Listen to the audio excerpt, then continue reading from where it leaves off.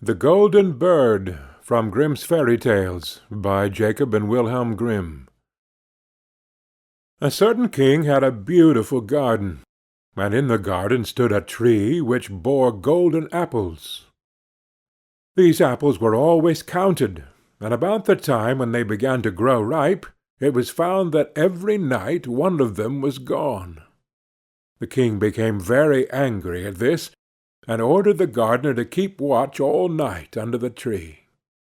The gardener set his eldest son to watch, but about 12 o'clock he fell asleep, and in the morning another of the apples was missing. Then the second son was ordered to watch, and at midnight he too fell asleep, and in the morning another apple was gone. Then the third son offered to keep watch, but the gardener at first would not let him, for fear some harm should come to him. However, at last he consented, and the young man laid himself under the tree to watch. As the clock struck 12, he heard a rustling noise in the air, and a bird came flying that was of pure gold, and as it was snapping at one of the apples with its beak, the gardener's son jumped up and shot an arrow at it. But the arrow did the bird no harm. Only it dropped a golden feather from its tail, and then flew away. The golden feather was brought to the king in the morning, and all the council was called together. Every one agreed that it was worth more than all the wealth of the kingdom. But the king said, "One feather is of no use to me. I must have the whole bird." Then the gardener's eldest son set out, and thought to find the golden bird very easily. And when he had gone but a little way, he came to a wood, and by the side of the wood he saw a fox sitting. So he took his bow and made ready to shoot at it. Then the fox said, "Do not shoot me, for I will give you good counsel. I know what your business is, and that you want to find the golden bird.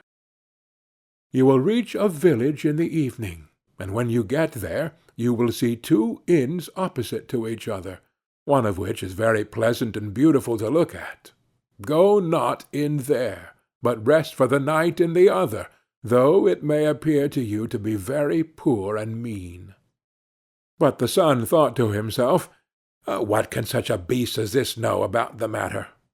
So he shot his arrow at the fox, but he missed it, and it set up its tail above its back, and ran into the wood.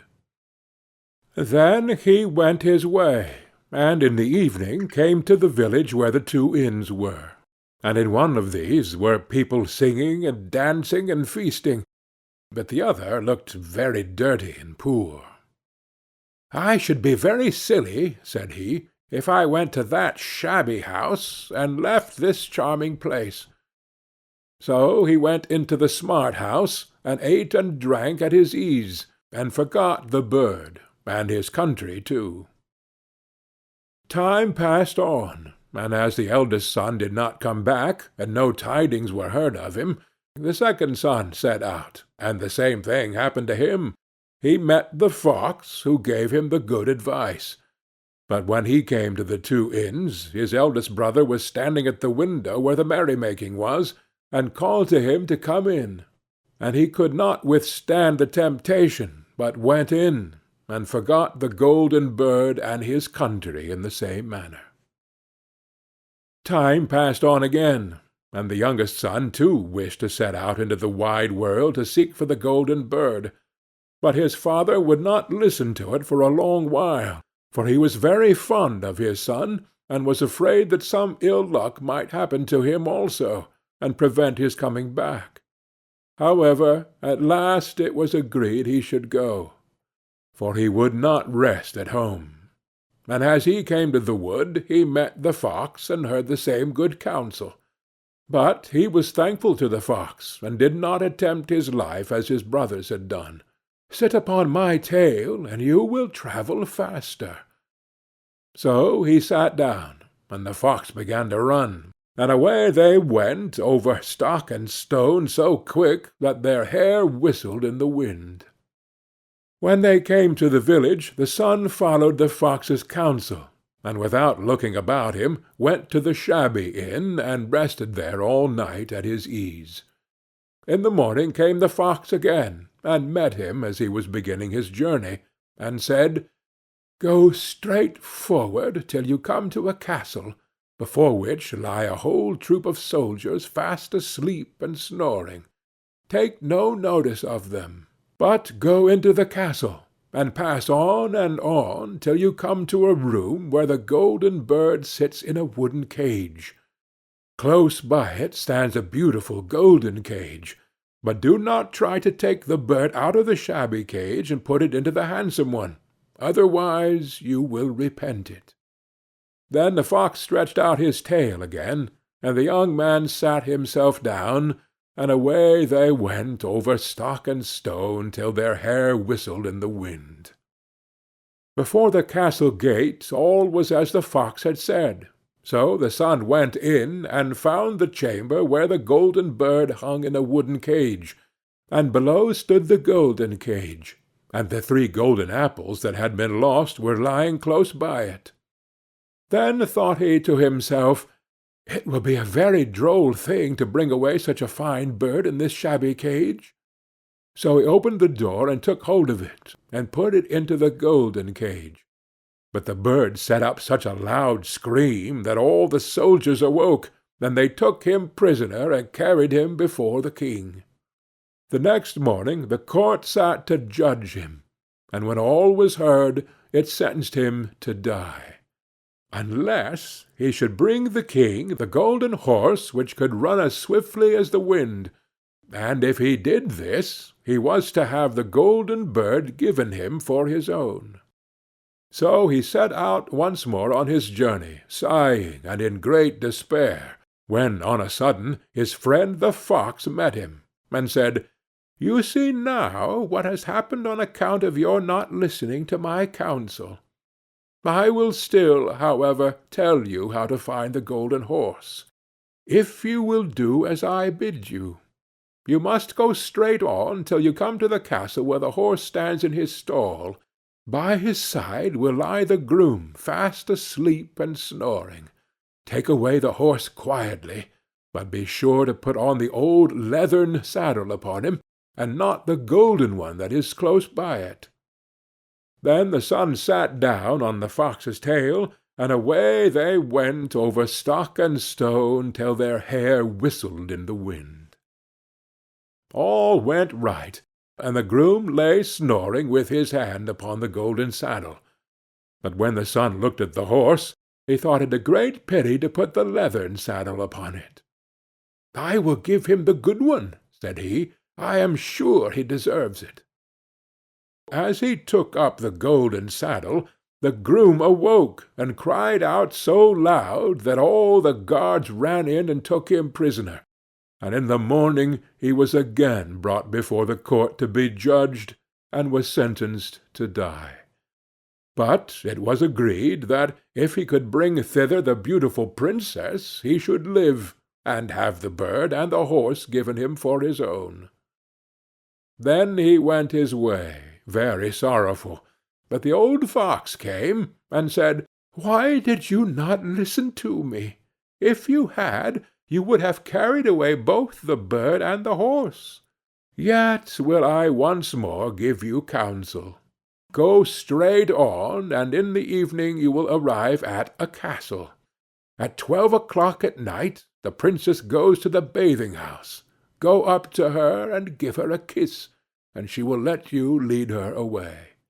But take care you do not suffer her to go and take leave of her father and mother." Then the fox stretched out his tail, and so away they went over stock and stone, till their hair whistled again. As they came to the castle, all was as the fox had said, and at 12 o'clock the young man met the princess going to the bath, and gave her a kiss, and she agreed to run away with him, but begged with many tears that he would let her take leave of her father. At first he refused, but she wept still more and more, and fell at his feet, till at last he consented. But the moment she came to her father's house, the guards awoke, and he was taken prisoner again. Then he was brought before the king, and the king said, "You shall never have my daughter unless in 8 days you dig away the hill that stops the view from my window." Now this hill was so big that the whole world could not take it away, and when he had worked for 7 days and done very little, the fox came and said, "Lie down and go to sleep. I will work for you." And in the morning he awoke, and the hill was gone. So he went merrily to the king, and told him that now that it was removed, he must give him the princess. Then the king was obliged to keep his word, and away went the young man and the princess. The fox came and said to him, "We will have all 3, the princess, the horse, and the bird." "Ah," said the young man, "that would be a great thing, but how can you contrive it?" "If you will only listen," said the fox, "it can be done. When you come to the king, and he asks for the beautiful princess, you must say, 'Here she is.' Then he will be very joyful, and you will mount the golden horse that they are to give you, and put out your hand to take leave of them. But shake hands with the princess last. Then lift her quickly onto the horse behind you, clap your spurs to his side, and gallop away as fast as you can." All went right. Then the fox said, "When you come to the castle where the bird is, I will stay with the princess at the door, and you will ride in and speak to the king, and when he sees that it is the right horse, he will bring out the bird. But you must sit still, and say that you want to look at it to see whether it is the true golden bird. And when you get it into your hand, ride away." This, too, happened as the fox said. They carried off the bird, the princess mounted again, and they rode on into a great wood. Then the fox came and said, "Pray kill me, and cut off my head and my feet." But the young man refused to do it, so the fox said, "I will at any rate give you good counsel. Beware of 2 things. Ransom no one from the gallows, and sit down by the side of no river." Then away he went. "Well," thought the young man, "it is no hard matter to keep that advice." He rode on with the princess, till at last he came to the village where he had left his 2 brothers, and there he heard a great noise and uproar, and when he asked what was the matter, the people said, "2 men are going to be hanged." As he came nearer, he saw that the 2 men were his brothers, who had turned robbers. So he said, "Cannot they in any way be saved?" But the people said no, unless he would bestow all his money upon the rascals and buy their liberty. Then he did not stay to think about the matter, but paid what was asked, and his brothers were given up, and went on with him towards their home. And as they came to the wood where the fox first met them, it was so cool and pleasant that the 2 brothers said, "Let us sit down by the side of the river and rest awhile to eat and drink." So he said, "Yes," and forgot the fox's counsel, and sat down on the side of the river. And while he suspected nothing, they came behind and threw him down the bank, and took the princess, the horse, and the bird, and went home to the king their master, and said, "All this have we won by our labor." Then there was great rejoicing made, but the horse would not eat, the bird would not sing, and the princess wept. The youngest son fell to the bottom of the river's bed. Luckily it was nearly dry, but his bones were almost broken, and the bank was so steep that he could find no way to get out. Then the old fox came once more, and scolded him for not following his advice. Otherwise no evil would have befallen him. "Yet," said he, "I cannot leave you here. So lay hold of my tail, and hold fast." Then he pulled him out of the river, and said to him, as he got upon the bank, "Your brothers have set watch to kill you if they find you in the kingdom." So he dressed himself as a poor man, and came secretly to the king's court, and was scarcely within the doors when the horse began to eat and the bird to sing, and the princess left off weeping. And he went to the king, and told him all his brothers' roguery, and they were seized and punished, and he had the princess given to him again, and after the king's death he was heir to his kingdom. A long while after he went to walk one day in the wood, and the old fox met him, and besought him with tears in his eyes to kill him, and cut off his head and feet. And at last he did so, and in a moment the fox was changed into a man, and turned out to be the brother of the princess, who had been lost a great many, many years. End of The Golden Bird. Hans in Luck, from Grimm's Fairy Tales, by Jacob and Wilhelm Grimm. Some men are born to good luck. All they do or try comes right. All that falls to them is so much gain. All their geese are swans, all their cards are trumps. Toss them which way you will, they will always, like poor puss, alight upon their legs, and only move on so much the faster. The world may very likely not always think of them as they think of themselves, but what care they for the world? What can it know about the matter? One of these lucky things was neighbor Hans. 7 long years he had worked hard for his master. At last he said, "Master, my time is up. I must go home and see my poor mother once more. So pray, pay me my wages, and let me go." And the master said, "You have been a faithful and good servant, Hans, so your pay shall be handsome."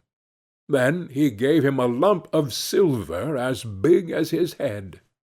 Hans took out his pocket-handkerchief, put the piece of silver into it, threw it over his shoulder, and jogged off on his road homewards.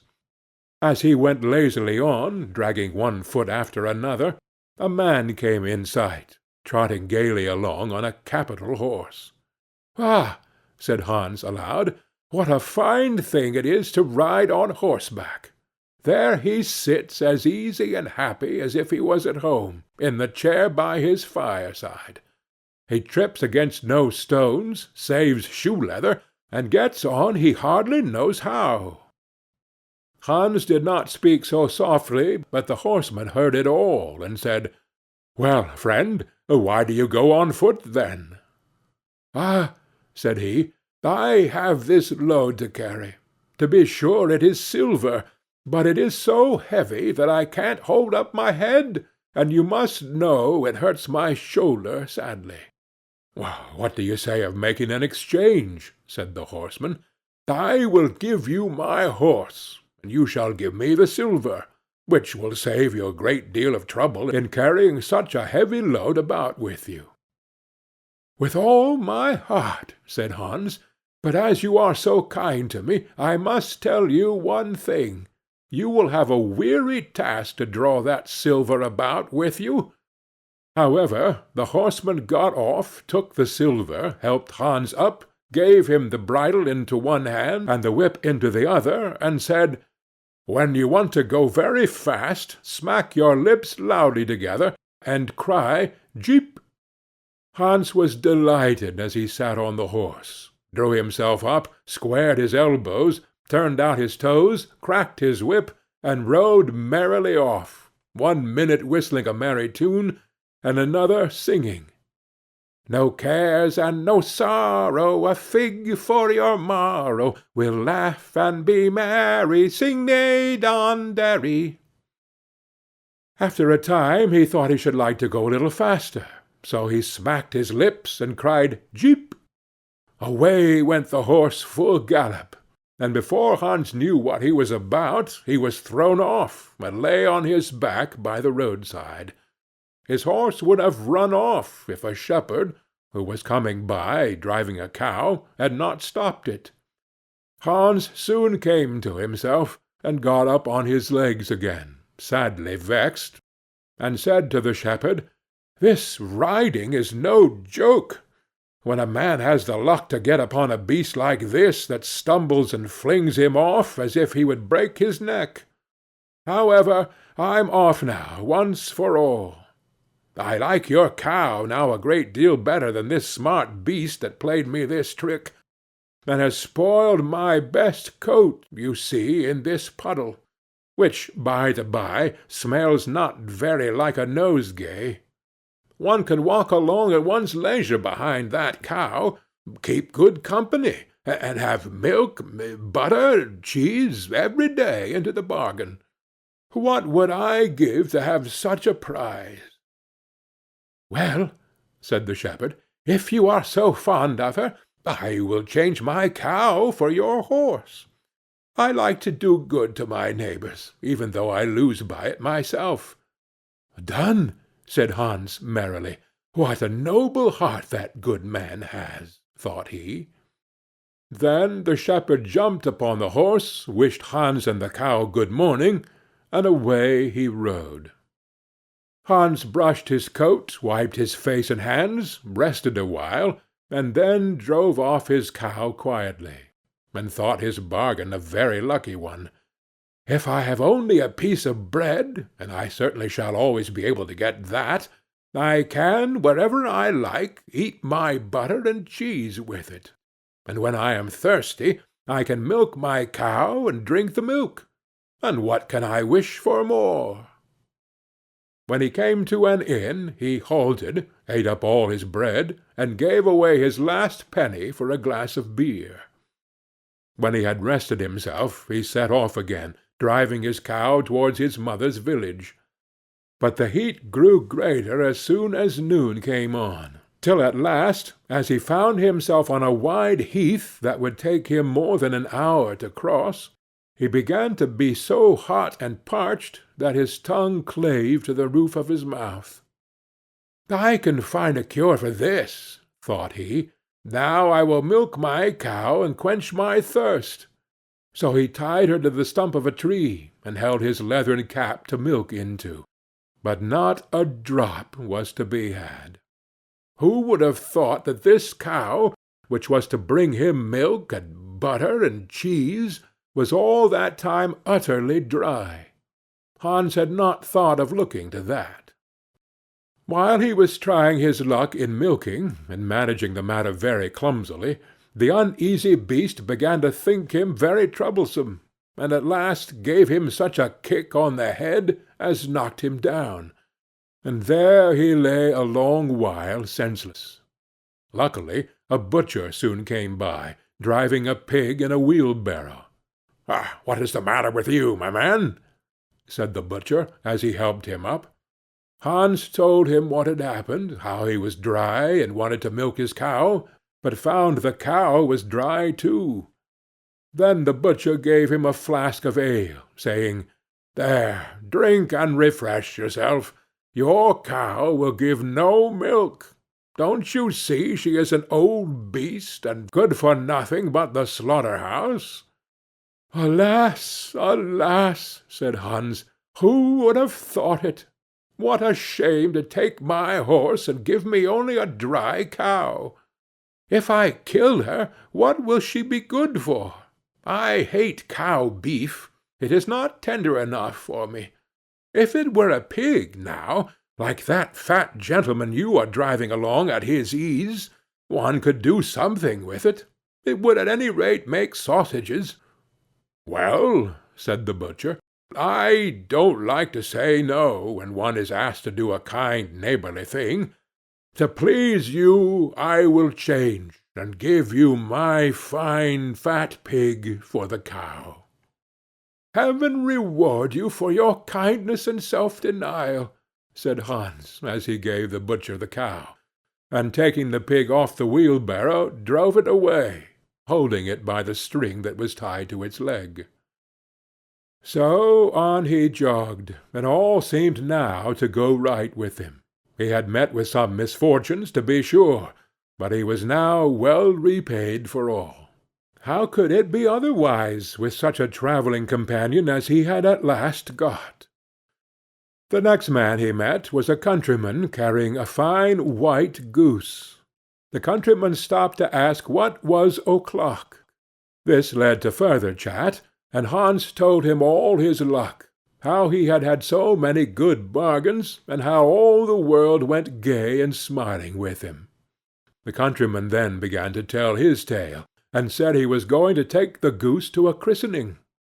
"Feel," said he, "how heavy it is, and yet it is only 8 weeks old. Whoever roasts and eats it will find plenty of fat upon it, it has lived so well." "You are right," said Hans, as he weighed it in his hand. "But if you talk of fat, my pig is no trifle." Meantime the countryman began to look grave, and shook his head. "Hark ye," said he, "my brother friend, you seem a good sort of fellow, so I can't help doing you a kind turn. Your pig may get you into a scrape. In the village I just came from, the squire has had a pig stolen out of his sty. I was dreadfully afraid when I saw you that you had got the squire's pig. If you have, and they catch you, it will be a bad job for you. The least they will do will be to throw you into the horse-pond. Can you swim?" Poor Hans was sadly frightened. "Good man," cried he, "pray get me out of this scrape. I know nothing of where the pig was either bred or born, but he may have been the squire's for aught I can tell. You know this country better than I do. Take my pig, and give me the goose." "I ought to have something into the bargain," said the countryman. "Give a fat goose for a pig, indeed! 'Tis not every one would do so much for you as that. However, I will not be hard upon you, as you are in trouble." Then he took the string in his hand, and drove off the pig by a side path, while Hans went on the way homewards free from care. "After all," thought he, "that chap is pretty well taken in. I don't care whose pig it is, but wherever it came from, it has been a very good friend to me. I have much the best of the bargain. First there will be a capital roast. Then the fat will find me in goose grease for 6 months. And then there are all the beautiful white feathers. I will put them into my pillow, and then I am sure I will sleep soundly, without rocking. How happy my mother will be! Talk of a pig, indeed! Give me a fine fat goose." As he came to the next village, he saw a scissor-grinder with his wheel, working and singing. "O'er hill and o'er dale, so happy I roam, work light and live well, all the world is my home. Then who so blithe, so merry as I?" Hans stood looking on for a while, and at last said, "You must be well off, Master Grinder. You seem so happy at your work." "Yes," said the other, "mine is a golden trade. A good grinder never puts his hand into his pocket without finding money in it. But where did you get that beautiful goose?" "I did not buy it. I gave a pig for it." "Ah, and where did you get the pig?" "I gave a cow for it." "And the cow?" "I gave a horse for it." "And the horse?" "I gave a lump of silver as big as my head for it." "And the silver?" "Oh, I worked hard for that 7 long years." "You have thriven well in the world hitherto," said the grinder. "Now, if you could find money in your pocket whenever you put your hand in it, your fortune would be made." "Very true. But how is that to be managed?" "How? Why, you must turn grinder like myself," said the other. "You only want a grindstone. The rest will come of itself. Here is one that is but little the worse for wear. I could not ask more than the value of your goose for it. Will you buy?" "How can you ask?" said Hans. "I should be the happiest man in the world if I could have money whenever I put my hand in my pocket. What could I want more? There's the goose."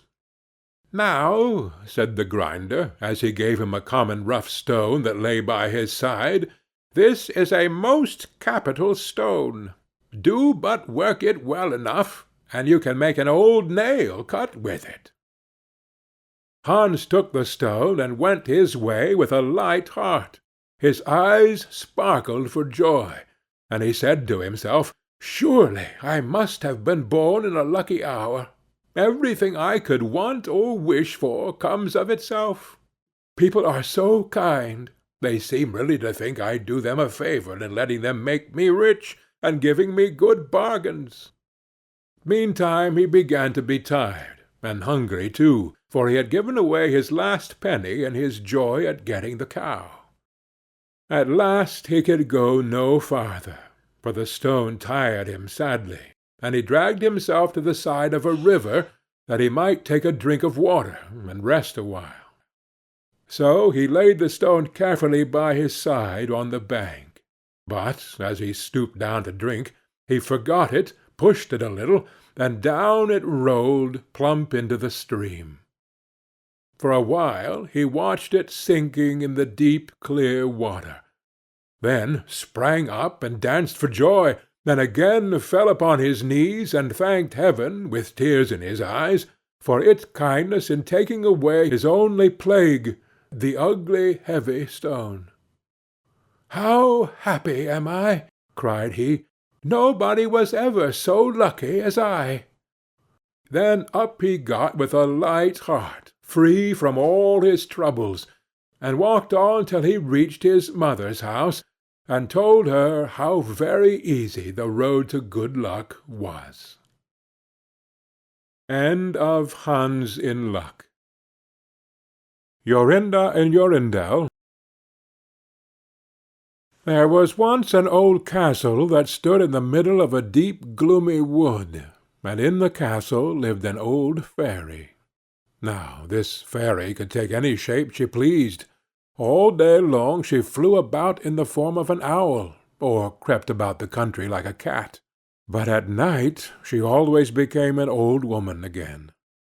When any young man came within 100 paces of her castle, he became quite fixed, and could not move a step till she came and set him free, which she would not do till he had given her his word never to come there again. But when any pretty maiden came within that space, she was changed into a bird, and the fairy put her into a cage, and hung her up in a chamber in the castle. There were 700 of these cages hanging in the castle, and all with beautiful birds in them. There was once a maiden whose name was Jorinda. She was prettier than all the pretty girls that ever were seen before, and a shepherd lad, whose name was Jorindel, was very fond of her, and they were soon to be married. One day they went to walk in the wood, that they might be alone, and Jorindel said, "We must take care that we don't go too near to the fairy's castle." It was a beautiful evening. The last rays of the setting sun shone bright through the long stems of the trees upon the green underwood beneath, and the turtle-doves sang from the tall birches. Jorinda sat down to gaze upon the sun. Jorindel sat by her side, and both felt sad, they knew not why. But it seemed as if they were to be parted from one another for ever. They had wandered a long way, and when they had looked to see which way they should go home, they found themselves at a loss to know what path to take. The sun was setting fast, and already half of its circle had sunk behind the hill. Jorindel on a sudden looked behind him, and saw through the bushes that they had, without knowing it, sat down close under the old walls of the castle. Then he shrank for fear, turned pale and trembled. Jorinda was just singing, The ring-dove sang from the willow spray, well-a-day, well-a-day. He mourned for the fate of his darling mate, well-a-day. When her song stopped suddenly, Jorindel turned to see the reason, and beheld his Jorinda changed into a nightingale, so that her song ended with a mournful jug-jug. An owl with fiery eyes flew 3 times round them, and 3 times screamed, "Tu-woo! Tu-woo! Tu-woo!" Jorindel could not move. He stood fixed as a stone, and could neither weep, nor speak, nor stir hand or foot. And now the sun went down, the gloomy night came, and the owl flew into a bush, and a moment after the old fairy came forth, pale and meagre, with staring eyes, and a nose and chin that almost met one another.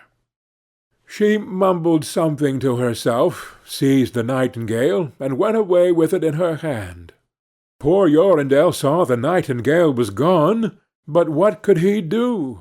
He could not speak, he could not move from the spot where he stood. At last the fairy came back, and sang with a hoarse voice, "Till the prisoner is fast, and her doom is cast, there stay, oh stay! When the charm is around her, and the spell has bound her, hie away, away!" On a sudden Jorindel found himself free. Then he fell on his knees before the fairy, and prayed her to give him back his dear Jorinda. But she laughed at him, and said he should never see her again. Then she went away. He prayed, he wept, he sorrowed, but all in vain. "Alas," he said, "what will become of me?" He could not go back to his own home, so he went to a strange village, and employed himself in keeping sheep. Many a time did he walk round and round as near to the hated castle as he dared go, but all in vain. He heard or saw nothing of Jorinda. At last he dreamt one night that he found a beautiful purple flower, and that in the middle of it lay a costly pearl, and he dreamt that he plucked the flower, and went with it in his hand into the castle, and that everything he touched with it was disenchanted, and that there he found his Jorinda again. In the morning when he awoke, he began to search over hill and dale for this pretty flower, and 8 long days he sought for it in vain. But on the 9th day, early in the morning, he found the beautiful purple flower, and in the middle of it was a large dewdrop as big as a costly pearl.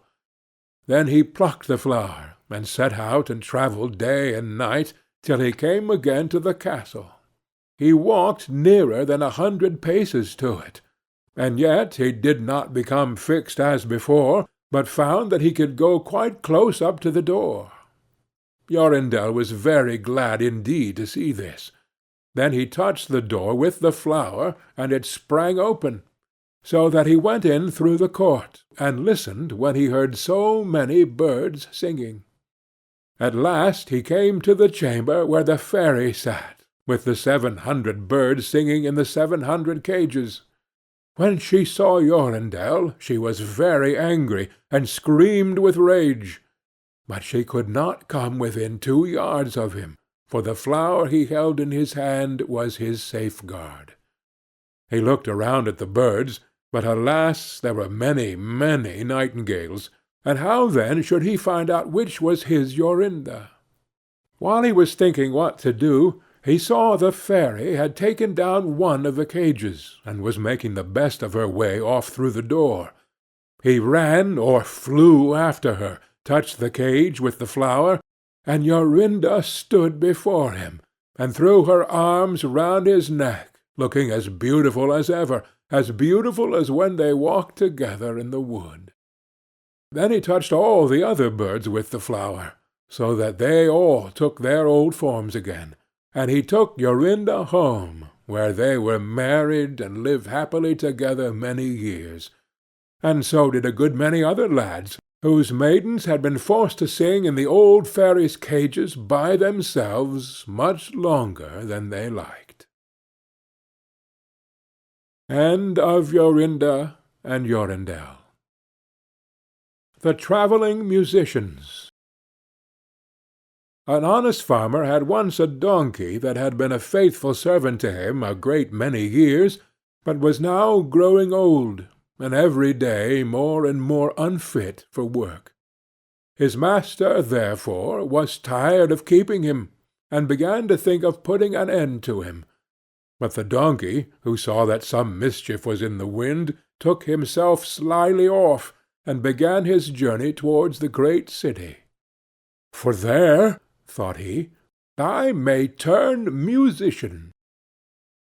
After he had travelled a little way, he spied a dog lying by the roadside, and panting as if he were tired.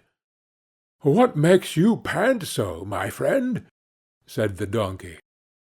"Alas," said the dog, "my master was going to knock me on the head, because I am old and weak, and can no longer make myself useful to him in hunting.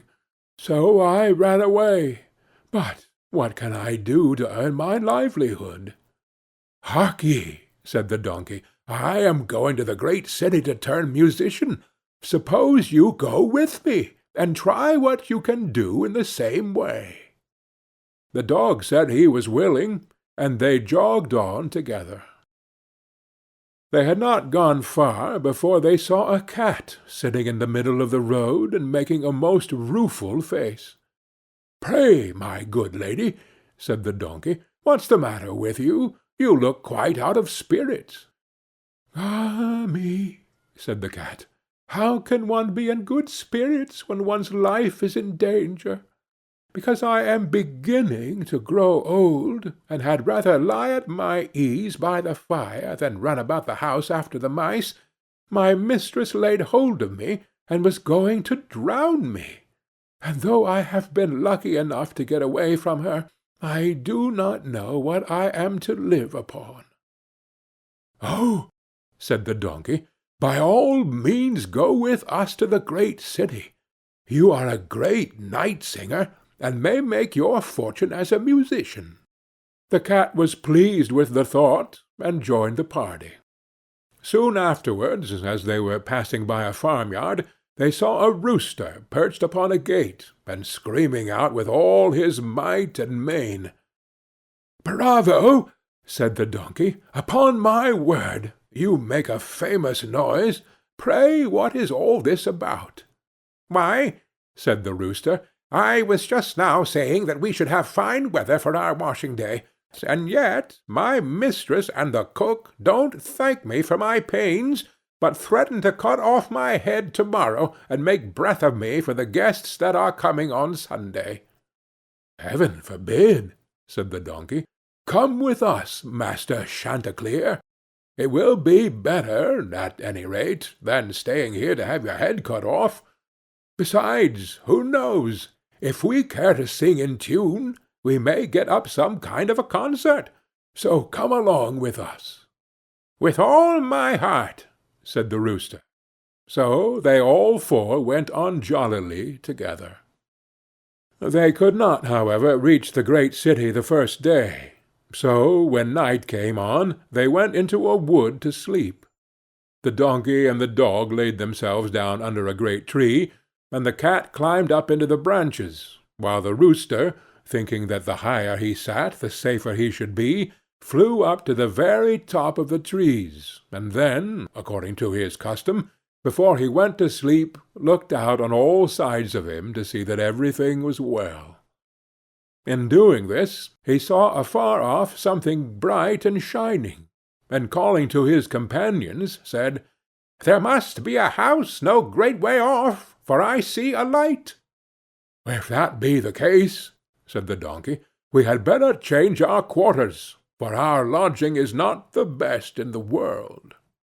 "Besides," added the dog, "I should not be the worse for a bone or two, or a bit of meat."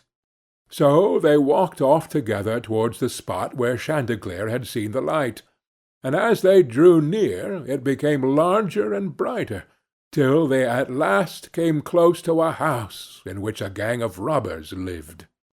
The donkey, being the tallest of the company, perched up to the window and peeped in. "Well, donkey," said Chanticleer, "what do you see?" "What do I see?" replied the donkey. "Why, I see a table spread with all kinds of good things, and robbers sitting round it making merry." "That would be a noble lodging for us," said the rooster. "Yes," said the donkey, "if we could only get in." So they consulted together how they should contrive to get the robbers out, and at last they hit upon a plan. The donkey placed himself upright on his hind legs, with his 4 feet resting against the window. The dog got upon his back, the cat scrambled up to the dog's shoulders, and the rooster flew up and sat upon the cat's head. When all was ready, a signal was given, and they began their music. The donkey brayed, the dog barked, the cat mewed, and the rooster screamed. And then they all broke through the window at once, and came tumbling into the room, amongst the broken glass, with a most hideous clatter.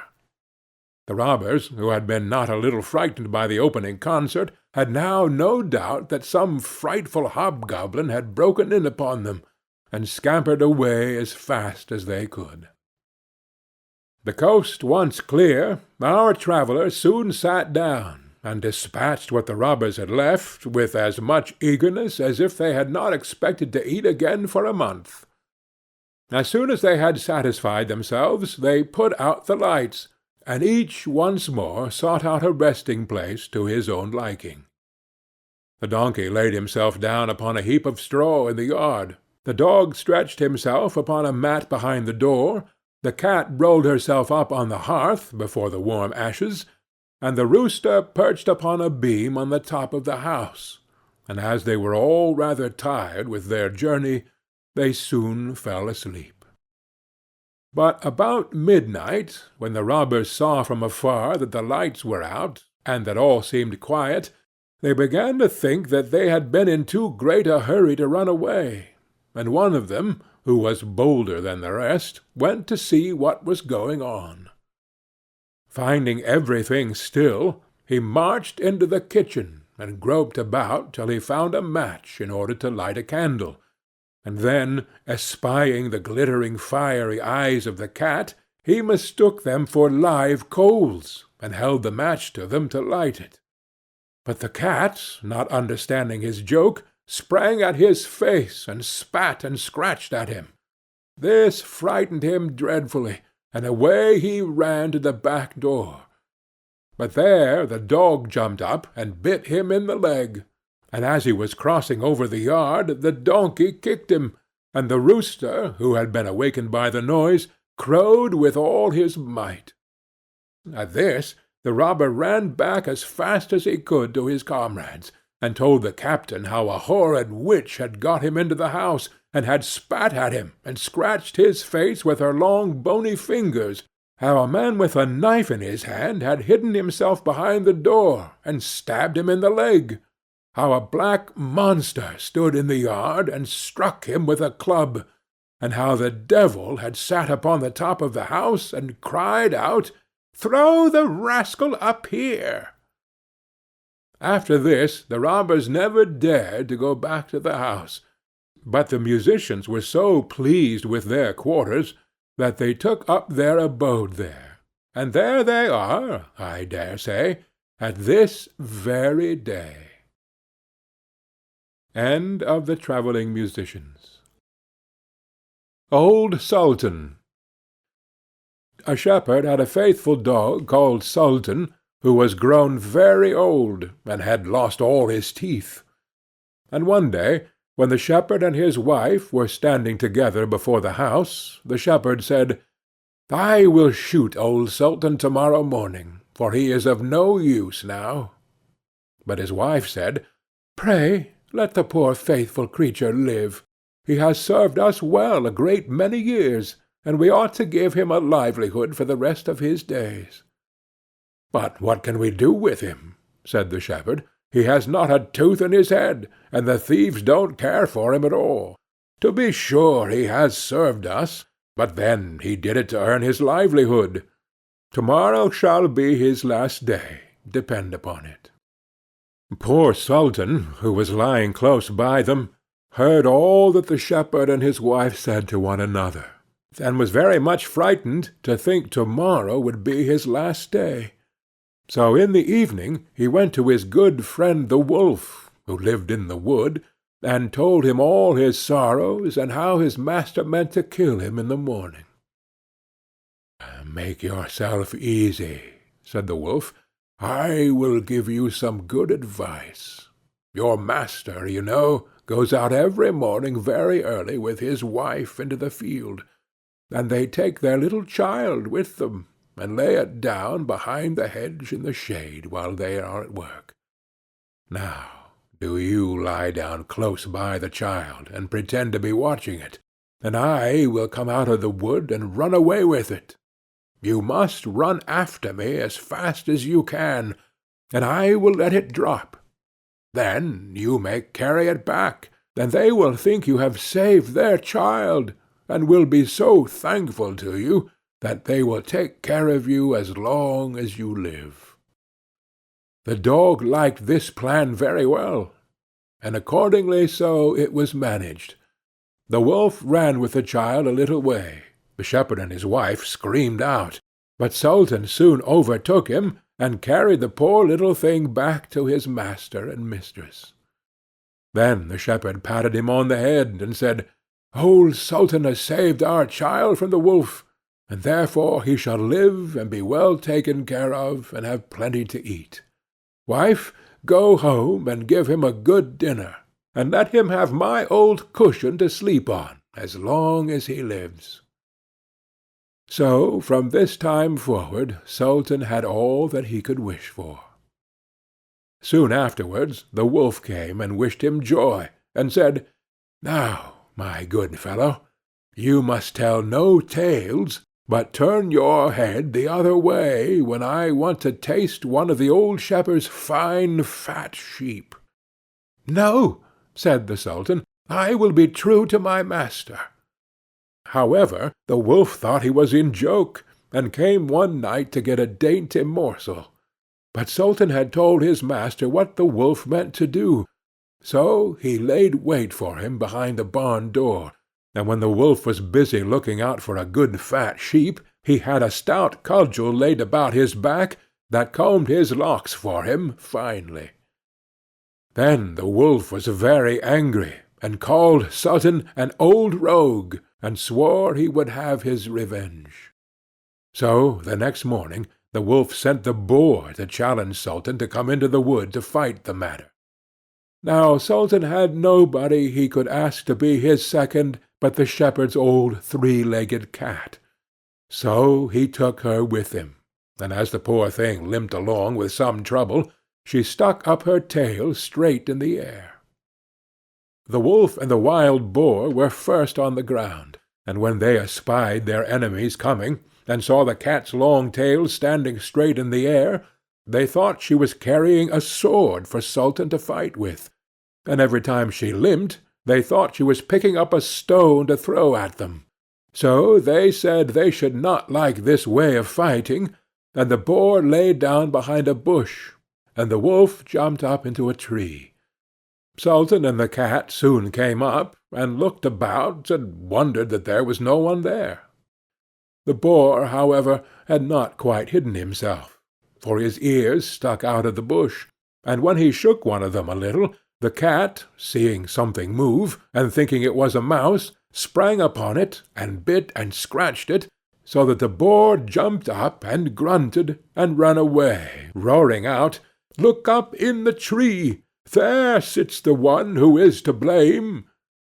So they looked up, and espied the wolf sitting among the branches, and they called him a cowardly rascal, and would not suffer him to come down till he was heartily ashamed of himself, and had promised to be good friends again with old Sultan.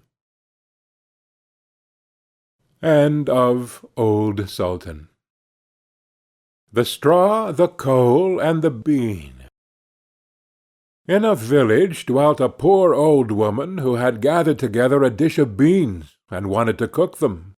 So she made a fire on her hearth, and that it might burn the quicker, she lighted it with a handful of straw. When she was emptying the beans into the pan, one dropped without her observing it, and lay on the ground beside a straw, and soon afterwards a burning coal from the fire leaped down to the two. "Dear friends, from whence do you come here?" "I fortunately sprang out of the fire, and if I had not escaped by sheer force, my death would have been certain. I should have been burnt to ashes." The bean said, "I too have escaped with a whole skin, but if the old woman had got me into the pan, I should have been made into broth without any mercy, like my comrades." "And would a better fate have fallen to my lot?" asked the straw. "The old woman has destroyed all my brethren in fire and smoke. She seized 60 of them at once, and took their lives. I, luckily, slipped through her fingers." "But what are we to do now?" said the coal. "I think," answered the bean, "that as we have so fortunately escaped death, we should keep together like good companions, and lest a new mischance should overtake us here, we should go away together, and repair to a foreign country." The proposition pleased the two others, and they set out on their way together. Soon, however, they came to a little brook, and as there was no bridge or foot-plank, they did not know how they were to get over it. The straw hit on a good idea, and said, "I will lay myself straight across, and then you can walk over on me as on a bridge." The straw therefore stretched itself from one bank to the other, and the coal, who was of an impetuous disposition, tripped quite boldly on to the newly built bridge. But when she had reached the middle, and heard the water rushing beneath her, she was after all afraid, and stood still, and ventured no further. The straw, however, began to burn, broke in 2 pieces, and fell into the stream. The coal slipped after her, hissed when she got into the water, and breathed her last. The bean, who had prudently stayed behind on the shore, could not but laugh at the event, was unable to stop, and laughed so heartily that she burst. It would have been all over with her likewise, if, by good fortune, a tailor, who was travelling in search of work, had not sat down to rest by the brook.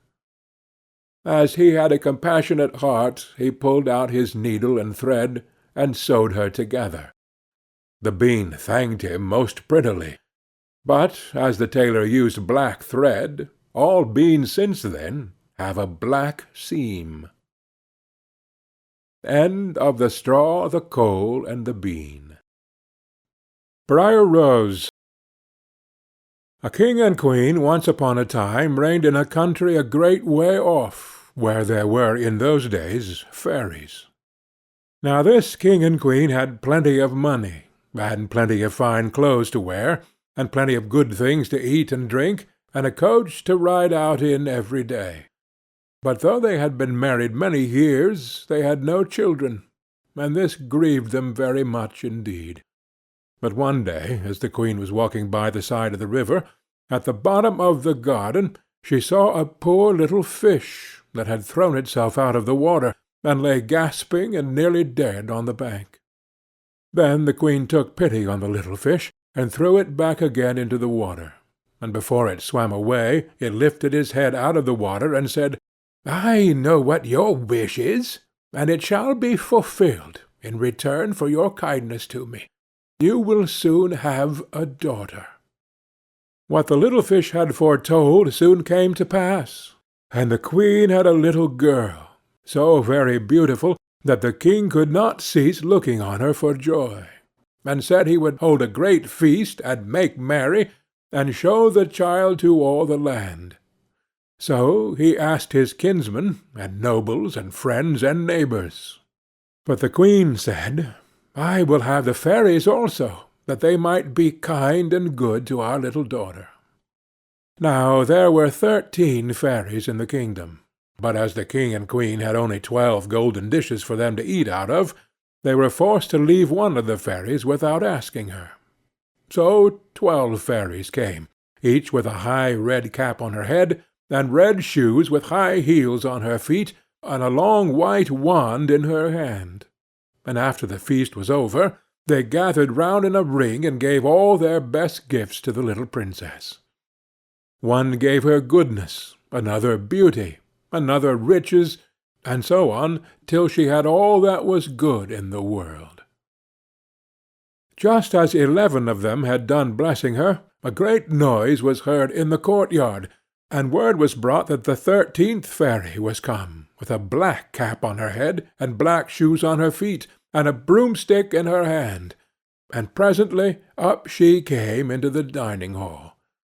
Now, as she had not been asked to the feast, she was very angry, and scolded the king and queen very much, and set to work to take her revenge. So she cried out, "The king's daughter shall in her 15th year be wounded by a spindle, and fall down dead." Then the 12th of the friendly fairies, who had not yet given her gift, came forward, and said that the evil wish must be fulfilled, but that she would soften its mischief. So her gift was, that the king's daughter, when the spindle wounded her, should not really die, but should only fall asleep for 100 years. However, the king hoped still to save his dear child altogether from the threatened evil, so he ordered that all the spindles in the kingdom should be brought up and burnt. But all the gifts of the first 11 fairies were in the meantime fulfilled, for the princess was so beautiful and well-behaved and good and wise that every one who knew her loved her. It happened that, on the very day she was 15 years old, the king and queen were not at home, and she was left alone in the palace. So she roved about by herself, and looked at all the rooms and chambers, till at last she came to an old tower, to which there was a narrow staircase ending with a little door. In the door was a golden key, and when she turned it, the door sprang open, and there sat an old lady spinning away very busily. "Why, how now, good mother?" said the princess. "What are you doing there?" "Spinning," said the old lady, and nodded her head, humming a tune, while buzz went the wheel. "How prettily that little thing turns round," said the princess, and took the spindle and began to try and spin. But scarcely had she touched it before the fairy's prophecy was fulfilled. The spindle wounded her, and she fell down lifeless on the ground. However, she was not dead, but had only fallen into a deep sleep, and the king and the queen, who had just come home, and all their court fell asleep too, and the horses slept in the stables, and the dogs in the court, the pigeons on the house-top, and the very flies slept upon the walls.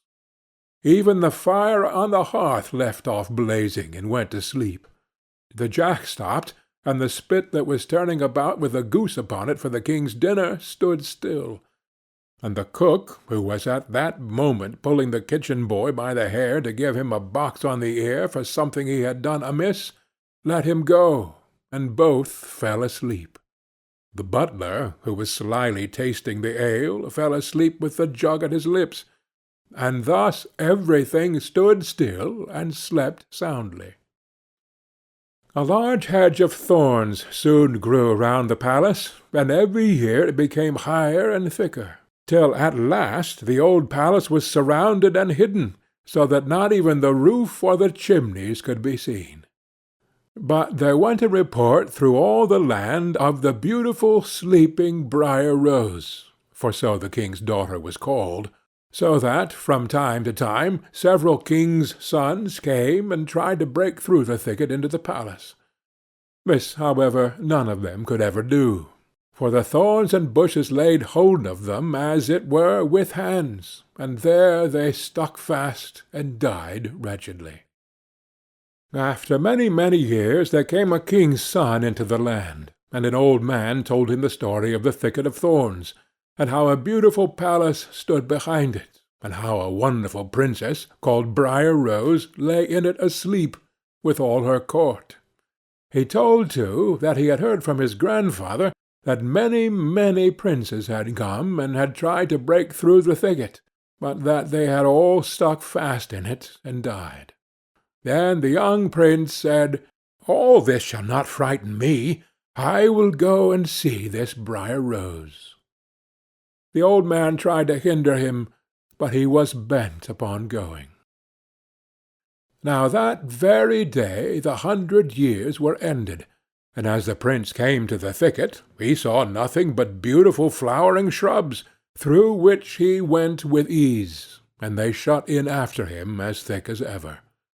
Then he came at last to the palace, and there in the court lay the dogs, asleep, and the horses were standing in the stables, and on the roof sat the pigeons fast asleep, with their heads under their wings. And when he came into the palace, the flies were sleeping on the walls, the spit was standing still, the butler had the jug of ale at his lips, going to drink a draught, the maid sat with a fowl in her lap, ready to be plucked, and the cook in the kitchen was still holding up her hand, as if she was going to beat the boy. Then he went on still farther, and all was so still that he could hear every breath he drew, till at last he came to the old tower, and opened the door of the little room in which Brier Rose was, and there she lay, fast asleep on a couch by the window. She looked so beautiful that he could not take his eyes off her, so he stooped down and gave her a kiss. But the moment he kissed her, she opened her eyes and awoke, and smiled upon him, and they went out together. And soon the king and queen also awoke, and all the court, and gazed on each other with great wonder. And the horses shook themselves, and the dogs jumped up and barked, the pigeons took their heads from under their wings, and looked about, and flew into the fields. The flies on the walls buzzed again. The fire in the kitchen blazed up. Round went the jack, and round went the spit, with the goose for the king's dinner upon it. The butler finished his draught of ale, the maid went on plucking the fowl, and the cook gave the boy the box on his ear. And then the prince and Brier Rose were married, and the wedding feast was given, and they lived happily together all their lives long. End of Brier Rose. The Dog and the Sparrow. A shepherd's dog had a master who took no care of him, but often let him suffer the greatest hunger. At last he could bear it no longer, so he took to his heels, and off he ran in a very sad and sorrowful mood. On the road he met a sparrow that said to him, "Why are you so sad, my friend?" "Because," said the dog, "I am very, very hungry, and have nothing to eat." "If that be all," answered the sparrow, "come with me into the next town, and I will soon find you plenty of food." So on they went together into the town, and as they passed by a butcher's shop, the sparrow said to the dog, "Stand there a little while, till I peck you down a piece of meat."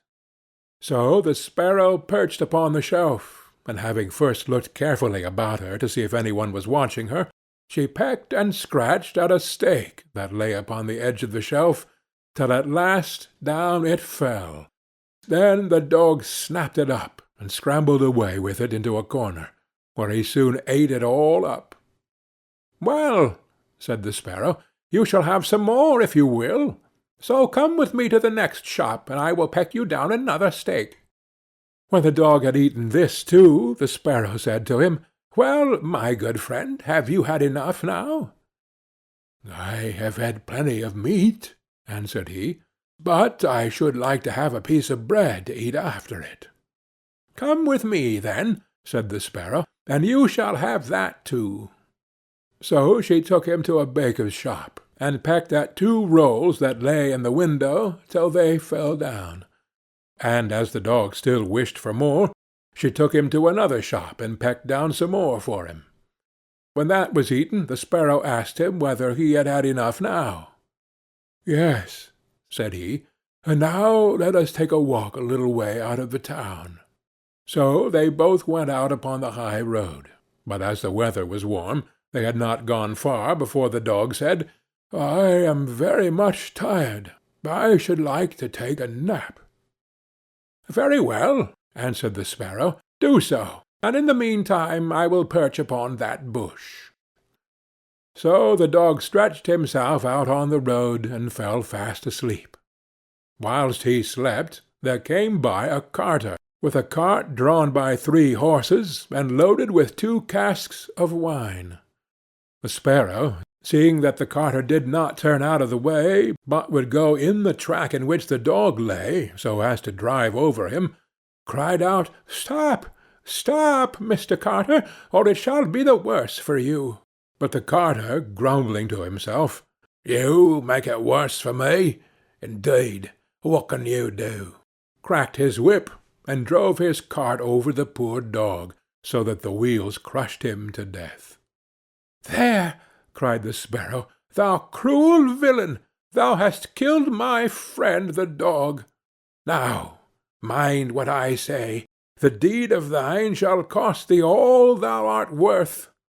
"Do your worst, and welcome," said the brute. "What harm can you do me?" and passed on.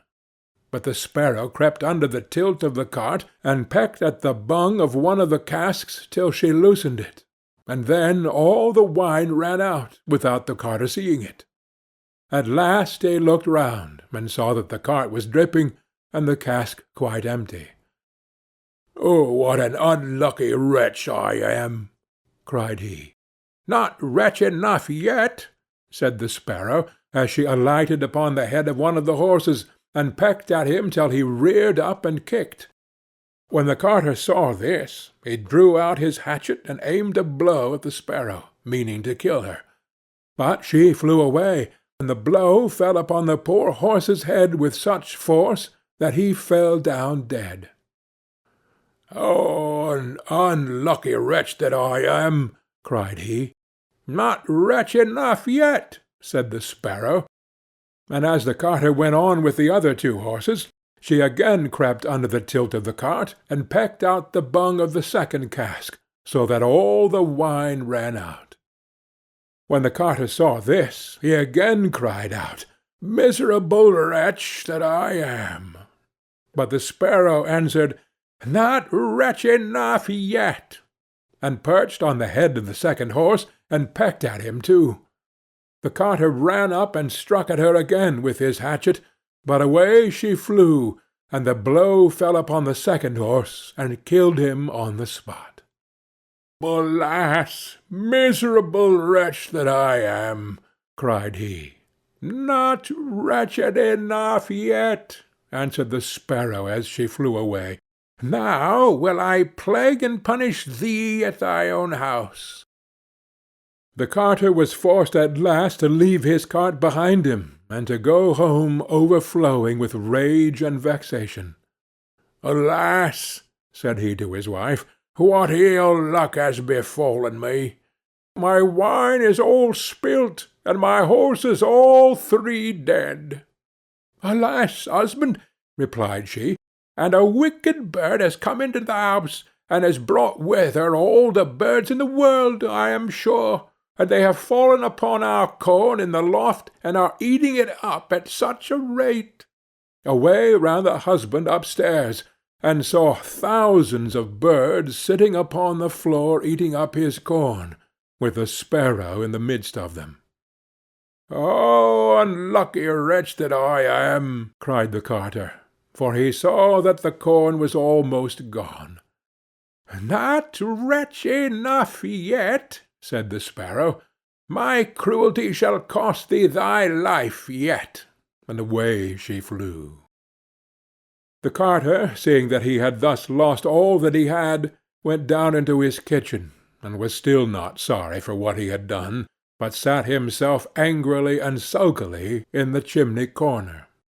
But the sparrow sat on the outside of the window, and cried, "Carter, thy cruelty shall cost thee thy life." With that he jumped up in a rage, seized his hatchet, and threw it at the sparrow. But it missed her, and only broke the window. The sparrow now hopped in, perched upon the window-seat, and cried, "Carter, it shall cost thee thy life." Then he became mad and blind with rage, and struck the window-seat with such force that he cleft it in two, and as the sparrow flew from place to place, the carter and his wife were so furious that they broke all their furniture, glasses, chairs, benches, the table, and at last the walls, without touching the bird at all. In the end, however, they caught her, and the wife said, "Shall I kill her at once?" "No," cried he, "that is letting her off too easily. She shall die a much more cruel death. I will eat her." But the sparrow began to flutter about, and stretch out her neck, and cried, "Carter, it shall cost thee thy life yet." With that he could wait no longer, so he gave his wife the hatchet, and cried, "Wife, strike at the bird, and kill her in my hand." And the wife struck, but she missed her aim, and hit her husband on the head, so that he fell down dead. And the sparrow flew quietly home to her nest. End of The Dog and the Sparrow. The 12 Dancing Princesses. There was a king who had 12 beautiful daughters. They slept in 12 beds all in one room, and when they went to bed the doors were shut and locked up. But every morning their shoes were found to be quite worn through, as if they had been danced in all night, and yet nobody could find out how it happened, or where they had been. Then the king made it known to all the land that if any person could discover the secret, and find out where it was that the princesses danced in the night, he should have the one he liked best for his wife, and should be king after his death. But whoever tried, and did not succeed, after 3 days and nights, should be put to death. A king's son soon came. He was well entertained, and in the evening was taken to the chamber next to the one where the princesses lay in their 12 beds. There he was to sit and watch while they went to dance, and in order that nothing might pass without his hearing it, the door of his chamber was left open. But the king's son soon fell asleep, and when he awoke in the morning he found that the princesses had all been dancing, for the soles of their shoes were full of holes. The same thing happened on the 2nd and 3rd night, so the king ordered his head to be cut off. After him came several others, but they had all the same luck, and all lost their lives in the same manner. Now it chanced that an old soldier, who had been wounded in battle and could fight no longer, passed through the country where this king reigned, and as he was travelling through a wood, he met an old woman who asked him where he was going. "I hardly know where I am going, and what I had better do," said the soldier, "but I think I should like very well to find out where it is that the princesses dance, and then in time I might be a king." "Well," said the old dame, "that is no very hard task. Only take care not to drink any of the wine which one of the princesses will bring to you in the evening, and as soon as she leaves you, pretend to be fast asleep." Then she gave him a cloak, and said, "As soon as you put that on, you will become invisible, and you will then be able to follow the princesses wherever they go." When the soldier heard all this good counsel, he determined to try his luck. So he went to the king, and said he was willing to undertake the task. He was as well received as the others had been, and the king ordered fine royal robes to be given him, and when the evening came he was led to the outer chamber. Just as he was going to lie down, the eldest of the princesses brought him a cup of wine, but the soldier threw it away secretly, taking care not to drink a drop. Then he laid himself down on his bed, and in a little while began to snore very loud, as if he was fast asleep. When the 12 princesses heard this, they laughed heartily, and the eldest said, "This fellow too might have done a wiser thing than lose his life in this way." Then they rose up, and opened their drawers and boxes, and took out all their fine clothes, and dressed themselves at the glass, and skipped about as if they were eager to begin dancing. But the youngest said, "I don't know how it is, while you are so happy, I feel very uneasy. I am sure some mischance will befall us." "You simpleton," said the eldest, "you are always afraid. Have you forgotten how many kings' sons have already watched in vain? And as for this soldier, even if I had not given him his sleeping draught, he would have slept soundly enough." When they were all ready, they went and looked at the soldier.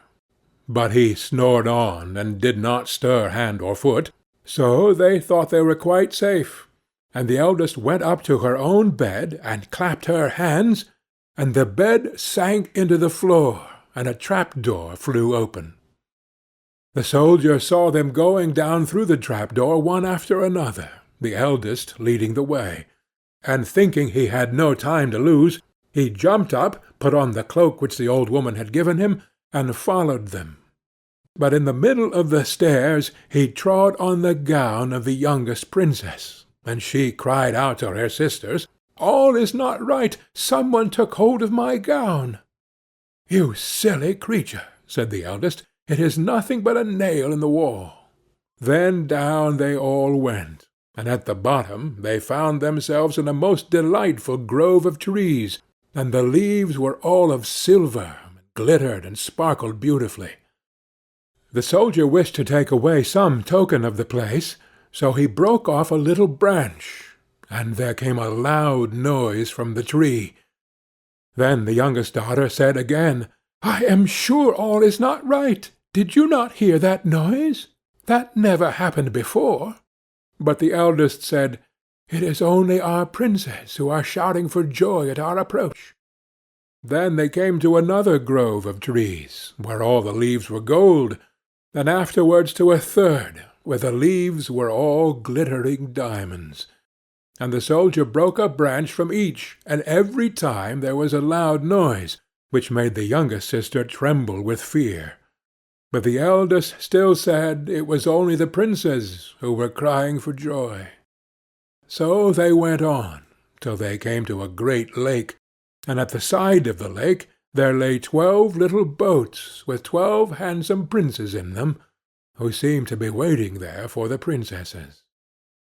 One of the princesses went into each boat, and the soldier stepped into the same boat with the youngest. As they were rowing over the lake, the prince who was in the boat with the youngest princess and the soldier said, "I do not know why it is, but though I am rowing with all my might, we do not get on so fast as usual, and I am quite tired. The boat seems very heavy to-day." "It is only the heat of the weather," said the princess.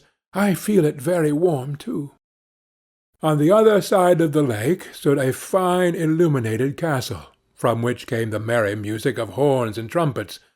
There they all landed, and went into the castle, and each prince danced with his princess, and the soldier, who was all the time invisible, danced with them too, and when any of the princesses had a cup of wine set by her, he drank it all up, so that when she put her cup to her mouth it was empty. At this, too, the youngest sister was terribly frightened, but the eldest always silenced her. They danced on till 3 o'clock in the morning, and then all their shoes were worn out, so that they were obliged to leave off. The princess rowed them back again over the lake, but this time the soldier placed himself in the boat with the eldest princess, and on the opposite shore they took leave of each other, the princesses promising to come again the next night. When they came to the stairs, the soldier ran on before the princesses, and laid himself down, and as the 12 sisters slowly came up very much tired, they heard him snoring in his bed. So they said, "Now all is quite safe." Then they undressed themselves, put away their fine clothes, pulled off their shoes, and went to bed. In the morning the soldier said nothing about what had happened, but determined to see more of this strange adventure, and went again the 2nd and 3rd night, and everything happened just as before. The princesses danced each time till their shoes were worn to pieces, and then returned home. However, on the 3rd night the soldier carried away one of the golden cups as a token of where he had been. As soon as the time came when he was to declare the secret, he was taken before the king with the 3 branches and the golden cup, and the 12 princesses stood listening behind the door to hear what he would say. And when the king asked him, "Where do my 12 daughters dance at night?" he answered, "With 12 princes in a castle underground." And then he told the king all that had happened, and showed him the 3 branches and the golden cup which he had brought with him. Then the king called for the princesses, and asked them whether what the soldier said was true, and when they saw that they were discovered, and that it was of no use to deny what had happened, they confessed it all. And the king asked the soldier which of them he would choose for his wife, and he answered, "I am not very young, so I will have the eldest."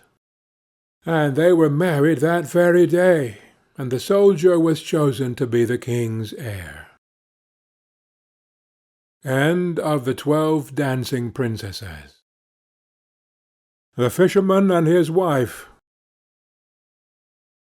There was once a fisherman who lived with his wife in a pigsty close by the seaside. The fisherman used to go out all day long a-fishing, and one day, as he sat on the shore with his rod, looking at the sparkling waves and watching his line, all of a sudden his float was dragged away deep into the water, and in drawing it up he pulled out a great fish. But the fish said, "Pray let me live. I am not a real fish. I am an enchanted prince. Put me in the water again, and let me go." "Oh," said the man, "you need not make so many words about the matter. I will have nothing to do with a fish that can talk. So swim away, sir, as soon as you please." Then he put him back into the water, and the fish darted straight down to the bottom, and left a long streak of blood behind him on the wave. When the fisherman went home to his wife in the pigsty, he told her how he had caught a great fish, and how it had told him that it was an enchanted prince, and how, on hearing it speak, he had let it go again. "Did you not ask it for anything?" said the wife. "We live very wretchedly here in this nasty, dirty pigsty. Do go back and tell the fish we want a snug little cottage." The fisherman did not much like the business. However, he went to the seashore, and when he came back there the water looked all yellow and green, and he stood at the water's edge and said, "O man of the sea, hearken to me. My wife Isabel will have her own will, and hath sent me to beg a boon of thee." Then the fish came swimming to him, and said, "Well, what is her will? What does your wife want?" "Ah," said the fisherman, "she says that when I had caught you I ought to have asked you for something before I let you go. She does not like living any longer in the pigsty, and wants a snug little cottage." "Go home, then," said the fish. "She is in the cottage already." So the man went home, and saw his wife standing at the door of a nice trim little cottage. "Come in, said she. "Is not this much better than the filthy pigsty we had?" And there was a parlour, and a bedchamber, and a kitchen, and behind the cottage there was a little garden, planted with all sorts of flowers and fruits, and there was a courtyard behind, full of ducks and chickens. "Ah," said the fisherman, How happily we shall live now!" "We will try to do so, at least," said his wife. Everything went right for a week or two, and then Dame Ilsebel said, "Husband, there is not near room enough for us in this cottage. The courtyard and the garden are a great deal too small. I should like to have a large stone castle to live in. Go to the fish again, and tell him to give us a castle." "Wife," said the fisherman, "I don't like to go to him again, for perhaps he will be angry. We ought to be easy with this pretty cottage to live in." "Nonsense," said the wife. "He will do it very willingly, I know. Go along and try." The fisherman went, but his heart was very heavy, and when he came to the sea it looked blue and gloomy, though it was very calm, and he went close to the edge of the waves and said, "O man of the sea, hearken to me. My wife Ilsebel will have her own will, and hath sent me to beg a boon of thee." "Well, what does she want now?" said the fish. "Ah," said the man dolefully, "my wife wants to live in a stone castle." "Go home, then," said the fish. "She is standing at the gate of it already." So away went the fisherman, and found his wife standing before the gate of a great castle. "See," said she, "is not this grand?" With that they went into the castle together, and found a great many servants there, and the rooms all richly furnished, and full of golden chairs and tables. And behind the castle was a garden, and around it was a park half a mile long, full of sheep and goats and hares and deer. And in the courtyard were stables and cowhouses.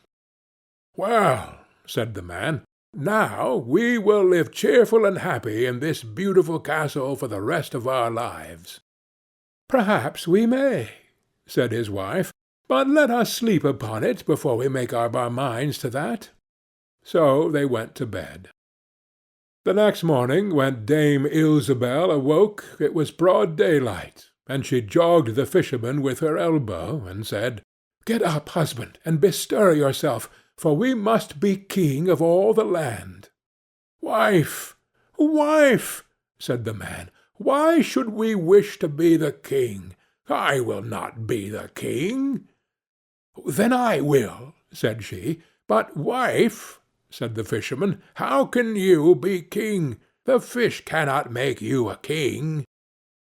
"Husband," said she, "say no more about it, but go and try. I will be king." So the man went away quite sorrowful to think that his wife should want to be king. This time the sea looked a dark grey colour, and was overspread with curling waves and the ridges of foam, as he cried out, "O man of the sea, hearken to me. My wife Ilsebel will have her own will, and has sent me to beg a boon of thee." "Well, what would she have now?" said the fish. "Alas," said the poor man, "my wife wants to be king." "Go home," said the fish. "She is king already." Then the fisherman went home, and as he came close to the palace he saw a troop of soldiers, and heard the sound of drums and trumpets. And when he went in he saw his wife sitting on a throne of gold and diamonds, with a golden crown upon her head, and on each side of her stood 6 fair maidens, each a head taller than the other. "Well, wife," said the fisherman, "are you king?" "Yes," said she, "I am king." And when he had looked at her for a long time, he said, "Ah, wife, what a fine thing it is to be king! Now we shall never have anything more to wish for as long as we live." "I don't know how that may be," said she. "Never is a long time. I am king, it is true, but I begin to be tired of that, and I think I should like to be emperor." "Alas, wife, why should you wish to be emperor?" said the fisherman. "Husband," said she, "go to the fish. I say I will be emperor." "Ah, wife," replied the fisherman, "the fish cannot make an emperor, I am sure, and I should not like to ask him for such a thing." "I am king," said Ilsebel, "and you are my slave, so go at once." So the fisherman was forced to go, and he muttered as he went along, "This will come to no good. It is too much to ask. The fish will be tired at last, and then we shall be sorry for what we have done." He soon came to the seashore, and the water was quite black and muddy, and a mighty whirlwind blew over the waves and rolled them about. But he went as near as he could to the water's brink, and said, "O man of the sea, hearken to me. My wife Ilsebel will have her own will, and hath sent me to beg a boon of thee." "What would she have now?" said the fish. "Ah," said the fisherman, "she wants to be emperor." "Go home," said the fish. "She is emperor already." So he went home again, and as he came near he saw his wife Ilsebel sitting on a very lofty throne made of solid gold, with a great crown on her head full 2 yards high, and on each side of her stood her guards and attendants in a row, each one smaller than the other, from the tallest giant down to a little dwarf no bigger than my finger. And before her stood princes and dukes and earls, and the fisherman went up to her and said, "Wife, are you emperor?" "Yes," said she, "I am emperor." "Ah," said the man, as he gazed upon her, "what a fine thing it is to be emperor!" "Husband," said she, "why should we stop at being emperor? I will be pope next." "Oh, wife, wife," said he, "how can you be pope? There is but one pope at a time in Christendom." "Husband," said she, "I will be pope this very day." "But," replied the husband, "the fish cannot make you pope." "What nonsense!" said she. "If he can make me an emperor, he can make me a pope. Go and try him." So the fisherman went, but when he came to the shore the wind was raging, and the sea was tossed up and down in boiling waves, and the ships were in trouble, and rolled fearfully upon the tops of the billows. In the middle of the heavens there was a little piece of blue sky, but towards the south all was red, as if a dreadful storm was rising. At this sight the fisherman was dreadfully frightened, and he trembled so that his knees knocked together. But still he went down near to the shore, and said, "Oh, man of the sea, hearken to me. My wife Ilsebel will have her own will, and hath sent me to beg a boon of thee." "What does she want now?" said the fish. "Ah," cried the fisherman, "my wife wants to be pope." "Go home," said the fish. "She is pope already." Then the fisherman went home, and found Ilsebel sitting on a throne that was 2 miles high, and she had 3 great crowns on her head, and around her stood all the pomp and power of the church. And on each side of her were 2 rows of burning lights, of all sizes, the greatest as large as the highest and biggest tower in the world, and the least no larger than a small rushlight. "Wife," said the fisherman, as he looked at all this greatness, "are you pope?" "Yes," said she, "I am pope." "Well, wife," replied he, "it is a grand thing to be pope, and now you must be easy, for you can do nothing greater." "I will think about that," said the wife.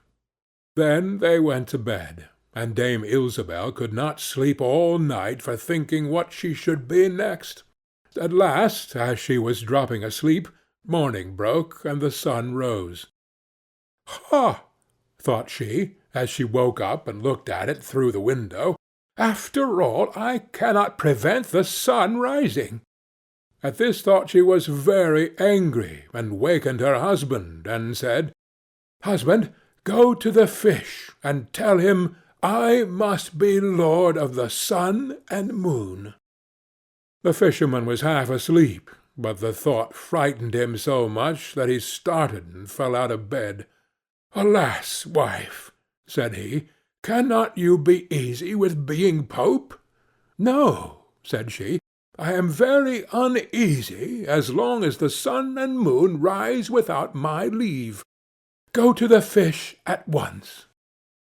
Then the man went shivering with fear, and as he was going down to the shore a dreadful storm arose, so that the trees and the very rocks shook, and all the heavens became black with stormy clouds, and the lightnings played and the thunders rolled, and you might have seen in the sea great black waves swelling up like mountains, with crowns of white foam upon their heads.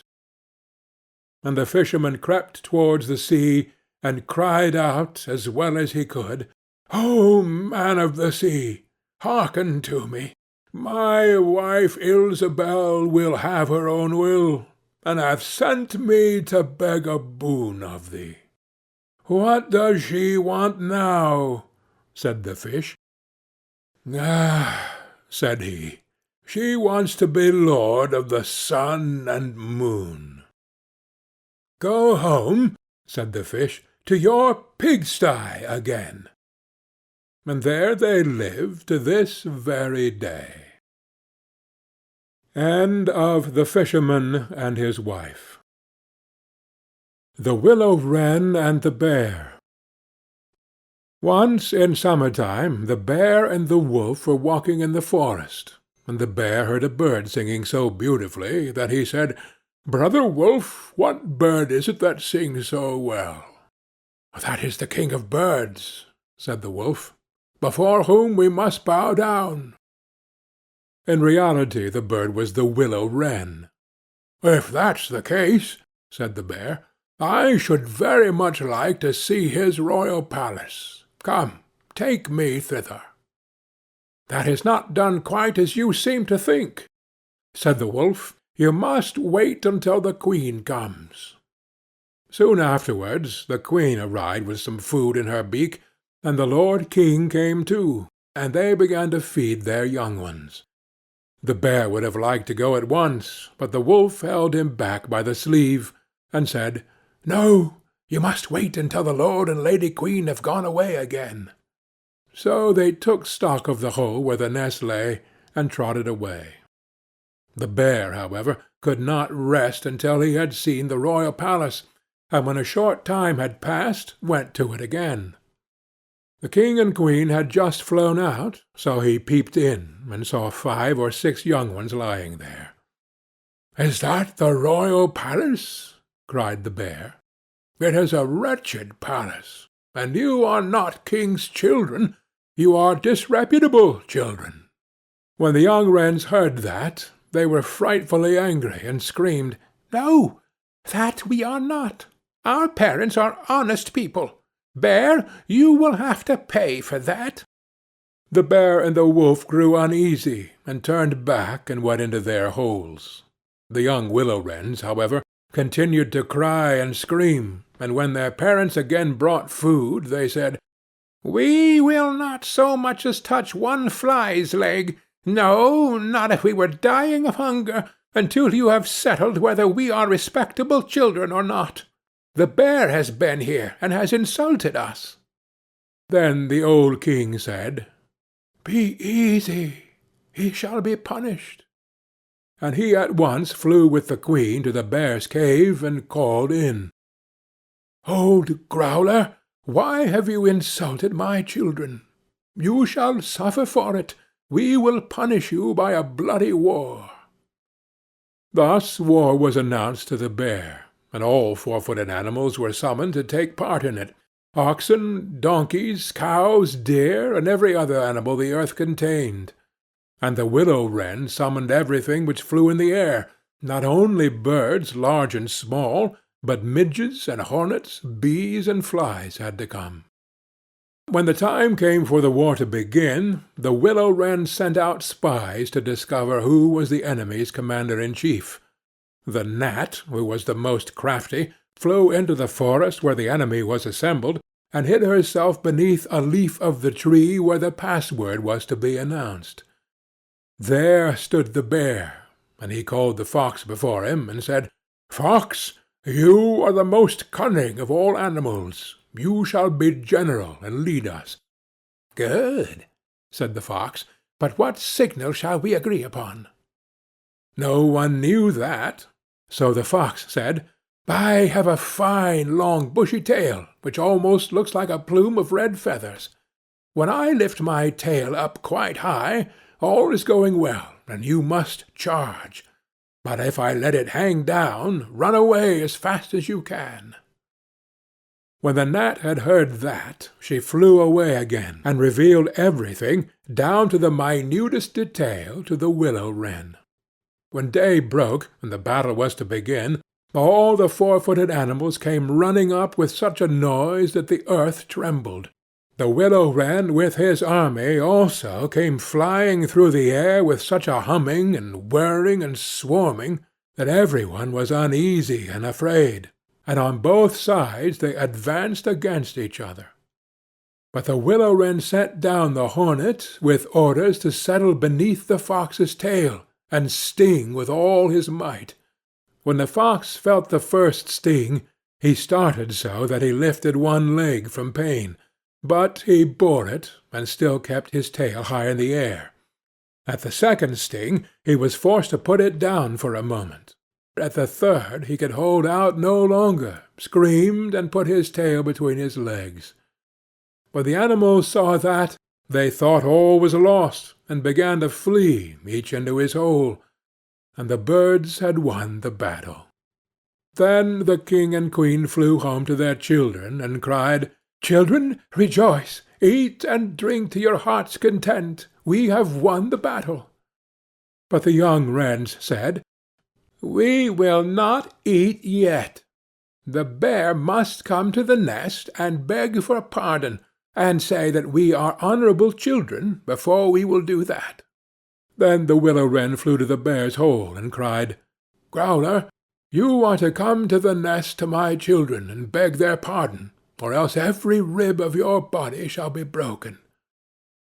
So the bear crept thither in the greatest fear, and begged their pardon. And now at last the young wrens were satisfied, and sat down together, and ate and drank and made merry till quite late into the night. End of The Willow-Wren and the Bear. The Frog-Prince. One fine evening a young princess put on her bonnet and clogs, and went out to take a walk by herself in a wood. And when she came to a cool spring of water that rose in the midst of it, she sat herself down to rest a while. Now she had a golden ball in her hand, which was her favourite plaything, and she was always tossing it up into the air and catching it again as it fell.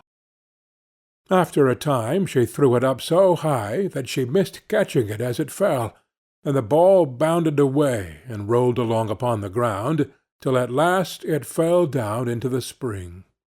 The princess looked into the spring after her ball, but it was very deep, so deep that she could not see the bottom of it. Then she began to bewail her loss, and said, "Alas! If I could only get my ball again, I would give all my fine clothes and jewels, and everything that I have in the world." Whilst she was speaking, a frog put its head out of the water, and said, "Princess, why do you weep so bitterly?" "Alas!" she said, "what can you do for me, you nasty frog? My golden ball has fallen into the spring." The frog said, "I want not your pearls and jewels and fine clothes, but if you will love me, and let me live with you, and eat from off your golden plate, and sleep upon your bed, I will bring you your ball again." "What nonsense this silly frog is talking," thought the Princess. "He can never even get out of the spring to visit me, though he may be able to get my ball for me, and therefore I will tell him he shall have what he asks." So she said to the frog, "Well, if you will bring me my ball, I will do all you ask." Then the frog put his head down and dived deep under the water, and after a little while he came up again with the ball in his mouth, and threw it on the edge of the spring. As soon as the young princess saw her ball, she ran to pick it up, and she was so overjoyed to have it in her hand again that she never thought of the frog, but ran home with it as fast as she could. The frog called after her, "Stay, princess, and take me with you as you said." But she did not stop to hear a word. The next day, just as the princess had sat down to dinner, she heard a strange noise, tap, tap, plash, plash, as if something was coming up the marble staircase. And soon afterwards there was a great knock at the door, and a little voice cried out and said, "Open the door, my princess dear, open the door to thy true love here, and mind the words that thou and I said by the fountain cool in the greenwood shade." Then the princess ran to the door and opened it, and there she saw the frog, whom she had quite forgotten. At this sight she was sadly frightened, and shutting the door as fast as she could, came back to her seat. The king, her father, seeing that something had frightened her, asked her what was the matter. "There is a nasty frog," said she, "at the door, that lifted my ball for me out of the spring this morning. I told him that he should live with me here, thinking that he could never get out of the spring, but there he is at the door, and he wants to come in." While she was speaking, the frog knocked again at the door, and said, "Open the door, my princess dear, open the door to thy true love here, and mind the words that thou and I said by the fountain cool in the greenwood shade."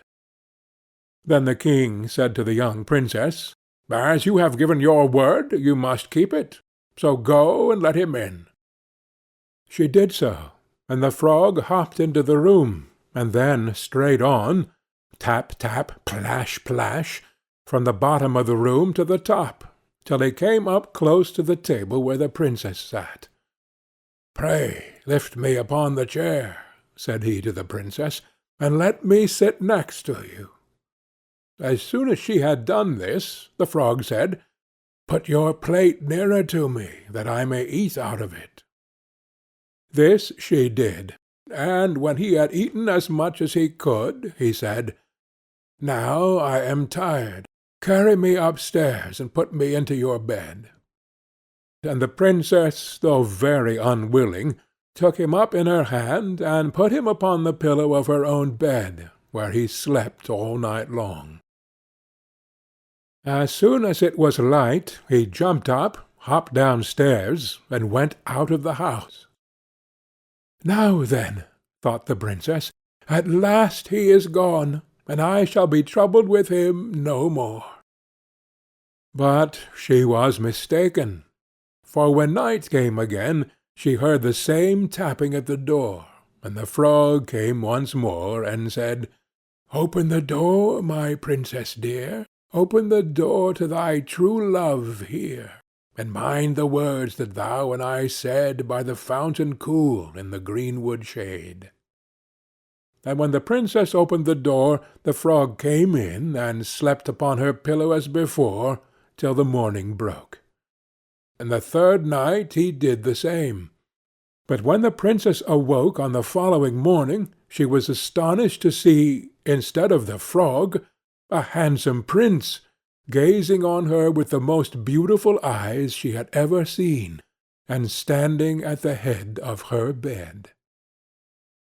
He told her that he had been enchanted by a spiteful fairy, who had changed him into a frog, and that he had been fated so to abide till some princess should take him out of the spring, and let him eat from her plate, and sleep upon her bed for 3 nights.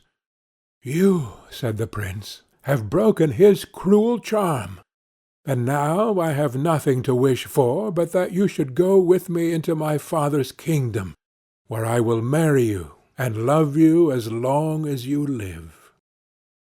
The young princess, you may be sure, was not long in saying yes to all this, and as they spoke, a gay coach drove up, with 8 beautiful horses decked with plumes of feathers and a golden harness, and behind the coach rode the prince's servant, faithful Heinrich, who had bewailed the misfortunes of his dear master during his enchantment so long and so bitterly that his heart had well nigh burst. They then took leave of the king, and got into the coach with 8 horses, and all set out, full of joy and merriment, for the prince's kingdom, which they reached safely, and there they lived happily a great many years. End of The Frog Prince. Cat and Mouse in Partnership. A certain cat had made the acquaintance of a mouse, and had said so much to her about the great love and friendship she felt for her, that at length the mouse agreed that they should live and keep house together. "But we must make a provision for winter, or else we shall suffer from hunger," said the cat, "and you, little mouse, cannot venture everywhere, or you will be caught in a trap some day." The good advice was followed, and a pot of fat was bought, but they did not know where to put it. At length, after much consideration, the cat said, "I know no place where it will be better stored up than in the church, for no one dares take anything away from there. We will set it beneath the altar, and not touch it until we are really in need of it." So the pot was placed in safety, but it was not long before the cat had a great yearning for it, and said to the mouse, "I want to tell you something, little mouse. My cousin has brought a little son into the world, and has asked me to be the godmother. He is white with brown spots, and I am to hold him over the font at the christening. Let me go out to-day, and you look after the house by yourself." "Yes, yes," answered the mouse, "by all means go, and if you get anything very good to eat, think of me. I should like a drop of sweet red christening wine myself." All this, however, was untrue. The cat had no cousin, and had not been asked to be godmother. She went straight to the church, stole to the pot of fat, began to lick it, and licked the top of the fat off. Then she took a walk upon the roofs of the town, looked out for opportunities, and then stretched herself in the sun, and licked her lips whenever she thought of the pot of fat, and not until it was evening did she return home. "Well, here you are again," said the mouse. "No doubt you have had a merry day." "All went off well," answered the cat. "What name did they give the child?" "Top off," said the cat, quite coolly. "Top off!" cried the mouse. "That is a very odd and uncommon name. Is it a usual one in your family?" "What does it matter?" said the cat. "It is no worse than Crumb-stealer, as your godchildren are called." Before long the cat was seized by another fit of yearning. She said to the mouse, "You must do me a favour, and once more manage the house for a day alone. I am again asked to be a godmother, and as the child has a right ring round its neck, I cannot refuse." The good mouse consented, but the cat crept behind the town walls to the church, and devoured half the pot of fat. "Nothing ever seems as good as what one keeps to oneself," said she, and was quite satisfied with her day's work. When she went home, the mouse inquired, "And what was the child christened?" "Half done," answered the cat. Half done? What are you saying? I never heard the name in my life. I'll wager anything it is not in the calendar." The cat's mouth soon began to water for some more licking.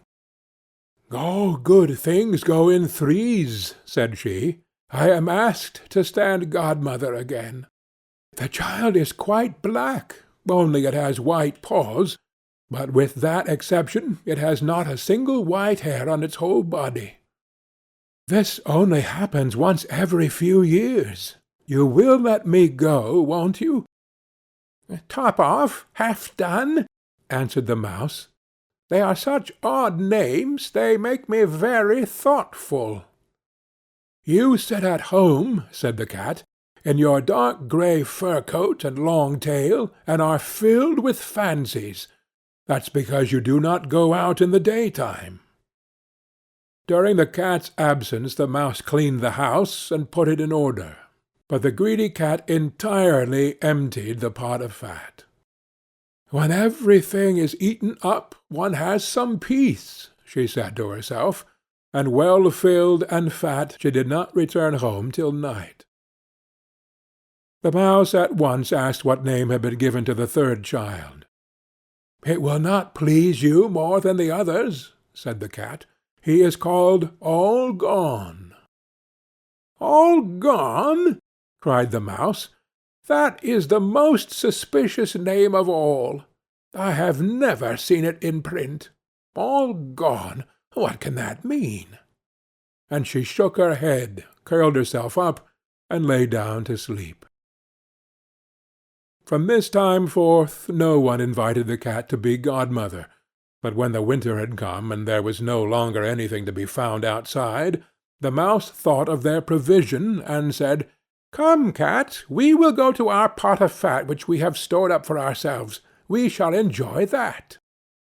"Yes," answered the cat, "you will enjoy it as much as you would enjoy sticking that dainty tongue of yours out of the window."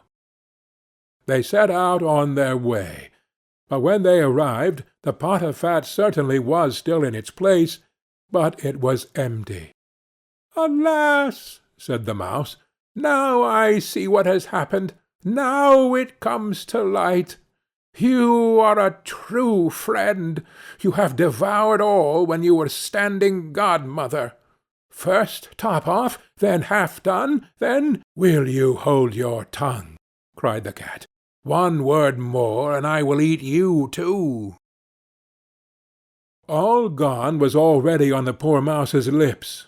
Scarcely had she spoken it before the cat sprang on her, seized her, and swallowed her down. Verily, that is the way of the world. End of Cat and Mouse in Partnership. The Goose Girl.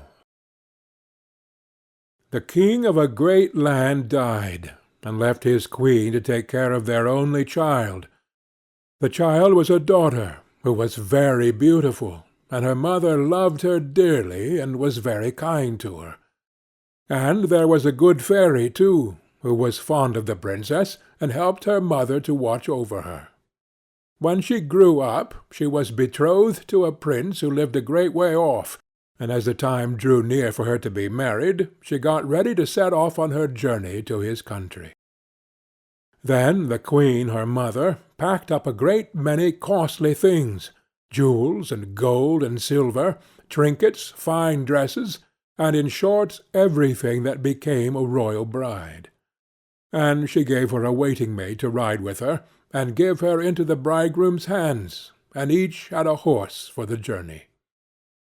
Now the princess's horse was the fairy's gift, and it was called Falada, and could speak. When the time came for them to set out, the fairy went into her bedchamber, and took a little knife, and cut off a lock of her hair, and gave it to the princess, and said, "Take care of it, dear child, for it is a charm that may be of use to you on the road." Then they all took a sorrowful leave of the princess, and she put the lock of hair into her bosom, got upon her horse, and set off on her journey to her bridegroom's kingdom.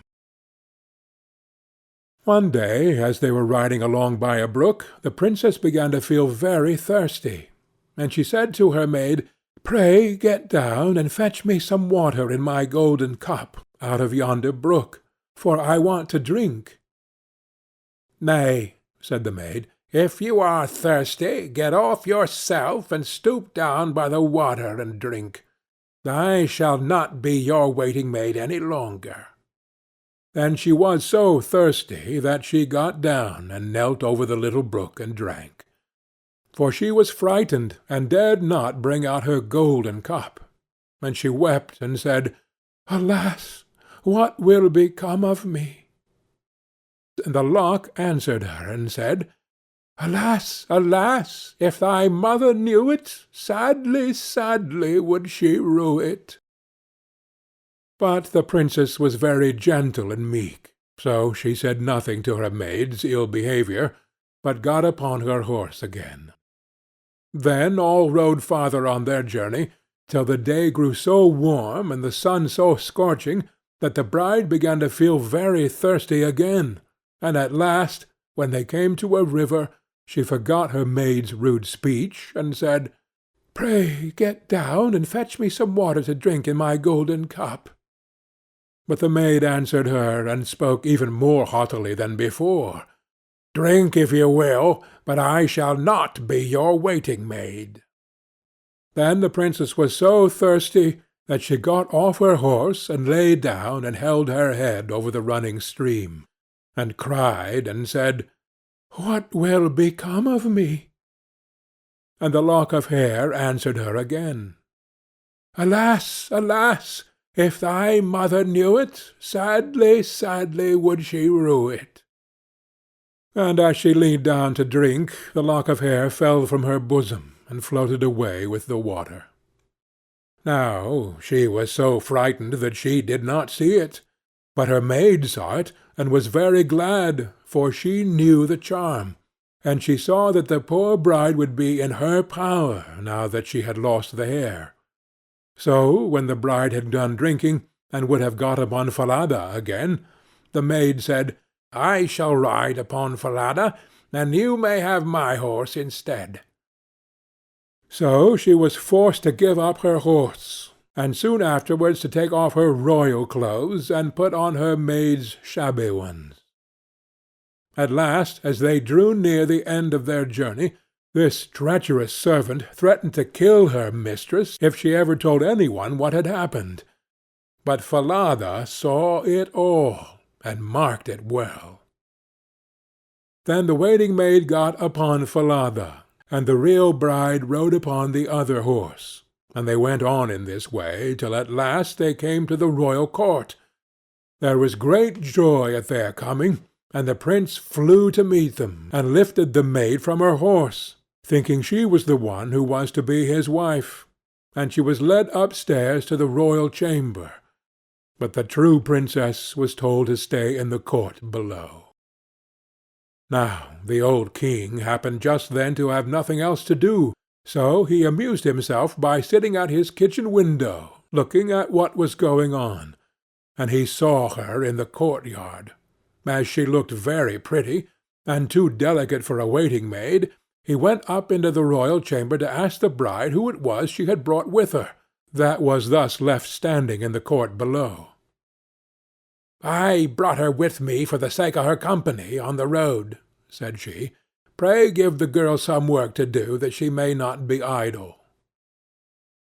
The old king could not for some time think of any work for her to do, but at last he said, "I have a lad who takes care of my geese. She may go and help him." Now the name of this lad, that the real bride was to help in watching the king's geese, was Curdken. "Dear husband, pray do me one piece of kindness." "That I will," said the prince. "Then tell one of your slaughterers to cut off the head of the horse I rode upon, for it is very unruly, and plagued me sadly on the road." But the truth was, she was very much afraid lest Falada should some day or other speak, and tell all she had done to the princess. She carried her point, and the faithful Falada was killed. But when the true princess heard of it, she wept, and begged the man to nail up Falada's head against the large dark gate of the city, through which she had to pass every morning and evening, that there she might still see him sometimes. Then the slaughterer said he would do as she wished, and cut off the head and nailed it up under the dark gate. Early the next morning, as she and Curdken went out through the gate, she said sorrowfully, "Falada, Falada, there thou hangest." And the head answered, "Bride, bride, there thou gangest.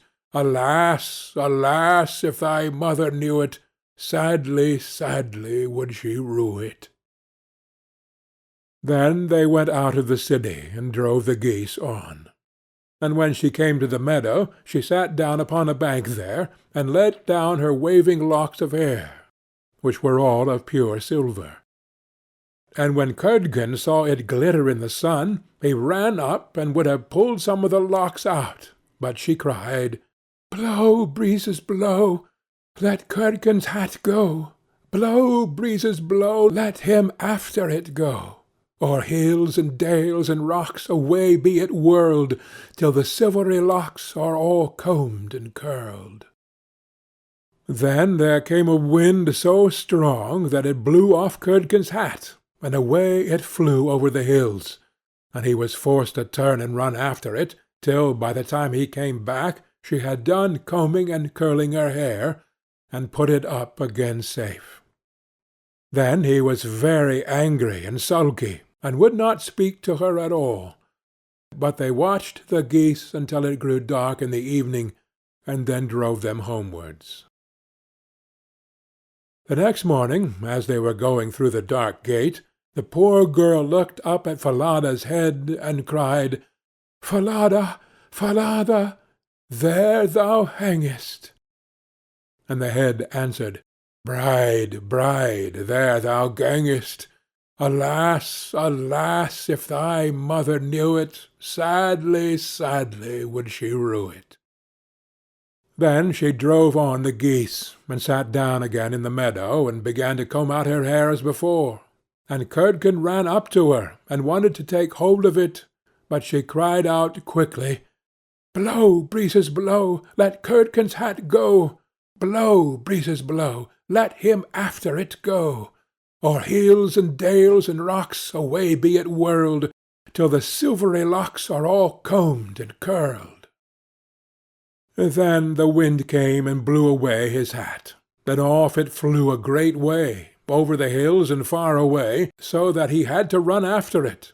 And when he came back she had bound up her hair again, and all was safe. So they watched the geese till it grew dark. In the evening, after they came home, Curdken went to the old king, and said, "I cannot have that strange girl to help me to keep the geese any longer." "Why?" said the king. "Because, instead of doing any good, she does nothing but tease me all day long." Then the king made him tell him what had happened. And Curdken said, "When we go in the morning through the dark gate with our flock of geese, she cries, and talks with the head of a horse that hangs upon the wall, and says, 'Falada, Falada, there thou hangest.' And the head answers, 'Bride, bride, there thou gangest. Alas, alas, if thy mother knew it, sadly, sadly would she rue it.'" And Curdken went on telling the king what had happened upon the meadow where the geese fed, how his hat was blown away, and how he was forced to run after it, and to leave his flock of geese to themselves. But the old king told the boy to go out again the next day. And when morning came, he placed himself behind the dark gate, and heard how she spoke to Falada, and how Falada answered. Then he went into the field, and hid himself in a bush by the meadow's side, and he soon saw with his own eyes how they drove that flock of geese, and how, after a little time, she let down her hair that glittered in the sun. And then he heard her say, "Blow, breezes, blow, let Curdken's hat go. Blow, breezes, blow, let him after it go. o'er hills, dales, and rocks, away be it whirled, till the silvery locks are all combed and curled. And soon came a gale of wind, and carried away Curdken's hat, and away went Curdken after it, while the girl went on combing and curling her hair. All this the old king saw. So he went home without being seen, and when the little goose girl came back in the evening, he called her aside and asked her why she did so. But she burst into tears, and said, "That I must not tell you, or any man, or I shall lose my life." But the old king begged so hard that she had no peace till she had told him all the tale, from beginning to end, word for word. And it was very lucky for her that she did so, for when she had done, the king ordered royal clothes to be put upon her, and gazed on her with wonder, she was so beautiful. Then he called his son, and told him that he had only a false bride, for that she was merely a waiting-maid, while the true bride stood by. And the young man rejoiced when he saw her beauty, and heard how meek and patient she had been. And without saying anything to the false bride, the king ordered a great feast to be got ready for all his court. The bridegroom sat at the top, with the false princess on one side, and the true one on the other. But nobody knew her again, for her beauty was quite dazzling to their eyes, and she did not seem at all like the little goose girl, now that she had her brilliant dress on. When they had eaten and drank, and were very merry, the old king said he would tell them a tale. So he began, and told all the story of the princess, as if it was one that he had once heard, and he asked the true waiting-maid what she thought ought to be done to any one who would behave thus. "Nothing better," said this false bride, "than that she would be thrown into the cask stuck round with sharp nails, and that 2 white horses should be put to it, and should drag it from street to street till she was dead."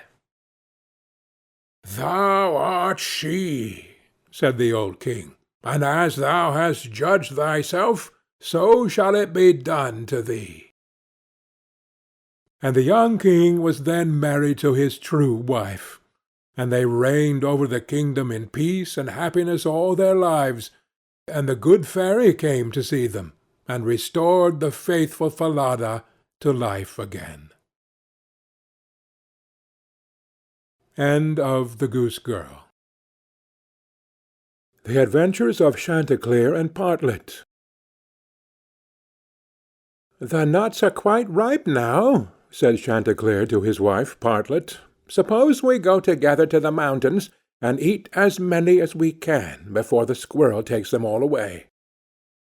"With all my heart," said Partlet. "Let us go and make a holiday of it together." So they went to the mountains, and as it was a lovely day, they stayed there till the evening. Now, whether it was that they had eaten so many nuts that they could not walk, or whether they were lazy and would not, I do not know. However, they took it into their heads that it did not become them to go home on foot. So Chanticleer began to build a little carriage of nutshells, and when it was finished, Partlet jumped into it and sat down, and bid Chanticleer harness himself to it and draw her home. "That's a good joke," said Chanticleer. "No, that will never do. I would rather by half walk home. I'll sit on the box and be coachman, if you like, but I'll not draw." While this was passing, a duck came quacking up, and cried out, "You thieving vagabonds, what business have you in my grounds? I give it you well for your insolence." And upon that she fell upon Chanticleer most lustily. But Chanticleer was no coward, and returned the duck's blows with his sharp spurs so fiercely that she soon began to cry out for mercy, which was only granted her upon condition that she would draw the carriage home for them. This she agreed to do, and Chanticleer got upon the box and drove, crying, Now, Duck, get on as fast as you can." And away they went, at a pretty good pace.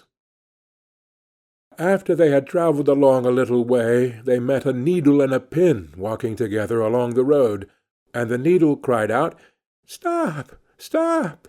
and said it was so dark that they could hardly find their way, and such dirty walking they could not get on at all. He told them that he and his friend the pin had been at a public-house a few miles off, and had sat drinking till they had forgotten how late it was. He begged, therefore, that the travellers would be so kind as to give them a lift in their carriage. Chanticleer, observing that they were but thin fellows, and not likely to take up much room, told them they might ride, but made them promise not to dirty the wheels of the carriage in getting in, nor to tread upon Partlet's toes. Late at night they arrived at an inn, and as it was bad travelling in the dark, and the Duck seemed much tired, and waddled about a good deal from one side to the other, they made up their minds to fix their quarters there. But the landlord at first was unwilling, and said his house was full, thinking they might not be very respectable company. However, they spoke civilly to him, and gave him the egg which Partlet had laid by the way, and said they would give him the duck, who was in the habit of laying one every day. So at last he let them come in, and they bespoke a handsome supper, and spent the evening very jollily. Early in the morning, before it was quite light, and when nobody was stirring in the inn, Chanticleer awakened his wife, and, fetching the egg, they pecked a hole in it, ate it up, and threw the shells into the fireplace. They then went to the pin and needle, who were fast asleep, and seizing them by the heads, stuck one into the landlord's easy-chair, and the other into his handkerchief, and having done this, they crept away as softly as possible. However, the Duck, who slept in the open air in the yard, heard them coming, and jumping into the brook which ran close by the inn, soon swam out of their reach. An hour or two afterwards the landlord got up and took his handkerchief to wipe his face, but the pin ran into him and pricked him. Then he walked into the kitchen to light his pipe at the fire, but when he stirred it up the egg-shells flew into his eyes, and almost blinded him.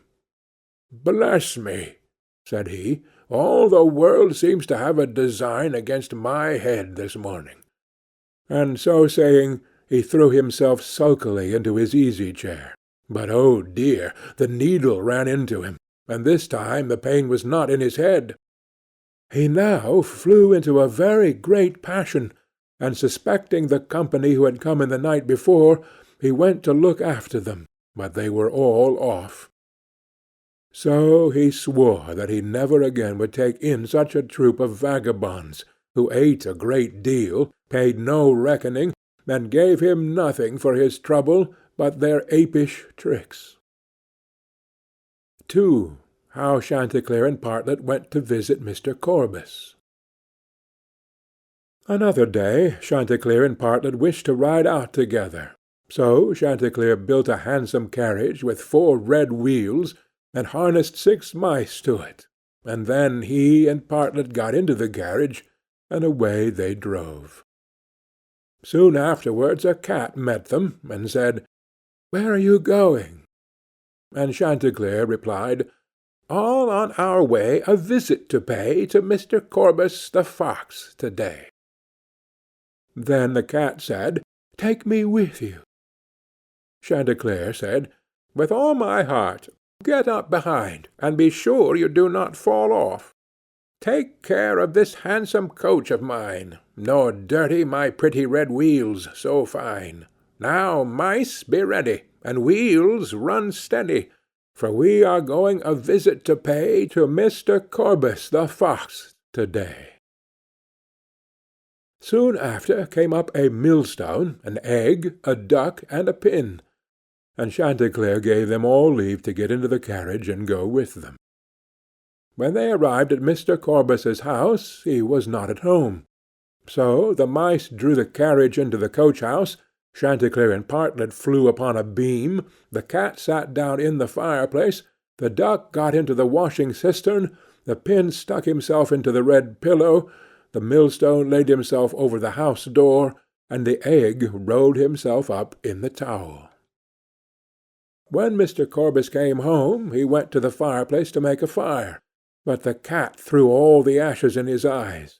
So he ran to the kitchen to wash himself, but there the duck splashed all the water in his face, and when he tried to wipe himself, the egg broke to pieces in the towel all over his face and eyes.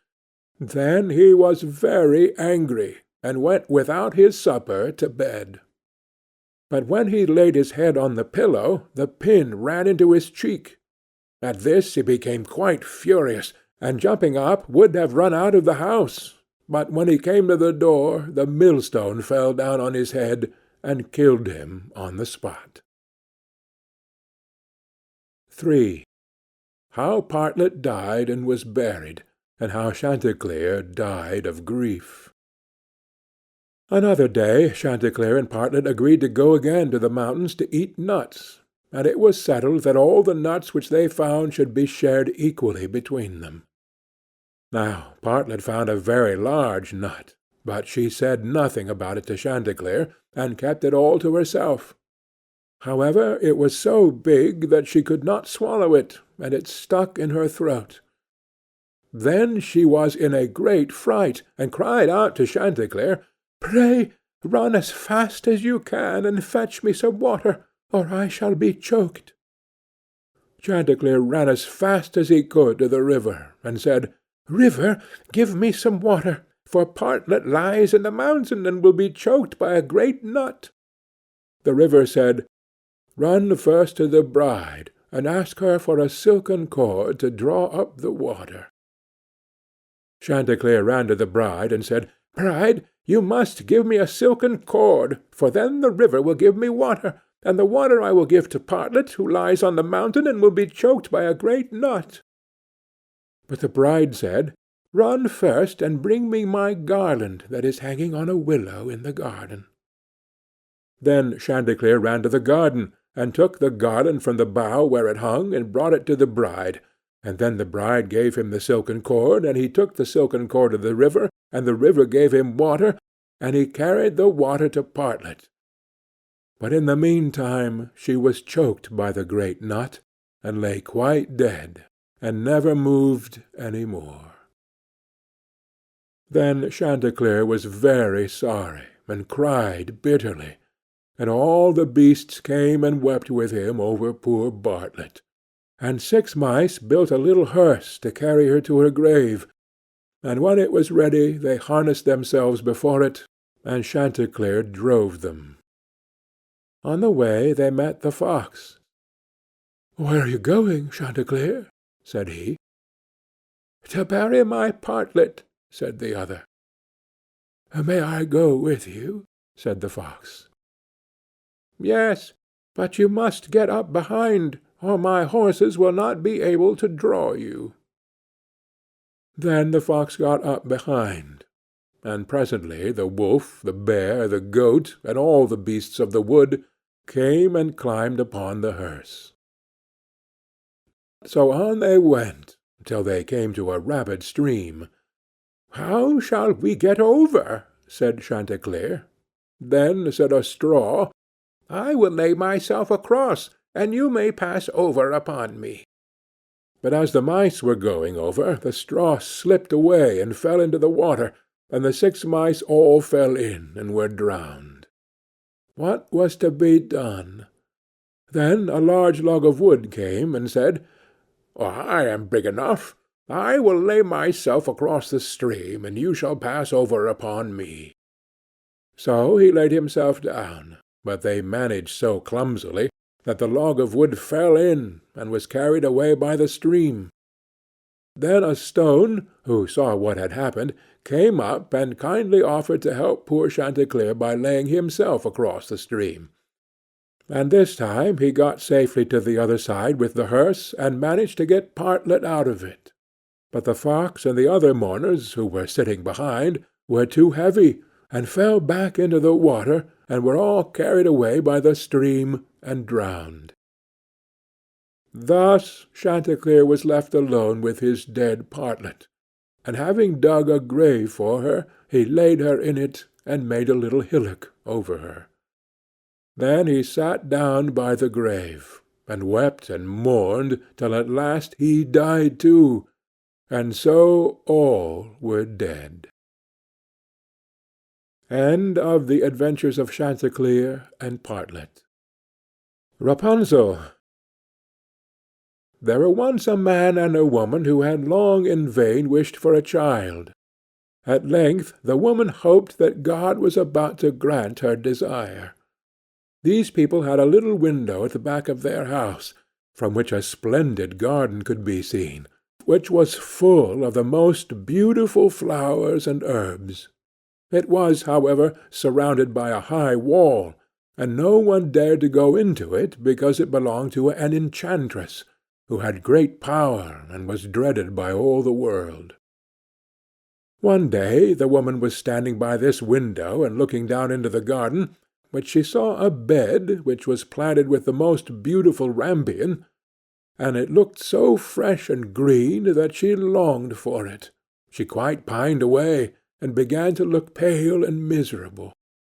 Then her husband was alarmed, and asked, "What ails you, dear wife?" "Ah," she replied, "if I can't eat some of the rampion which is in the garden behind our house, I shall die." The man, who loved her, thought, "Sooner than let your wife die, bring her some of the rampion yourself, let it cost what it will." At twilight he clambered down over the wall into the garden of the enchantress, hastily clutched a handful of rampion, and took it to his wife. She at once made herself a salad of it, and ate it greedily. It tasted so good to her, so very good, that the next day she longed for it 3 times as much as before. If he was to have any rest, her husband must once more descend into the garden. In the gloom of evening, therefore, he let himself down again, but when he had clambered down the wall he was terribly afraid, for he saw the enchantress standing before him. "How can you dare," said she with angry look, "descend into my garden and steal my rampion like a thief? You shall suffer for it." "Ah," answered he, "let mercy take the place of justice. I only made up my mind to do it for necessity. My wife saw your rampion from the window, and felt such a longing for it that she would have died if she had not got some to eat." Then the enchantress allowed her anger to be softened, and said to him, "If the case be as you say, I will allow you to take away with you as much rampion as you will. Only I make one condition. You must give me the child which your wife will bring into the world. It shall be well treated, and I will care for it like a mother." The man in his terror consented to everything, and when the woman was brought to bed, the enchantress appeared at once, gave the child the name of Rapunzel, and took it away with her. Rapunzel grew into the most beautiful child under the sun. When she was 12 years old, the enchantress shut her into a tower, which lay in a forest, and had neither stairs nor door, but quite at the top was a little window. When the enchantress wanted to go in, she placed herself beneath it, and cried, "Rapunzel, Rapunzel, let down your hair to me." Rapunzel had magnificent long hair, fine as spun gold, and when she heard the voice of the enchantress, she unfastened her braided tresses, wound them round one of the hooks of the window above, and then the hair fell 20 ells down, and the enchantress climbed up by it. After a year or two it came to pass that the king's son rode through the forest and passed by the tower. Then he heard a song, which was so charming that he stood still and listened. This was Rapunzel, who in her solitude passed her time in letting her sweet voice resound. The king's son wanted to climb up to her, and looked for the door of the tower, but none was to be found. He rode home, but the singing had so deeply touched his heart that every day he went out into the forest and listened to it. Once, when he was thus standing behind a tree, he saw that an enchantress came there, and he heard how she cried, "Rapunzel, Rapunzel, let down your hair to me." Then Rapunzel let down the braids of her hair, and the enchantress climbed up to her. "If that is the ladder by which one mounts, I too will try my fortune," said he, and the next day, when it began to grow dark, he went to the tower and cried, "Rapunzel, Rapunzel, let down your hair to me." Immediately the hair fell down, and the king's son climbed up. At first Rapunzel was terribly frightened when a man, such as her eyes had never yet beheld, came to her. But the king's son began to talk to her quite like a friend, and told her that his heart had been so stirred that it had let him have no rest, and he had been forced to see her. Then Rapunzel lost her fear, and when he asked her if she would take him for her husband, and she saw that he was young and handsome, she thought, "He will love me more than old Dame Gothel does." And she said yes, and laid her hand in his. She said, "I will willingly go away with you, but I do not know how to get down. Bring with you a skein of milk every time that you come, and I will weave a ladder with it, and when that is ready I will descend, and you will take me on your horse." They agreed that until that time he should come to her every evening, for the old woman came by day. The enchantress remarked nothing of this, until once Rapunzel said to her, "Tell me, Dame Gothel, how it happens that you are so much heavier for me to draw up than the young king's son. He is with me in a moment." "Ah, you wicked child!" cried the enchantress. "What do I hear you say? I thought I had separated you from all the world, and yet you have deceived me." In her anger she clutched Rapunzel's beautiful tresses, wrapped them twice around her left hand, seized a pair of scissors with the right, and snip, snap, they were cut off, and the lovely braids lay on the ground. And she was so pitiless that she took poor Rapunzel into a desert, where she had to live in great grief and misery.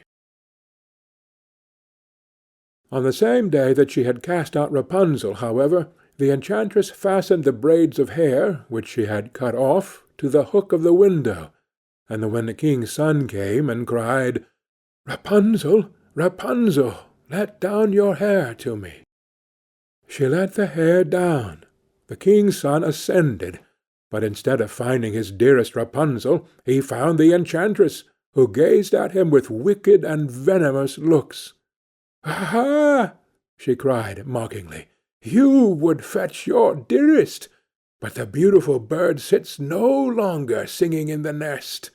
The cat has got it, and will scratch out your eyes as well. Rapunzel is lost to you. You will never see her again." The king's son was beside himself with pain, and in his despair he leapt down from the tower. He escaped with his life, but the thorns into which he fell pierced his eyes. Then he wandered quite blind about the forest, ate nothing but roots and berries, and did naught but lament and weep over the loss of his dearest wife. Thus he roamed about in misery for some years, and at length came to the desert where Rapunzel, with the twins to which she had given birth, a boy and a girl, lived in wretchedness. He heard a voice, and it seemed so familiar to him that he went towards it, and when he approached, Rapunzel knew him, and fell on his neck and wept. Two of her tears wetted his eyes, and they grew clear again, and he could see with them as before. He led her to his kingdom, where he was joyfully received, and they lived a long time afterwards, happy and contented. End of Rapunzel. Fundevogel. There once was a forester who went into the forest to hunt, and as he entered it he heard a sound of screaming, as if a little child were there. He followed the sound, and at last came to a high tree, and at the top of this a little child was sitting, for the mother had fallen asleep under the tree with the child, and a bird of prey had seen it in her arms, had flown down, snatched it away, and set it on the high tree. The forester climbed up, brought the child down, and thought to himself, "You will take him home with you, and bring him up with your Lena." He took it home, therefore, and the two children grew up together, and the one which he had found on a tree was called Fundevogel, because a bird had carried it away. Fundevogel and Lena loved each other so dearly that when they did not see each other they were sad. Now the forester had an old cook, who one evening took 2 pails and began to fetch water, and did not go once only, but many times out to the spring. Lena saw this, and said, "Listen, old Sanna, why are you fetching so much water? If you will never repeat it to anyone, I will tell you why." So Lena said no, she would never repeat it to anyone. And then the cook said, "Early tomorrow morning, when the forester is out hunting, I will heat the water, and when it is boiling in the kettle, I will throw in Fundevogel, and will boil him in it." Early next morning the forester got up and went out hunting, and when he was gone the children were still in bed. Then Lena said to Fundevogel, "If you will never leave me, I too will never leave you." Fundevogel said, "Neither now nor ever will I leave you." Then said Lena, "Then will I tell you.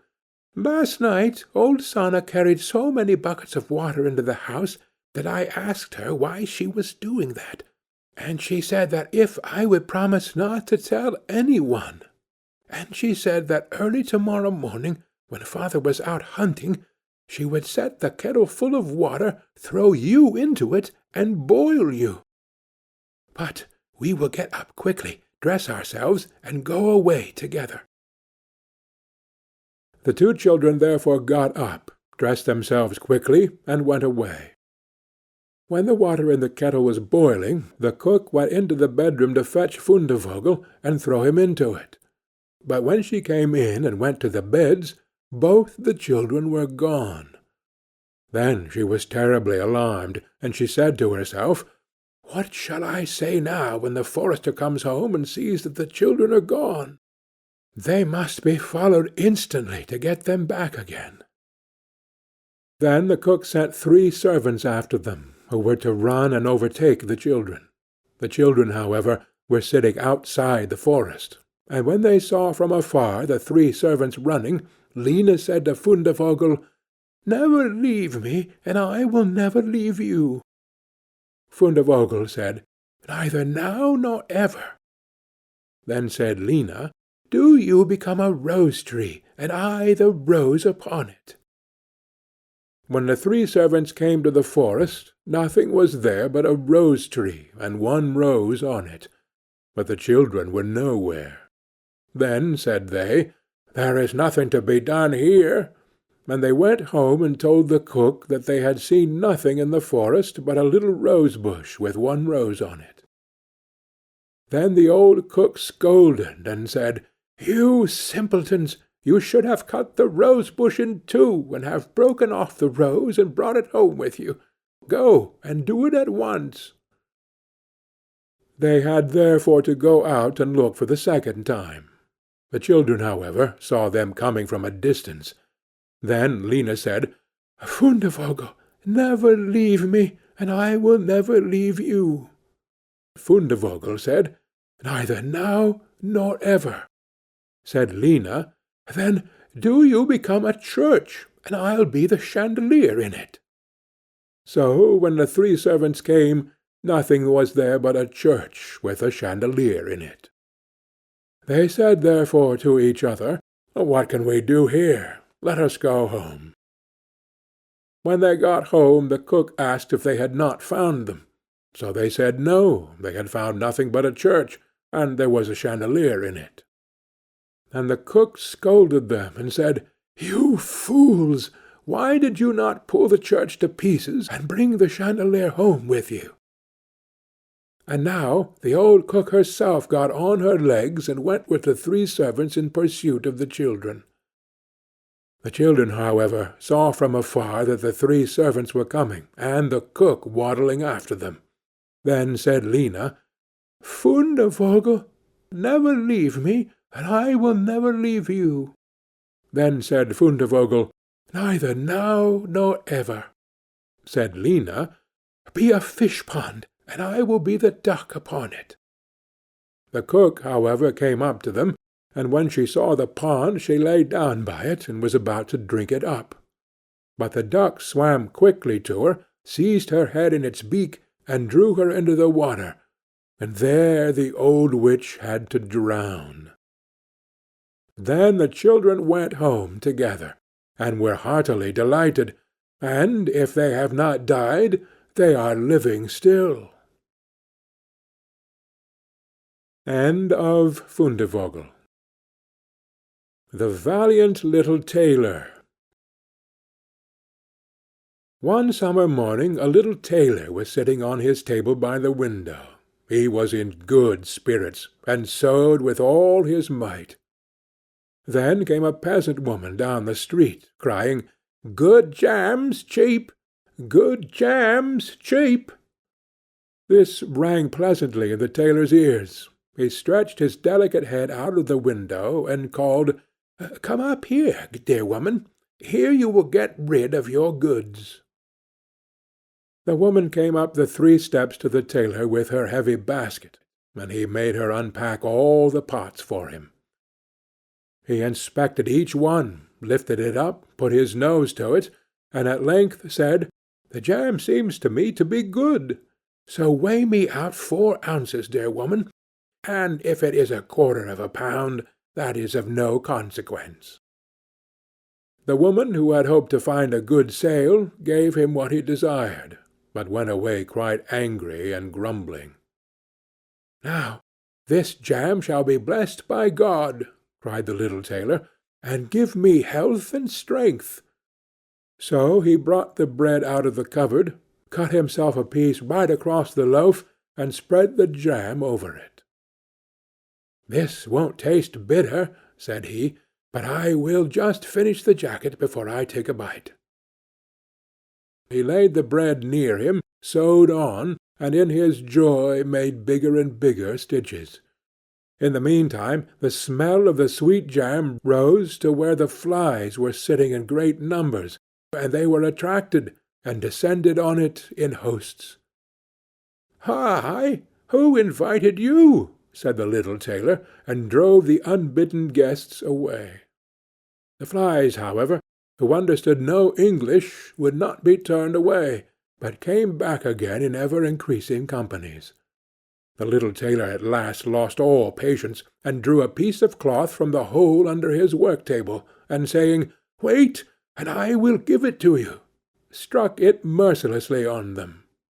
When he drew it away and counted, there lay before him no fewer than 7, dead and with legs stretched out. "Are you a fellow of that sort?" said he, and he could not help admiring his own bravery. "The whole town shall know of this." And the little tailor hastened to cut himself a girdle, stitched it, and embroidered out in large letters, 7 at one stroke.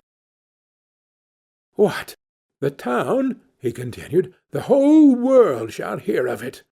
And his heart wagged with joy like a lamb's tail.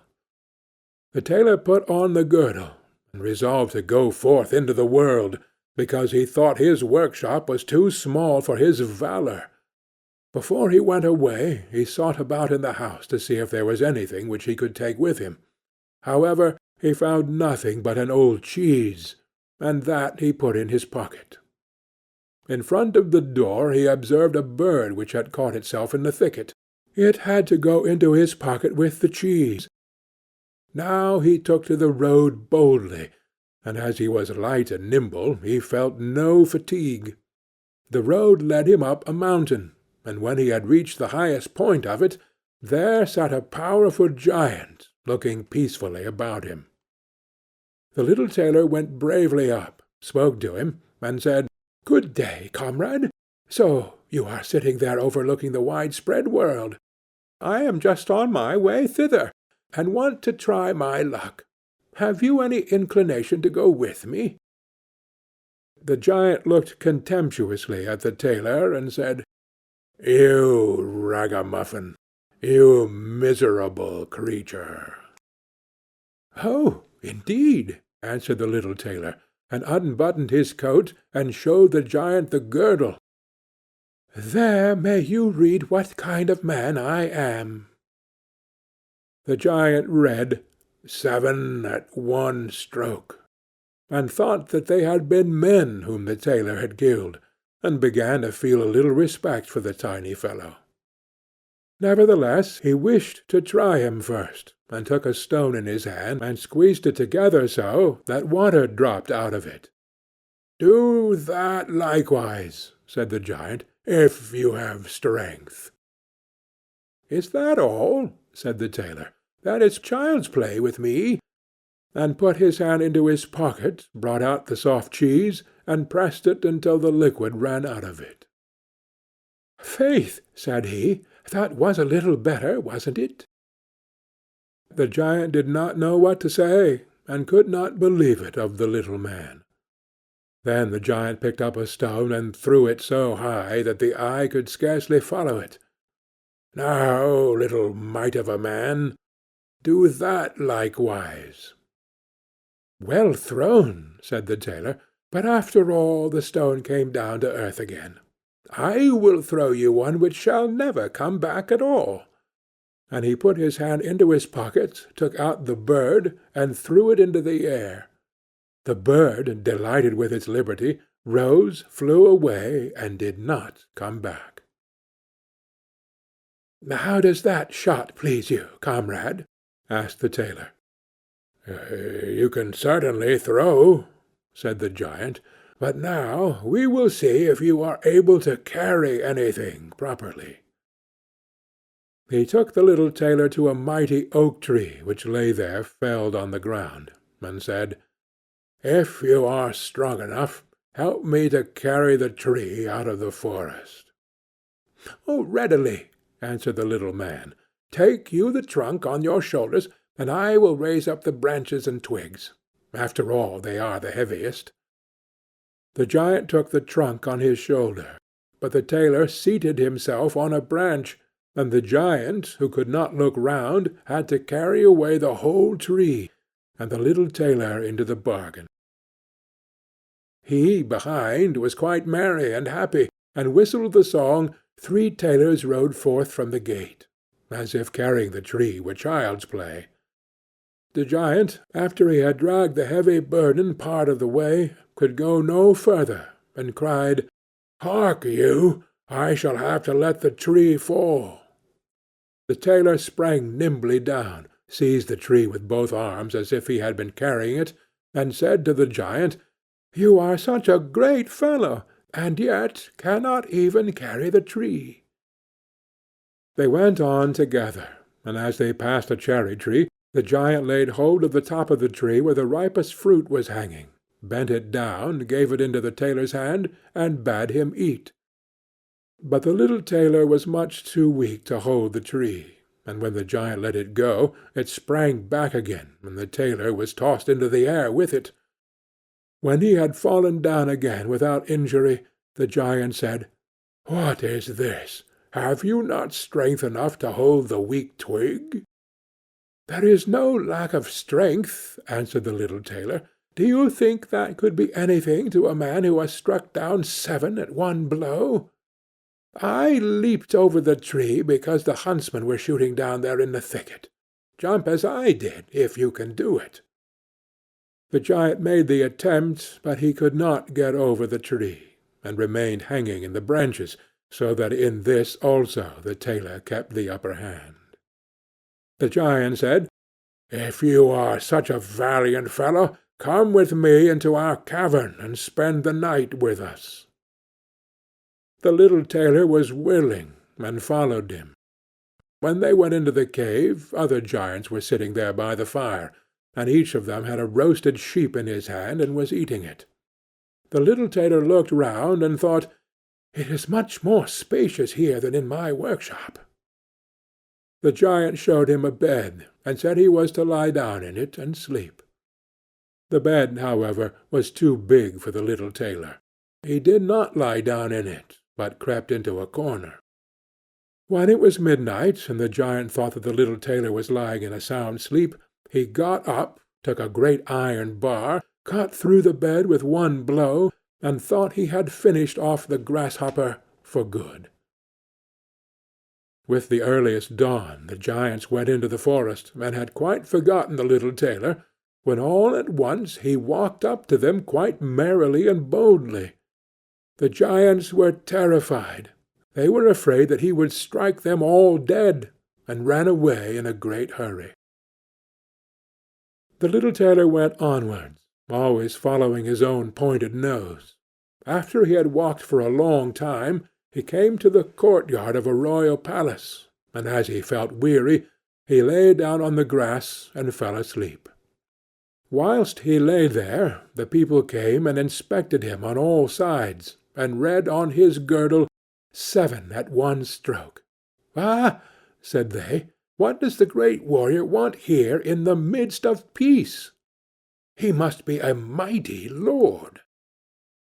They went and announced him to the king, and gave it as their opinion that if war should break out, this would be a weighty and useful man, who ought on no account to be allowed to depart. The counsel pleased the king, and he sent one of his courtiers to the little tailor to offer him military service when he awoke. The ambassador remained standing by the sleeper, waited until he stretched his limbs and opened his eyes, and then conveyed to him his proposal. "For this very reason have I come here," the tailor replied. "I am ready to enter the king's service." He was therefore honourably received, and a special dwelling was assigned him. The soldiers, however, were set against the little tailor, and wished him 1,000 miles away. "What is to be the end of this?" they said among themselves. "If we quarrel with him, and he strikes about him, the 7 of us will fall at every blow. Not one of us can stand against him." They came therefore to a decision, betook themselves in a body to the king, and begged for their dismissal. "We are not prepared," said they, "to stay with a man who kills 7 at one stroke." The king was sorry that for the sake of one he should lose all his faithful servants, wished that he had never set eyes on the tailor, and would willingly have been rid of him again. But he did not venture to give him his dismissal, for he dreaded lest he should strike him and all his people dead, and place himself on the royal throne. He thought about it for a long time, and at last found good counsel. He sent to the little tailor, and caused him to be informed that as he was a great warrior, he had one request to make to him. In a forest of his country lived 2 giants, who caused great mischief with their robbing, murdering, ravaging, and burning, and no one could approach them without putting himself in danger of death. If the tailor conquered and killed these 2 giants, he would give him his only daughter to wife, and half of his kingdom as a dowry. Likewise 100 horsemen would go with him to assist him. "That would indeed be a fine thing for a man like me," thought the little tailor. "One is not offered a beautiful princess and half a kingdom every day of one's life." "Oh yes," he replied, "I will soon subdue the giants, and do not require the help of the 100 horsemen to do it. He who can hit 7 with one blow has no need to be afraid of 2. The little tailor went forth, and the 100 horsemen followed him. When he came to the outskirts of the forest, he said to his followers, "Just stay waiting here. I alone will soon finish off the giants." Then he bounded into the forest, and looked about right and left. After a while he perceived both giants. They lay sleeping under a tree, and snored so that the branches waved up and down. The little tailor, not idle, gathered 2 pockets full of stones, and with these climbed up the tree. When he was half-way up, he slipped down by a branch until he sat just above the sleepers, and then let one stone after another fall on the breast of one of the giants. For a long time the giant felt nothing, but at last he awoke, pushed his comrade, and said, "Why are you knocking me?" "You must be dreaming," said the other. "I am not knocking you." They laid themselves down to sleep again, and then the tailor threw a stone down on the second. "What is the meaning of this?" cried the other. "Why are you pelting me?" "I am not pelting you," answered the first, growling. They disputed about it for a time, but as they were weary, they let the matter rest, and their eyes closed once more.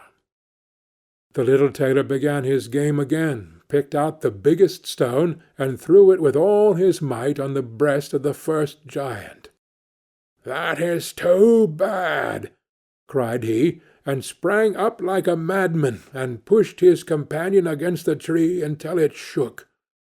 The other paid him back in the same coin, and they got into such a rage that they tore up trees, and belaboured each other so long that at last they both fell down dead on the ground at the same time.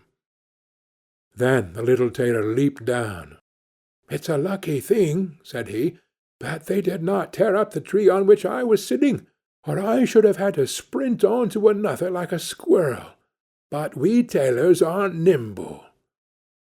He drew out his sword and gave each one of them a couple of thrusts in his breast, and then went out to the horsemen and said, "The work is done. I have finished both of them. But it was hard work. They tore up trees in their sore need, and defended themselves with them. But all that is to no purpose when a man like myself comes, who can kill 7 at one blow." "But are you wounded?" asked the horseman. "You need not concern yourself about that," answered the tailor. "They have not bent one hair of mine." The horseman would not believe him, and rode into the forest. There they found the giants swimming in their blood, and all round about lay the torn-up trees. The little tailor demanded of the king the promised reward. He, however, repented of his promise, and again bethought himself how he could get rid of him. "Before you receive my daughter and half of my kingdom," said he to him, "you must perform one more heroic deed. In the forest roams a unicorn which does great harm, and you must catch it first." "I fear one unicorn still less than 2 giants. 7 at one blow is my kind of affair." He took a rope and axe with him, went forth into the forest, and again bade those who were sent with him to wait outside. He had not long to seek. The unicorn soon came towards him, and rushed directly on the tailor, as if it would gore him with its horn without more ado. "Softly, softly! It can't be done as quickly as that," said he, and stood still and waited until the animal was quite close, and then sprang nimbly behind the tree. The unicorn ran against the tree with all its strength, and stuck its horn so fast in the trunk that it had not the strength enough to draw it out again, and thus it was caught.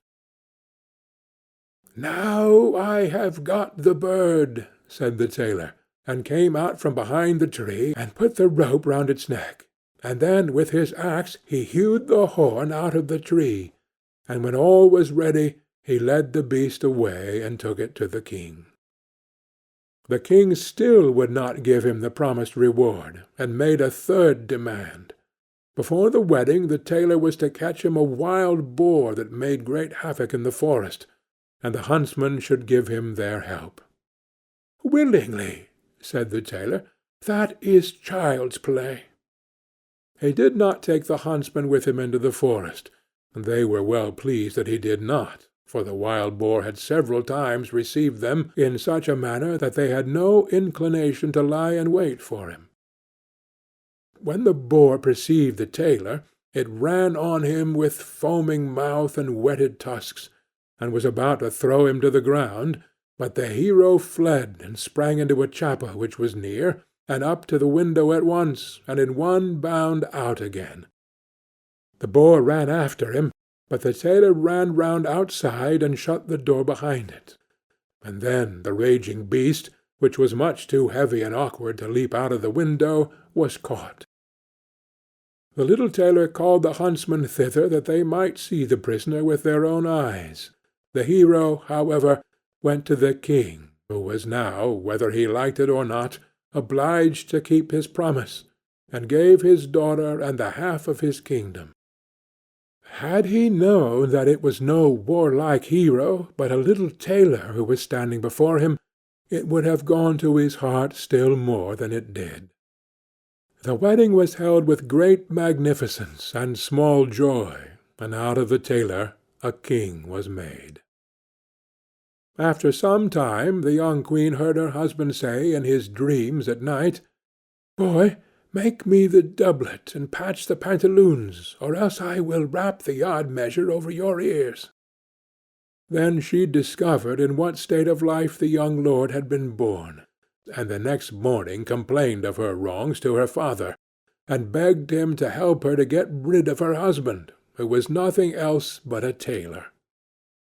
The king comforted her, and said, "Leave your bedroom door open this night, and my servants shall stand outside, and when he has fallen asleep shall go in, bind him, and take him on board a ship, which shall carry him into the wide world."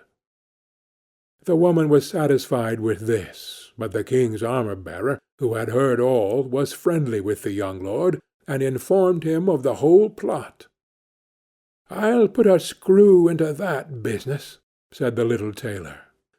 At night he went to bed with his wife at the usual time, and when she thought he had fallen asleep, she got up, opened the door, and then lay down again.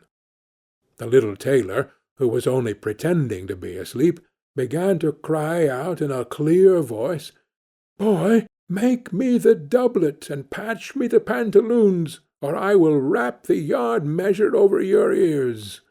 I smote 7 at one blow, I killed 2 giants, I brought away 1 unicorn, and caught a wild boar, and am I to fear those who are standing outside the room?" When these men heard the tailor speaking thus, they were overcome by a great dread, and ran as if the wild huntsmen were behind them, and none of them would venture anything further against him. So the little tailor was and remained a king to the end of his life. End of The Valiant Little Tailor. Hansel and Gretel. Hard by a great forest dwelt a poor woodcutter, with his wife and his 2 children. The boy was called Hansel, and the girl Gretel. He had little to bite and to break, and once, when great dearth fell on the land, he could no longer procure even daily bread. Now, when he thought over this by night in his bed, and tossed about in his anxiety, he groaned, and said to his wife, "What is to become of us? How are we to feed our poor children, when we no longer have anything even for ourselves?" "I'll tell you what, husband," answered the woman. "Early to-morrow morning we will take the children out into the forest to where it is the thickest. There we will light a fire for them, and give each of them 1 more piece of bread. And then we will go to our work, and leave them alone. They will not find the way home again, and we shall be rid of them." "No, wife," said the man, "I will not do that. How can I bear to leave my children alone in the forest? The wild animals would soon come and tear them to pieces." "Oh, you fool!" said she. "Then we must all four die of hunger. You may as well plane the planks for our coffins." And she left him no peace until he consented. "But I feel very sorry for the poor children, all the same," said the man. The two children had also not been able to sleep for hunger, and had heard what their stepmother had said to their father. Gretel wept bitter tears, and said to Hansel, "Now is all over with us." "Be quiet, Gretel," said Hansel. "Do not distress yourself. I will soon find a way to help us."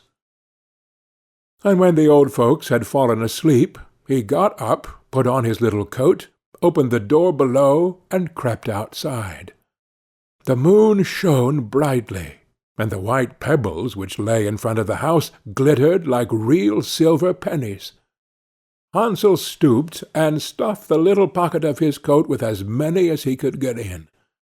Then he went back and said to Gretel, "Be comforted, dear little sister, and sleep in peace. God will not forsake us." And he lay down again in his bed. When day dawned, but before the sun had risen, the woman came and awoke the two children, saying, "Get up, you sluggards! We are going into the forest to fetch wood." She gave each a little piece of bread, and said, "There is something for your dinner, but do not eat it up before then, for you will get nothing else." Gretel took the bread under her apron, as Hansel had the pebbles in his pocket. Then they all set out together on the way to the forest. When they had walked a short time, Hansel stood still and peeped back at the house, and did so again and again. His father said, "Hansel, what are you looking at there and staying behind for? Pay attention, and do not forget how to use your legs." "Ah, father," said Hansel, "I am looking at my little white cat, which is sitting up on the roof and wants to say good-bye to me." The wife said, "Fool, fool! That is not your little cat, that is the morning sun which is shining on the chimneys." Hansel, however, had not been looking back at the cat, but had been constantly throwing one of the white pebble-stones out of his pocket on the road. When they had reached the middle of the forest, the father said, "Now, children, pile up some wood, and I will light a fire that you may not be cold." Hansel and Gretel gathered brushwood together, as high as a little hill. The brushwood was lighted, and when the flames were burning very high, the woman said, "Now, children, lay yourselves down by the fire and rest. We will go into the forest and cut some wood. When we have done, we will come back and fetch you away." Hansel and Gretel sat by the fire, and when noon came, each ate a little piece of bread, and as they heard the strokes of the wood-axe, they believed that their father was near. It was not the axe, however, but a branch which he had fastened to a withered tree, which the wind was blowing backwards and forwards. And as they had been sitting such a long time, their eyes closed with fatigue, and they fell fast asleep. When at last they awoke, it was already dark night. Gretel began to cry, and said, "How are we to get out of the forest now?" But Hansel comforted her, and said, "Just wait a little, until the moon has risen, and then we will soon find the way." And when the full moon had risen, Hansel took his little sister by the hand, and followed the pebbles, which shone like newly coined silver pieces, and showed them the way. They walked the whole night long, and by break of day came once more to their father's house. They knocked at the door, and when the woman opened it, and saw it was Hansel and Gretel, she said, "You naughty children, why have you slept so long in the forest? We thought you were never coming back at all." The father, however, rejoiced, for it had cut him to the heart to leave them behind alone. Not long afterwards there was once more great dearth throughout the land, and the children heard their mother saying at night to their father, "Everything is eaten again. We have one half loaf left, and that is the end. The children must go. We will take them farther into the wood, so that they will not find their way out again. There is no other means of saving ourselves." The man's heart was heavy, and he thought, "It would be better for you to share the last mouthful with your children." The woman, however, would listen to nothing that he had to say, but scolded and reproached him. He who says A must say B likewise, and as he had yielded the first time, he had to do so a second time also. The children, however, were still awake, and had heard the conversation. When the old folks were asleep, Hansel again got up, and wanted to go out and pick up pebbles, as he had done before, but the woman had locked the door, and Hansel could not get out. Nevertheless, he comforted his little sister, and said, "Do not cry, Gretel. Go to sleep quietly. The good God will help us." Early in the morning came the woman, and took the children out of their beds. Their piece of bread was given to them, but it was still smaller than the time before. On the way into the forest, Hansel crumbled his in his pocket, and often stood still and threw a morsel on the ground. "Hansel, why do you stop and look round?" said the father. "Go on." "I am looking back at my little pigeon, which is sitting on the roof, and wants to say good-bye to me," answered Hansel. "Fool!" said the woman. "That is not your little pigeon. That is the morning sun that is shining on the chimney." Hansel, however, little by little, threw all the crumbs on the path. The woman led the children still deeper into the forest, where they had never in their lives been before. Then a great fire was again made, and the mother said, "Just sit here, you children, and when you are tired you may sleep a little. We are going into the forest to cut wood, and in the evening, when we are done, we will come and fetch you away." When it was noon, Gretel shared her piece of bread with Hansel, who had scattered his by the way. Then they fell asleep, and evening passed, but no one came to the poor children. They did not awake until it was dark night, and Hansel comforted his little sister, and said, "Just wait, Gretel, until the moon rises, and then we shall see the crumbs of bread which I have strewn about. They will show us our way home again." When the moon came, they set out, but they found no crumbs, for the many thousands of birds which fly about in the woods and fields had picked them all up. Hansel said to Gretel, "We shall soon find the way." But they did not find it. They walked the whole night, and all the next day too, from morning till evening, but they did not get out of the forest, and were very hungry, for they had nothing to eat but 2 or 3 berries which grew on the ground. And as they were so weary that their legs would carry them no longer, they lay down beneath a tree and fell asleep. It was now 3 mornings since they had left their father's house. They began to walk again, but they always came deeper into the forest, and if help did not come soon, they must die of hunger and weariness. When it was midday, they saw a beautiful snow-white bird sitting on a bough, which sang so delightfully that they stood still and listened to it. And when its song was over, it spread its wings and flew away before them, and they followed it until they reached a little house, on the roof of which it alighted. And when they approached the little house, they saw that it was built of bread, covered with cakes, but that the windows were of clear sugar. "We will set to work on that," said Hansel, "and have a good meal. I will eat a bit of the roof, and you, Gretel, can eat some of the window. It will taste sweet." Hansel reached up above and broke off a little of the roof to try how it tasted, and Gretel leant against the window and nibbled at the panes. Then a soft voice cried from the parlour, "Nibble, nibble, gnaw!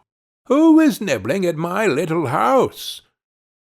The children answered, "The wind, the heaven-born wind," and went on eating without disturbing themselves.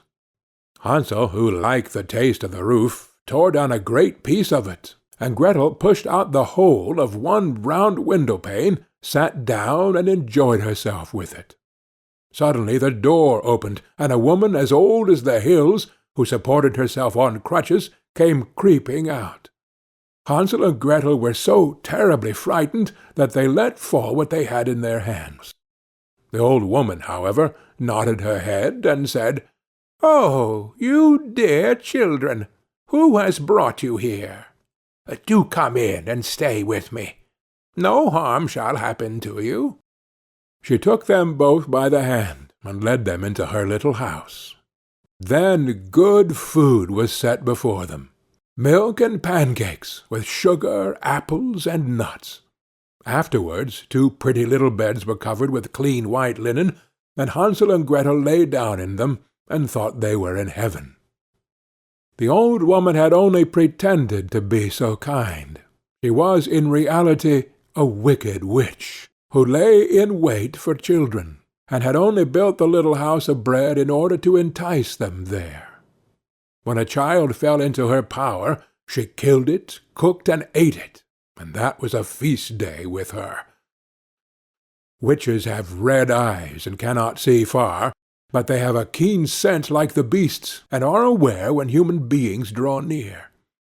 When Hansel and Gretel came into her neighborhood, she laughed with malice, and said mockingly, "I have them. They shall not escape me again." Early in the morning, before the children were awake, she was already up.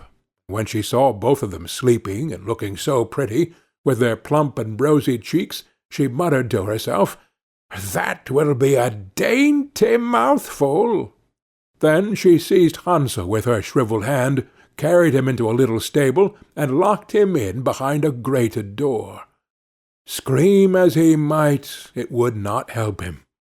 Then she went to Gretel, shook her till she awoke, and cried, "Get up, lazy thing, fetch some water, and cook something good for your brother. He is in the stable outside, and is to be made fat. When he is fat, I will eat him." Gretel began to weep bitterly, but it was all in vain, for she was forced to do what the wicked witch commanded. And now the best food was cooked for poor Hansel, but Gretel got nothing but crab shells. Every morning the woman crept to the little stable and cried, "Hansel, stretch out your finger, that I may feel if you will soon be fat."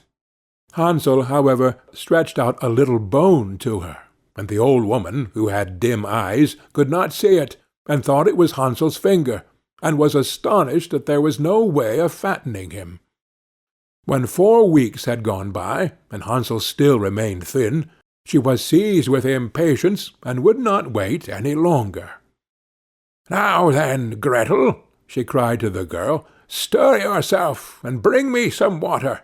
Let Hansel be fat or lean, to-morrow I will kill him, and cook him." Ah, how the poor little sister did lament when she had to fetch the water, and how her tears did flow down her cheeks. "Dear God, do help us," she cried. "If the wild beasts in the forest had but devoured us, we should at any rate have died together." "Just keep your noise to yourself," said the old woman. "It won't help you at all."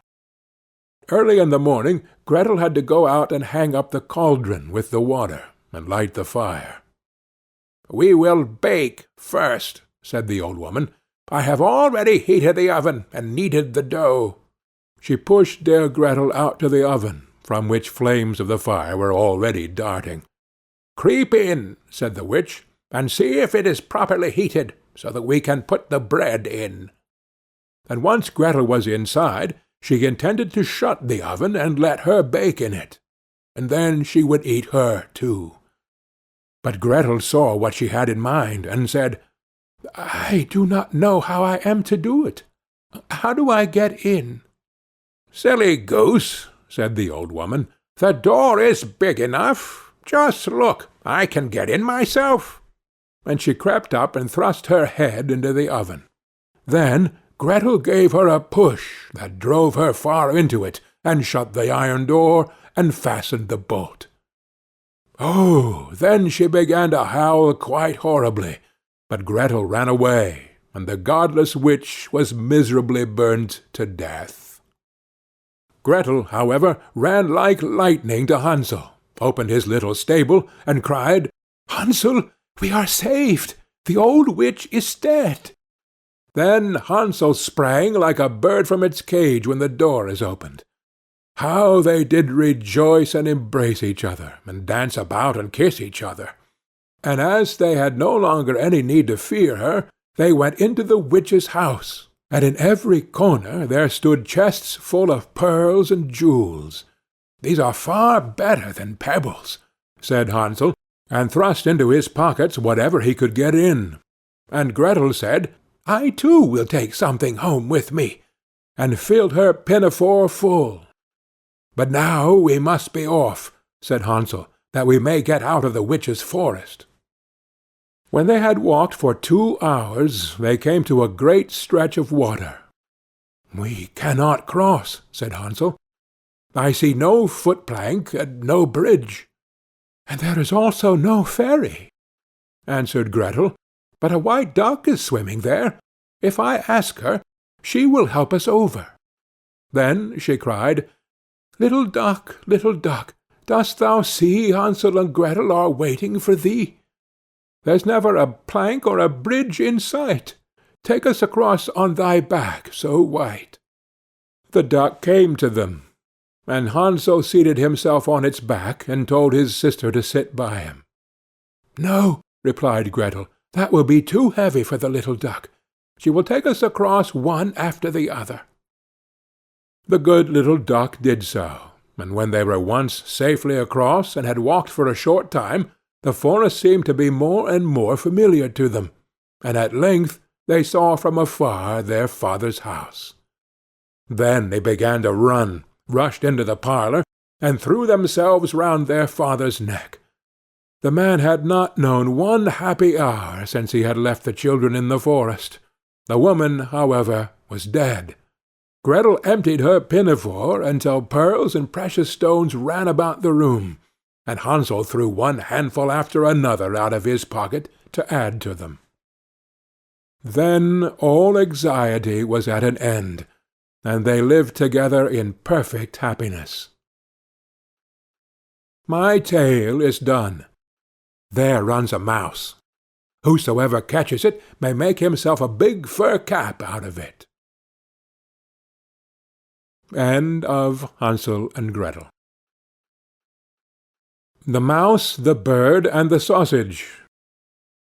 Once upon a time a mouse, a bird, and a sausage entered into partnership and set up house together.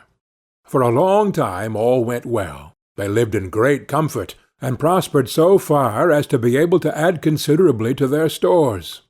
The bird's duty was to fly daily into the wood and bring in fuel. The mouse fetched the water, and the sausage saw to the cooking.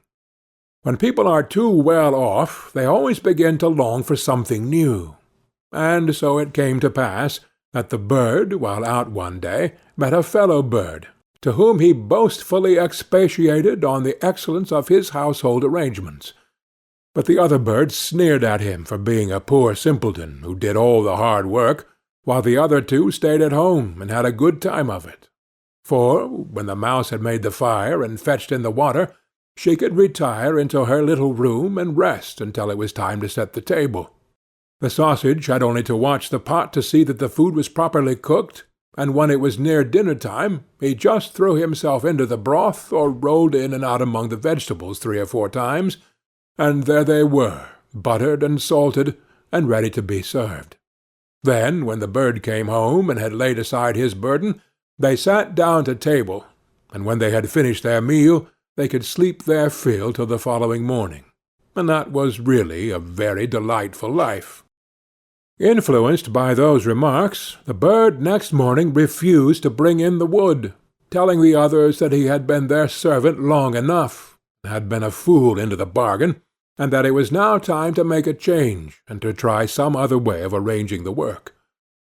Beg and pray as the mouse and the sausage might, it was of no use. the bird remained master of the situation, and the venture had to be made. They therefore drew lots, and it fell to the sausage to bring in the wood, to the mouse to cook, and to the bird to fetch the water. And now what happened? The sausage started in search of wood, the bird made the fire, and the mouse put on the pot, and then these two waited till the sausage returned with the fuel for the following day. But the sausage remained so long away that they became uneasy, and the bird flew out to meet him. He had not flown far, however, when he came across a dog, who, having met the sausage, had regarded him as his legitimate booty, and so seized and swallowed him. The bird complained to the dog of this bare-faced robbery, but nothing he said was of any avail, for the dog answered that he found false credentials on the sausage, and that was the reason his life had been forfeited. He picked up the wood and flew sadly home, and told the mouse all he had seen and heard. They were both very unhappy, but agreed to make the best of things and to remain with one another. So now the bird set the table, and the mouse looked after the food, and wishing to prepare it in the same way as the sausage, by rolling in and out among the vegetables to salt and butter them, she jumped into the pot. But she stopped short long before she reached the bottom, having already parted not only with her skin and hair, but also with life. Presently the bird came in, and wanted to serve up the dinner, but he could nowhere see the cook. In his alarm and flurry he threw the wood here and there about the floor, called and searched, but no cook was to be found. Then some of the wood that had been carelessly thrown down caught fire and began to blaze. The bird hastened to fetch some water, but his pail fell into the well, and he after it, and as he was unable to recover himself, he was drowned. End of The Mouse, the Bird, and the Sausage.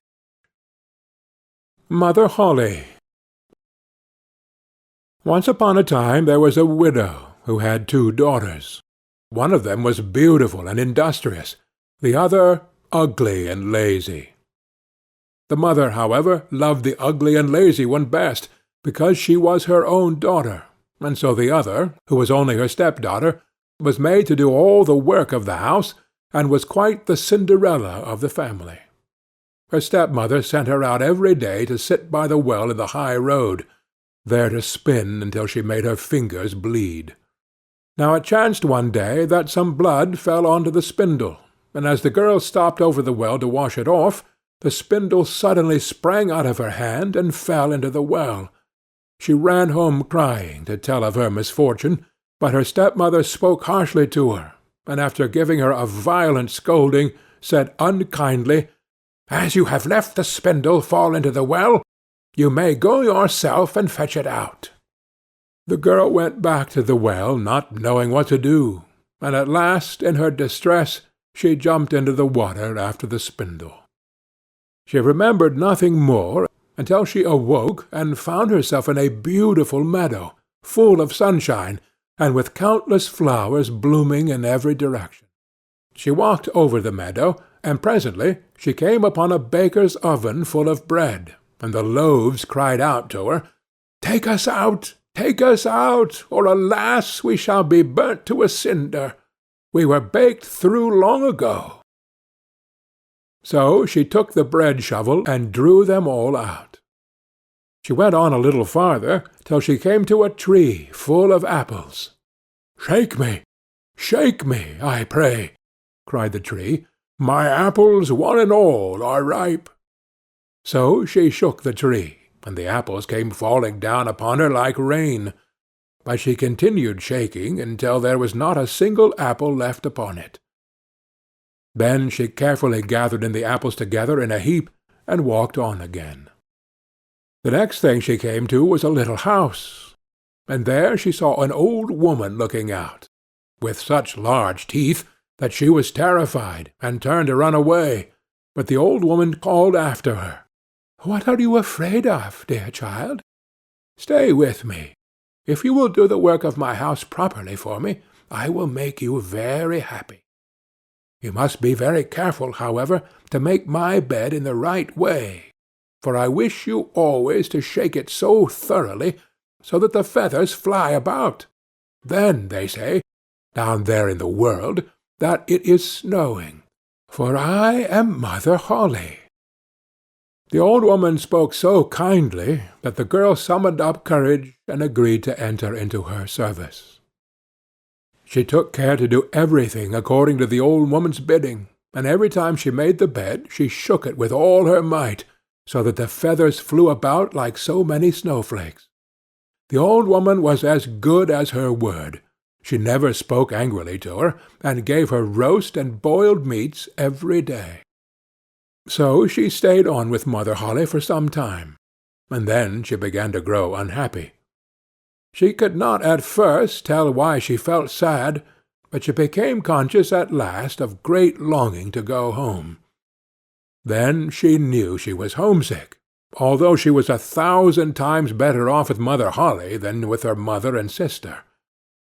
After waiting a while, she went to Mother Holle and said, "I am so homesick that I cannot stay with you any longer, for although I am so happy here, I must return to my own people." Then Mother Holle said, "I am pleased that you should want to go back to your own people, and as you have served me so well and faithfully, I will take you home myself." Thereupon she led the girl by the hand up to a broad gateway. The gate was opened, and as the girl passed through, a shower of gold fell upon her, and the gold clung to her, so that she was covered with it from head to foot. And as she spoke, she handed her the spindle which she had dropped into the well.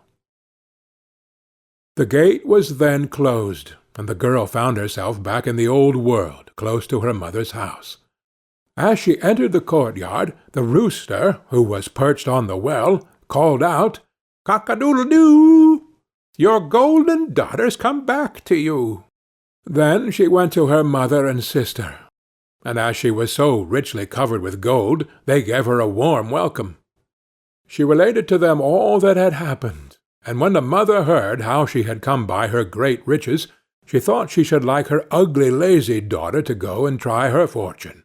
So she made the sister go and sit by the well and spin, and the girl pricked her finger and thrust her hand into a thorn bush, so that she might drop some blood onto the spindle.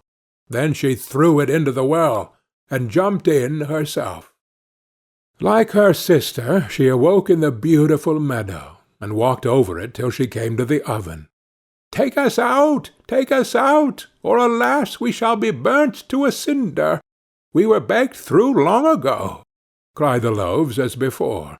But the lazy girl answered, "Do you think I'm going to dirty my hands for you?" and walked on. Presently she came to the apple-tree.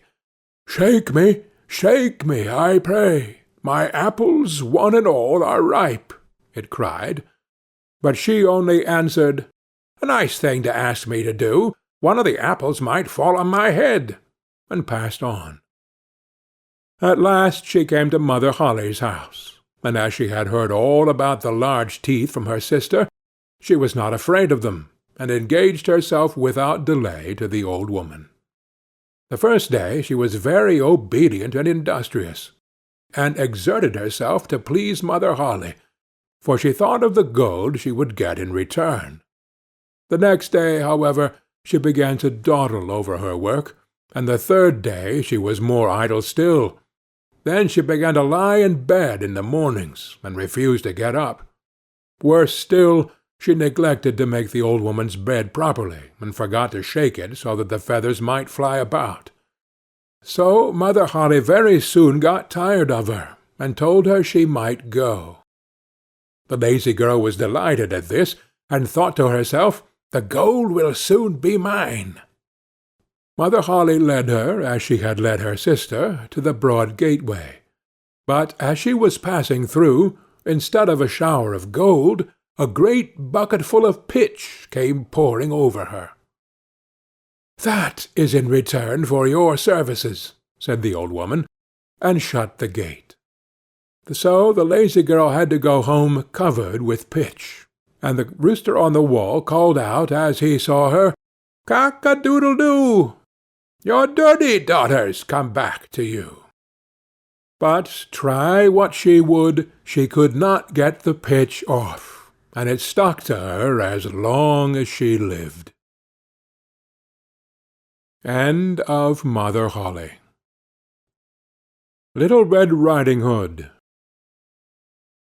Once upon a time there was a dear little girl who was loved by every one who looked at her, but most of all by her grandmother, and there was nothing that she would not have given to the child.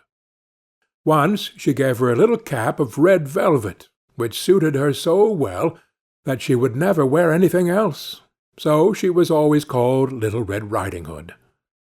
One day her mother said to her, "Come, Little Red Riding Hood, here is a piece of cake and a bottle of wine. Take them to your grandmother. She is ill and weak, and they will do her good. Set out before it gets hot, and when you are going, walk nicely and quietly, and do not run off the path, or you may fall and break the bottle, and then your grandmother will get nothing. And when you go into her room, don't forget to say 'Good morning,' and don't peep into every corner before you do it." "I will take great care," said Little Red Riding Hood to her mother, and gave her hand on it. The grandmother lived out in the wood, half a league from the village, and just as Little Red Riding Hood entered the wood, a wolf met her. Little Red Riding Hood did not know what a wicked creature he was, and was not at all afraid of him. "Good day, Little Red Riding Hood," said he. "Thank you kindly, Wolf." "Whither away so early, Little Red Riding Hood?" "To my grandmother's." "What have you got in your apron?" "A cake and wine. Yesterday was baking day, so poor sick grandmother is to have something good to make her stronger." "Where does your grandmother live, Little Red Riding Hood?" "A good quarter of a league farther on in the wood. Her house stands under 3 large oak trees. The nut trees are just below. You surely must know it," replied Little Red Riding Hood. The wolf thought to himself, "What a tender young creature! What a nice plump mouthful! She will be better to eat than the old woman. I must act craftily, so as to catch both." So he walked for a short time by the side of Little Red Riding Hood, and then he said, "See, Little Red Riding Hood, how pretty the flowers are about here. Why do you not look around? I believe, too, that you do not hear how sweetly the little birds are singing. You walk gravely along as if you were going to school, while everything else out here in the world is merry."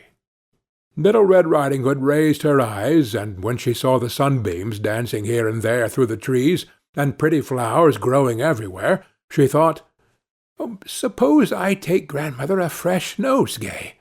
That would please her too. It is so early in the day that I shall still get there in good time." And so she ran from the path into the wood to look for flowers. And whenever she had picked one, she fancied that she saw a still prettier one farther on, and ran after it, and so got deeper and deeper into the wood. Meanwhile the wolf ran straight to the grandmother's house and knocked at the door. "Who is there?" "Little Red Riding Hood," replied the wolf. "She is bringing cake and wine. Open the door." "Lift the latch," cried out the grandmother. "I am too weak and cannot get up." The wolf lifted the latch, the door sprang open, and without saying a word he went straight to the grandmother's bed and devoured her. Then he put on her clothes, dressed himself in her cap, laid himself in bed, and drew the curtains. Little Red Riding Hood, however, had been running about picking flowers, and when she had gathered so many that she could carry no more, she remembered her grandmother, and set out on the way to her. She was surprised to find the cottage door standing open, and when she went into the room she had such a strange feeling that she said to herself, "Oh dear, how uneasy I feel to-day! and at other times I like being with grandmother so much." She called out, "Good morning," but received no answer. So she went to the bed and drew back the curtains. There lay her grandmother with her cap pulled far over her face, and looking very strange. "Oh, grandmother," she said, "what big ears you have!" "The better to hear you with, my child," was the reply. "But, grandmother, what big eyes you have!" she said. "The better to see you with, my dear." "But, grandmother, what large hands you have!" "The better to hug you with." "Oh, but, grandmother, what a terrible big mouth you have!" "The better to eat you with." And scarcely had the wolf said this, than with one bound he was out of bed and swallowed up Little Red Riding Hood. When the wolf had appeased his appetite, he lay down again in the bed, fell asleep, and began to snore very loud. The huntsman was just passing the house, and thought to himself, "How the old woman is snoring! I must just see if she wants anything." So he went into the room, and when he came to the bed, he saw that the wolf was lying in it. "Do I find you here, you old sinner?" said he. "I have long sought you."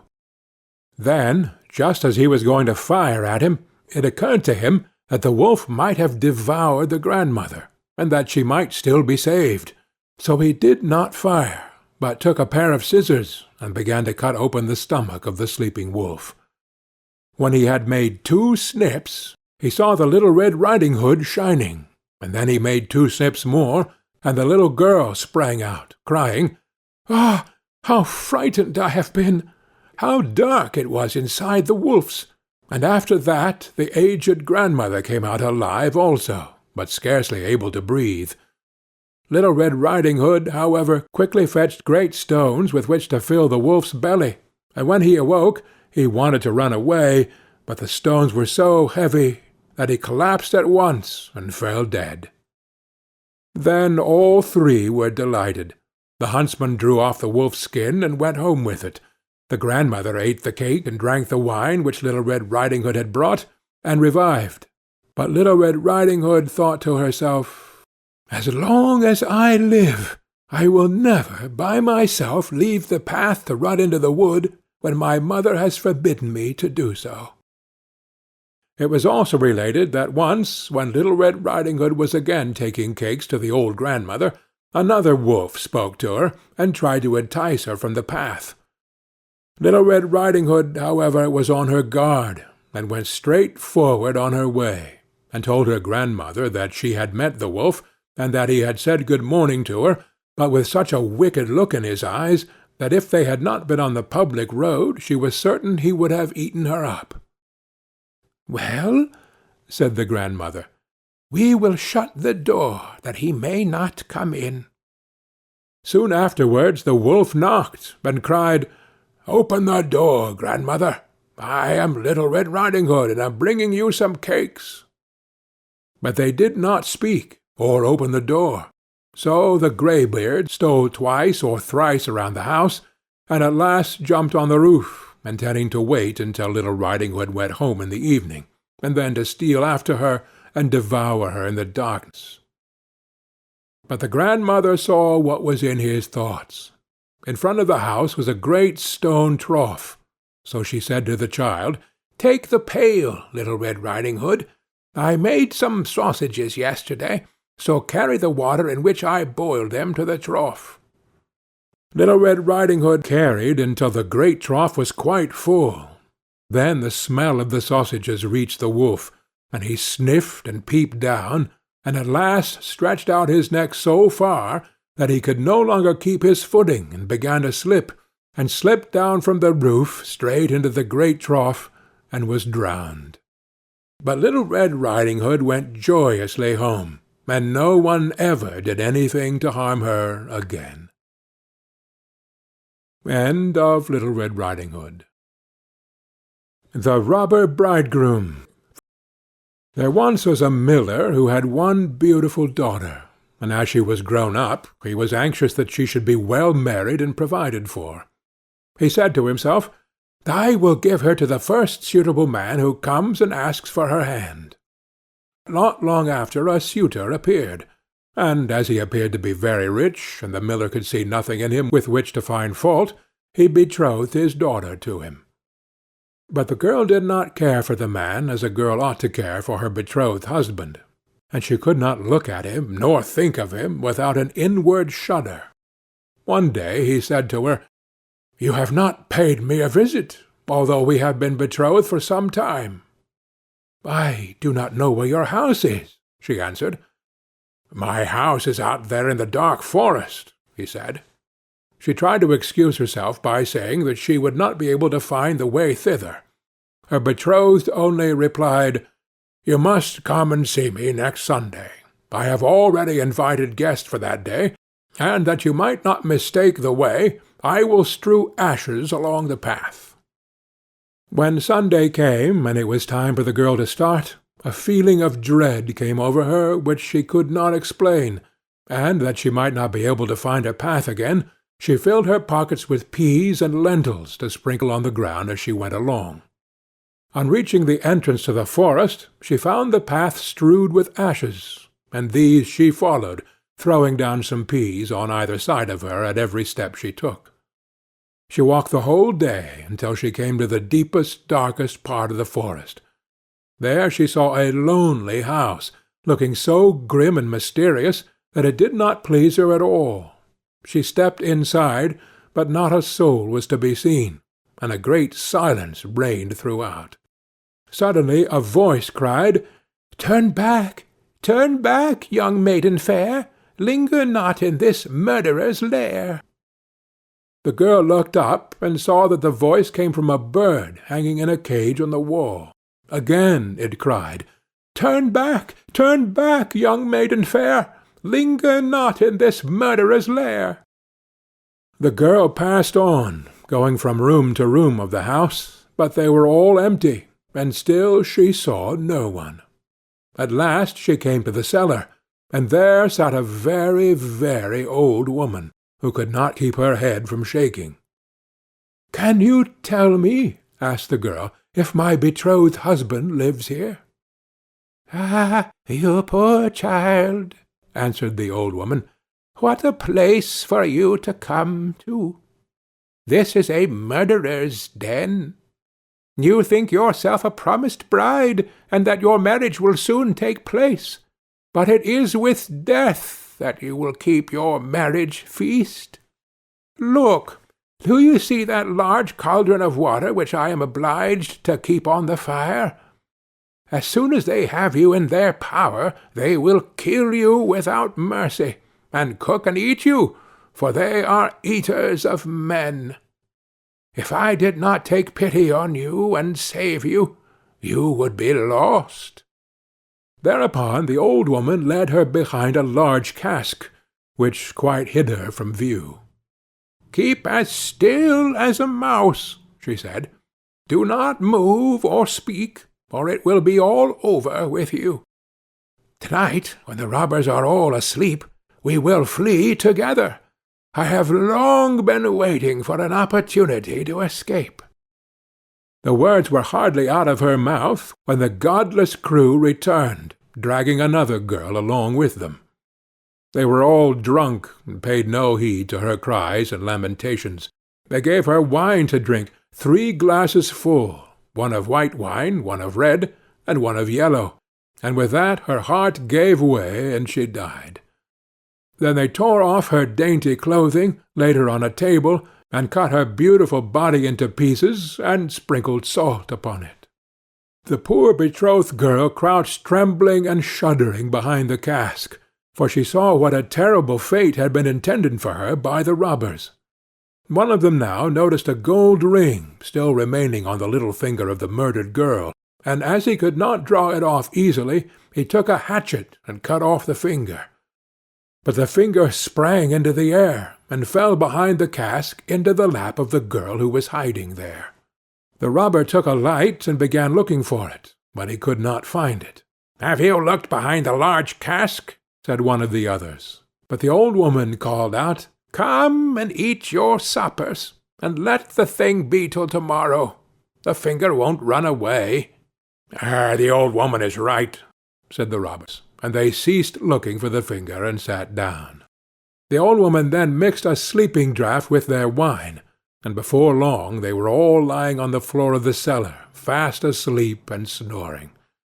As soon as the girl was assured of this, she came from behind the cask. She was obliged to step over the bodies of the sleepers, who were lying close together, and every moment she was filled with renewed dread lest she should awaken them.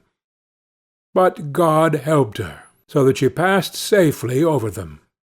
And then she and the old woman went upstairs, opened the door, and hastened as fast as they could from the murderous den. They found the ashes scattered by the wind, but the peas and lentils had sprouted, and grown sufficiently above the ground to guide them in the moonlight along the path. All night long they walked, and it was morning before they reached the mill. Then the girl told her father all that had happened. The day came that had been fixed for the marriage. The bridegroom arrived, and also a large company of guests, for the miller had taken care to invite all his friends and relations. As they sat at the feast, each guest in turn was asked to tell a tale. The bride sat still, and did not say a word. "And you, my love," said the bridegroom, turning to her, "is there no tale you know? Tell us something." "I will tell you a dream, then," said the bride. "I went alone through a forest, and came at last to a house. Not a soul could I find within, but a bird that was hanging in a cage on the wall cried, 'Turn back, young maiden fair, linger not in this murderer's lair.' And again a second time it said these words. My darling, this is only a dream. I went on through the house from room to room, but they were all empty, and everything was so grim and mysterious.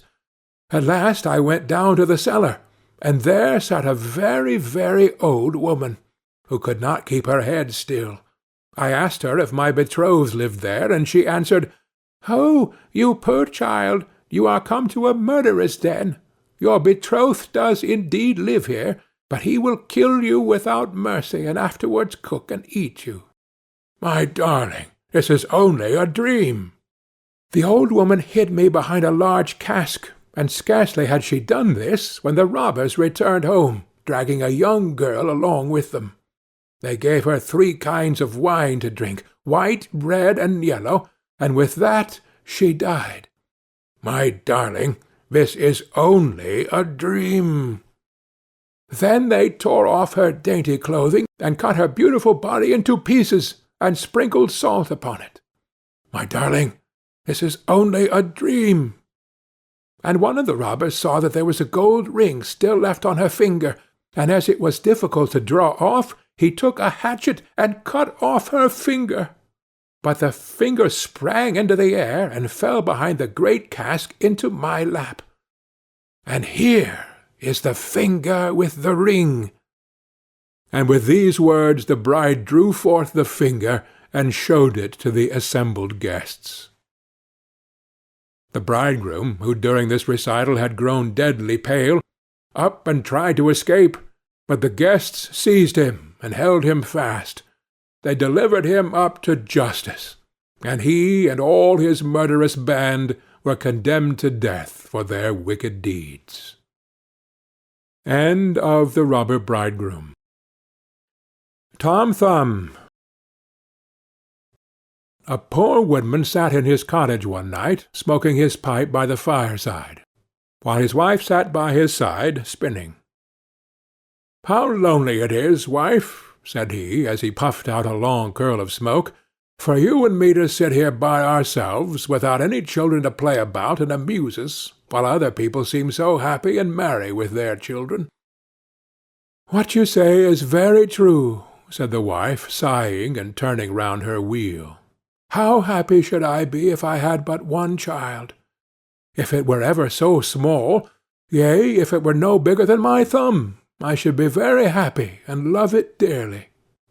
Now, odd as you may think it, it came to pass that this good woman's wish was fulfilled just in the very way she had wished it, for, not long afterwards, she had a little boy, who was quite healthy and strong, but was not much bigger than my thumb. So they said, "Well, we cannot say we have not got what we wished for, and little as he is, we will love him dearly." And they called him Thomas Thumb. They gave him plenty of food, yet for all they could do he never grew bigger, but kept just the same size as he had been when he was born.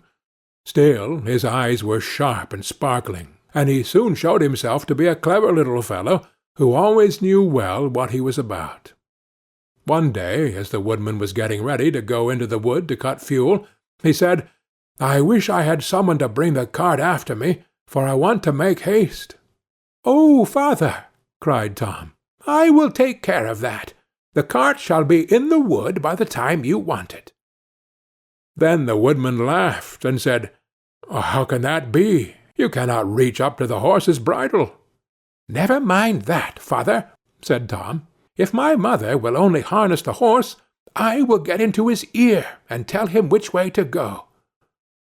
"Well," said the father, "we will try for once." When the time came, the mother harnessed the horse to the cart, and put Tom into his ear. And as he sat there, the little man told the beast how to go, crying out, "Go on!" and "Stop!" as he wanted. And thus the horse went on just as well as if the woodman had driven it himself into the wood. It happened that as the horse was going a little too fast, and Tom was calling out, "Gently, gently," two strangers came up. "What an odd thing that is," said one. "There is a cart going along, and I hear a carter talking to the horse, but yet I can see no one." "That is queer indeed," said the other. "Let us follow the cart and see where it goes." So they went on into the wood, till at last they came to the place where the woodman was. Then Tom Thumb, seeing his father, cried out, "See, father, here I am with the cart, all right and safe. Now take me down." So his father took hold of the horse with one hand, and with the other took his son out of the horse's ear, and put him down upon a straw, where he sat as merry as you please. The two strangers were all this time looking on, and did not know what to say for wonder. At last one took the other aside, and said, "That little urchin will make our fortune, if we can get him and carry him about from town to town as a show. We must buy him." So they went up to the woodman, and asked him what he would take for the little man. "He will be better off," said they, "with us than with you." "I won't sell him at all," said the father. "My own flesh and blood is dearer to me than all the silver and gold in the world." But Tom, hearing of the bargain they wanted to make, crept up his father's coat to his shoulder, and whispered in his ear, "Take the money, father, and let them have me. I'll soon come back to you." So the woodman at last said he would sell Tom to the strangers for a large piece of gold, and they paid the price. "Where would you like to sit?" said one of them. "Oh, put me on the rim of your hat. That will be a nice gallery for me. I can walk about there and see the country as we go along." So they did as he wished, and when Tom had taken leave of his father, they took him away with them. They journeyed on till it began to be dusky, and then the little man said, "Let me get down. I'm tired." So the man took off his hat, and put him down on a clod of earth in a ploughed field by the side of the road. But Tom ran about amongst the furrows, and at last slipped into an old mouse-hole. "Good night, my masters," said he. "I'm off. Mind and look sharp after me the next time." Then they ran at once to the place, and poked the ends of their sticks into the mouse-hole, but all in vain. Tom only crawled farther and farther in, and at last it became quite dark, so that they were forced to go their way without their prize, as sulky as could be. When Tom found they were gone, he came out of his hiding-place. "What dangerous walking it is," said he, "in this ploughed field! If I were to fall from one of these great clods, I should undoubtedly break my neck." At last, by good luck, he found a large empty snail-shell. "This is lucky," said he. "I can sleep here very well." And in he crept. Just as he was falling asleep, he heard two men passing by, chatting together, and one said to the other, "How can we rob that rich parson's house of his silver and gold?" "I'll tell you," cried Tom. "What noise was that?" said the thief, frightened. "I'm sure I heard some one speak." They stood listening, and Tom said, "Take me with you, and I'll soon show you how to get the parson's money." "But where are you?" said they. "Look about on the ground," answered he, "and listen where the sound comes from." At last the thieves found him out, and lifted him up in their hands. "You little urchin," they said, "what can you do for us?" "Why, I can get between the iron window bars of the parson's house, and throw you out whatever you want." "That's a good thought," said the thieves. "Come along, we shall see what you can do." When they came to the parson's house, Tom slipped through the window bars into the room, and then called out as loud as he could bawl, "Will you have all that is here?" At this the thieves were frightened, and said, "Softly, softly, speak low, that you may not awaken anybody." But Tom seemed as if he did not understand them, and bawled out again, "How much will you have? Shall I throw it all out?" Now the cook lay in the next room, and hearing a noise, she raised herself up in her bed and listened. Meantime the thieves were frightened, and ran off a little way. But at last they plucked up their hearts, and said, "This little urchin is only trying to make fools of us." So they came back, and whispered softly to him, saying, "Now let us have no more of your roguish jokes, but throw us out some of the money." Then Tom called out as loud as he could, "Very well, hold your hands, here it comes." The cook heard this quite plain, so she sprang out of her bed and ran to the open door. The thieves ran off as if a wolf was at their tails, and the maid, having groped about and found nothing, went away for a light. By the time she came back, Tom had slipped off into the barn, and when she looked about and searched every hole and corner and found nobody, she went to bed, thinking she must have been dreaming with her eyes open. The little man crawled about in the hay-loft, and at last found a snug place to finish his night's rest in. So he laid himself down, meaning to sleep till daylight, and then find his way home to his father and mother. But, alas, how woefully he was undone! What crosses and sorrows happen to us all in this world! The cook got up early, before daybreak, to feed the cows, and going straight to the hayloft, carried away a large bundle of hay, with the little man in the middle of it, fast asleep.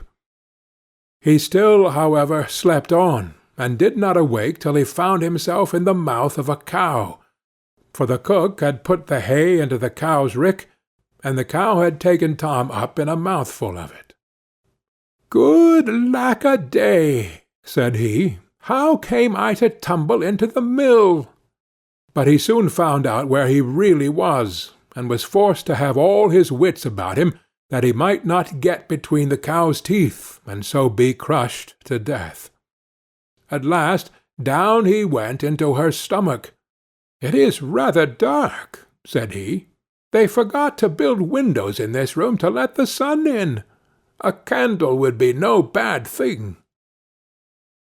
Though he made the best of his bad luck, he did not like his quarters at all, and the worst of it was that more and more hay was always coming down, and the space left for him became smaller and smaller. At last he cried out as loud as he could, "Don't bring me any more hay!" The maid happened to be just then milking the cow, and hearing some one speak, but seeing nobody, and yet being quite sure it was the same voice that she had heard in the night, she was so frightened that she fell off her stool, and overset the milk pail. As soon as she could pick herself up out of the dirt, she ran off as fast as she could to her master, the parson, and said, "Sir, sir, the cow is talking." But the parson said, "Woman, thou art surely mad." However, he went with her into the cow-house to try and see what was the matter. Scarcely had he set foot on the threshold, when Tom called out, "Don't bring me any more hay." Then the parson himself was frightened, and thinking the cow was surely bewitched, told his man to kill her on the spot. So the cow was killed and cut up, and the stomach in which Tom lay was thrown out upon a dunghill. Tom soon set himself to work to get out, which was not a very easy task. But at last, just as he had made room to get his head out, fresh ill luck befell him. A hungry wolf sprang out, and swallowed up the whole stomach with Tom in it at one gulp, and ran away. Tom, however, was still not disheartened, and thinking the wolf would not dislike having some chat with him as he was going along, he called out, "My good friend, I can show you a famous treat." "Where's that?" said the wolf. "In such and such a house," said Tom, describing his own father's house. "You can crawl through the drain into the kitchen, and then into the pantry, and there you will find cakes, ham, beef, cold chicken, roast pig, apple dumplings, and everything that your heart can wish." The wolf did not want to be asked twice, so that very night he went to the house and crawled through the drain into the kitchen, and then into the pantry, and ate and drank there to his heart's content. As soon as he had had enough, he wanted to get away, but he had eaten so much that he could not get out by the same way he came in. This was just what Tom had reckoned upon, and now he began to set up a great shout, making all the noise he could. "Will you be easy?" said the wolf. "You'll awaken everybody in the house if you make such a clatter." "What's that to me?" said the little man. "You have had your frolic, now I've a mind to be merry myself." And he began singing and shouting as loud as he could. The woodman and his wife, being awakened by the noise, peeped through a crack in the door. But when they saw a wolf was there, you may well suppose that they were sadly frightened, and the woodman ran for his axe, and gave his wife a scythe. "Do you stay behind," said the woodman, "and when I have knocked him on the head, you must rip him up with the scythe." Tom heard all this, and cried out, "Father, father, I am here! The wolf has swallowed me." And his father said, "Heaven be praised! We have found our dear child again." And he told his wife not to use the scythe, for fear she should hurt him. Then he aimed a great blow, and struck the wolf on the head, and killed him on the spot. And when he was dead, they cut open his body, and set Tommy free. "Ah," said the father, "what fears we have had for you!" "Yes, father," answered he, "I have travelled all over the world, I think, in one way or other, since we parted, and now I am very glad to come home, and get fresh air again." "Why, where have you been?" said his father. "I have been in a mouse-hole, in a snail-shell, and down a cow's throat, and in a wolf's belly, and yet here I am again, safe and sound." "Well," said they, "you are come back, and we will not sell you again for all the riches in the world." Then they hugged and kissed their dear little son, and gave him plenty to eat and drink, for he was very hungry, and then they fetched new clothes for him, for his old clothes had been quite spoiled on his journey. So Master Thumb stayed at home with his father and mother in peace, for though he had been so great a traveller, and had done and seen so many fine things, and was fond enough of telling the whole story, he always agreed that, after all, there's no place like home. End of Tom Thumb. Rumpelstiltskin. By the side of a wood, in a country a long way off, ran a fine stream of water, and upon the stream there stood a mill. The miller's house was close by, and the miller, you must know, had a very beautiful daughter. She was, moreover, very shrewd and clever, and the miller was so proud of her that he one day told the king of the land, who used to come and hunt in the wood, that his daughter could spin gold out of straw. Now this king was very fond of money, and when he heard the miller's boast, his greediness was raised, and he sent for the girl to be brought before him. Then he led her to a chamber in his palace, where there was a great heap of straw, and gave her a spinning wheel, and said, "All this must be spun into gold before morning, as you love your life." It was in vain that the poor maiden said that it was only a silly boast of her father, for that she could do no such thing as spin straw into gold. The chamber door was locked, and she was left alone. She sat down in one corner of the room and began to bewail her hard fate. But suddenly the door opened, and a droll-looking little man hobbled in and said, "Good morrow to you, my good lass. What are you weeping for?" "Alas," said she, "I must spin this straw into gold, and I know not how." "What will you give me," said the hobgoblin, "to do it for you?" "My necklace," replied the maiden.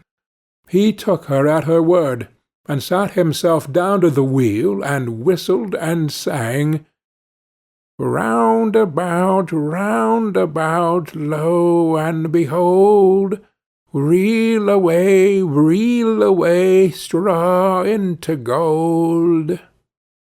And round about the wheel went merrily. The work was quickly done, and the straw was all spun into gold.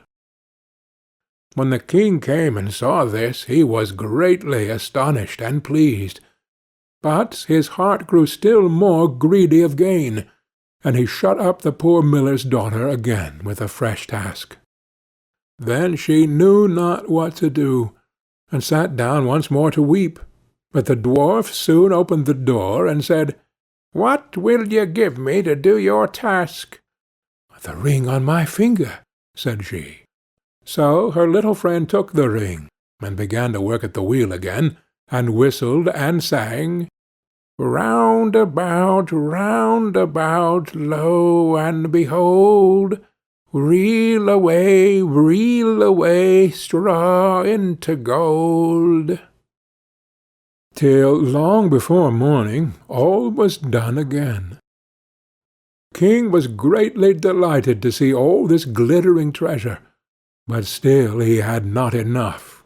So he took the miller's daughter to a yet larger heap, and said, "All this must be spun to-night, and if it is, you shall be my queen." As soon as she was alone, that dwarf came in, and said, "What will you give me to spin gold for you this third time?" "I have nothing left," said she. "Then say you will give me," said the little man, "the first little child that you may have when you are queen." "That may never be," thought the miller's daughter, and as she knew no other way to get her task done, she said she would do what he asked. Round went the wheel again to the old song, and the manikin once more spun the heap into gold. The king came in the morning, and finding all he wanted, was forced to keep his word. So he married the miller's daughter, and she really became queen. At the birth of her first child she was very glad, and forgot the dwarf and what she had said. But one day he came into her room where she was sitting playing with her baby, and put her in mind of it. Then she grieved sorely at her misfortune, and said she would give him all the wealth of the kingdom if he would let her off, but in vain, till at last her tears softened him, and he said, "I will give you 3 days' grace, and if during that time you tell me my name, you shall keep your child." Now the queen lay awake all night, thinking of all the odd names that she had ever heard, and she sent messengers all over the land to find out new ones. The next day the little man came, and she began with Timothy, Ichabod, Benjamin, Jeremiah, and all the names she could remember. But to all and each of them he said, "Madam, that's not my name." The second day she began with all the comical names she had heard of, Bandy-legs, Hunchback, Crookshanks, and so on. But the little gentleman still said to every one of them, "Madam, that is not my name." The third day one of the messengers came back and said, "I have travelled 2 days without hearing of any other names, but yesterday, as I was climbing a high hill, among the trees of the forest where the fox and the hare bid each other good night, I saw a little hut, and before the hut burnt a fire, and round about the fire a funny little dwarf was dancing upon one leg and singing, 'Merrily the feast I'll make, to-day I'll brew, to-morrow bake, merrily I'll dance and sing, for next day will a stranger bring. Little does my lady dream, Rumpelstiltskin is my name.'" When the king heard this, she jumped for joy, and as soon as her little friend came, she sat down upon her throne, and called all her court round to enjoy the fun. And the nurse stood by her side with the baby in her arms, as if it was quite ready to be given up. Then the little man began to chuckle at the thought of having the poor child to take home with him to his hut in the woods, and he cried out, "Now, lady, what is my name?" "Is it John?" asked she. "No, madam." "Is it Tom?" "No, madam." "Is it Jemmy?" "It is not." "Can your name be Rumpelstiltskin?" said the lady slyly. "Some witch told you that! Some witch told you that!" cried the little man, and dashed his right foot in a rage so deep into the floor that he was forced to lay hold of it with both hands to pull it out. Then he made the best of his way off, while the nurse laughed and the baby crowed, and all the court jeered at him for having had so much trouble for nothing, and said, "We wish you a very good morning and a merry feast, Mr. Rumpelstiltskin." End of Rumpelstiltskin. Clever Gretel. There once was a cook named Gretel, who wore shoes with red heels, and when she walked out with them on, she turned herself this way and that, was quite happy, and thought, "You certainly are a pretty girl." And when she came home she drank, in her gladness of heart, a draught of wine, and as wine excites a desire to eat, she tasted the best of whatever she was cooking until she was satisfied, and said, "The cook must know what the food is like." It came to pass that the master one day said to her, "Gretel, there is a guest coming this evening. Prepare me 2 fowls very daintily."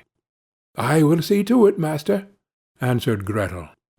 She killed 2 fowls, scalded them, plucked them, put them on a spit, and towards evening set them before the fire, that they might roast.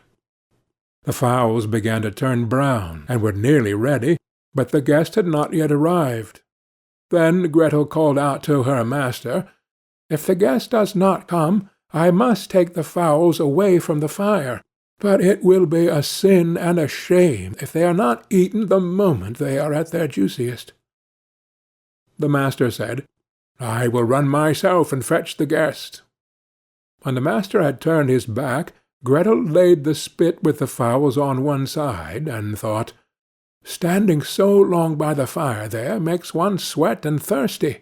Who knows when they will come? Meanwhile, I will run into the cellar and take a drink." She ran down, set a jug, and said, "God bless it for you, Gretel," and took a good drink, and thought that wine should flow on and should not be interrupted, and took yet another hearty draught. Then she went and put the fowls down again to the fire, basted them, and drove the spit merrily round. But as the roast meat smelt so good, Gretel thought, something might be wrong, it ought to be tasted. She touched it with her finger, and said, "Ah, how good fowls are! It certainly is a sin and a shame that they are not eaten at the right time." She ran to the window to see if the master was not coming with his guest, but she saw no one, and went back to the fowls, and thought, "One of the wings is burning. I had better take it off and eat it."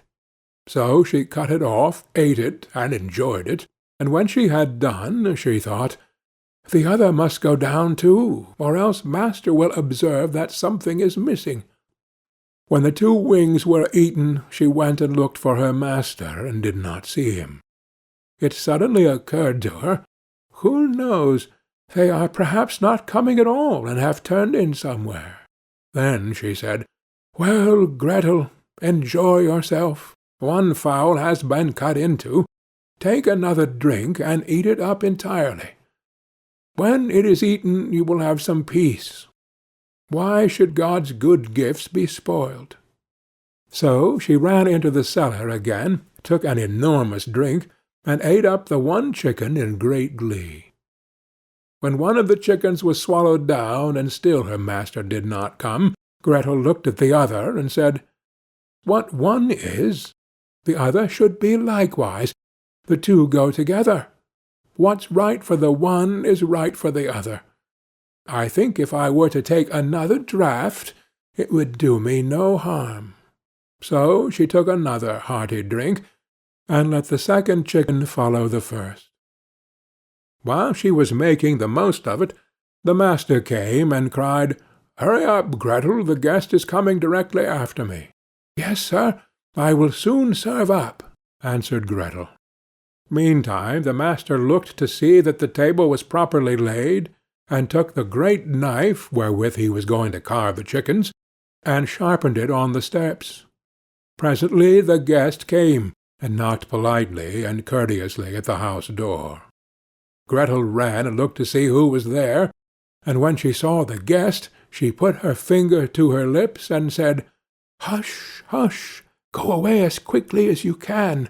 If my master catches you, it will be the worse for you. He certainly did ask you to supper, but his intention is to cut off your 2 ears. Just listen how he is sharpening the knife for it." The guest heard the sharpening, and hurried down the steps again as fast as he could. Gretel was not idle. She ran screaming to her master, and cried, "You have invited a fine guest." "Why, Gretel, what do you mean by that?" "Yes," said she, "he has taken the chickens which I was just going to serve up off the dish, and has run away with them." "That's a nice trick," said her master, and lamented the fine chickens. "If he had but left me one, so that something remained for me to eat." He called to him to stop, but the guest pretended not to hear. Then he ran after him, with the knife still in his hand, crying, "Just one, just one," meaning that the guest should leave him just one chicken, and not take both. The guest, however, thought no otherwise than that he was to give up one of his ears, and ran as if fire were burning under him, in order to take them both with him. End of Clever Gretel. The Old Man and His Grandson. There was once a very old man, whose eyes had become dim, his ears dull of hearing, His knees trembled, and when he sat at table he could hardly hold the spoon, and split the broth upon the tablecloth, or let it run out of his mouth. His son and his son's wife were disgusted at this, so the old grandfather at last had to sit in the corner behind the stove, and they gave him his food in an earthenware bowl, and not even enough of it. And he used to look towards the table with his eyes full of tears. Once, too, his trembling hands could not hold the bowl, and it fell to the ground and broke. The young wife scolded him, but he said nothing, and only sighed. Then they brought him a wooden bowl for a few halfpence, out of which he had to eat. They were once sitting thus when the little grandson of 4 years old began to gather together some bits of wood upon the ground. "What are you doing there?" asked the father. "I am making a little trough," answered the child, "for father and mother to eat out of when I am big." The man and his wife looked at each other for a while, and presently began to cry. Then they took the old grandfather to the table, and henceforth always let him eat with them, and likewise said nothing if he did spill a little of anything. End of The Old Man and His Grandson. The Little Peasant. There was a certain village wherein no one lived but really rich peasants, and just one poor one, whom they called the Little Peasant.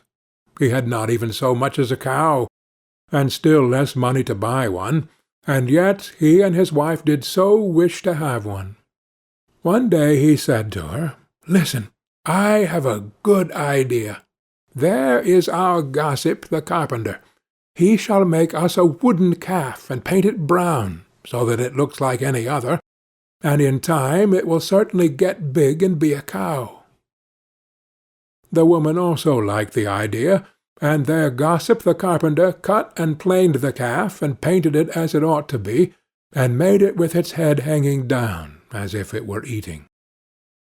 Next morning, when the cows were being driven out, the little peasant called the cowherd in, and said, "Look, I have a little calf here, but it is still small and has to be carried." The cowherd said, "All right," and took it in his arms and carried it to the pasture and set it among the grass. The little calf always remained standing like one which was eating, and the cowherd said, "It will soon run by itself. Just look how it eats already."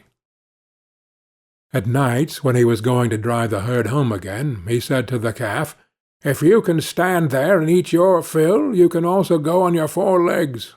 I don't care to drag you home again in my arms." But the little peasant stood at his door and waited for his little calf, and when the cowherd drove the cows through the village and the calf was missing, he inquired where it was. The cowherd answered, "It is still standing out there eating. It would not stop and come with us." But the little peasant said, "Oh, but I must have my beast back again." Then they went back to the meadow together, but someone had stolen the calf, and it was gone. The cowherd said, "It must have run away." The peasant, however, said, "Don't tell me that," and led the cowherd before the mayor, who, for his carelessness, condemned him to give the peasant a cow for the calf which had run away. And now the little peasant and his wife had the cow for which they had so long wished, and they were heartily glad, but they had no food for it, and could give it nothing to eat, so it soon had to be killed. They salted the flesh, and the peasant went into the town and wanted to sell the skin there, so that he might buy a new calf with the proceeds. On the way he passed by a mill, and there sat a raven with broken wings, and out of pity he took him and wrapped him in the skin. But as the weather grew so bad, and there was a storm of rain and wind, he could go no farther, and turned back to the mill and begged for shelter. The miller's wife was alone in the house, and said to the peasant, "Lay yourself on the straw there," and gave him a slice of bread and cheese. The peasant ate it and lay down with his skin beside him, and the woman thought, "He is tired and has gone asleep." In the meantime came the parson. The miller's wife received him well, and said, "My husband is out, so we will have a feast."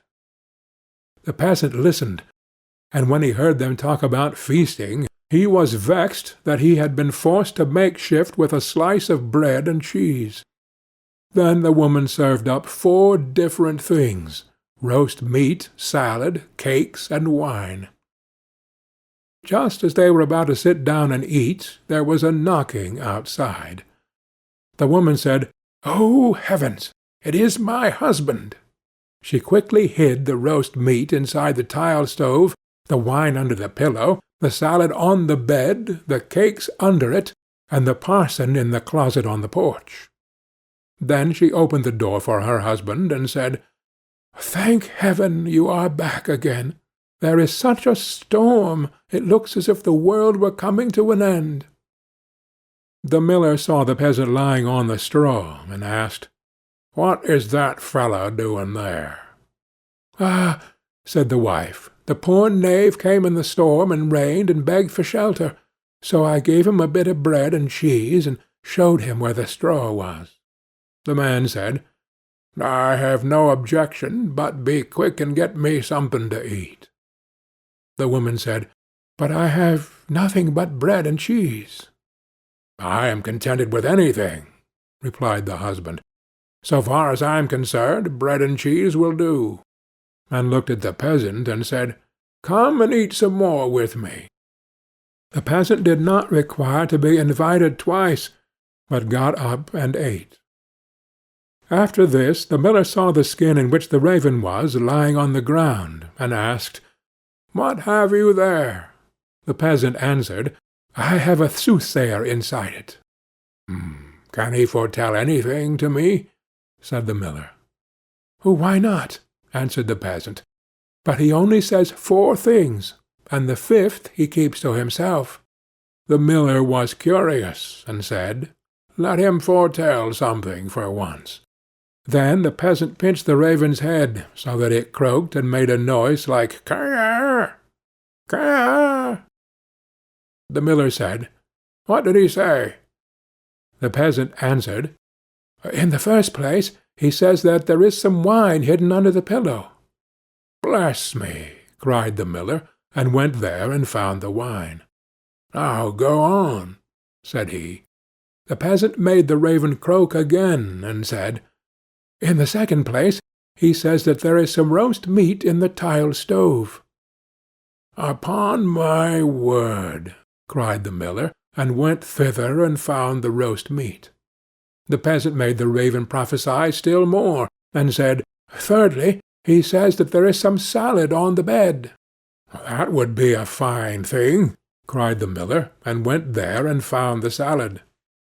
At last the peasant pinched the raven once more till he croaked, and said, "Fourthly, he says that there are some cakes under the bed."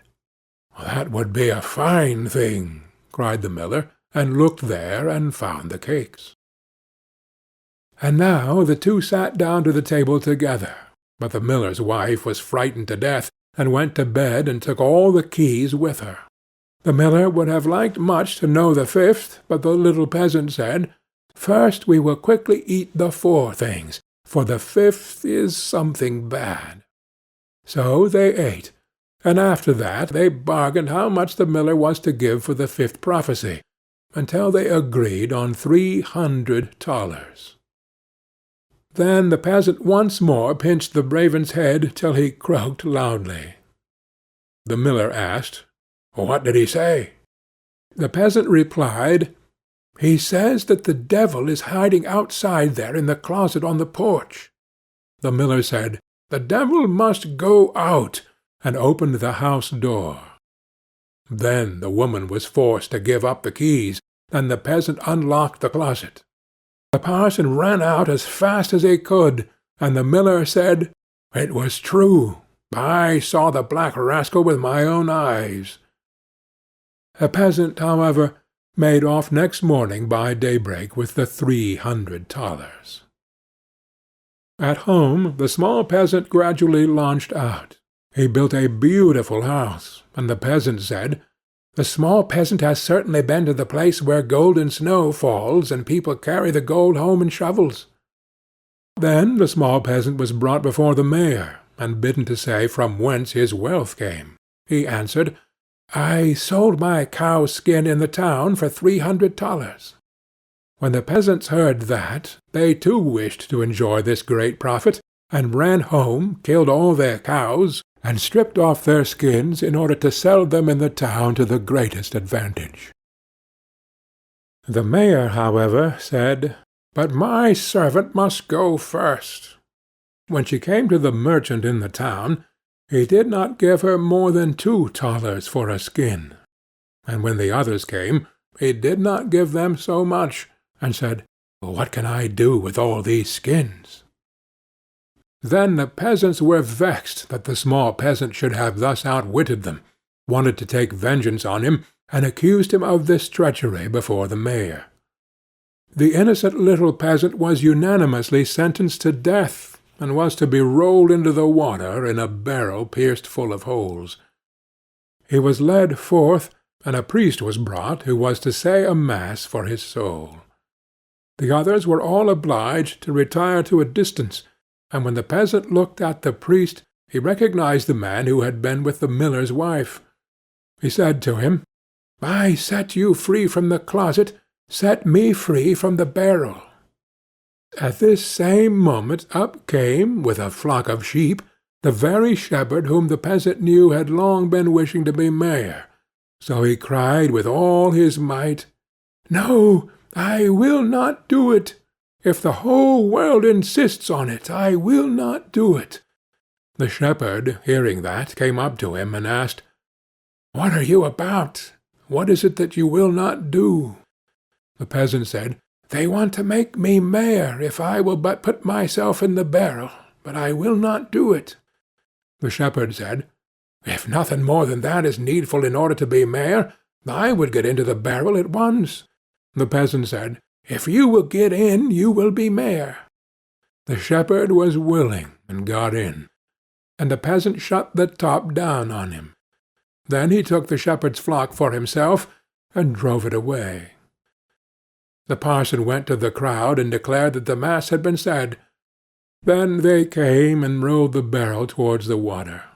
When the barrel began to roll, the shepherd cried, "I am quite willing to be mayor." They believed no otherwise than that it was the peasant who was saying this, and answered, "That is what we intend, but first you shall look about you a little down below there." And they rolled the barrel down into the water. After the peasants went home, and as they were entering the village, the small peasant also came quietly in, driving a flock of sheep and looking quite contented.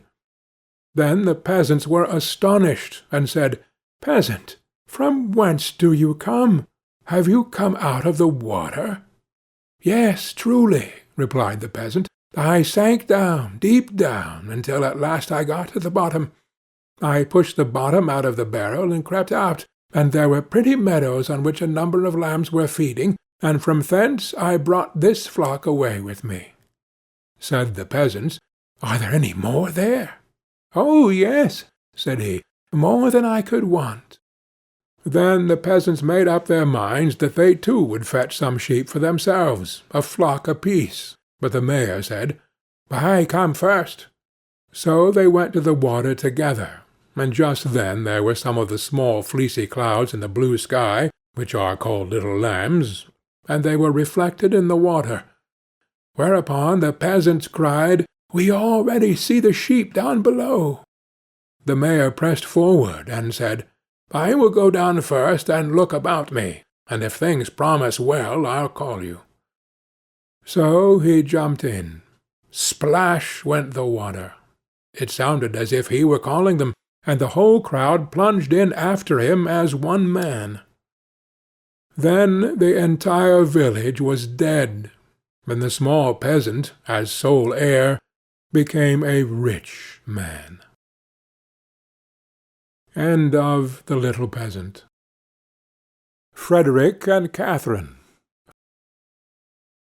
There once was a man called Frederick.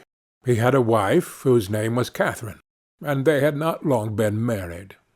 One day Frederick said, "Kate, I am going to work in the fields. When I come back I shall be hungry, so let me have something nice cooked, and a good draught of ale." "Very well," said she, "it shall all be ready." When dinner-time drew nigh, Catherine took a nice steak, which was all the meat she had, and put it on the fire to fry. The steak soon began to look brown and to crackle in the pan, and Catherine stood by with a fork and turned it. Then she said to herself, "The steak is almost ready. I may as well go to the cellar for the ale." So she left the pan on the fire, and took a large jug, and went into the cellar and tapped the ale cask. The beer ran into the jug, and Catherine stood looking on. At last it popped into her head, "The dog is not shut up. He may be running away with the steak. That's well thought of." So up she ran from the cellar, and sure enough the rascally cur had got the steak in his mouth, and was making off with it. Away ran Catherine, and away ran the dog across the field. But he ran faster than she, and stuck close to the steak. "It's all gone, and what can't be cured must be endured," said Catherine. So she turned round, and as she had run a good way and was tired, she walked home leisurely to cool herself. Now all this time the ale was running too, for Catherine had not turned the cock. And when the jug was full, the liquor ran upon the floor till the cask was empty. When she got to the cellar stairs, she saw what had happened. "My stars!" said she. "What shall I do to keep Frederick from seeing all this slopping about?" So she thought a while, and at last remembered that there was a sack of fine meal bought at the last fair, and that if she sprinkled this over the floor it would suck up the ale nicely. "What a lucky thing," said she, "that we kept that meal. We have now a good use for it." So away she went for it, but she managed to set it down just upon the great jug full of beer, and upset it, and thus all the ale that had been saved was set swimming on the floor also. "Ah, well," said she, "when one goes another may as well follow." Then she strewed the meal all about the cellar, and was quite pleased with her cleverness, and said, "How very neat and clean it looks." At noon Frederick came home. "Now, wife," cried he, "what have you for dinner?" "Oh, Frederick," answered she, "I was cooking you a steak, but while I went down to draw the ale, the dog ran away with it, and while I ran after him, the ale ran out, and when I went to dry up the ale with the sack of meal that we got at the fair, I upset the jug. But now the cellar is quite dry, and looks so clean." "Kate, Kate," said he, "how could you do all this? Why did you leave the steak to fry and the ale to run, and then spoil all the meal?" "Why, Frederick," said she, "I did not know I was doing wrong. You should have told me before." The husband thought to himself, "If my wife manages matters thus, I must look sharp myself." Now he had a good deal of gold in the house, so he said to Catherine, "What pretty yellow buttons these are! I shall put them into a box and bury them in the garden, but take care that you never go near or meddle with them." "No, Frederick," said she, "that I never will." As soon as he was gone, there came by some pedlars with earthenware plates and dishes, and they asked her whether she would buy. "Oh, dear me! I should like to buy very much, but I have no money. If you had any use for yellow buttons, I might deal with you." "Yellow buttons," said they. "Let us have a look at them." "Go into the garden and dig where I tell you, and you will find the yellow buttons. I dare not go myself." So the rogues went, and when they found what these yellow buttons were, they took them all away, and left her plenty of plates and dishes. Then she set them all about the house for a show, and when Frederick came back, he cried out, "Kate, what have you been doing?" "See," said she, "I have bought all these with your yellow buttons. But I did not touch them myself. The pedlars went themselves and dug them up." "Wife, wife," said Frederick, "what a pretty piece of work you have made! Those yellow buttons were all my money. How came you to do such a thing?" "Why," answered she, "I did not know there was any harm in it. You should have told me." Catherine stood musing for a while, and at last said to her husband, "Hark ye, Frederick, we will soon get the gold back. Let us run after the thieves." "Well, we will try," answered he, "but take some butter and cheese with you, that we may have something to eat by the way." "Very well," said she, and they set out, and as Frederick walked the fastest, he left his wife some way behind. "It does not matter," thought she. "When we turn back, I shall be so much nearer home than he." Presently she came to the top of a hill, down the side of which there was a road so narrow that the cart-wheels always chafed the trees on each side as they passed. "Ah, see now," said she, "how they have bruised and wounded those poor trees. They will never get well." So she took pity on them, and made use of the butter to grease them all, so that the wheels might not hurt them so much. While she was doing this kind office, one of her cheeses fell out of the basket, and rolled down the hill. Catherine looked, but could not see where it had gone. So she said, "Well, I suppose the other will go the same way and find you. He has younger legs than I have." Then she rolled the other cheese after it, and away it went, nobody knows where, down the hill. But she said she supposed that they knew the road and would follow her, and she could not stay there all day waiting for them. At last she overtook Frederick, who desired her to give him something to eat. Then she gave him the dry bread. "Where are the butter and cheese?" said he. "Oh," answered she, "I used the butter to grease those poor trees that the wheels chafed so, and one of the cheeses ran away, so I sent the other after it to find it, and I suppose they are both on the road together somewhere." "What a goose you are to do such silly things," said the husband. "How can you say so?" said she. "I am sure you never told me not." They ate the dry bread together, and Frederick said, "Kate, I hope you locked the door safe when you came away." "No," answered she, "you did not tell me." "Then go home and do it now before we go any farther," said Frederick, "and bring with you something to eat." Catherine did as he told her, and thought to herself by the way, "Frederick wants something to eat, but I don't think he's very fond of butter and cheese. I'll bring him a bag of fine nuts and the vinegar, for I have often seen him take some."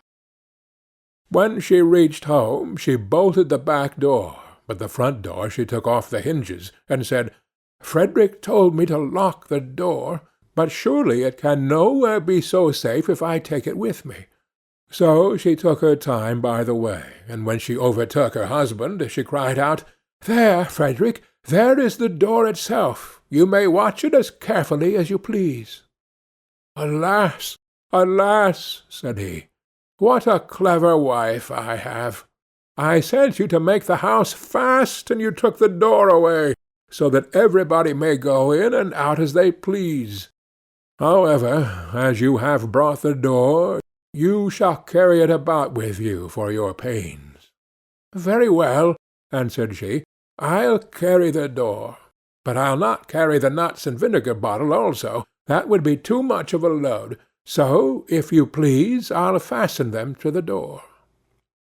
Frederick, of course, made no objection to that plan, and they set off into the wood to look for the thieves, but they could not find them, and when it grew dark they climbed up into a tree to spend the night there. Scarcely were they up, but who should come by but the very rogues they were looking for. They were in truth great rascals, and belonged to that class of people who find things before they are lost. They were tired, so they sat down and made a fire under the very tree where Frederick and Catherine were. Frederick slipped down on the other side and picked up some stones.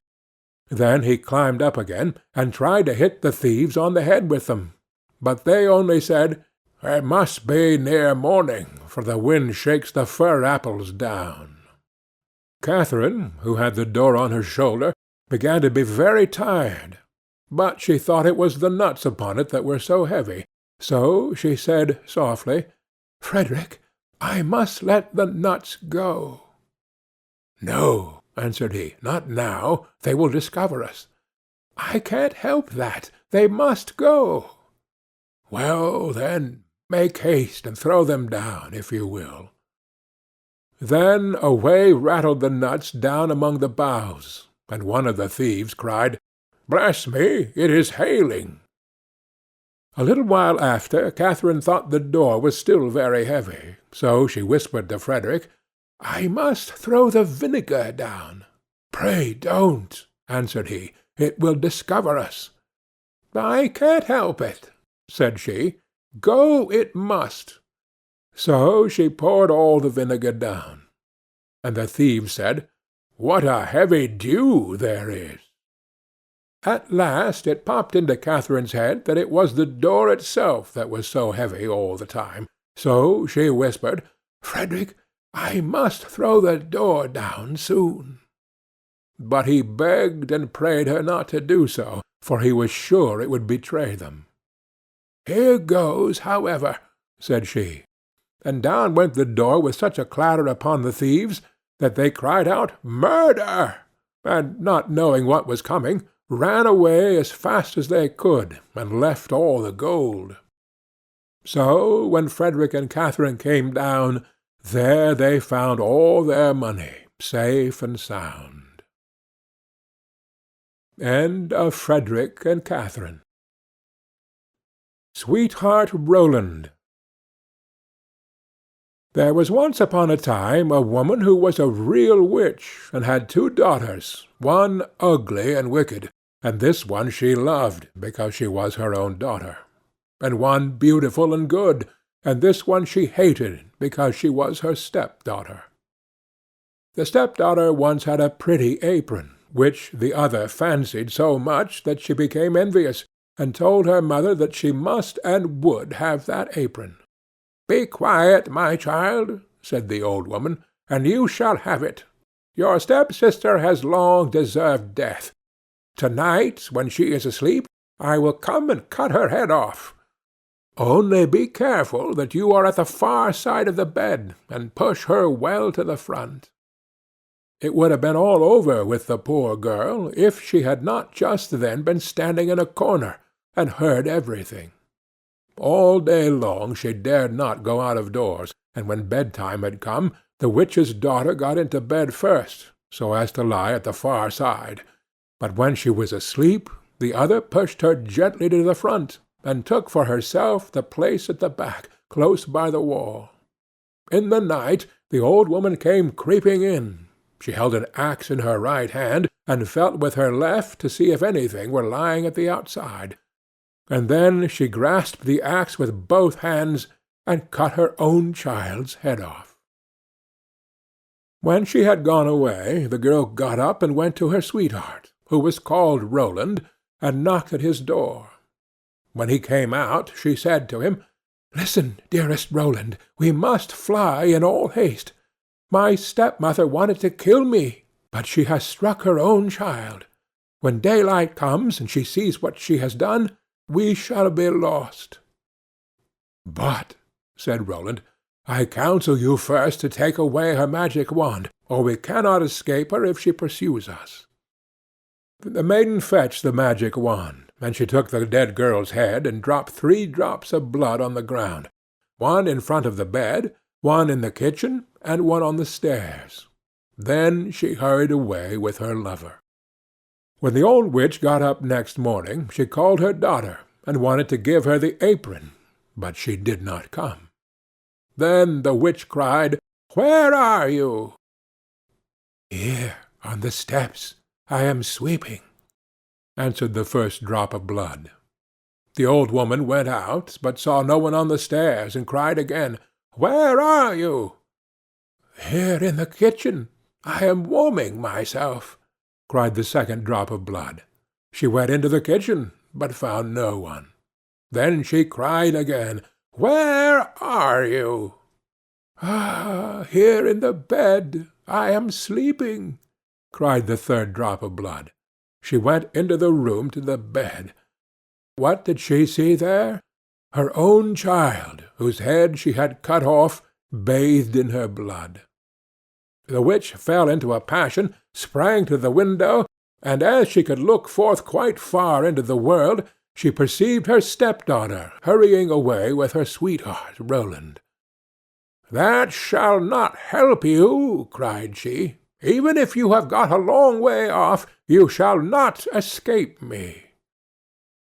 She put on her many-league boots, in which she covered an hour's walk at every step, and it was not long before she overtook them. The girl, however, when she saw the old woman striding towards her, changed, with her magic wand, her sweetheart Roland into a lake, and herself into a duck, swimming in the middle of it. The witch placed herself on the shore, threw bread-crumbs in, and went in endless trouble to entice the duck. But the duck did not let herself be enticed, but the old woman had to go home at night as she had come. At this the girl and her sweetheart Roland resumed their natural shapes again, and they walked on the whole night until daybreak. Then the maiden changed herself into a beautiful flower which stood in the midst of a briar hedge, and her sweetheart Roland into a fiddler.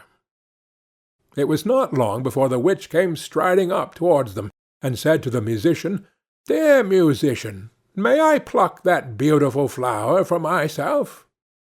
"Oh, yes," he replied, "I will play to you while you do it." As she was hastily creeping into the hedge, and was just going to pluck the flower, knowing perfectly well who the flower was, he began to play, and whether she would or not, she was forced to dance, for it was a magical dance. The faster he played, the more violent springs was she forced to make, and the thorns tore her clothes from her body, and pricked her and wounded her till she bled, and as she did not stop, she had to dance till she lay dead on the ground.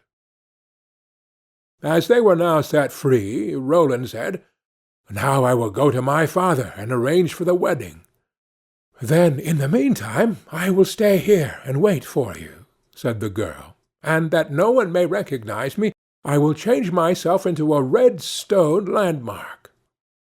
Then Roland went away, and the girl stood like a red landmark in the field and waited for her beloved. But when Roland got home, he fell into the snares of another, who so fascinated him that he forgot the maiden. The poor girl remained there a long time, but at length, as he did not return at all, she was sad, and changed herself into a flower, and thought, "Some one will surely come this way and trample me down." It befell, however, that a shepherd kept his sheep in the field, and saw the flower, and as it was so pretty, plucked it, took it with him, and laid it away in his chest. From that time forth strange things happened in the shepherd's house. When he arose in the morning, all the work was already done. The room was swept, the table and benches cleaned, the fire in the hearth was lighted, and the water was fetched. And at noon, when he came home, the table was laid, and a good dinner served. He could not conceive how this came to pass, for he never saw a human being in his house, and no one could have concealed himself in it. He was certainly pleased with this good attendance, but still at last he was so afraid that he went to a wise woman and asked for her advice. The wise woman said, "There is some enchantment behind it. Listen very early some morning if anything is moving in the room, and if you see anything, no matter what it is, throw a white cloth over it, and then the magic will be stopped." The shepherd did as she bade him.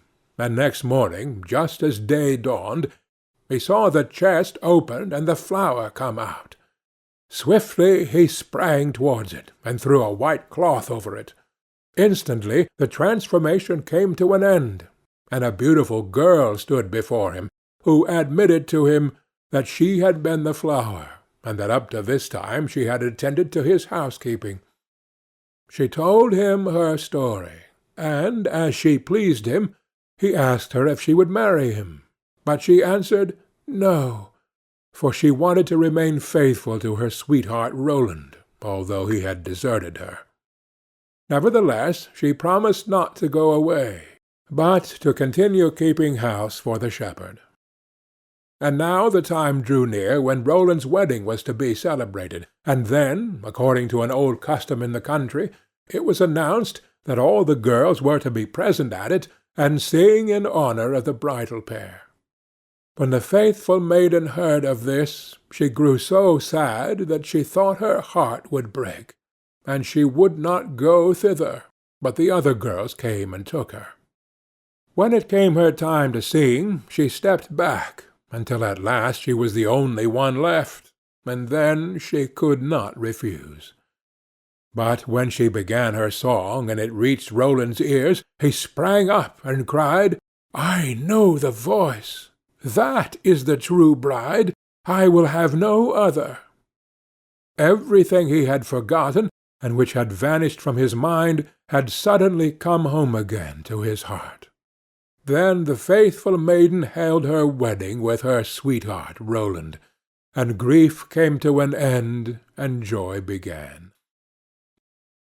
End of Sweetheart Roland. Snowdrop. It was the middle of winter, when the broad flakes of snow were falling around, that the queen of a country many thousand miles off sat working at her window. The frame of the window was made of fine black ebony, and as she sat looking out upon the snow, she pricked her finger, and 3 drops of blood fell upon it. Then she gazed thoughtfully upon the red drops that sprinkled the white snow, and said, "Would that my little daughter may be as white as that snow, and as red as that blood, and as black as this ebony window-frame." And so the little girl really did grow up. Her skin was as white as snow, her cheeks as rosy as the blood, and her hair as black as ebony, and she was called Snowdrop. But this queen died, and the king soon married another wife, who became queen and was very beautiful, but so vain that she could not bear to think that any one could be handsomer than she was. She had a fairy looking-glass to which she used to go, and then she would gaze upon herself in it, and say, "Tell me, glass, tell me true, of all the ladies in the land, who is the fairest? Tell me who." And the glass had always answered, "Thou, queen, art the fairest in all the land." But Snowdrop grew more and more beautiful, and when she was 7 years old she was as bright as the day, and fairer than the queen herself. Then the glass one day answered the queen, when she went to look in it as usual, "Thou, queen, art fair, and beauteous to see, but Snowdrop is lovelier far than thee." When she heard this, she turned pale with rage and envy, and called to one of her servants, and said, "Take Snowdrop away into the wild wood, that I may never see her any more." Then the servant led her away, but his heart melted when Snowdrop begged him to spare her life, and he said, "I will not hurt you, thou pretty child." So he left her by herself, and though he thought it most likely that the wild beasts would tear her in pieces, he felt as if a great weight were taken off his heart when he made up his mind not to kill her, but to leave her to her fate, with the chance of some one finding and saving her. Then poor Snowdrop wandered along through the wood in great fear, and the wild beasts roared about her, but none did her any harm. In the evening she came to a cottage among the woods, and went in to rest, for her little feet would carry her no further. Everything was spruce and neat in the cottage. On the table was spread a white cloth, and there were 7 little plates, 7 little loaves, and 7 little glasses with wine in them, and 7 knives and forks laid in order, and by the wall stood 7 little beds. As she was very hungry, she picked a little piece of each loaf, and drank a very little wine out of each glass, and after that she thought she would lie down and rest. So she tried all the little beds, but one was too long and another was too short, till at last the 7th suited her, and there she laid herself down and went to sleep. By and by in came the masters of the cottage. Now they were 7 little dwarfs that lived among the mountains and dug and searched for gold. They lighted up their 7 lamps and saw at once that all was not right. The first said, "Who has been sitting on my stool?" The second, "Who has been eating off my plate?"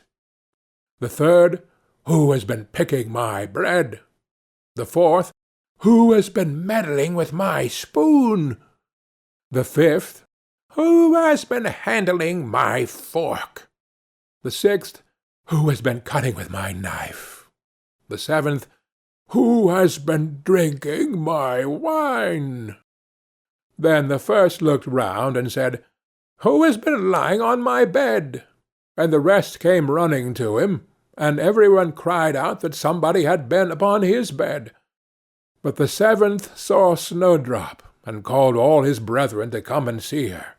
Then they cried out with wonder and astonishment, and brought their lamps to look at her, and said, "Good heavens, what a lovely child she is!" And they were very glad to see her, and took care not to wake her. And the 7th dwarf slept an hour with each of the other dwarfs in turn, till the night was gone. In the morning Snowdrop told them all her story, and they pitied her, and said if she would keep all things in order, and cook and wash and knit and spin for them, she might stay where she was, and they would take good care of her.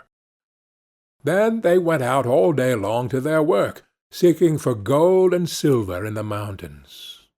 But Snowdrop was left at home, and they warned her, and said, "The Queen will soon find out where you are, so take care, and let no one in." But the Queen, now that she thought Snowdrop was dead, believed that she must be the handsomest lady in the land, and she went to her glass, and said, "Tell me, glass, tell me true, of all the ladies in the land, who is fairest? Tell me, who?" And the glass answered, "Thou, Queen, art the fairest in all this land. But over the hills, in the greenwood shade, where the 7 dwarfs their dwelling have made, there Snowdrop is hiding her head, and she is lovelier far, O Queen, than thee." Then the Queen was very much frightened, for she knew that the glass always spoke the truth, and was sure that the servants had betrayed her. And she could not bear to think that any one lived who was more beautiful than she was. So she dressed herself up as an old pedlar, and went away over the hills, to the place where the dwarfs dwelt. Then she knocked at the door, and cried, "Fine wares to sell." Snowdrop looked out at the window, and said, "Good day, good woman. What have you to sell?" "Good wares, fine wares," said she, "laces and bobbins of all colours." "I will let the old lady in. She seems to be a very good sort of body," thought Snowdrop, as she ran down and unbolted the door. "Bless me," said the old woman, "how badly your stays are laced! Let me lace them up with one of my nice new laces." Snowdrop did not dream of any mischief, so she stood before the old woman, but she set to work so nimbly, and pulled the lace so tight, that Snowdrop's breath was stopped, and she fell down as if she were dead. "There's an end to all thy beauty," said the spiteful Queen, and went away home. In the evening the 7 dwarfs came home, and I need not say how grieved they were to see their faithful Snowdrop, stretched out upon the ground, as if she was quite dead. However, they lifted her up, and when they found what ailed her, they cut the lace, and in a little time she began to breathe, and very soon came to life again.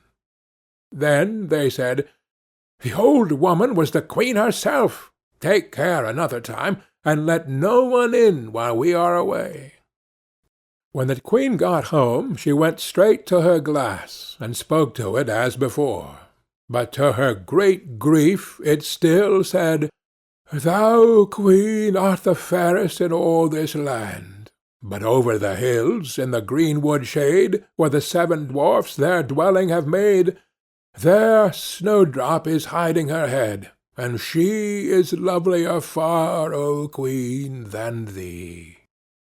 Then the blood ran cold in her heart with spite and malice to see that Snowdrop still lived, and she dressed herself up again, but in quite another dress from the one she wore before, and took with her a poisoned comb. When she reached the dwarf's cottage, she knocked at the door and cried, "Fine wares to sell?" But Snowdrop said, "I dare not let any one in." Then the queen said, "Only look at my beautiful combs," and gave her the poisoned one, and it looked so pretty that she took it up and put it into her hair to try it. But the moment it touched her head, the poison was so powerful that she fell down senseless. "There you may lie," said the queen, and went her way. But by good luck the dwarfs came in very early that evening, and when they saw Snowdrop lying on the ground, they thought what had happened, and soon found the poisoned comb. And when they got it away, she got well, and told them all that had passed, and they warned her once more not to open the door to any one. Meantime the queen went home to her glass, and shook with rage when she read the very same answer as before, and she said, "Snowdrop shall die, if it cost me my life." So she went by herself into her chamber, and got ready a poisoned apple. The outside looked very rosy and tempting, but whoever tasted it was sure to die.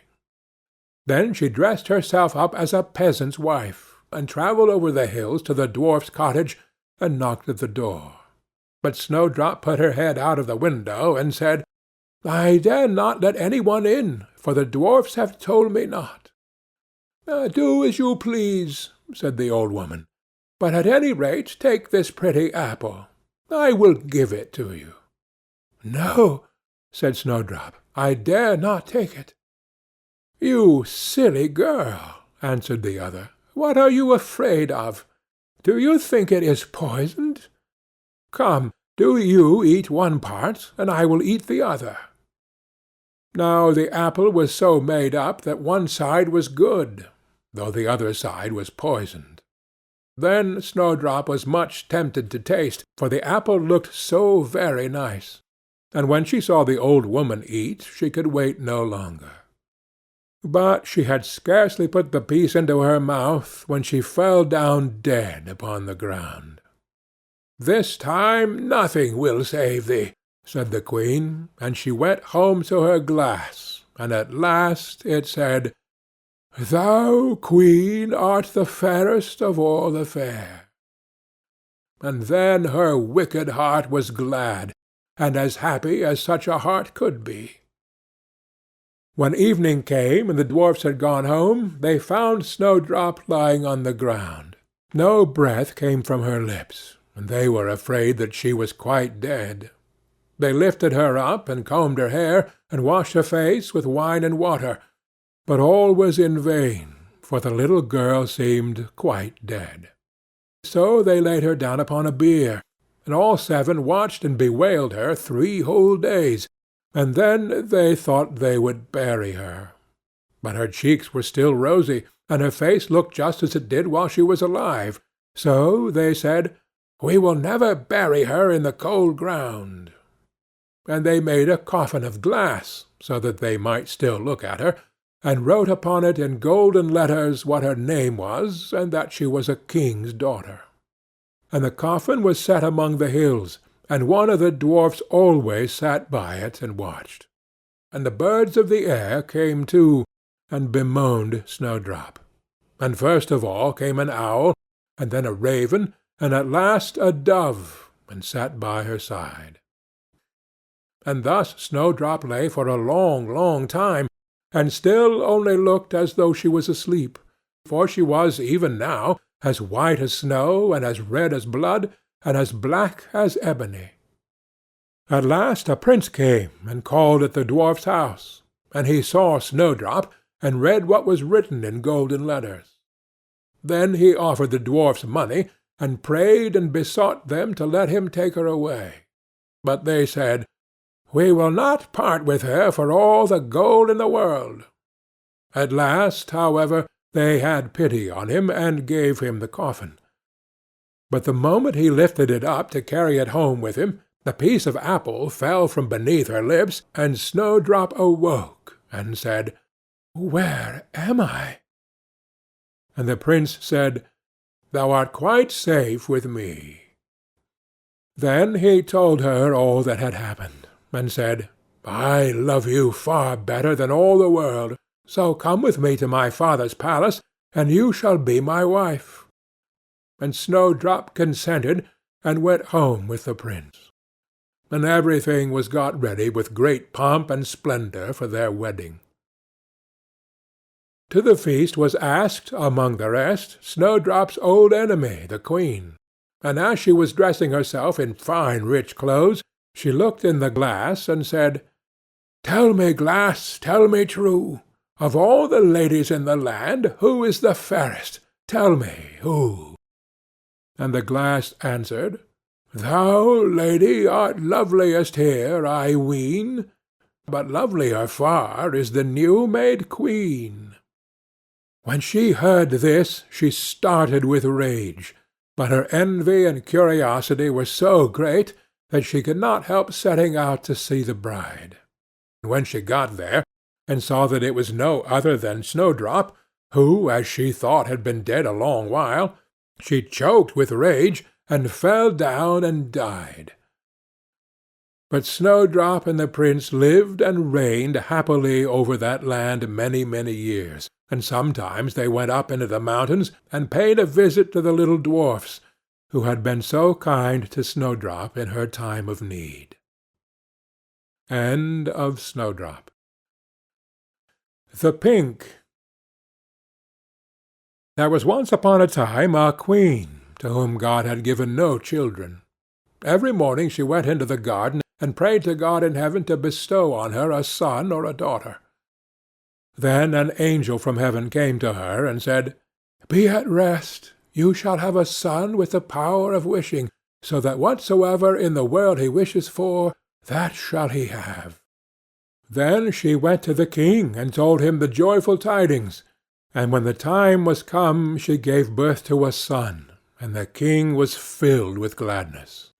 Every morning she went with the child to the garden, where the wild beasts were kept, and washed herself there in a clear stream. It happened once, when the child was a little older, that it was lying in her arms, and she fell asleep.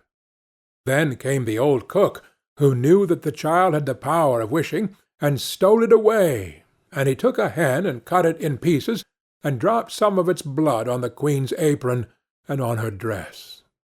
Then he carried the child away to a secret place, where the nurse was obliged to suckle it, and he ran to the king and accused the queen of having allowed her child to be taken from her by the wild beasts.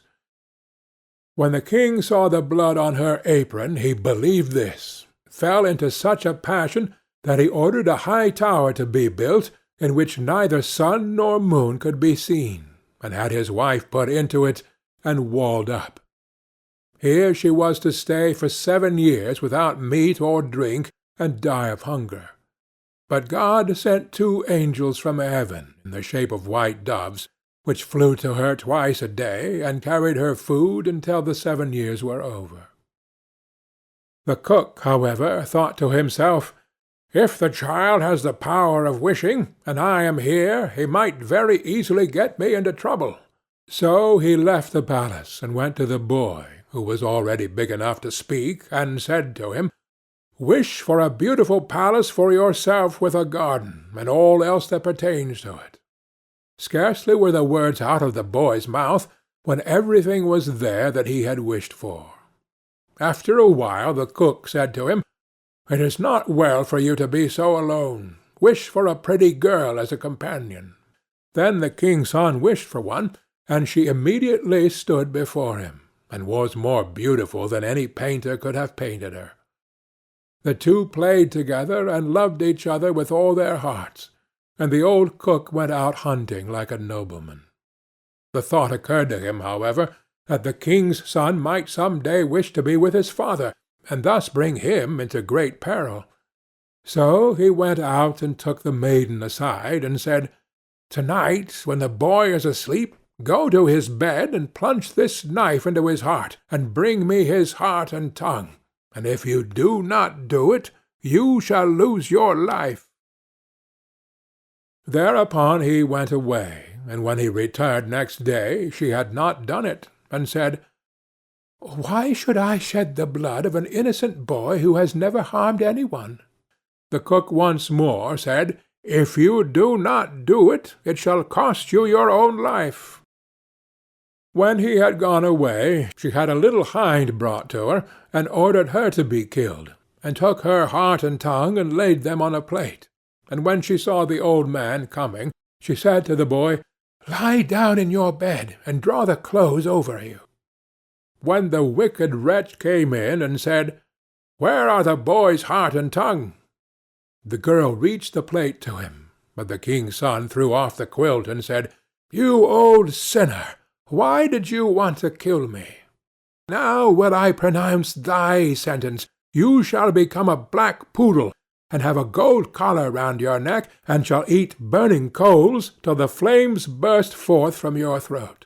And when he had spoken these words, the old man was changed into a poodle dog, and had a gold collar round his neck, and the cooks were ordered to bring him some live coals, and these he ate until the flames broke forth from his throat. The king's son remained there a short while longer, and he thought of his mother, and wondered if she were still alive. At length he said to the maiden, "I will go home to my own country. If you will go with me, I will provide for you."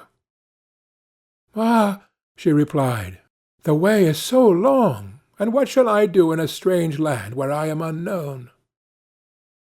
As she did not seem quite willing, and as they could not be parted from each other, he wished that she might be changed into a beautiful pink, and took her with him. Then he went away to his own country, and the poodle had to run after him.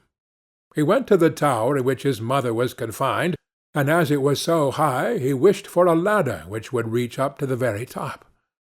Then he mounted up, and looked inside, and cried, "Beloved mother, Lady Queen, are you still alive, or are you dead?" She answered, "I have just eaten, and am still satisfied," for she thought the angels were there. Said he, "I am your dear son, whom the wild beasts were said to have torn from your arms, but I am alive still, and will soon set you free." Then he descended again, and went to his father, and caused himself to be announced as a strange huntsman, and asked if he could offer him service. The king said yes, if he was skilful and could get game for him, he should come to him, but that deer had never taken up their quarters in any part of the district or country. Then the huntsman promised to procure as much game for him as he could possibly use at the royal table. So he summoned all the huntsmen together, and bade them go out into the forest with him. And he went with them, and made them form a great circle, open at one end where he stationed himself, and began to wish.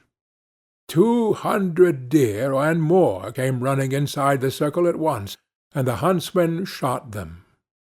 Then they were all placed on 60 country carts, and driven home to the king, and for once he was able to deck the table with game, after having none at all for years. Now the king felt great joy at this, and commanded that his entire household should eat with him next day, and made a great feast. When they were all assembled together, he said to the huntsman, "As you are so clever, you shall sit by me." He replied, "Lord King, your Majesty must excuse me. I am a poor huntsman." But the king insisted on it, and said, "You shall sit by me," until he did it. Whilst he was sitting there, he thought of his dearest mother, and wished that one of the king's principal servants would begin to speak of her, and would ask how it was faring with the queen in the tower, and if she were alive still, or had perished.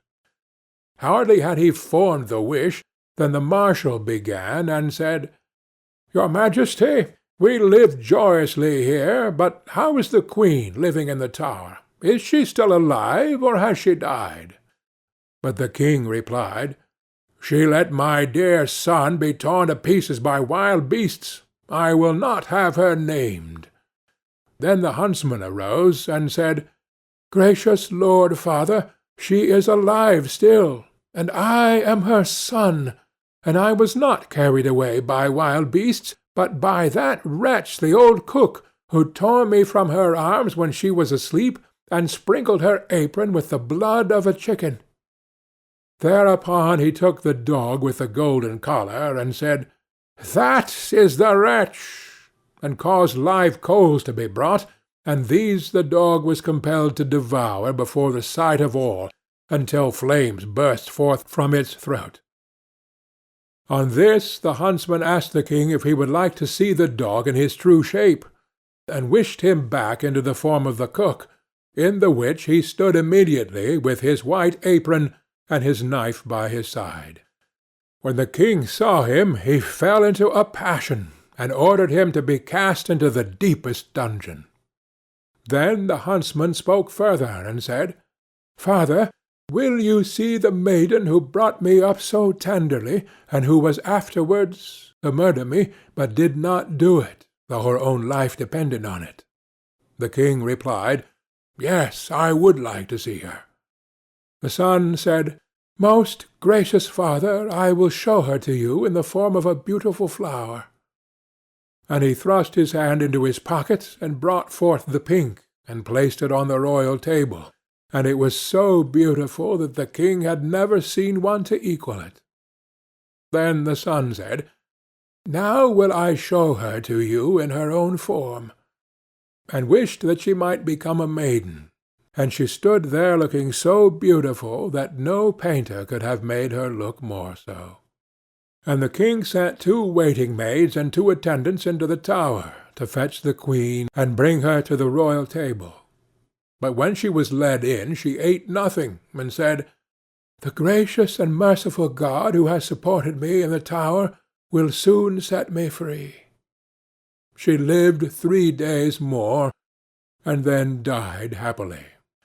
And when she was buried, the 2 white doves, which had brought her food to the tower, and were angels of heaven, followed her body, and seated themselves on her grave. The aged king ordered the cook to be torn in 4 pieces, but grief consumed the king's own heart, and he soon died. His son married the beautiful maiden whom he had brought with him as a flower in his pocket, and whether they are still alive or not is known to God. End of the Pink. Clever Elsie. There was once a man who had a daughter who was called Clever Elsie, and when she had grown up, her father said, "We will get her married." "Yes," said the mother, "if only someone would come who would have her." At length a man came from a distance and wooed her, who was called Hans. But he stipulated that Clever Elsie should be really smart. "Oh," said the father, "she has plenty of good sense." And the mother said, "Oh, she can see the wind coming up the street and hear the flies coughing." "Well," said Hans, "if she is not really smart, I won't have her." When they were sitting at dinner and had eaten, the mother said, "Elsie, go into the cellar and fetch some beer." Then Clever Elsie took the pitcher from the wall, went into the cellar and tapped the lid briskly as she went, so that the time might not appear long. When she was below, she fetched herself a chair, and set it before the barrel so that she had no need to stoop, and did not hurt her back or do herself any unexpected injury. Then she placed the can before her and turned the tap, and while the beer was running she would not let her eyes be idle, but looked up at the wall, and after much peering here and there saw a pickaxe exactly above her, which the masons had accidentally left there. Then clever Elsie began to weep, and said, "If I get Hans, and we have a child, and he grows big, and we send him into the cellar here to draw beer, then the pickaxe will fall on his head and kill him." Then she sat and wept and screamed with all the strength of her body over the misfortune which lay before her. Those upstairs waited for the drink, but clever Elsie still did not come. Then the woman said to the servant, "Just go down into the cellar and see where Elsie is." The maid went, and found her sitting in front of the barrel, screaming loudly. "Elsie, why do you weep?" asked the maid. "Ah," she answered, "have I not reason to weep? If I get Hans, and we have a child, and he grows big, and has to draw beer here, the pickaxe will perhaps fall on his head and kill him." Then said the maid, "What a clever Elsie we have!" and sat down beside her and began loudly to weep over the misfortune.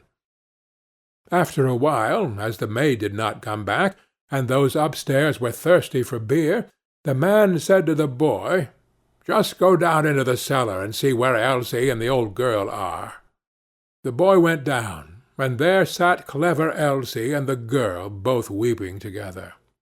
Then he asked, "Why are you weeping?" "Oh," said Elsie, "have I not reason to weep? If I get Hans, and we have a child, and he grows big and has to draw beer here, the pickaxe will fall on his head and kill him." Then said the boy, "What a clever Elsie we have!" and sat down beside her, and likewise began to howl loudly. Upstairs they waited for the boy, but as he still did not return, the man said to the woman, "Just go down into the cellar and see where Elsie is." The woman went down, and found all three in the midst of their lamentations, and inquired what was the cause. Then Elsie told her also that her future child was to be killed by the pickaxe when it grew big and had to draw beer, and the pickaxe fell down. Then said the mother likewise, "What a clever Elsie we have!" and sat down and wept with them. The man upstairs waited a short time, but as his wife did not come back and his thirst grew ever greater, he said, "I must go down in the cellar myself, and see where Elsie is." But when he got into the cellar, and they were all sitting together crying, and he heard the reason, and that Elsie's child was the cause, and that Elsie might perhaps bring one into the world some day, and that he might be killed by the pickaxe if he should happen to be sitting beneath it, drawing beer just at the very time when it fell down, he cried, "Oh, what a clever Elsie!" and sat down and likewise wept with them. The bridegroom stayed upstairs alone for a long time. Then, as no one would come back, he thought, "They must be waiting for me below. I too must go there and see what they are about." When he got down, the 5 of them were sitting, screaming and lamenting quite piteously, each outdoing the other. "What misfortune has happened, then?" asked he. "Ah, dear Hans," said Elsie, "if we marry each other, and have a child, and he is big, and we perhaps send him here to draw something to drink, then the pickaxe, which has been left up there, might dash his brains out if it were to fall down. So have we not reason to weep?" "Come," said Hans, "more understanding than that is not needed for my household. As you are such a clever Elsie, I will have you," and seized her hand, took her upstairs with him, and married her. After Hans had had her for some time, he said, "Wife, I am going out to work and earn some money for us. Go into the field and cut the corn, that we may have some bread." "Yes, dear Hans, I will do that." After Hans had gone away, she cooked herself some good broth, and took it into the field with her. When she came to the field, she said to herself, "Oh, what shall I do? Shall I cut first, or shall I eat first? Oh, I will eat first." Then she drank her cup of broth, and when she was fully satisfied, she once more said, "Oh, what shall I do? Shall I cut first, or shall I sleep first? I will sleep first." Then she lay down among the corn and fell asleep. Hans had been at home for a long time, but Elsie did not come. Then said he, "What a clever Elsie I have! She is so industrious that she does not even come home to eat." But when evening came and she still stayed away, Hans went out to see what she had cut. But nothing was cut, and she was lying among the corn asleep. Then Hans hastened home, and brought a fowler's net with little bells, and hung it round about her, and she still went on sleeping. Then he ran home, shut the house door, and sat down in his chair and worked. At length, when it was quite dark, clever Elsie awoke, and when she got up there was a jingling all round about her, and the bells rang at each step which she took. Then she was alarmed, and became uncertain whether she really was clever Elsie or not, and said, "Is it I, or is it not I?" But she knew not what answer to make to this, and stood for a time in doubt. At length she thought, "I will go home, and ask if it be I, or if it be not I. They will be sure to know." She ran to the door of her own house, but it was shut. Then she knocked at the window, and cried, "Hans, is Elsie within?" "Yes," answered Hans, "she is within." Hereupon she was terrified, and said, "Ah, heavens! Then it is not I," and went to another door. But when the people heard the jingling of the bells, they would not open it, and she could get in nowhere. Then she ran out of the village, and no one has seen her since. End of Clever Elsie. The Miser in the Bush. A farmer had a faithful and diligent servant, who had worked hard for him 3 years, without having been paid any wages. At last it came into the man's head that he would not go on thus without pay any longer. So he went to his master and said, "I have worked hard for you a long time. I will trust you to give me what I deserve to have for my trouble." The farmer was a sad miser, and knew that this man was very simple-hearted, so he took out 3d, and gave him for every year's service a penny. The poor fellow thought it was a great deal of money to have, and said to himself, "Why should I work hard and live here on bad fare any longer? I can now travel into the wide world and make myself merry." With that he put his money into his purse, and set out, roaming over hill and valley. As he jogged along over the fields, singing and dancing, a little dwarf met him, and asked him what made him so merry. "Why, what should make me downhearted?" said he. "I am sound in health and rich in purse. What should I care for? I have saved up my 3 years' earnings, and have it all safe in my pocket." "How much may it come to?" said the little man. "A full 3d," replied the countryman. "I wish you would give them to me," said the other. "I am very poor." Then the man pitied him, and gave him all he had, and the little dwarf said in return, "As you have such a kind, honest heart, I will grant you 3 wishes, 1 for every penny. So choose whatever you like." Then the countryman rejoiced at his good luck, and said, "I like many things better than money. First, I will have a bow that will bring down everything I shoot at.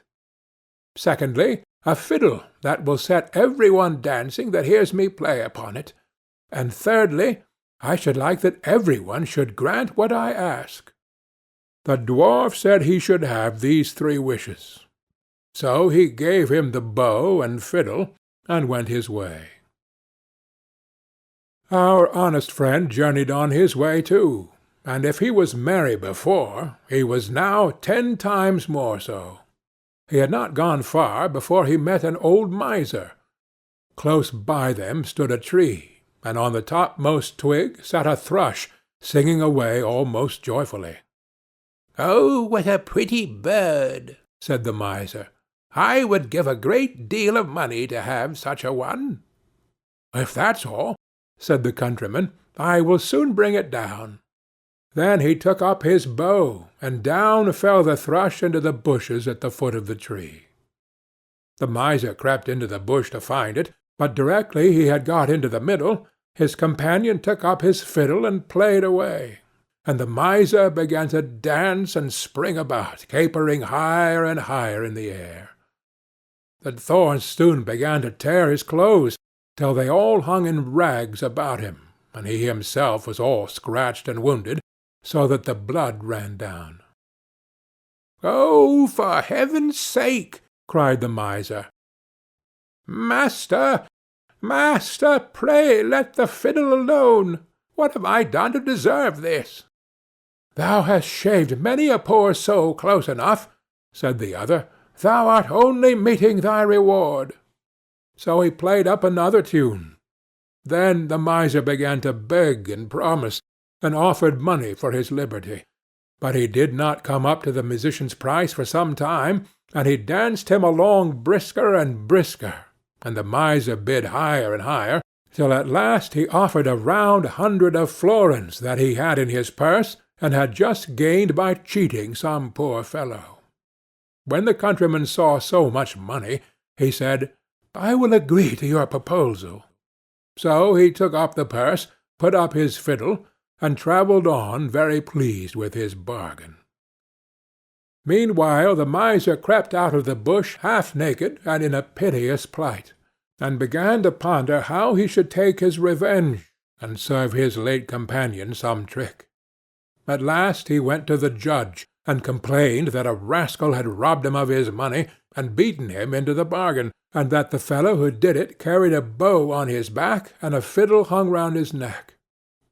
Then the judge sent his officers to bring up the accused wherever they should find him, and he was soon caught and brought up to be tried. The miser began to tell his tale, and said he had been robbed of his money. "No, you gave it to me for playing a tune to you," said the countryman. But the judge told him that was not likely, and cut the matter short by ordering him off to the gallows. So away he was taken. But as he stood on the steps, he said, "My lord judge, grant me one last request." "Anything but thy life," replied the other. "No," said he, "I do not ask my life, only to let me play upon my fiddle for the last time." The miser cried out, "Oh, no, no! For heaven's sake, don't listen to him! Don't listen to him!" But the judge said, "It is only this once. He will soon have done." The fact was, he could not refuse the request, on account of the dwarf's third gift. Then the miser said, bind me fast, for pity's sake." But the countryman seized his fiddle and struck up a tune, and at the first note judge, clerks, and jailer were in motion. All began capering, and no one could hold the miser. At the second note the hangman let his prisoner go, and danced also, and by the time he had played the first bar of the tune, all were dancing together, judge, court, and miser, and all the people who had followed to look on. At first the thing was merry and pleasant enough, but when it had gone on a while, and there seemed to be no end of playing or dancing, they began to cry out and beg him to leave off. But he stopped not a whit, the more for their entreaties, till the judge not only gave him his life, but promised to return him the 100 florins. Then he called to the miser, and said, "Tell us now, you vagabond, where you got that gold, or I shall play on for your amusement only." "I stole it," said the miser in the presence of all the people. "I acknowledge that I stole it, and that you earned it fairly." Then the countryman stopped his fiddle, and left the miser to take his place at the gallows. End of The Miser in the Bush. Ashputtel. The wife of a rich man fell sick, and when she felt that her end drew nigh, she called her only daughter to her bedside, and said, "Always be a good girl, and I will look down from heaven and watch over you." Soon afterwards she shut her eyes and died, and was buried in the garden, and the little girl went every day to her grave and wept, and was always good and kind to all about her. And the snow fell and spread a beautiful white covering over the grave. But by the time the spring came and the sun had melted it away, her father had married another wife. This new wife had 2 daughters of her own that she brought home with her. They were fair in face, but foul at heart, and it was now a sorry time for the poor little girl. "What does the good-for-nothing want in the parlour?" said they. "They who eat bread should first earn it. Away with the kitchen-maid." Then they took away her fine clothes, and gave her an old grey frock to put on, and laughed at her, and turned her into the kitchen. There she was forced to do hard work, to rise early before daylight, to bring the water, to make the fire, to cook, and to wash. Besides that, the sisters plagued her in all sorts of ways, and laughed at her. In the evening, when she was tired, she had no bed to lie down on, but was made to lie by the hearth among the ashes, and as this of course made her always dusty and dirty, they called her Ashputtel. It happened once that the father was going to the fair, and asked his wife's daughters what he should bring them. "Fine clothes," said the first. "Pearls and diamonds," cried the second. "Now, child," said he to his own daughter, "what will you have?" "The first twig, dear father, that brushes against your hat when you turn your face to come homewards," said she. Then he bought for the first 2 the fine clothes and pearls and diamonds they had asked for, and on his way home, as he rode through a green copse, a hazel twig brushed against him, and almost pushed off his hat. So he broke it off and brought it away, and when he got home he gave it to his daughter. Then she took it and went to her mother's grave and planted it there, and cried so much that it was watered with her tears, and there it grew and became a fine tree. 3 times every day she went to it and cried, and soon a little bird came and built its nest upon the tree, and talked with her, and watched over her, and brought her whatever she wished for. Now it happened that the king of that land held a feast, which was to last 3 days, and out of those who came to it his son was to choose a bride for himself. Ashputtel's 2 sisters were asked to come, so they called her up and said, "Now comb our hair, brush our shoes, and tie our sashes for us, for we are going to dance at the king's feast." Then she did as she was told, but when all was done she could not help crying, for she thought to herself she should so have liked to have gone with them to the ball, and at last she begged her mother very hard to let her go. "You, Ashputtel," said she, "you who have nothing to wear, no clothes at all, and who cannot even dance, you want to go to the ball?"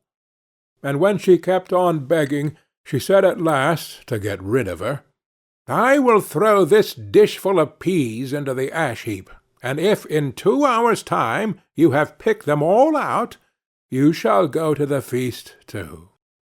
Then she threw the peas down into the ashes, but the little maiden ran out of the back door into the garden, and cried out, "Hither, hither, through the sky, turtle-doves and linnets, fly!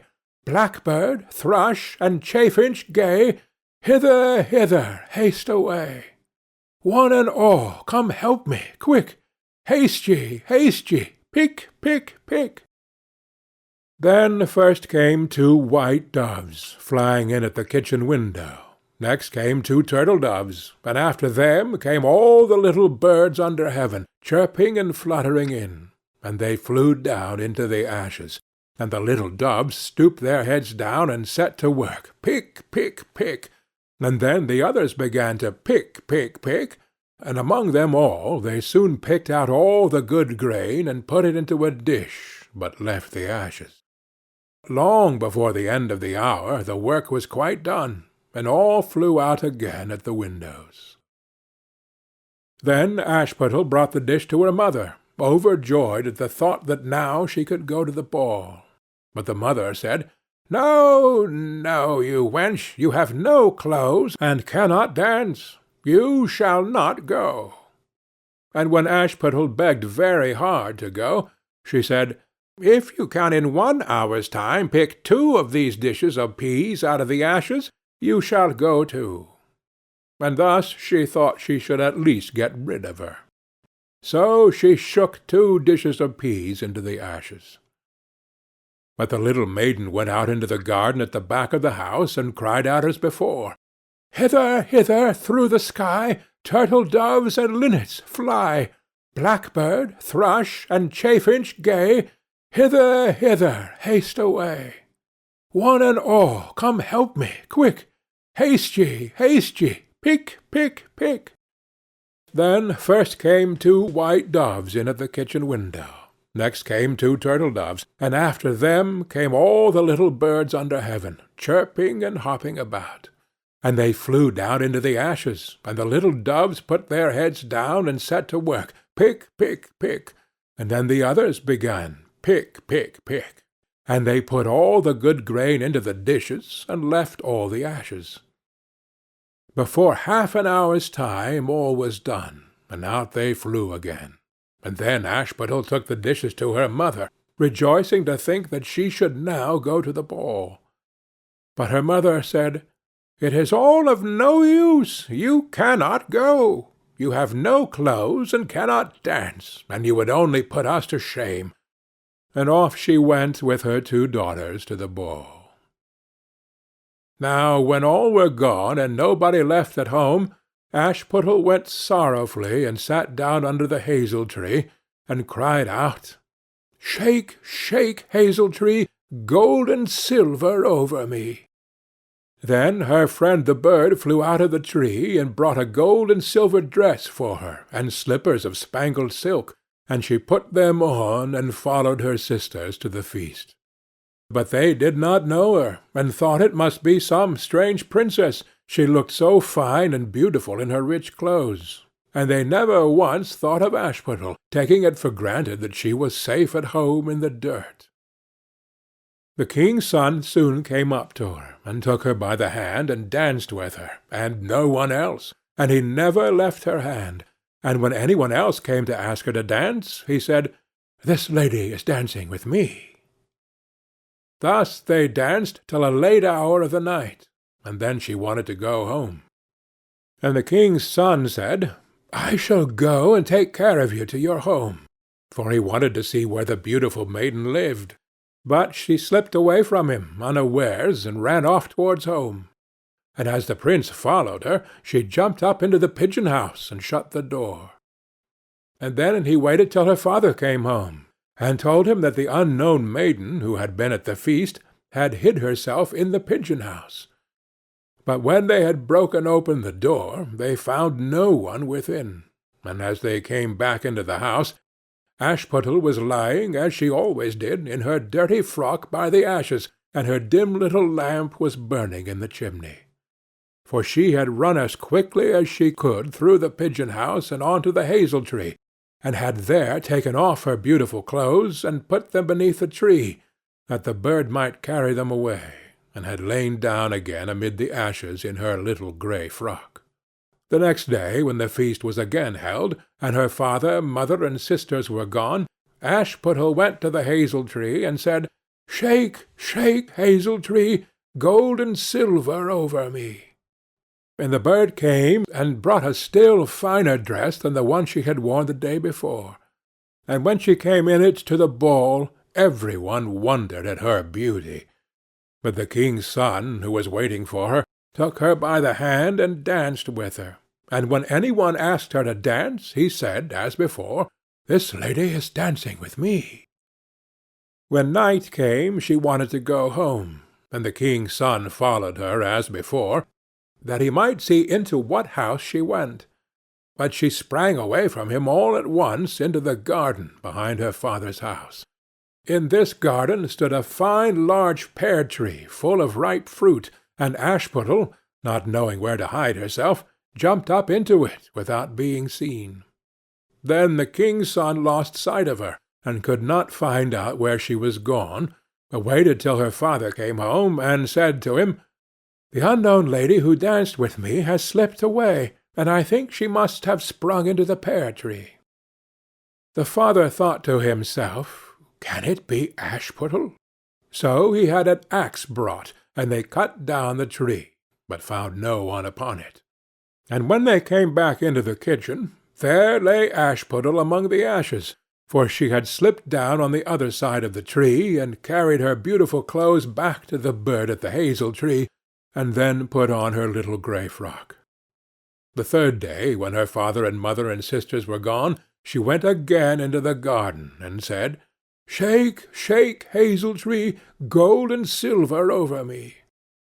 Then her kind friend the bird brought a dress still finer than the former one, and slippers which were all of gold, so that when she came to the feast no one knew what to say for wonder at her beauty.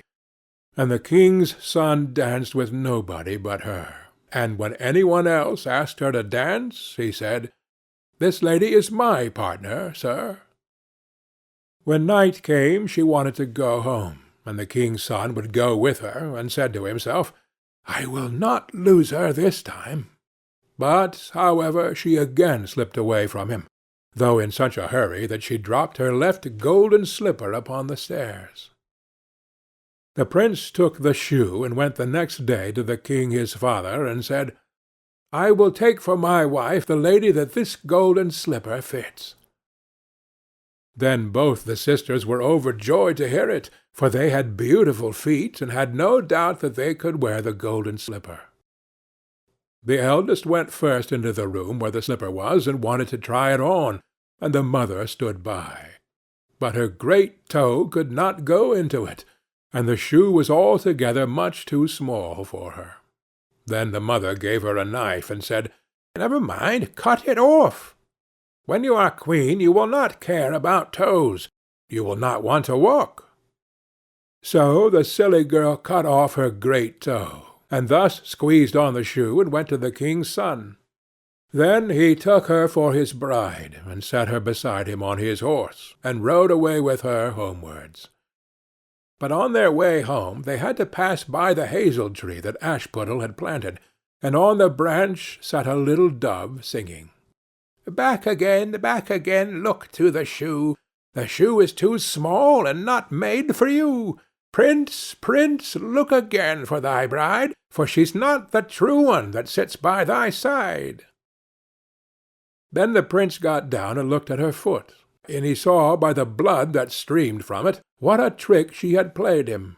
So he turned his horse round and brought the false bride back to her home, and said, "This is not the right bride. Let the other sister try, and put on the slipper." Then she went into the room and got her foot into the shoe, all but the heel, which was too large. But her mother squeezed it in till the blood came, and took her to the king's son, and he set her as his bride by his side on his horse, and rode away with her. But when they came to the hazel-tree, the little dove sat there still, and sang, back again, look to the shoe. The shoe is too small and not made for you. Prince, prince, look again for thy bride, for she's not the true one that sits by thy side." Then he looked down and saw that the blood streamed so much from the shoe that her white stockings were quite red. So he turned his horse and brought her also back again. "This is not the true bride," said he to the father. "Have you no other daughters?" "No," said he. "There is only a little dirty Ashputtel here, the child of my first wife. I am sure she cannot be the bride." The prince told him to send her, but the mother said, "No, no, she is much too dirty. She will not dare to show herself." However, the prince would have her come, and she first washed her face and hands, and then went in and curtsied to him, and he reached her the golden slipper. Then she took her clumsy shoe off her left foot, and put on the golden slipper, and it fitted her as if it had been made for her. And when he drew near and looked at her face, he knew her, and said, "This is the right bride." But the mother and both the sisters were frightened, and turned pale with anger as he took Ashputtel on his horse, and rode away with her. And when they came to the hazel-tree, the white dove sang, "Home, home, look at the shoe! Princess, the shoe was made for you. Prince, prince, take home thy bride, for she is the true one who sits by thy side." And when the dove had done its song, it came flying, and perched upon her right shoulder, and so went home with her. End of Ashputtel. The White Snake. A long time ago there lived a king who was famed for his wisdom through all the land. Nothing was hidden from him, and it seemed as if news of the most secret things were brought to him through the air. But he had a strange custom. Every day after dinner, when the table was cleared and no one else was present, a trusty servant had to bring him one more dish. It was covered, however, and even the servant did not know what was in it. Neither did any one know, for the king never took off the cover to eat of it until he was quite alone. This had gone on for a long time, when one day the servant who took away the dish was overcome with such curiosity that he could not help carrying the dish into his room. When he had carefully locked the door, he lifted up the cover, and saw a white snake lying on the dish. But when he saw it, he could not deny himself the pleasure of tasting it, so he cut off a little bit and put it into his mouth. No sooner had it touched his tongue than he heard a strange whispering of little voices outside his window. He went and listened, and then noticed that it was the sparrows who were chattering together, and telling one another of all kinds of things which they had seen in the fields and woods. Eating the snake had given him power of understanding the language of animals. Now it so happened that on this very day the queen lost her most beautiful ring, and suspicion of having stolen it fell upon this trusty servant, who was allowed to go everywhere. The king ordered the man to be brought before him, and threatened with angry words that unless he could before the morrow point out the thief, he himself should be looked upon as guilty and executed. In vain he declared his innocence. He was dismissed with no better answer. In his trouble and fear he went down into the courtyard, and took thought how to help himself out of his trouble. Now some ducks were sitting together quietly by a brook and taking their rest, and whilst they were making their feathers smooth with their bills, they were having a confidential conversation together. The servant stood by and listened. They were telling one another of all the places where they had been waddling about all the morning, and what good food they had found, and one said in a pitiful tone, "Something lies heavy on my stomach. As I was eating in haste, I swallowed a ring, which lay upon the queen's window." The servant at once seized her by the neck, carried her to the kitchen, and said to the cook, "Here is a fine duck. Pray kill her." "Yes," said the cook, and weighed her in his hand. "She has spared no trouble to fatten herself, and has been waiting to be roasted long enough." So he cut off her head, and as she was being dressed for the spit, the queen's ring was found inside her. The servant could now easily prove his innocence, and the king, to make amends for the wrong, allowed him to ask a favour, and promised him the best place in the court that he could wish for. The servant refused everything, and only asked for a horse and some money for travelling, as he had a mind to see the world and go about a little. When his request was granted, he set out on his way, and one day came to a pond where he saw 3 fishes caught in the reeds and gasping for water. Now, though it is said that fishes are mute, he heard them lamenting that they must perish so miserably, and as he had a kind heart, he got off his horse and put the 3 prisoners back into the water. They leaped with delight, put out their heads, and cried to him, "We will remember you and repay you for saving us." He rode on, and after a while it seemed to him that he heard a voice in the sand at his feet. He listened, and heard an ant-king complain, "Why cannot folks, with their clumsy beasts, keep off our bodies? That stupid horse, with his heavy hoofs, has been treading down my people without mercy." So he turned on to a side path, and the ant-king cried out to him, "We will remember you. One good turn deserves another." The path led him into a wood, and there he saw 2 ravens standing by their nest and throwing out their young ones. "Out with you, you idle good-for-nothing creatures!" cried they. "We cannot find food for you any longer. You are big enough, and can provide for yourselves." But the poor young ravens lay upon the ground, flapping their wings, and crying, "Oh, what helpless chicks we are! We must shift for ourselves, and yet we cannot fly. What can we do but lie here and starve?" So the good young fellow alighted and killed his horse with his sword, and gave it to them for food. Then they came hopping up to it, satisfied their hunger, and cried, "We will remember you. One good turn deserves another." And now he had to use his own legs, and when he had walked a long way, he came to a large city. There was a great noise and crowd in the streets, and a man rode up on horseback, crying aloud, "The king's daughter wants a husband, but whoever seeks her hand must perform a hard task, and if he does not succeed, he will forfeit his life." Many had already made the attempt, but in vain. Nevertheless, when the youth saw the king's daughter, he was so overcome by her great beauty that he forgot all danger, went before the king, and declared himself a suitor. So he was led out to the sea, and a gold ring was thrown into it before his eyes.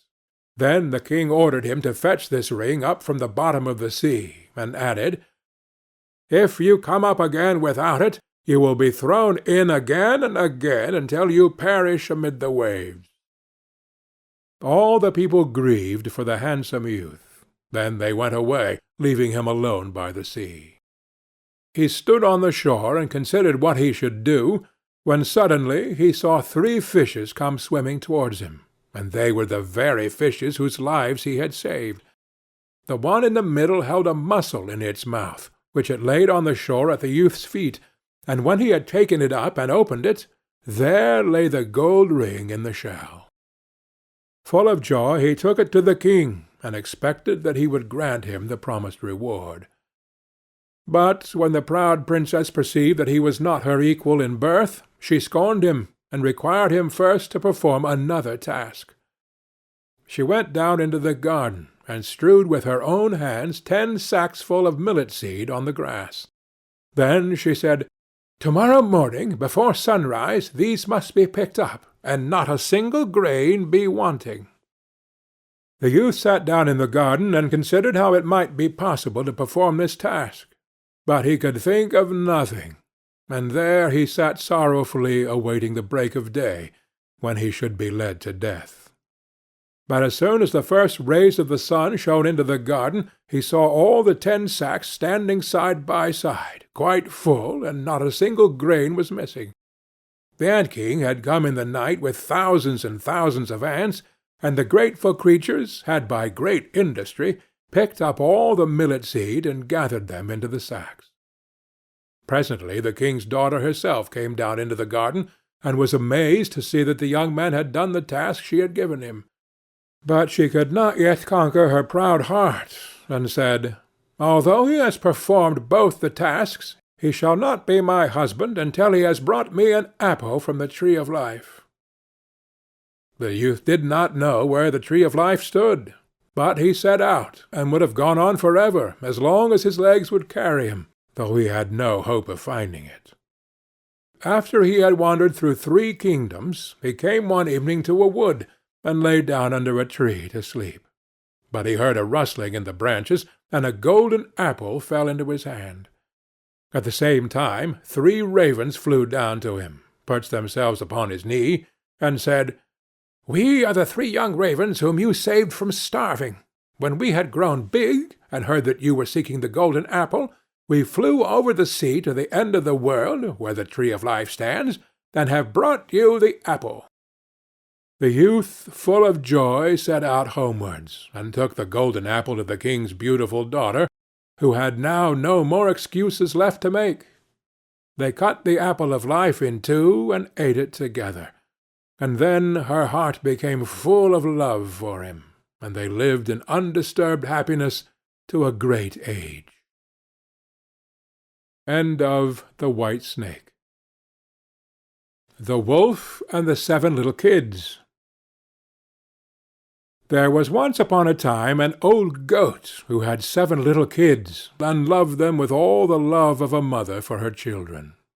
One day she wanted to go into the forest and fetch some food, so she called all 7 to her and said, "Dear children, I have to go into the forest. Be on your guard against the wolf. If he comes in, he will devour you all, skin, hair, and everything. The wretch often disguises himself, but you will know him at once by his rough voice and his black feet." The kids said, "Dear mother, we will take good care of ourselves. You may go away without any anxiety." Then the old one bleated and went on her way with an easy mind.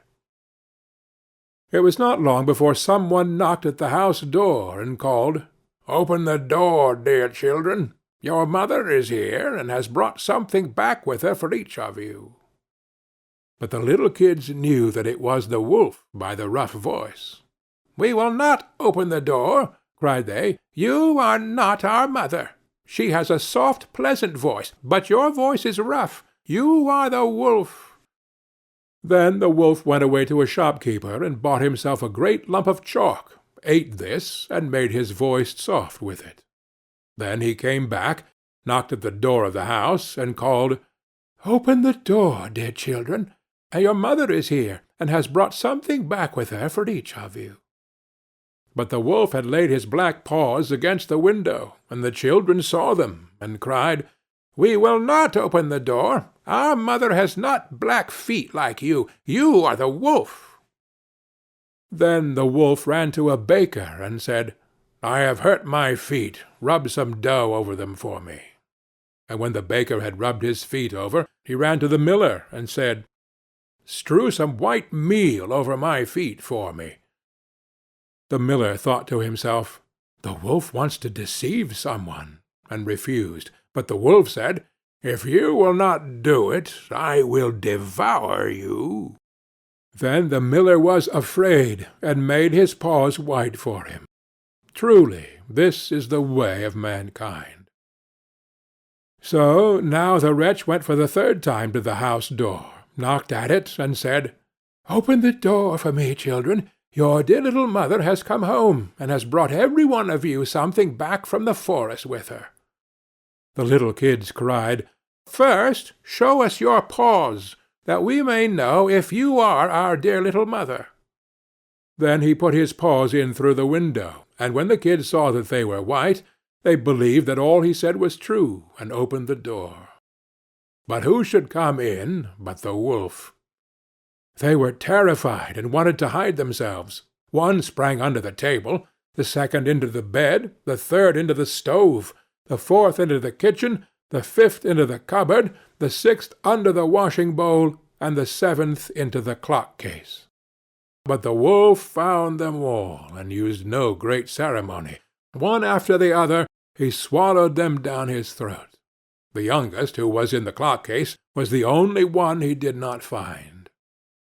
When the wolf had satisfied his appetite, He took himself off, laid himself down under a tree in the green meadow outside, and began to sleep. Soon afterwards the old goat came home again from the forest. Ah, what a sight she saw there! The house door stood wide open. The table, chairs, and benches were thrown down, the washing bowl lay broken to pieces, and the quilts and pillows were pulled off the bed. She sought her children, but they were nowhere to be found. She called them one after another by name, but no one answered. At last, when she came to the youngest, a soft voice cried, "Dear mother, I am in the clock-case." She took the kid out, and it told her that the wolf had come and eaten all the others. Then you may imagine how she wept over her poor children. At length, in her grief, she went out, and the youngest kid ran with her. When they came to the meadow, there lay the wolf by the tree, and snored so loud that the branches shook. She looked at him on every side, and saw that something was moving and struggling in his gorged belly. "Ah, heavens!" she said. "Is it possible that my poor children, whom he has swallowed down for his supper, can still be alive?"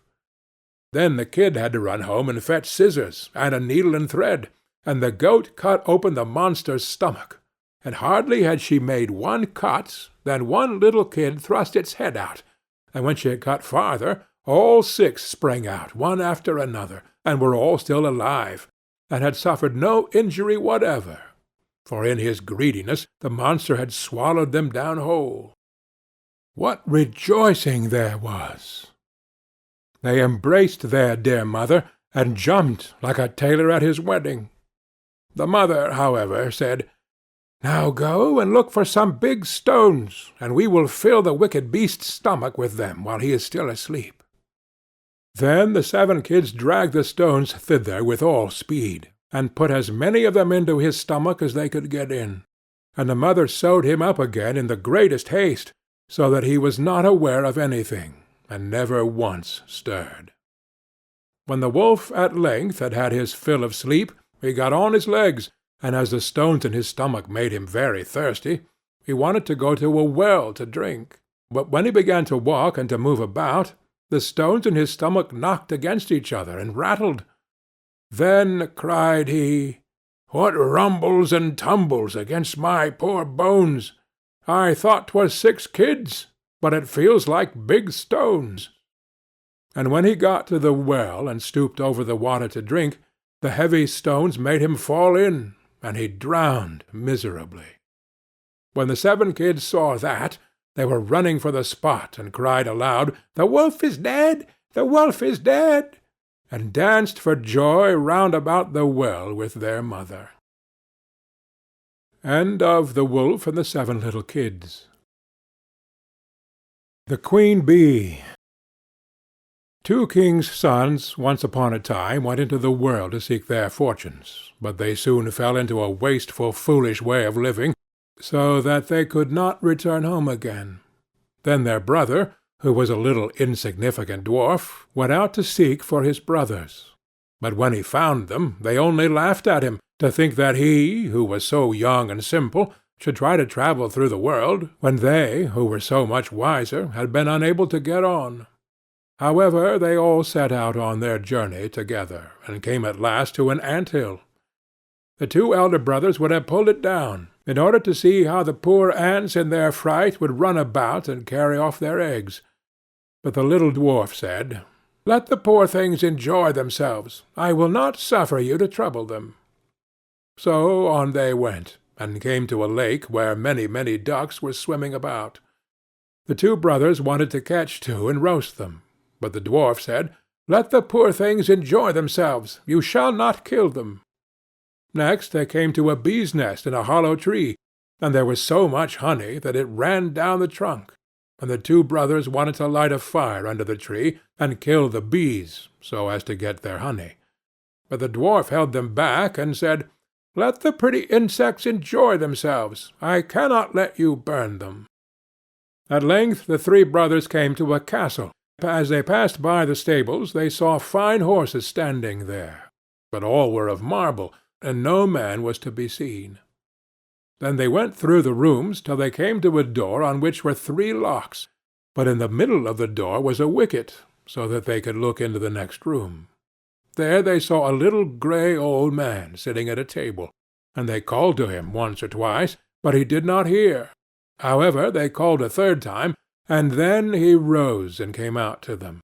He said nothing, but took hold of them, and led them to a beautiful table covered with all sorts of good things. And when they had eaten and drunk, he showed each of them to a bedchamber. The next morning he came to the eldest and took him to a marble table, where there were 3 tablets containing an account of the means by which the castle might be disenchanted. The first tablet said, "In the wood under the moss lie the 1,000 pearls belonging to the king's daughter. They must all be found, and if one be missing by set of sun, he who seeks them will be turned into marble." The eldest brother set out and sought for the pearls the whole day. But the evening came, and he had not found the first 100, so he was turned into stone, as the tablet had foretold. The next day the second brother undertook the task, but he succeeded no better than the first, for he could only find the second 100 of the pearls, and therefore he too was turned into stone. At last came the little dwarf's turn, and he looked in the moss. But it was so hard to find the pearls, and the job was so tiresome, so he sat down upon a stone and cried. And as he sat there, the king of the ants, whose life he had saved, came to help him, with 5,000 ants, and it was not long before they had found all the pearls and laid them in a heap. The second tablet said, "The key of the princess's bedchamber must be fished up out of the lake," and as the dwarf came to the brink of it, he saw the 2 ducks whose lives he had saved swimming about, and they dived down and soon brought in the key from the bottom. The third task was the hardest. It was to choose out the youngest and the best of the king's 3 daughters. Now they were all beautiful, and all exactly alike, but he was told that the eldest had eaten a piece of sugar, the next some sweet syrup, and the youngest a spoonful of honey, so he was to guess which it was that had eaten the honey. Then came the queen of the bees, who had been saved by the little dwarf from the fire, and she tried the lips of all 3, but at last she sat upon the lips of the one that had eaten the honey, and so the dwarf knew which was the youngest. Thus the spell was broken, and all who had been turned into stones awoke, and took their proper forms. And the dwarf married the youngest and best of the princesses, and was king after her father's death. But his brothers married the other 2 sisters. End of the Queen Bee. The Elves and the Shoemaker. There once was a shoemaker, who worked very hard and was very honest, but still he could not earn enough to live upon, and at last all he had in the world was gone, save just leather enough to make 1 pair of shoes. Then he cut his leather out, all ready to make up the next day, meaning to rise early in the morning to his work. His conscience was clear and his heart light amidst all his troubles, so he went peaceably to bed, left all his cares to heaven, and soon fell asleep. In the morning, after he had said his prayers, he set himself down to his work, when to his great wonder there stood the shoes all ready made, upon the table. The good man knew not what to say or think at such an odd thing happening. He looked at the workmanship. There was not 1 false stitch in the whole job. All was so neat and true that it was quite a masterpiece. The same day a customer came in, and the shoes suited him so well that he willingly paid a price higher than usual for them. And the poor shoemaker, with the money, bought leather enough to make 2 pairs more. In the evening he cut out the work and went to bed early, that he might get up and begin betimes next day. But he was saved all the trouble, for when he got up in the morning the work was done, ready to his hand. Soon in came buyers, who paid him handsomely for his goods, so that he bought leather enough for 4 pair more. He cut out the work again overnight, and found it done in the morning as before. And so it went on for some time. What was got ready in the evening was always done by daybreak, and the good man soon became thriving and well off again. One evening, about Christmas time, as he and his wife were sitting over the fire chatting together, he said to her, "I should like to sit up and watch to-night, that we may see who it is that comes and does my work for me." The wife liked the thought, so they left the light burning and hid themselves in a corner of the room, behind a curtain that was hung up there, and watched what would happen. As soon as it was midnight, there came in 2 little naked dwarfs, and they sat themselves upon the shoemaker's bench, took up all the work that was cut out, and began to ply with their little fingers, stitching and rapping and tapping away at such a rate that the shoemaker was all wonder and could not take his eyes off them. And on they went, till the job was quite done, and the shoes stood ready for use upon the table. This was long before daybreak, and then they bustled away as quick as lightning. The next day the wife said to the shoemaker, "Those little wights have made us rich, and we ought to be thankful to them, and do them a good turn if we can. I am quite sorry to see them run about as they do, and indeed it is not very decent, for they have nothing upon their backs to keep off the cold. I'll tell you what, I will make each of them a shirt, and a coat, and a waistcoat, and a pair of pantaloons into the bargain, and do you make each of them a little pair of shoes." The thought pleased the old cobbler very much, and one evening, when all the things were ready, they laid them on the table instead of the work that they used to cut out, and then went out and hid themselves, to watch what the little elves would do. About midnight in they came, dancing and skipping, hopping round the room, and then went to sit down to their work as usual. But when they saw the clothes lying for them, they laughed and chuckled, and seemed mightily delighted. Then they dressed themselves in the twinkling of an eye, and danced and capered and sprang about as merry as could be, till at last they danced out the door and away over the green. The good couple saw them no more, but everything went well with them from that time forward, as long as they lived. End of The Elves and the Shoemaker. The Juniper-Tree.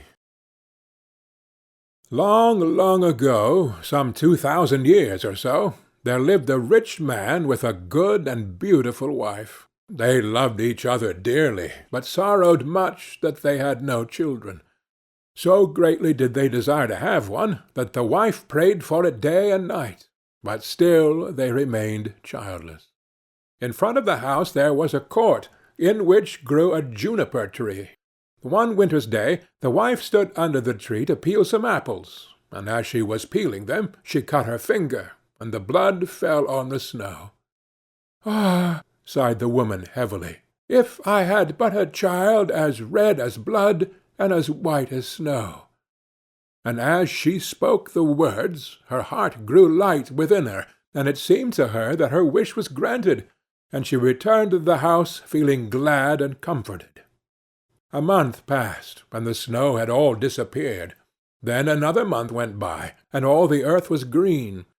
So the months followed one another, and first the trees budded in the woods, and soon the green branches grew thickly intertwined, and then the blossoms began to fall.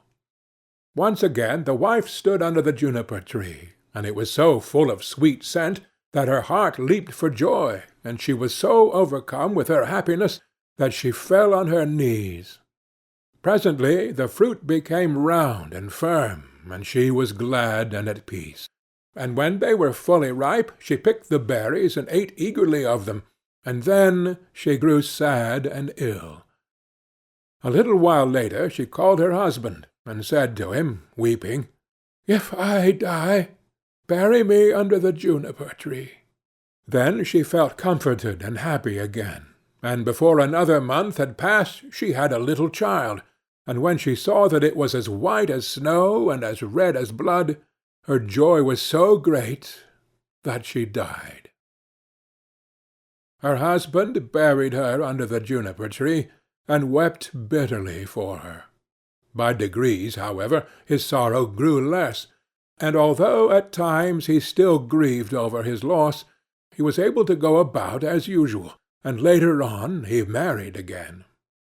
He now had a little daughter born to him. The child of his first wife was a boy, who was as red as blood and as white as snow.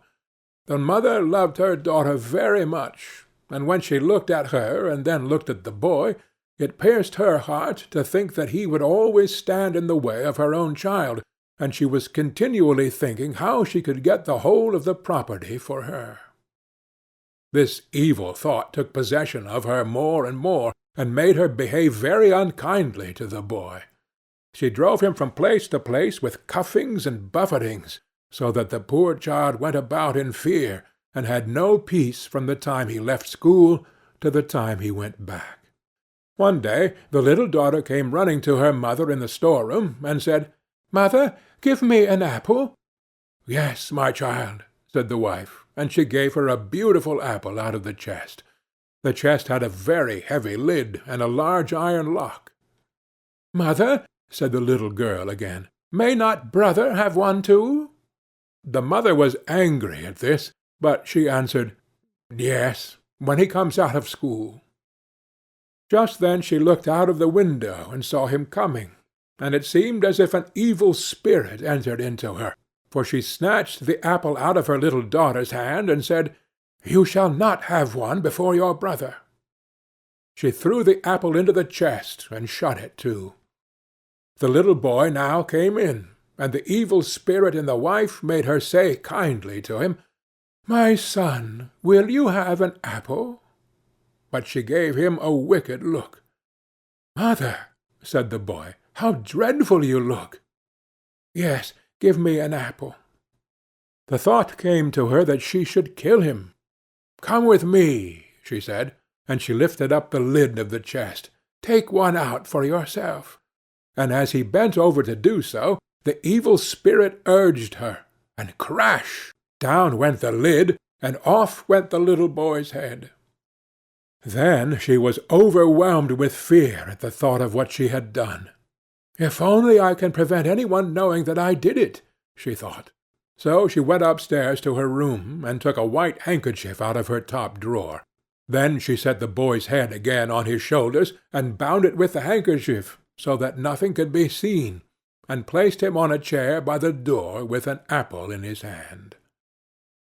Soon after this, little Marleen came up to her mother, who was stirring a pot of boiling water over the fire, and said, "Mother, brother is sitting by the door with an apple in his hand, and he looks so pale, and when I asked him to give me the apple, he did not answer, and that frightened me." "Go to him again," said her mother, "and if he does not answer, give him a box on the ear." So little Marleen went and said, "Brother, give me that apple." But he did not say a word. Then she gave him a box on the ear, and his head rolled off. She was so terrified at this that she ran crying and screaming to her mother. "Oh," she said, "I have knocked off brother's head." And then she wept and wept, and nothing would stop her. "What have you done?" said her mother. "But no one must know about it, so you must keep silence. What is done can't be undone. We will make him into puddings." And she took the little boy and cut him up, made him into puddings, and put him in the pot. But Marleen stood looking on, and wept, and her tears fell into the pot, so that there really was no need of salt. Presently the father came home and sat down to his dinner. He asked, "Where is my son?" Mother said nothing, but gave him a large dish of black pudding, and Marleen still wept without ceasing. The father again asked, "Where is my son?"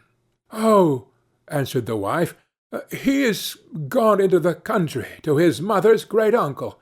He is going to stay there some time." "What has he gone there for? And he never even said good-bye to me." "Well, he likes being there, and he told me he should be away quite 6 weeks. He is well looked after there." "I feel very unhappy about it," said the husband. in case it should not be all right, and he ought to have said good-bye to me." With this he went on with his dinner, and said, "Little Marlene, why do you weep? Brother will soon be back." Then he asked his wife for more pudding, and as he ate, he threw the bones under the table. Little Marlene went upstairs, and took her best silk handkerchief out of her bottom drawer, and in it she wrapped all the bones from under the table, and carried them outside, and all the time she did nothing but weep.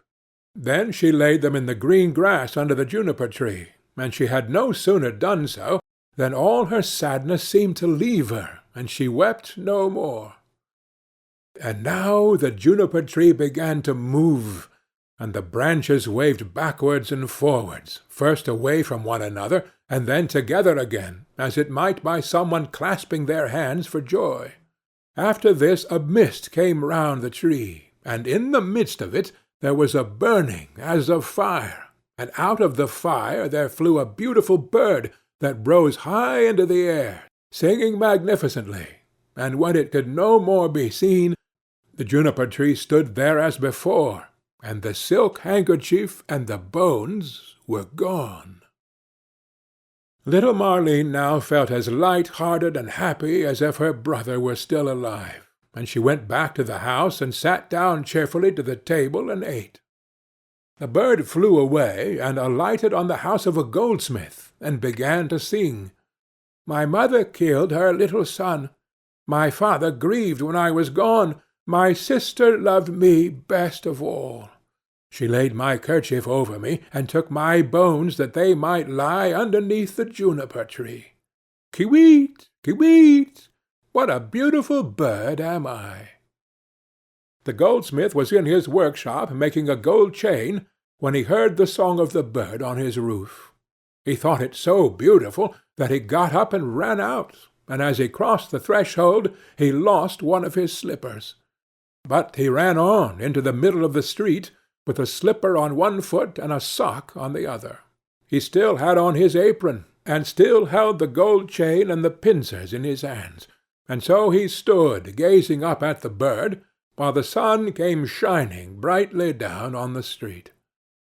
"Bird," he said, "how beautifully you sing! Sing me that song again."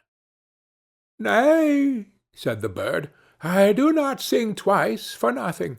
Give that gold chain, and I will sing it you again."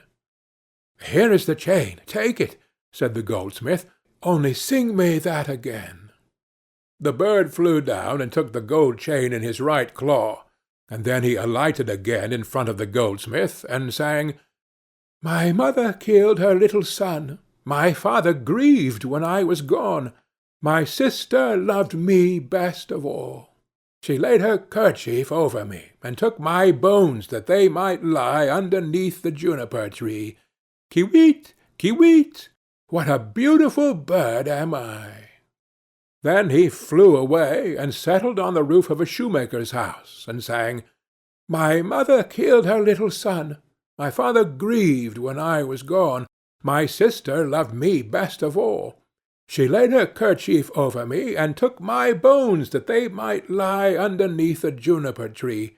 Kiweet, kiweet, what a beautiful bird am I!" The shoemaker heard him, and he jumped up and ran out in his shirt-sleeves, and stood looking up at the bird on the roof with his hand over his eyes to keep himself from being blinded by the sun. "Bird," he said, "how beautifully you sing!" Then he called through the door to his wife, "Wife, come out! Here is a bird. Come and look at it, and hear how beautifully it sings." Then he called his daughter and the children, then the apprentices, girls and boys, and they all ran up the street to look at the bird, and saw how splendid it was with its red and green feathers, and its neck like burnished gold, and eyes like two bright stars in its head.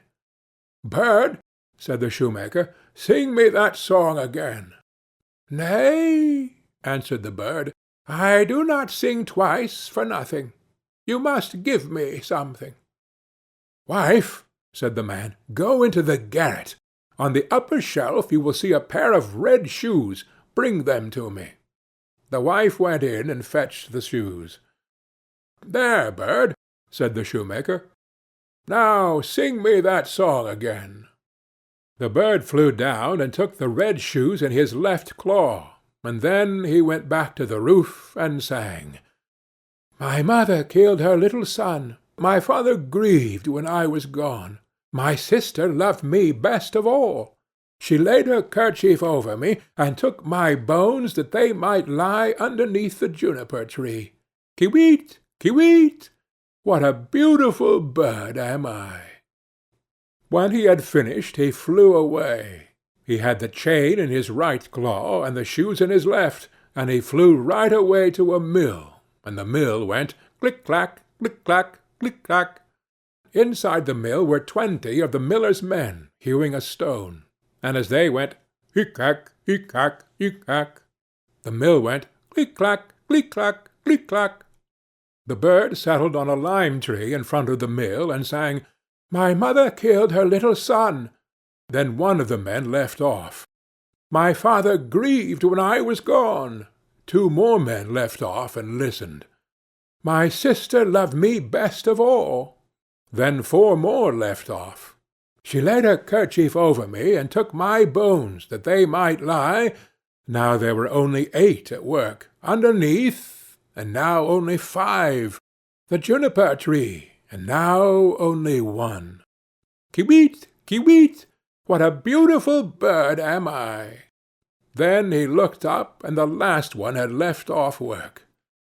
"Bird," he said, "what a beautiful song that is you sing! Let me hear it too. Sing it again." "Nay," answered the bird, "I do not sing twice for nothing. Give me that millstone, and I will sing it again."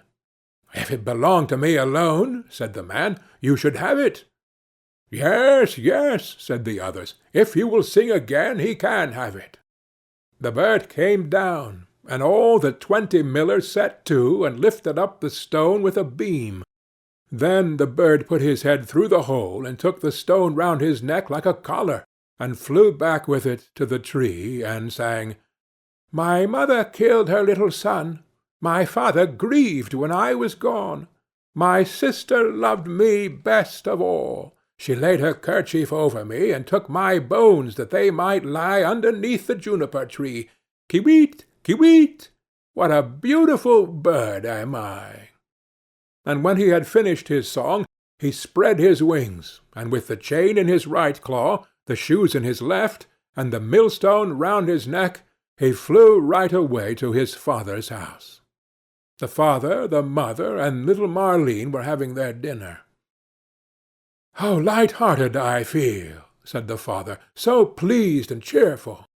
"And I," said the mother, "I feel so uneasy, as if a heavy thunderstorm were coming." But little Marleen sat and wept and wept. Then the bird came flying towards the house and settled on the roof. "I do feel so happy," said the father, "and how beautifully the sun shines! I feel just as if I were going to see an old friend again."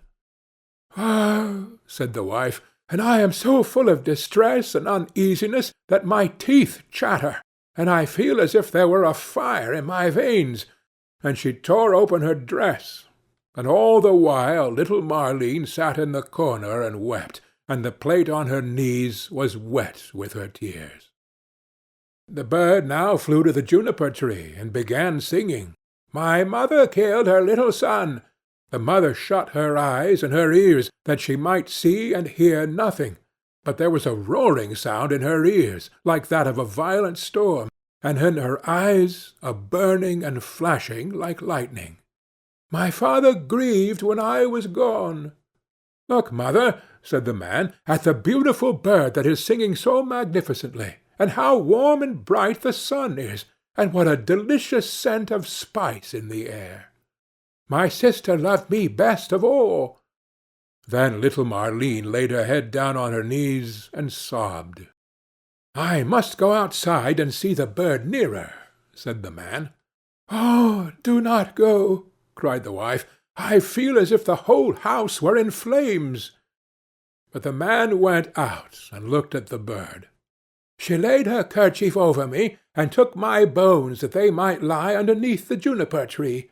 Kiwit, kiwit, what a beautiful bird am I!" With that the bird let fall the gold chain, and it fell just round the man's neck, so that it fitted him exactly. He went inside and said, "See, what a splendid bird that is! He has given me this beautiful gold chain, and looks so beautiful himself." But the wife was in such fear and trouble that she fell on the floor, and her cap fell from her head. Then the bird began again.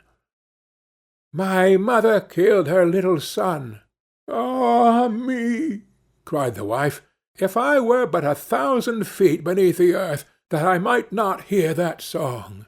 My father grieved when I was gone." Then the woman fell down again, as if dead. "My sister loved me best of all." "Well," said little Marleen, "I will go out too, and see if the bird will give me anything." So she went out.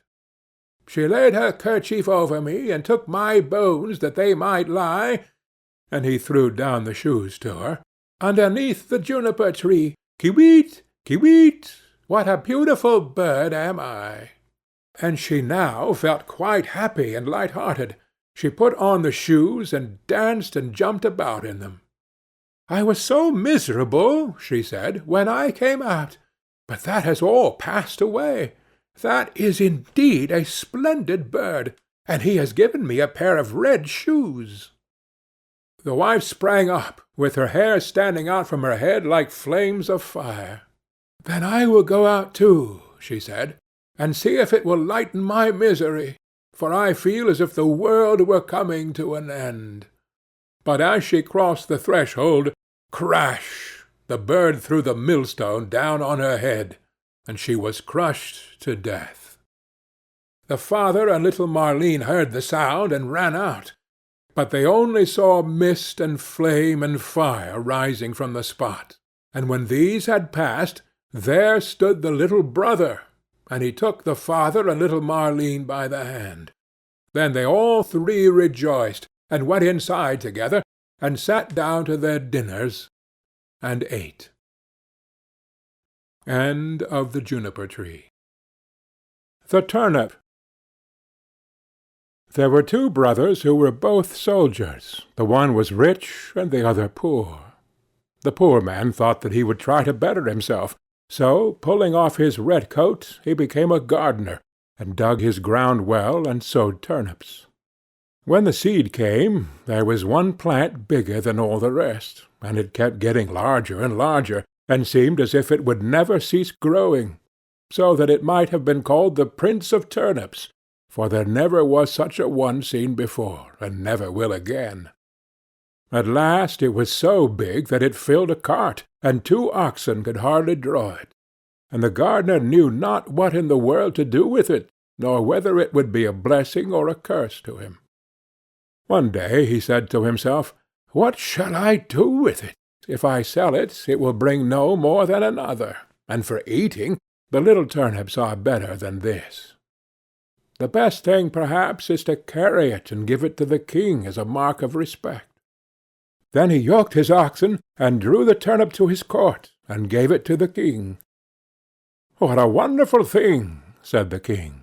"I have seen many strange things, but such a monster as this I never saw.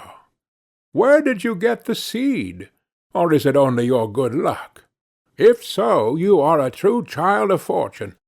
"Ah, no," answered the gardener, "I am no child of fortune. I am a poor soldier who never could get enough to live upon, so I laid aside my red coat and set to work tilling the ground. I have a brother who is rich, and your majesty knows him well, and all the world knows him, but because I am poor, everybody forgets me." The king then took pity on him, and said, "You shall be poor no longer. I will give you so much that you shall be even richer than your brother." Then he gave him gold and lands and flocks, and made him so rich that his brother's fortune could not at all be compared with his. When the brother heard of all this, and how a turnip had made the gardener so rich, he envied him sorely, and bethought himself how he could contrive to get the same good fortune for himself. However, he determined to manage more cleverly than his brother, and got together a rich present of gold and fine horses for the king, and thought he must have a much larger gift in return, for if his brother had received so much for only a turnip, what must his present be worth? The king took the gift very graciously, and said he knew not what to give in return more valuable and wonderful than the great turnip. So the soldier was forced to put it into a cart and drag it home with him. When he reached home, he knew not upon whom to vent his rage and spite, and at length wicked thoughts came into his head, and he resolved to kill his brother. So he hired some villains to murder him, and having shown them where to lie in ambush, he went to his brother and said, "Dear brother, I have found a hidden treasure. Let us go and dig it up and share it between us." The other had no suspicions of his roguery, so they went out together, and as they were travelling along, the murderers rushed out upon him, bound him, and were going to hang him on a tree. But whilst they were getting all ready, they heard the trampling of a horse at a distance, which so frightened them that they pushed their prisoner neck and shoulders together into a sack, and swung him by a cord to the tree, where they left him dangling and ran away. Meantime he worked and worked away, till he made a hole large enough to put out his head. When the horseman came up, he proved to be a student, a merry fellow, who was journeying along on his nag, and singing as he went. As soon as the man in the sack saw him passing under the tree, he cried out, "Good morning! Good morning to thee, my friend!" The student looked about everywhere, and seeing no one, and not knowing where the voice came from, cried out, "Who calls me?" Then the man in the tree answered, "Lift up thine eyes, for behold, here I sit in the sack of wisdom. Here have I, in a short time, learned great and wondrous things. Compared to this seat, all the learning of the schools is as empty air. A little longer, and I shall know all that man can know, and shall come forth wiser than the wisest of mankind. Here I discern the signs and motions of the heavens and the stars, the laws that control the winds, the number of the sands on the seashore, the healing of the sick, the virtues of all simples, of birds, and of precious stones. Wert thou but once here, my friend, thou wouldst feel and own the power of knowledge." The student listened to all this, and wondered much. At last he said, "Blessed be the day and hour when I found you. Cannot you contrive to let me into the sack for a little while?" Then the other answered, as if very unwillingly, "A little space I may allow thee to sit here, if thou wilt reward me well and entreat me kindly. But thou must tarry yet an hour below, till I have learnt some little matters that are yet unknown to me." So the student sat himself down and waited a while, but the time hung heavy upon him, and he begged earnestly that he might ascend forthwith, for his thirst for knowledge was great. Then the other pretended to give way, and said, "Thou must let the sack of wisdom descend by untying yonder cord, and then thou shalt enter." So the student let him down, opened the sack, and set him free. "Now then," cried he, "let me ascend quickly." As he began to put himself into the sack, heels first, "Wait a while," said the gardener, "that is not the way." Then he pushed him in head first, tied up the sack, and soon swung up the searcher after wisdom dangling in the air. "How is it with thee, friend?" said he. "Dost thou not feel that wisdom comes unto thee? Rest there in peace till thou art a wiser man than thou wert." So saying, he trotted off on the student's nag, and left the poor fellow to gather wisdom till somebody should come and let him down. End of The Turnip. Clever Hans. The mother of Hans said, "Whither away, Hans?" Hans answered, "To Gretel." "Behave well, Hans." "Oh, I'll behave well. Good-bye, mother." "Good-bye, Hans." Hans comes to Gretel. "Good day, Gretel." "Good day, Hans. What do you bring that is good?" "I bring nothing. I want to have something given me." Gretel presents Hans with a needle. Hans says, "Good-bye, Gretel." "Good-bye, Hans." Hans takes the needle, sticks it into a hay-cart, and follows the cart home. "Good evening, mother." "Good evening, Hans. Where have you been?" "With Gretel." "What did you take her?" "I took nothing. Had something given me." "What did Gretel give you?" "Gave me a needle." "Where is the needle, Hans?" "Stuck in the hay-cart." "That was ill done, Hans. You should have stuck the needle in your sleeve." "Never mind. I'll do better next time."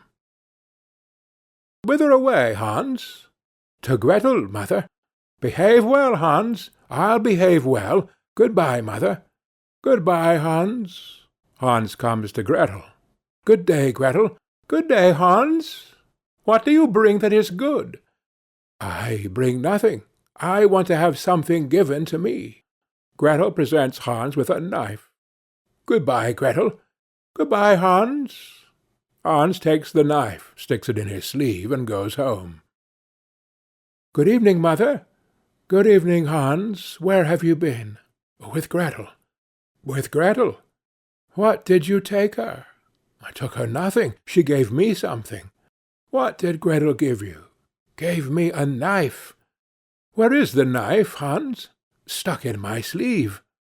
"That's ill done, Hans. You should have put the knife in your pocket." "Never mind. We'll do better next time." "Whither away, Hans?" "To Gretel, mother."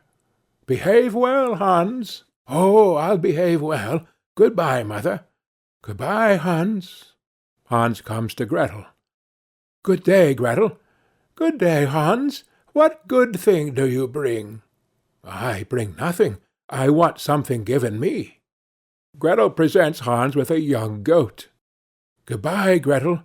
"Good-bye, Hans." Hans takes the goat, ties its legs, and puts it in his pocket. When he gets home, it is suffocated. "Good evening, mother." "Good evening, Hans. Where have you been?" "With Gretel." "What did you take her?" "I took nothing. She gave me something." "What did Gretel give you?" "She gave me a goat." "Where is the goat, Hans?" "I put it in my pocket." "That was ill done, Hans. You should have put a rope around the goat's neck." "Never mind. We'll do better next time." "Whither away, Hans?" "To Gretel, mother." "Behave well, Hans." "Oh, I'll behave well. Good-bye, mother." "Good-bye, Hans." Hans comes to Gretel. "Good day, Gretel." "Good day, Hans. What good thing do you bring?" "I bring nothing. I want something given me." Gretel presents Hans with a piece of bacon. "Good-bye, Gretel." "Good-bye, Hans." Hans takes the bacon, ties it to a rope, and drags it away behind him. The dogs come and devour the bacon. When he gets home he has a rope in his hand, and there is no longer anything hanging on to it. "Good evening, mother." "Good evening, Hans. Where have you been?" "With Gretel." "What did you take her?" "I took her nothing. She gave me something." "What did Gretel give you?" "Gave me a bit of bacon." "Where is the bacon, Hans?" "I tied it to a rope, brought it home. Dogs took it." "That was ill done, Hans. You should have carried the bacon on your head." "Never mind. We'll do better next time." "Whither away, Hans?" "To Gretel, mother." "Behave well, Hans." "I'll behave well. Good-bye, mother." "Good-bye, Hans." Hans comes to Gretel. "Good day, Gretel." "Good day, Hans. What good thing do you bring?" "I bring nothing, but would have something given." Gretel presents Hans with a calf. "Good-bye, Gretel." "Good-bye, Hans." Hans takes the calf, puts it on his head, and the calf kicks his face. "Good evening, mother. Good evening, Hans. Where have you been?" "With Gretel."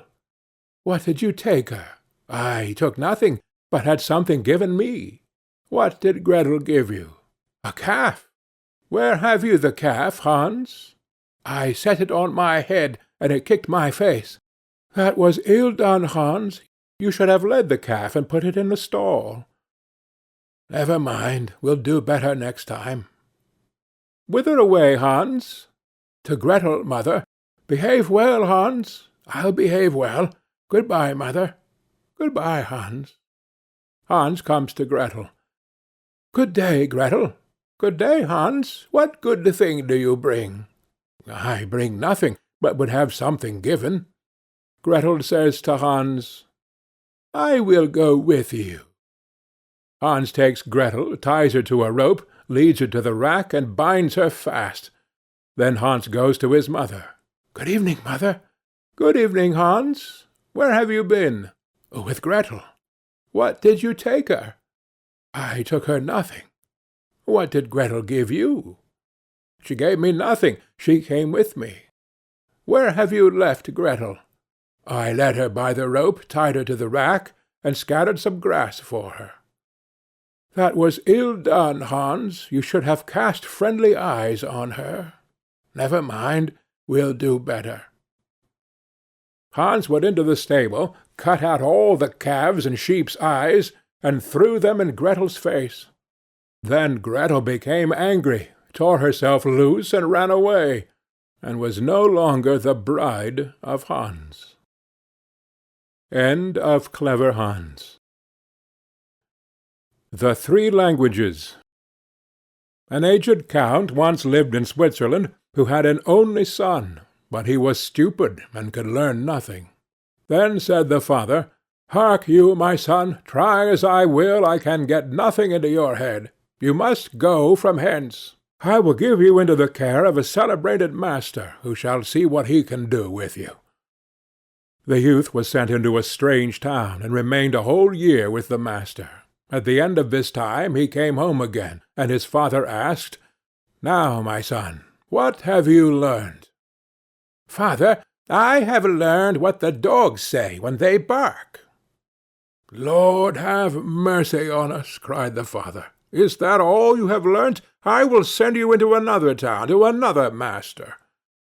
The youth was taken thither, and stayed a year with this master likewise. When he came back, the father again asked, "My son, what have you learnt?"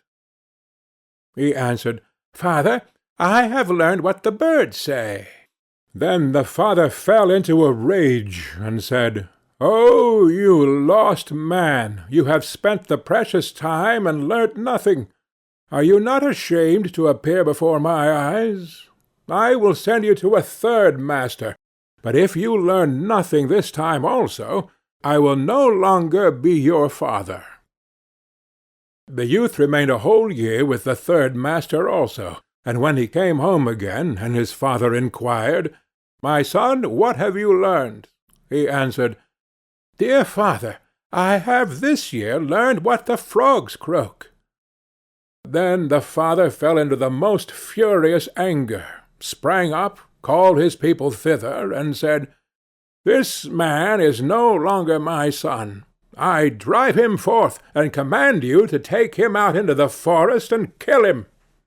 They took him forth, but when they should have killed him they could not do it for pity, and let him go, and they cut the eyes and tongue out of a deer, that they might carry them to the old man as a token.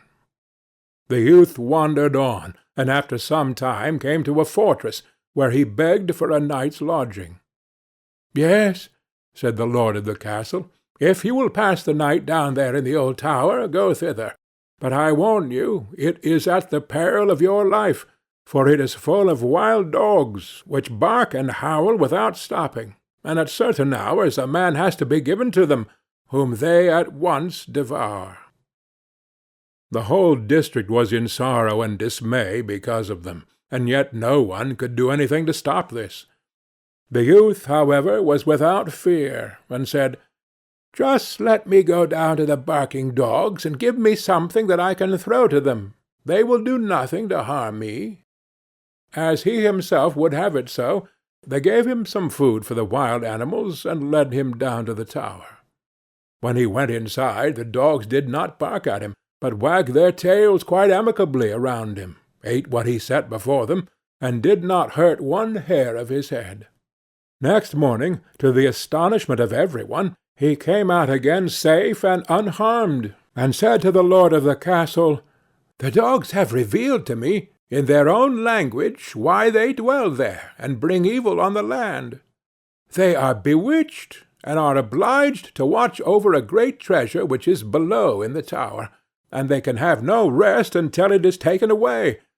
And I have likewise learnt, from their discourse, how that is to be done." Then all who had heard this rejoiced, and the lord of the castle said he would adopt him as a son if he accomplished it successfully. He went down again, and as he knew what he had to do, he did it thoroughly, and brought a chest full of gold out with him. The howling of the wild dogs was henceforth heard no more. They had disappeared, and the country was freed from the trouble.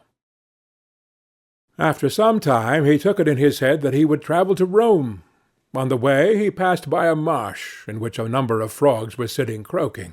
He listened to them, and when he became aware of what they were saying, he grew very thoughtful and sad. At last he arrived in Rome, where the Pope had just died, and there was great doubt among the cardinals as to whom they should appoint as his successor. They at length agreed that the person should be chosen as Pope who should be distinguished by some divine and miraculous token, and just as that was decided on, the young count entered into the church, and suddenly 2 snow-white doves flew on his shoulders and remained sitting there. The ecclesiastics recognized therein the token from above, and asked him on the spot if he would be Pope. He was undecided, and knew not if he were worthy of this. But the doves counselled him to do it, and at length he said yes. Then was he anointed and consecrated, and thus was fulfilled what he had heard from the frogs on his way, which had so affected him that he was to be his holiness the Pope.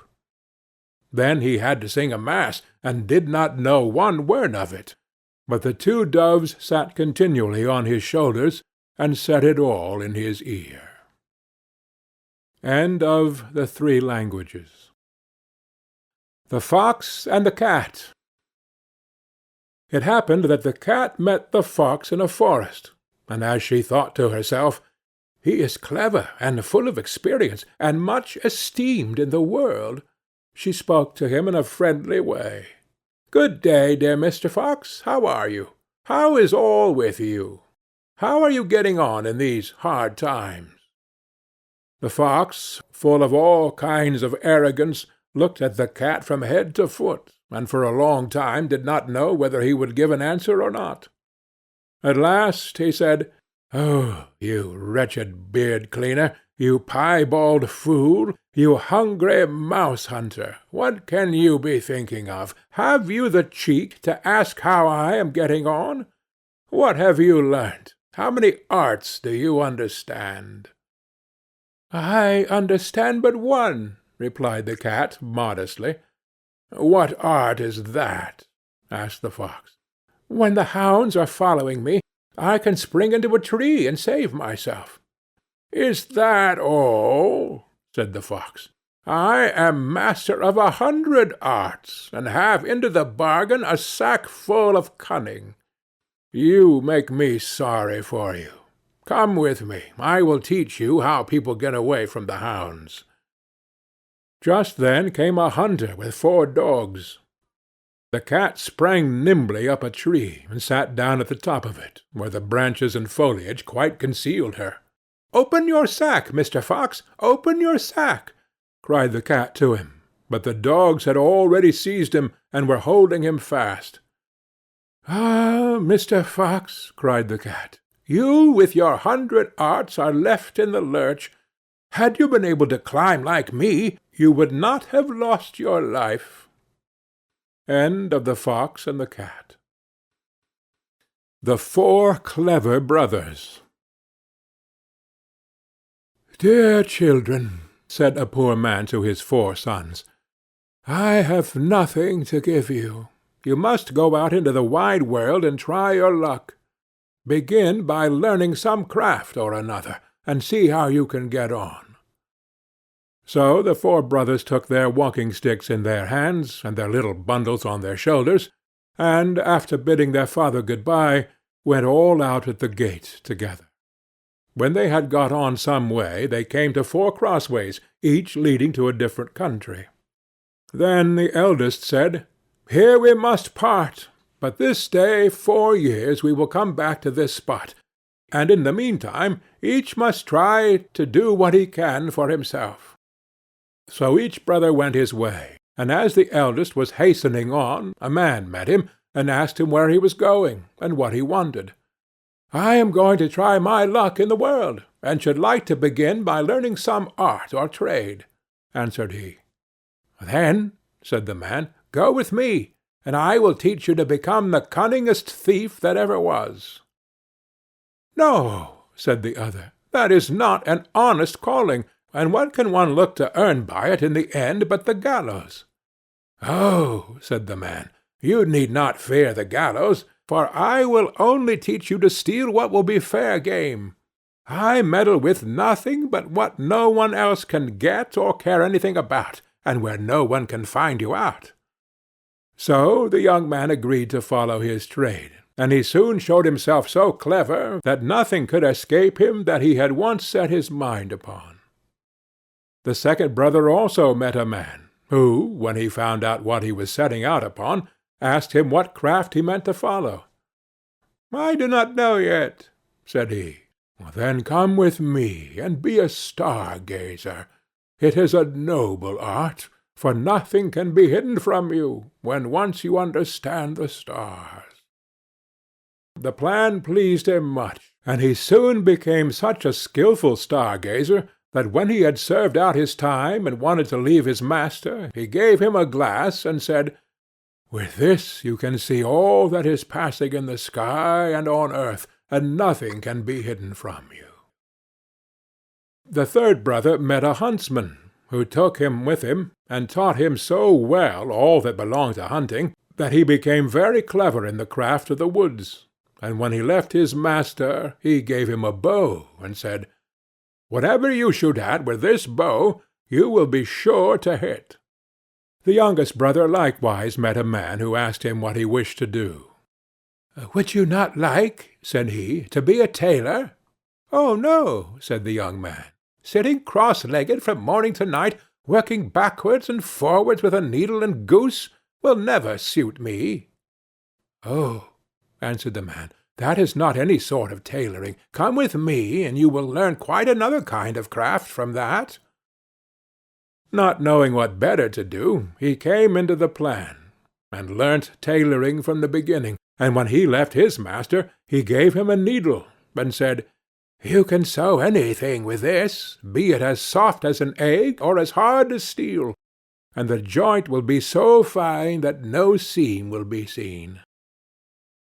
After the space of 4 years, at the time agreed upon, the 4 brothers met at the 4 crossroads, and having welcomed each other, set off towards their father's home, where they told him all that had happened to them, and how each had learned some craft. Then one day, as they were sitting before the house under a very high tree, the father said, "I should like to try what each of you can do in this way." So he looked up and said to the second son, "At the top of this tree there is a chaffinch's nest. Tell me how many eggs there are in it." The star-gazer took his glass, looked up, and said, "5. "Now," said the father to the eldest son, "take away the eggs, without letting the bird that is sitting upon them and hatching them know anything of what you are doing." So the cunning thief climbed up the tree, and brought away to his father the 5 eggs from under the bird, and it never saw or felt what he was doing, but kept sitting on at its ease. Then the father took the eggs, and put 1 on each corner of the table, and the 5th in the middle, and said to the huntsman, "Cut all the eggs in 2 pieces at one shot." the huntsman took up his bow, and at one shot struck all the 5 eggs as his father wished. "Now comes your turn," said he to the young tailor. "Sew the eggs and the young birds in them together again, so neatly that the shot shall have done them no harm." Then the tailor took his needle and sewed the eggs as he was told, and when he had done, the thief was sent to take them back to the nest and put them under the bird without its knowing it. Then she went on sitting and hatched them, and in a few days they crawled out, and had only a little red streak across their necks, where the tailor had sewn them together. "Well done, sons," said the old man. "You have made good use of your time, and learnt something worth the knowing. But I am sure I do not know which ought to have the prize. Oh, that a time might soon come for you to turn your skill to some account." Not long after this there was a great bustle in the country, for the king's daughter had been carried off by a mighty dragon, and the king mourned over her loss day and night, and made it known that whoever brought her back to him should have her for a wife. Then the 4 brothers said to each other, "Here is a chance for us. Let us try what we can do." And they agreed to see whether they could not set the princess free.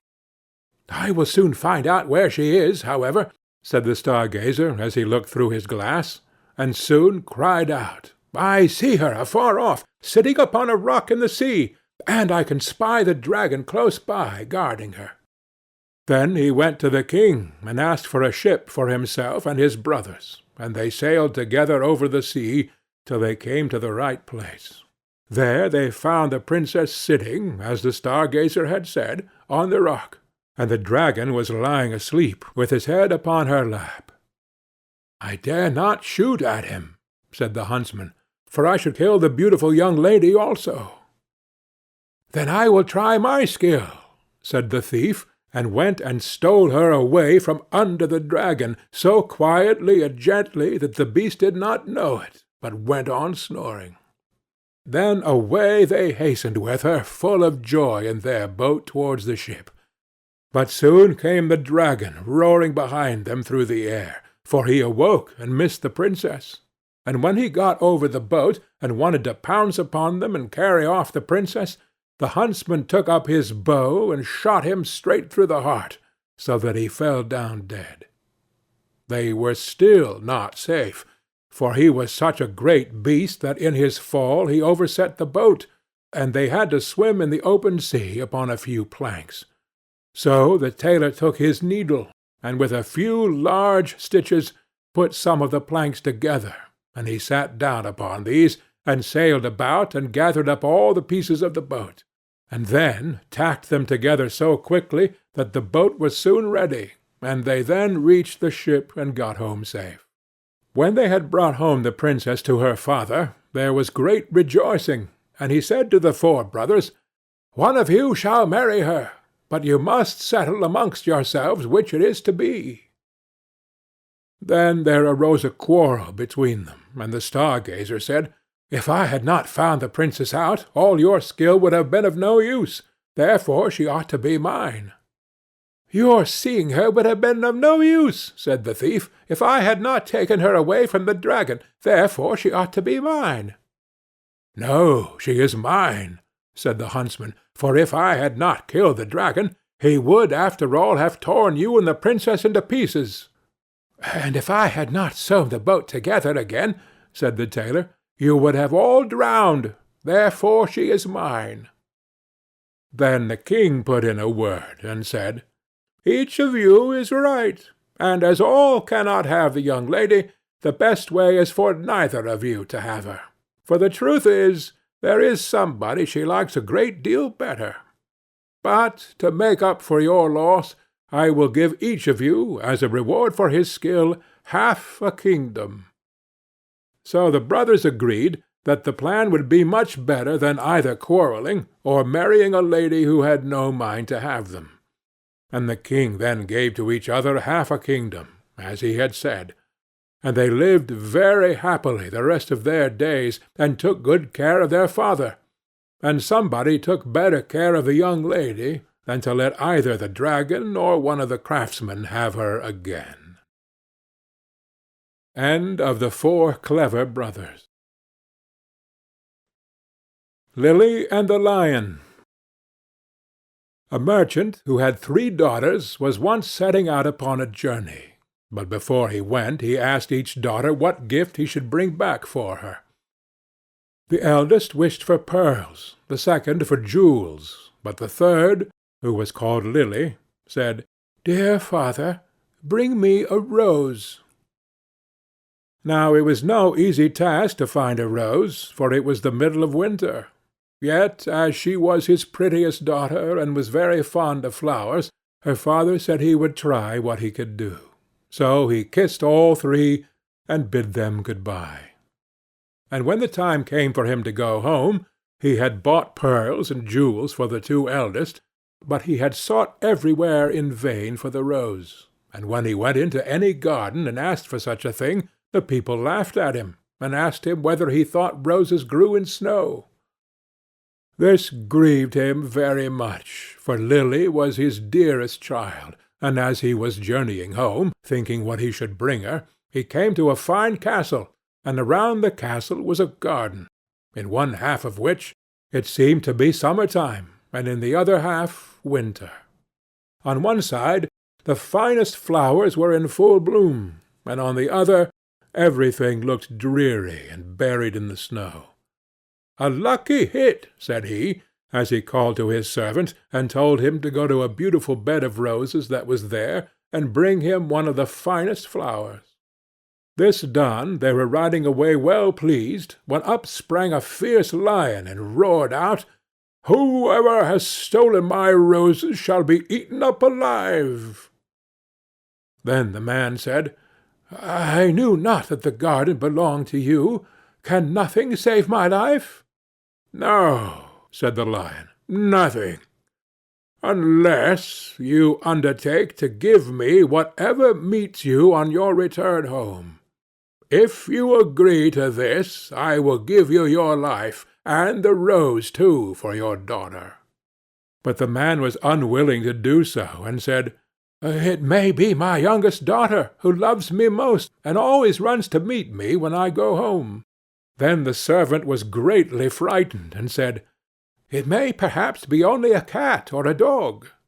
And at last the man yielded, with a heavy heart, and took the rose, and said he would give the lion whatever should meet him first on his return.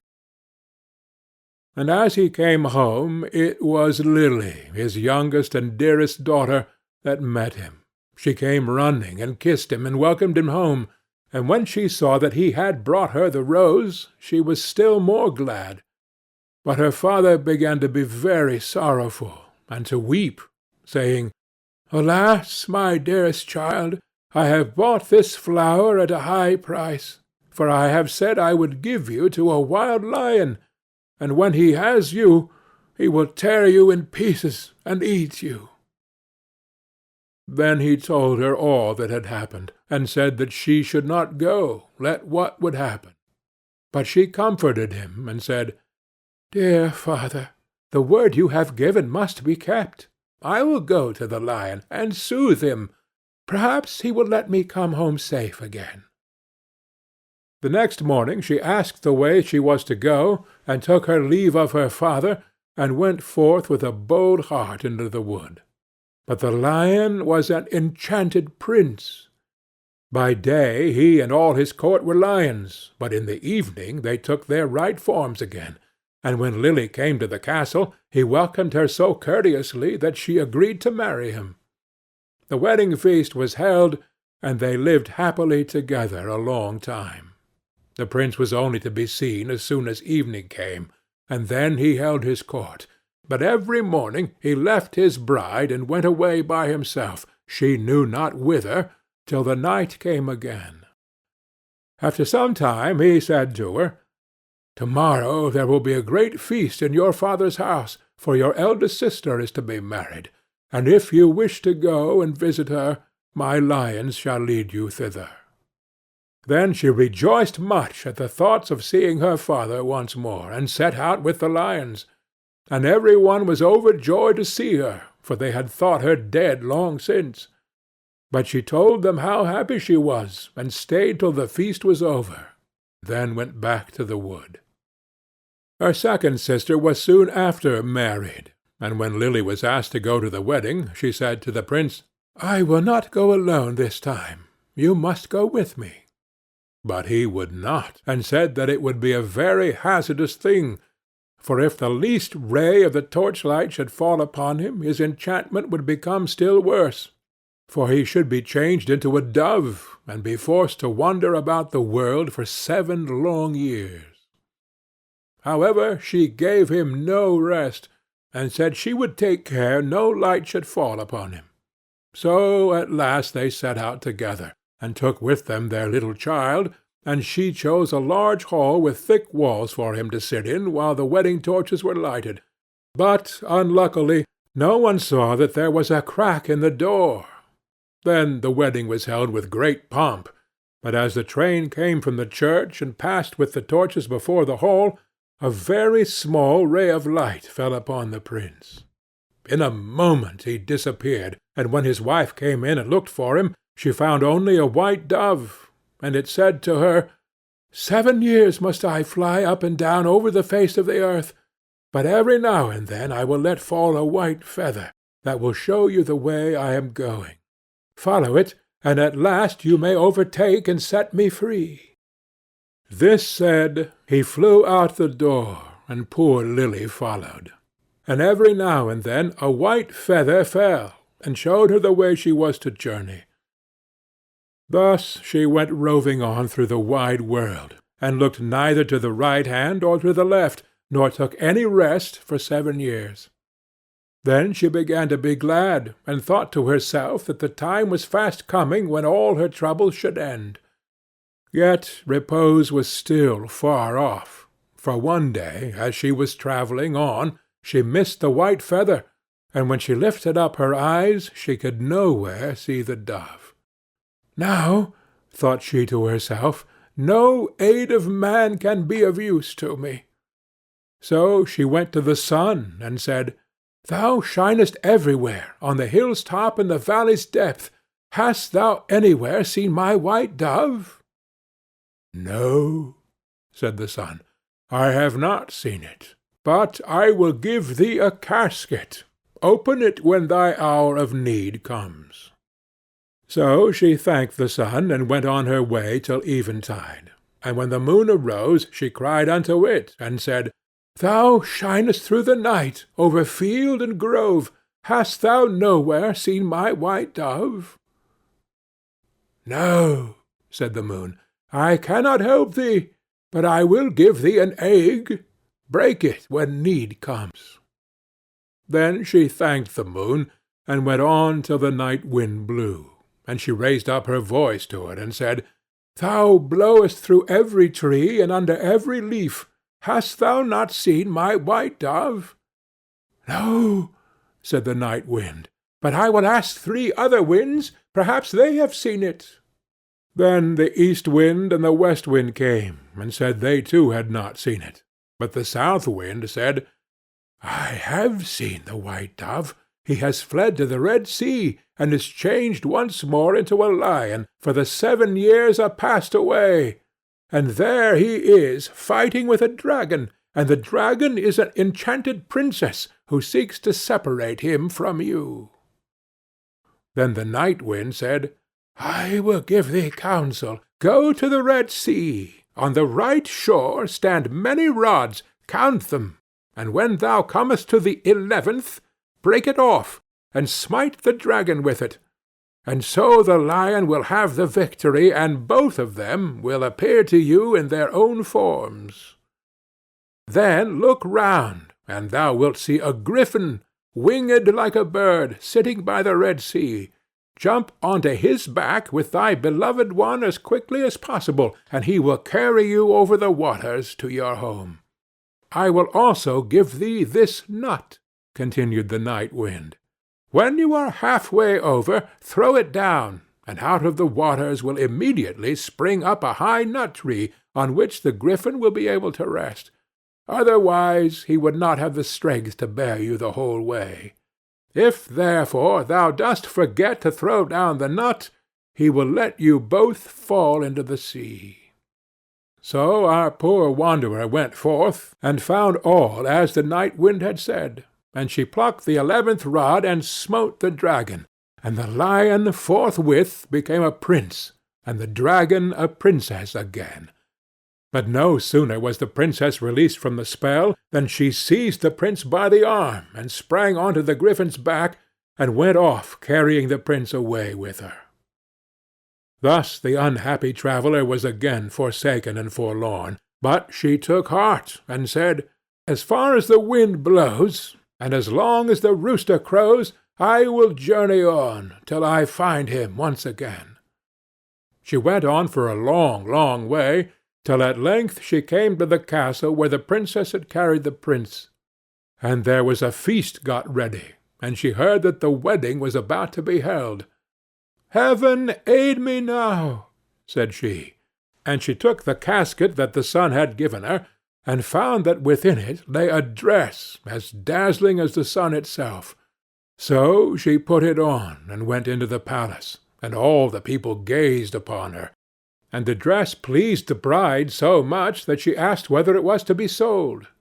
"Not for gold or silver," said she, "but for flesh and blood." The princess asked what she meant, and she said, "Let me speak with the bridegroom this night in his chamber, and I will give thee the dress." At last the princess agreed, but she told her chamberlain to give the prince a sleeping draught, that he might not hear or see her.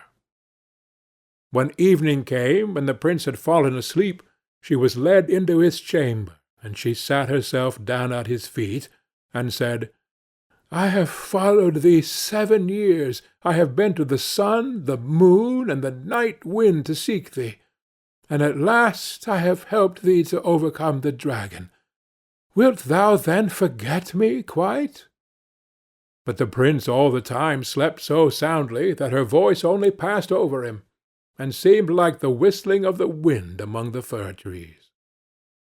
Then poor Lily was led away, and forced to give up the golden dress, and when she saw that there was no help for her, she went out into the meadow, and sat herself down and wept.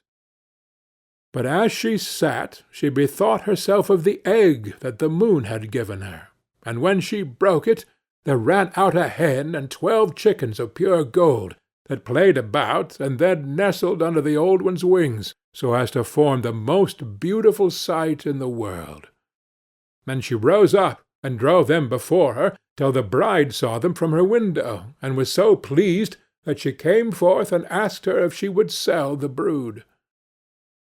"Not for gold or silver, but for flesh and blood. Let me again this evening speak with the bridegroom in his chamber, and I will give thee the whole brood." Then the princess thought to betray her as before, and agreed to what she asked. But when the prince went to his chamber, he asked the chamberlain why the wind had whistled so in the night, and the chamberlain told him all, how he had given him a sleeping draught, and how a poor maiden had come and spoken to him in his chamber, and was to come again that night. Then the prince took care to throw away the sleeping draught, and when Lily came and began again to tell him what woes had befallen her, and how faithful and true to him she had been, he knew his beloved wife's voice, and sprang up, and said, "You have awakened me as from a dream, for the strange princess had thrown a spell around me, so that I had altogether forgotten you. But heaven hath sent you to me in a lucky hour." And they stole away out of the palace by night unawares, and seated themselves on the griffin, who flew back with them over the Red Sea. When they were half-way across, Lily let the nut fall into the water, and immediately a large nut-tree arose from the sea, whereon the griffin rested for a while, and then carried them safely home. There they found their child, now grown up to be comely and fair, and after all their troubles they lived happily together to the end of their days. End of Lily and the Lion. The Fox and the Horse. A farmer had a horse that had been an excellent faithful servant to him, but he was now grown too old to work, so the farmer would give him nothing more to eat, and said, "I want you no longer, so take yourself off out of my stable. I shall not take you back again until you are stronger than a lion." Then he opened the door and turned him adrift. The poor horse was very melancholy, and wandered up and down in the wood, seeking some little shelter from the cold wind and rain. Presently a fox met him. "What's the matter, my friend?" asked he. "Why do you hang down your head and look so lonely and woe-begone?" "Ah," replied the horse, "justice and avarice never dwell in one house. My master has forgotten all that I have done for him so many years, and because I can no longer work, he has turned me adrift, and says, unless I can become stronger than a lion, he will not take me back again. What chance can I have of that? He knows I have none, or he would not talk so." However, the fox bid him be of good cheer, and said, "I will help you. Lie down there, stretch yourself out quite stiff, and pretend to be dead." The horse did as he was told, and the fox went straight to the lion who lived in a cave close by, and said to him, "A little way off lies a dead horse. Come with me, and you may make an excellent meal of his carcass."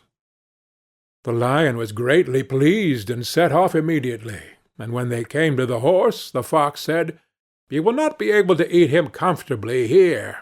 I'll tell you what, I will tie you fast to his tail, and then you can draw him to your den and eat him at your leisure." This advice pleased the lion, so he laid himself down quietly for the fox to make him fast to the horse. But the fox managed to tie his legs together, and bound all so hard and fast, that with all his strength he could not set himself free. When the work was done, the fox clapped the horse on the shoulder, and said, "Chip, Dobbin, Jip." Then up he sprang, and moved off, dragging the lion behind him. The beast began to roar and bellow, till all the birds of the wood flew away for fright. But the horse let him sing on, and made his way quietly over the fields to his master's house. "Here he is, master," said he. "I have got the better of him." And when the farmer saw his old servant, his heart relented, and he said, "Thou shalt stay in thy stable, and be well taken care of." And so the poor old horse had plenty to eat, and lived till he died. End of The Fox and the Horse. The Blue Light. There was once upon a time a soldier who for many years had served the king faithfully, but when the war came to an end could serve no longer because of the many wounds which he had received. The king said to him, "You may return to your home. I need you no longer, and you will not receive any more money, for he only receives wages who renders me service for them." Then the soldier did not know how to earn a living, went away greatly troubled, and walked the whole day, until in the evening he entered a forest. When darkness came on, he saw a light, which he went up to, and came to a house wherein lived a witch. "Do give me one night's lodging, and a little to eat and drink," said he to her, "or I shall starve." "Oh-ho!" she answered, "who gives anything to a runaway soldier? Yet will I be compassionate, and take you in, if you will do what I wish." "What do you wish?" said the soldier. "That you should dig all around my garden for me, to-morrow." The soldier consented, and next day laboured with all his strength, but could not finish it by the evening. "I see well enough," said the witch, "that you can do no more to-day, but I will keep you yet another night, in payment for which you must to-morrow chop a load of wood, and chop it small." The soldier spent the whole day in doing it, and in the evening the witch proposed that he should stay one night more. "Tomorrow you shall only do me a very trifling piece of work. Behind my house there is an old dry well, into which my light has fallen. It burns blue and never goes out, and you shall bring it up again." Next day the old woman took him to the well, and let him down in a basket. He found the blue light, and made her a signal to draw him up again. She did draw him up, but when he came near the edge, she stretched down her hand, and wanted to take the blue light away from him. "No," said he, perceiving her evil intention, "I will not give you the light until I am standing with both feet upon the ground." The witch fell into a passion, let him fall again into the well, and went away. The poor soldier fell without injury on the moist ground, and the blue light went on burning. But of what use was that to him? He saw very well that he could not escape death. He sat for a while very sorrowfully. Then suddenly he felt in his pocket and found his tobacco pipe, which was still half full. "This shall be my last pleasure," thought he, pulled it out, lit it at the blue light, and began to smoke. When the smoke had circled about the cavern, suddenly a little black dwarf stood before him, and said, "Lord, what are your commands?" "What my commands are?" replied the soldier, quite astonished. "I must do everything you bid me," said the little man. "Good," said the soldier. "Then, in the first place, help me out of this well." The little man took him by the hand, and led him through an underground passage, but he did not forget to take the blue light with him. On the way the dwarf showed him the treasures which the witch had collected and hidden there, and the soldier took as much gold as he could carry. When he was above, he said to the little man, "Now go and bind the old witch, and carry her before the judge." In a short time she came by like the wind, riding on a wild tomcat and screaming frightfully. Nor was it long before the little man reappeared. "It is all done," said he, "and the witch is already hanging on the gallows." "What further commands has my lord?" inquired the dwarf. "At the moment none," answered the soldier. "You can return home. Only be at hand immediately if I summon you. Nothing more is needed than that you should light your pipe at the blue light, and I will appear before you at once." Thereupon he vanished from his sight. The soldier returned to the town from which he came. He went to the best inn, ordered himself handsome clothes, and then bade the landlord furnish him a room as handsome as possible. When it was ready, and the soldier had taken possession of it, he summoned the little black mannikin, and said, "I have served the king faithfully, but he has dismissed me and left me to hunger, and now I want to take my revenge." "What am I to do?" asked the little man. "Late at night, when the king's daughter is in bed, bring her here in her sleep. She shall do servant's work for me." The mannikin said, "That is an easy thing for me to do, but a very dangerous thing for you, for if it is discovered, you will fare ill." When 12 o'clock had struck, the door sprang open, and the mannikin carried in the princess. "Ah, are you there?" cried the soldier. "Get to work at once. Fetch the broom and sweep the chamber." When she had done this, he ordered her to come to his chair, and then he stretched out his feet and said, "Pull off my boots." Then he threw them in her face, and made her pick them up again and clean and brighten them. She, however, did everything he bade her without opposition, silently and with half-shut eyes. When the first rooster crowed, the mannikin carried her back to the royal palace and laid her in her bed.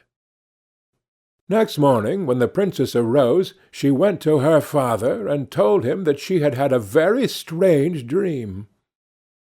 "I was carried through the streets with the rapidity of lightning," said she, "and taken into a soldier's room, and I had to wait upon him like a servant, sweep his room, clean his boots, and do all kinds of menial work. It was only a dream, and yet I am just as tired as if I really had done everything." "The dream may have been true," said the king. "I will give you a piece of advice. Fill your pocket full of peas, and make a small hole in the pocket, and then, if you are carried away again, they will fall out and leave a track in the streets." But unseen by the king, the mannikin was standing beside him when he said that, and heard all. At night, when the sleeping princess was again carried through the streets, some peas certainly did fall out of her pocket, but they made no track, for the crafty mannikin had just before scattered peas in every street there was. And again the princess was compelled to do servant's work until cock-crow. Next morning the king sent his people out to seek the track, but it was all in vain, for in every street poor children were sitting picking up peas, and saying, "It must have rained peas last night." "We must think of something else," said the king. "Keep your shoes on when you go to bed, and before you come back from the place where you are taken, hide one of them there. I will soon contrive to find it." The black mannikin heard this plot, and at night, when the soldier again ordered him to bring the princess, revealed it to him, and told him that he knew of no expedient to counteract this stratagem, and if the shoe were found in the soldier's house, it would go badly with him. "Do what I bid you," replied the soldier, and again this third night the princess was obliged to work like a servant, but before she went away she hid her shoe under the bed. Next morning the king had the entire town searched for his daughter's shoe. It was found at the soldier's, and the soldier himself, who at the entreaty of the dwarf had gone outside the gate, was soon brought back and thrown into prison. In his flight he had forgotten the most valuable things he had, the blue light and the gold, and had only 1 ducat in his pocket. And now, loaded with chains, he was standing at the window of the dungeon, when he chanced to see one of his comrades passing by. The soldier tapped at the pane of glass, and when this man came up, said to him, "Be so kind as to fetch me a small bundle I have left lying in the inn, and I will give you a ducat for doing it." His comrade ran thither and brought him what he wanted. As soon as the soldier was alone again, he lighted his pipe and summoned the black mannikin. "Have no fear," said the latter to his master. "Go wheresoever they take you, and let them do what they will. Only take the blue light with you." Next day the soldier was tried, and though he had done nothing wicked, the judge condemned him to death. When he was led forth to die, he begged a last favour of the king. "What is it?" asked the king. "That I may smoke 1 more pipe on my way." "You may smoke 3," answered the king, "but do not imagine that I will spare your life." Then the soldier pulled out his pipe and lighted it at the blue light, and as soon as a few wreaths of smoke had ascended, the mannikin was there with a small cudgel in his hand, and said, "What does my lord command?" "Strike down to earth that false judge there, and his constable, and spare not the king, who has treated me so ill."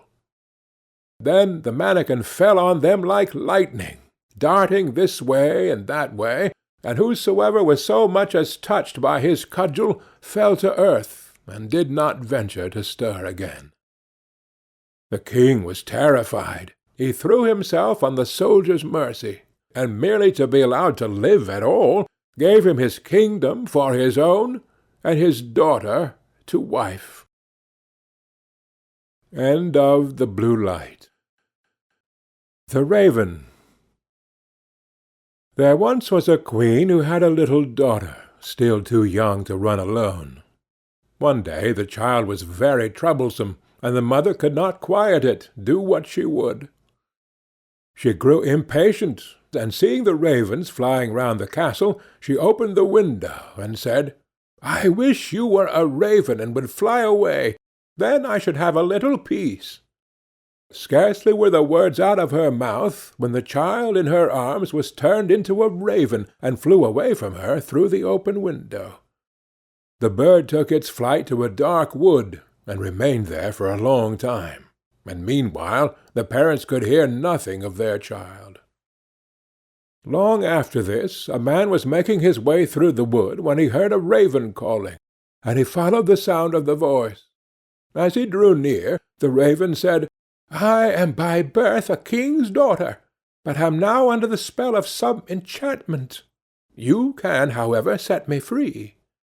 "What am I to do?" he asked. She replied, "Go farther into the wood until you come to a house wherein lives an old woman. She will offer you food and drink, but you must not take of either.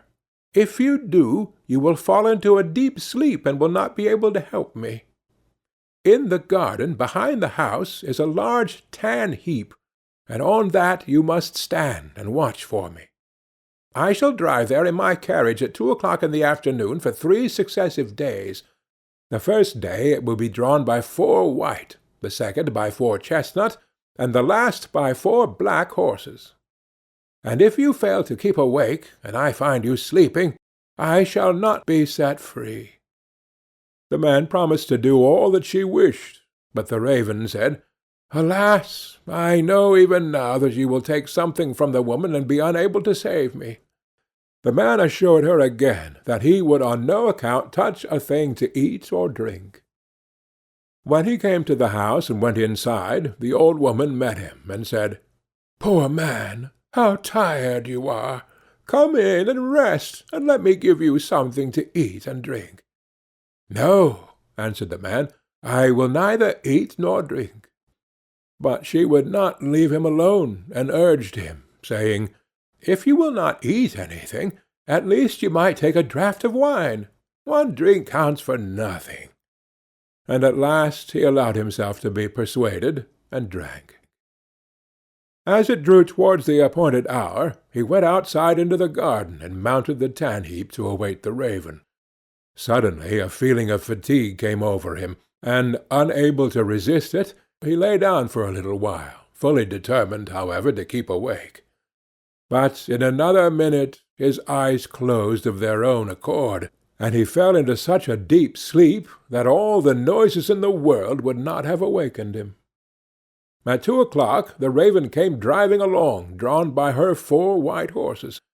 But even before she reached the spot, she said to herself, sighing, "I know he has fallen asleep." When she entered the garden, there she found him as she had feared, lying on the tan-heap, fast asleep. She got out of her carriage and went to him. She called him and shook him, but it was all in vain. He still continued sleeping. The next day, at noon, the old woman came to him again with food and drink, which he had first refused.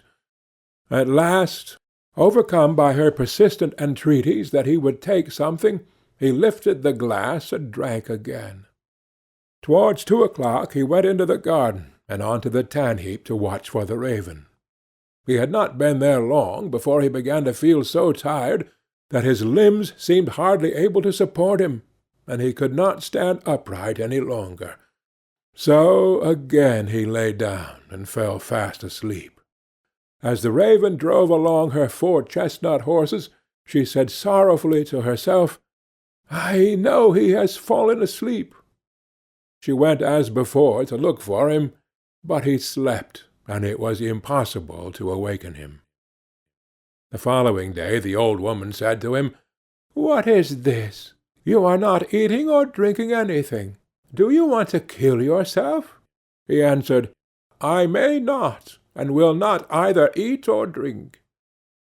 But she put down the dish of food and the glass of wine in front of him, and when he smelt the wine he was unable to resist the temptation, and took a deep draught. When the hour came round again, he went, as usual, on to the tan-heap in the garden to await the king's daughter, but he felt even more overcome with weariness than on the 2 previous days, and throwing himself down, he slept like a log. At 2 o'clock the raven could be seen approaching. and this time her coachman and everything about her, as well as her horses, were black. She was sadder than ever as she drove along, and said mournfully, "I know he has fallen asleep, and will not be able to set me free." She found him sleeping heavily, and all her efforts to awaken him were of no avail. Then she placed beside him a loaf and some meat and a flask of wine, of such a kind that however much he took of them, they would never grow less.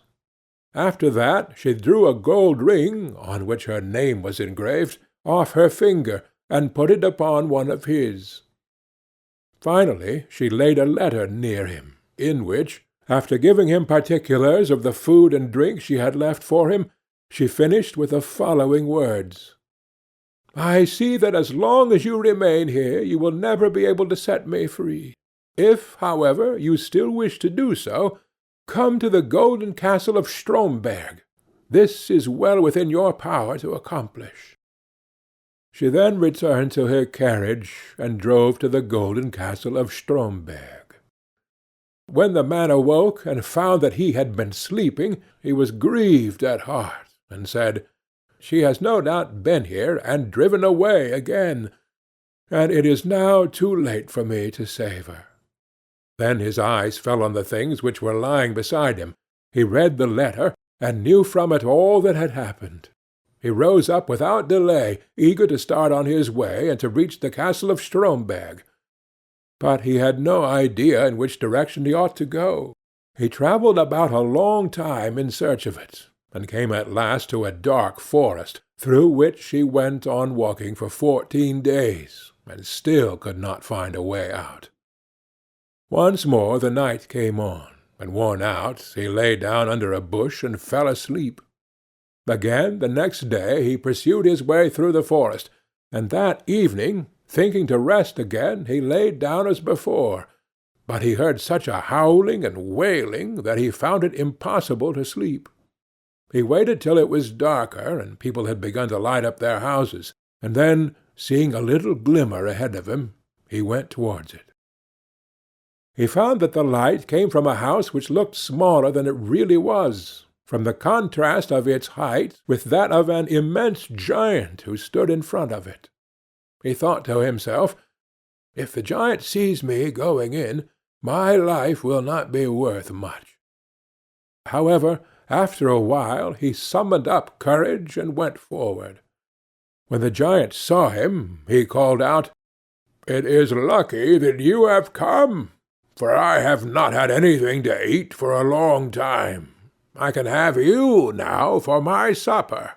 "I would rather you let that alone," said the man, "for I do not willingly give myself up to be eaten. If you are wanting food, I have enough to satisfy your hunger." "If that is so," replied the giant, "I will leave you in peace. I only thought of eating you because I had nothing else." So they went indoors together and sat down, and the man brought out the bread, meat, and wine, which, although he had eaten and drunk of them, were still unconsumed. The giant was pleased with the good cheer, and ate and drank to his heart's content. When he had finished his supper, the man asked him if he could direct him to the castle of Stromberg. The giant said, "I will look on my map.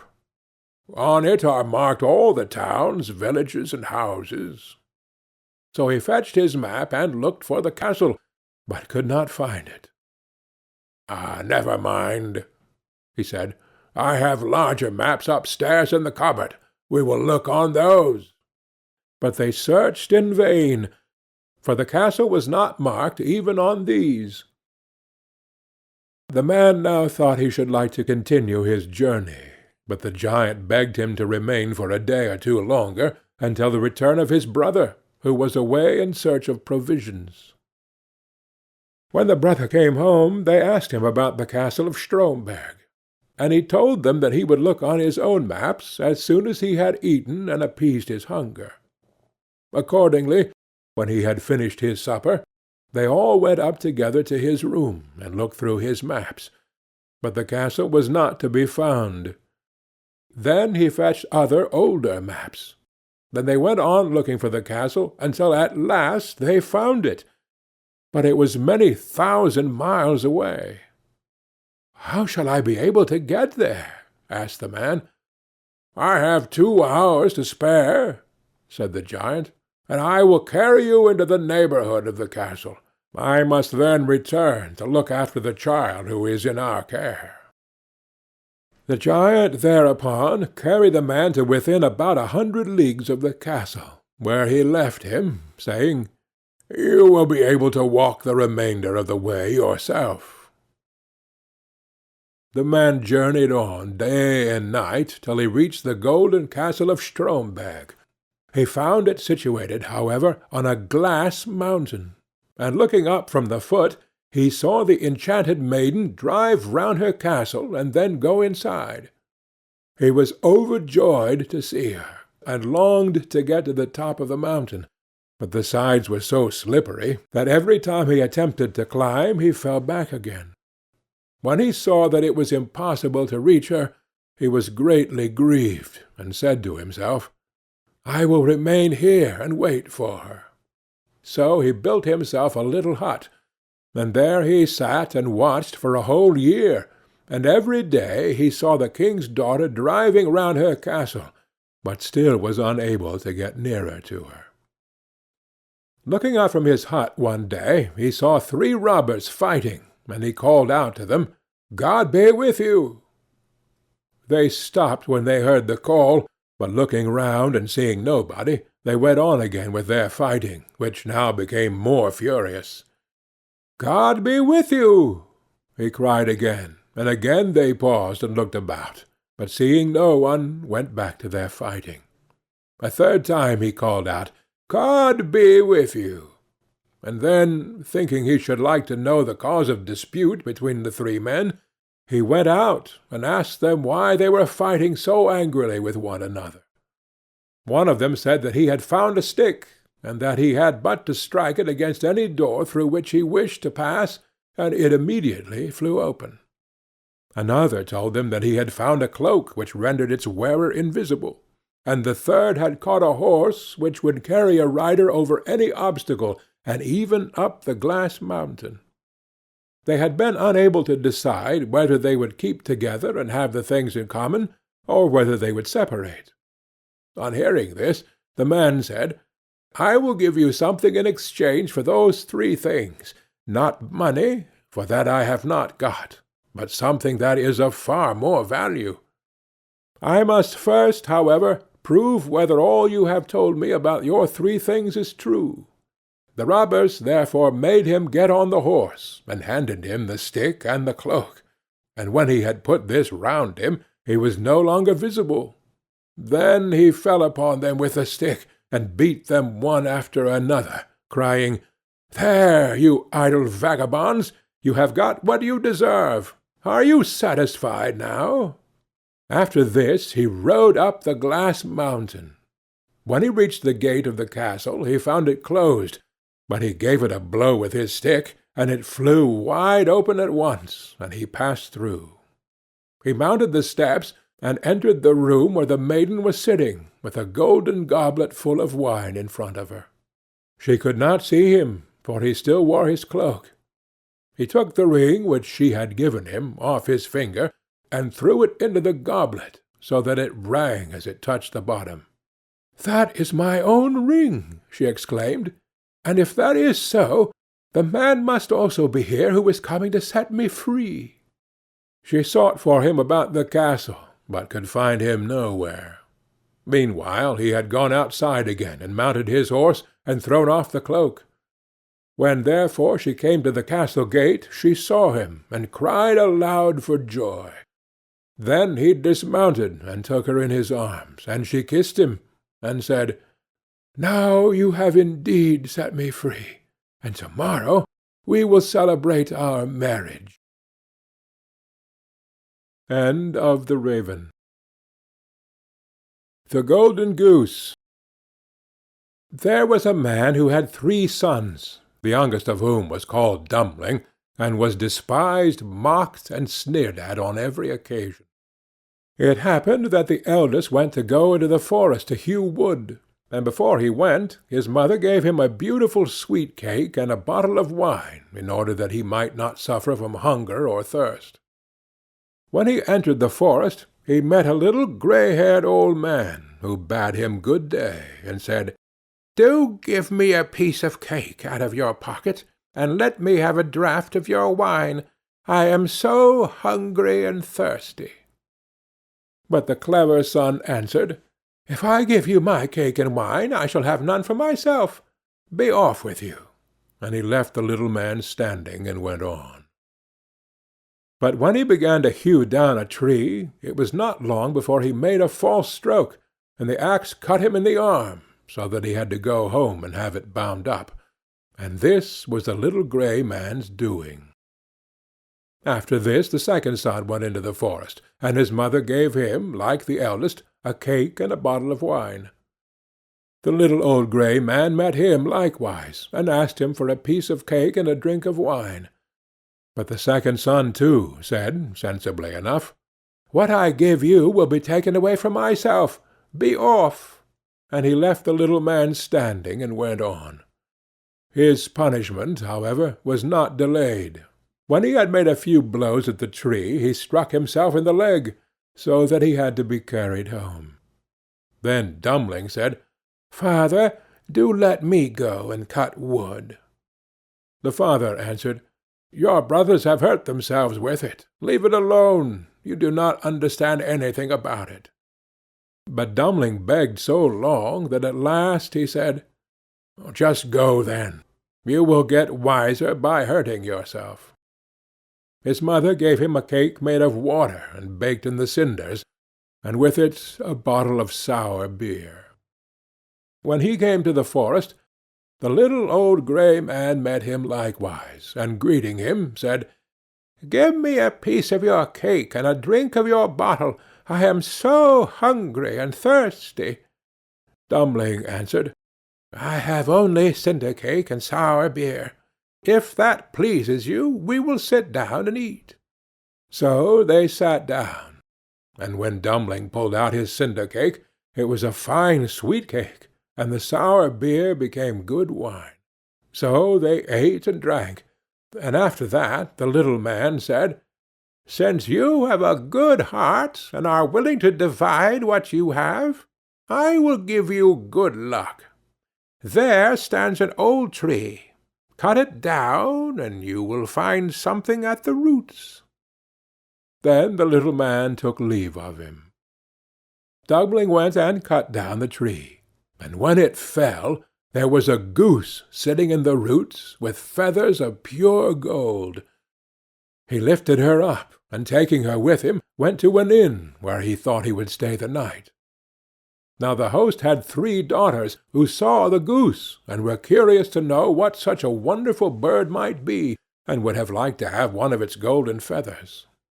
The eldest thought, "I will soon find an opportunity of pulling out a feather," and as soon as Dummling had gone out, she seized the goose by the wing, but her finger and hand remained sticking fast to it.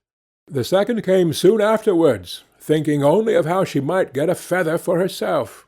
But she had scarcely touched her sister when she was held fast. At last the third also came with the like intent, and the others screamed out, "Keep away! For goodness' sake, keep away!" But she did not understand why she was to keep away. "Well, the others are there," she thought. "I may as well be there too," and ran to them. But as soon as she had touched her sister, she remained sticking fast to her. So they had to spend the night with the goose. The next morning Dummling took the goose under his arm and set out, without troubling himself about the 3 girls who were hanging on to it. They were obliged to run after him continually, now left, now right, wherever his legs took him. In the middle of the fields the parson met them, and when he saw the procession he said, "For shame, you good-for-nothing girls! Why are you running across the fields after this young man? Is that seemly?" At the same time he seized the youngest by the hand in order to pull her away, but as soon as he touched her he likewise stuck fast, and was himself obliged to run behind. Before long the sexton came by, and saw his master, the parson, running behind 3 girls. He was astonished at this, and called out, "Hi, your reverence!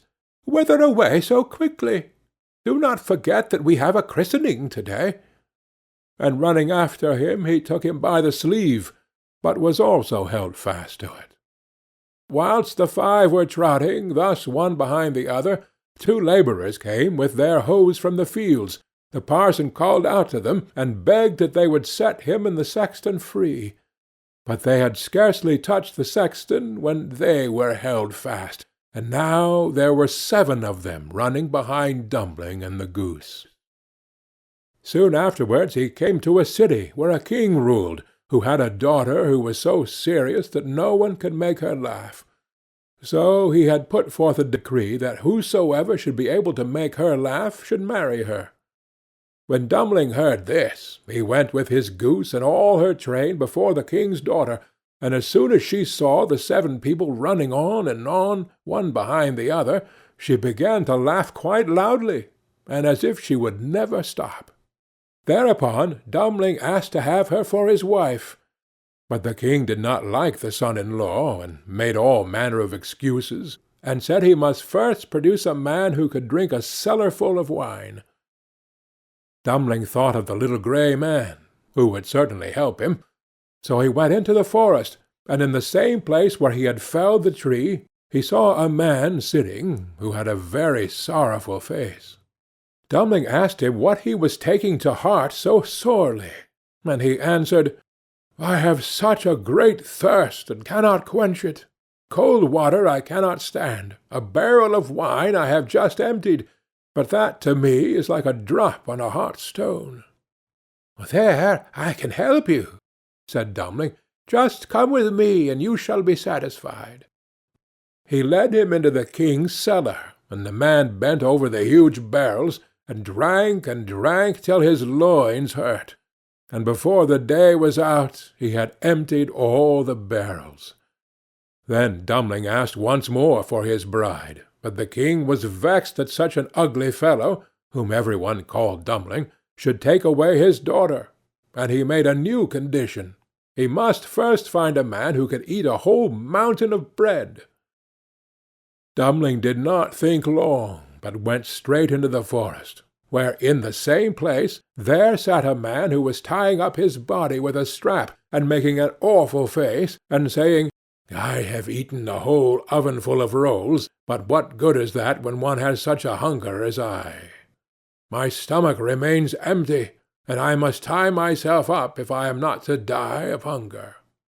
At this Dumpling was glad, and said, "Get up, come with me. You shall eat yourself full." He led him to the king's palace, where all the flour in the whole kingdom was collected, and from it he caused a huge mountain of bread to be baked. The man from the forest stood before it, began to eat, and by the end of one day the whole mountain had vanished. Then Dumpling for the 3rd time asked for his bride, but the king again sought a way out, and ordered a ship which could sail on land and on water.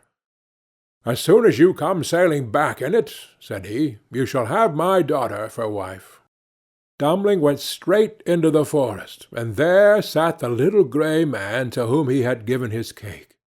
When he heard what Dumpling wanted, he said, "Since you have given me to eat and drink, I will give you the ship, and I do all this because you once were kind to me."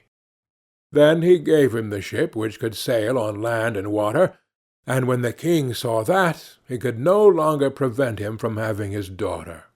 The wedding was celebrated, and after the king's death Dumpling inherited his kingdom, and lived for a long time contentedly with his wife. End of the Golden Goose. The Water of Life. Long before you and I were born, there reigned in a country a great way off a king who had 3 sons. The king once fell very ill, so ill that nobody thought he could live. His sons were very much grieved at their father's sickness, and as they were walking together very mournfully in the garden of the palace, a little old man met them and asked what was the matter. They told him that their father was very ill, and that they were afraid nothing could save him. "I know what would," said the little old man. "It is the water of life. If he could have a draught of it, he would be well again. But it is very hard to get." Then the eldest one said, "I shall find it." And he went to the sick king, and begged that he might go and search for the water of life, as it was the only thing that could save him. "No," said the king, "I had rather die than place you in such great danger as you must meet with in your journey." But he begged so hard that the king let him go, and the prince thought to himself, "If I bring my father this water, he will make me sole heir to his kingdom." Then he set out, and when he had gone on his way some time, he came to a deep valley, overhung with rocks and woods. And as he looked around, he saw standing above him on one of the rocks a little ugly dwarf, with a sugar-loaf cap and a scarlet cloak. And the dwarf called to him, and said, "Prince, whither so fast?" "What is that to thee, you ugly imp?" said the prince haughtily, and rode on. But the dwarf was enraged at his behaviour, and laid a fairy spell of ill luck upon him, so that as he rode on, the mountain pass became narrower and narrower, and at last the way was so straitened that he could not go a step forward. And when he thought to have turned his horse round and go back the way he came, he heard a loud laugh ringing round him, and found that the path was closed behind him, so that he was shut in all around. He next tried to get off his horse and make his way on foot, but again the laugh rang in his ears, and he found himself unable to move a step, and thus he was forced to abide spellbound. Meantime the old king was lingering on in daily hope of his son's return, till at last the second son said, "Father, I will go in search of the water of life." For he thought to himself, "My brother is surely dead, and the kingdom will fall to me if I find the water." The king was at first very unwilling to let him go, but at last yielded to his wish. So he set out, and followed the same road which his brother had done, and met with the same elf, who stopped him on the same spot in the mountains, saying, as before, "Prince, whither so fast?" "Mind your own affairs, busybody," said the prince scornfully, and rode on. But the dwarf put the same spell upon him as he put on his elder brother, and he too was at last obliged to take up his abode in the heart of the mountains. Thus it is with proud, silly people, who think themselves above every one else, and are too proud to ask or take advice. When the second prince had thus been gone a long time, the youngest son said he would go and search for the water of life, and trusted he would soon be able to make his father well again. So he set out, and the dwarf met him too at the same spot in the valley, among the mountains, and said, "Prince, whither so fast?" And the prince said, "I am going in search of the water of life, because my father is ill and like to die. Can you help me? Pray be kind, and aid me if you can." "Do you know where it is to be found?" asked the dwarf. "No," said the prince, "I do not. Pray tell me if you know." "Then, as you have spoken to me kindly, and are wise enough to seek for advice, I will tell you how and where to go. The water you seek springs from a well in an enchanted castle, and, that you may be able to reach it in safety, I will give you an iron wand and 2 little loaves of bread. Strike the iron door of the castle 3 times with the wand, and it will open. 2 hungry lions will be lying down inside, gaping for their prey. But if you throw them the bread, they will let you pass. Then hasten on to the well, and take some of the water of life before the clock strikes 12.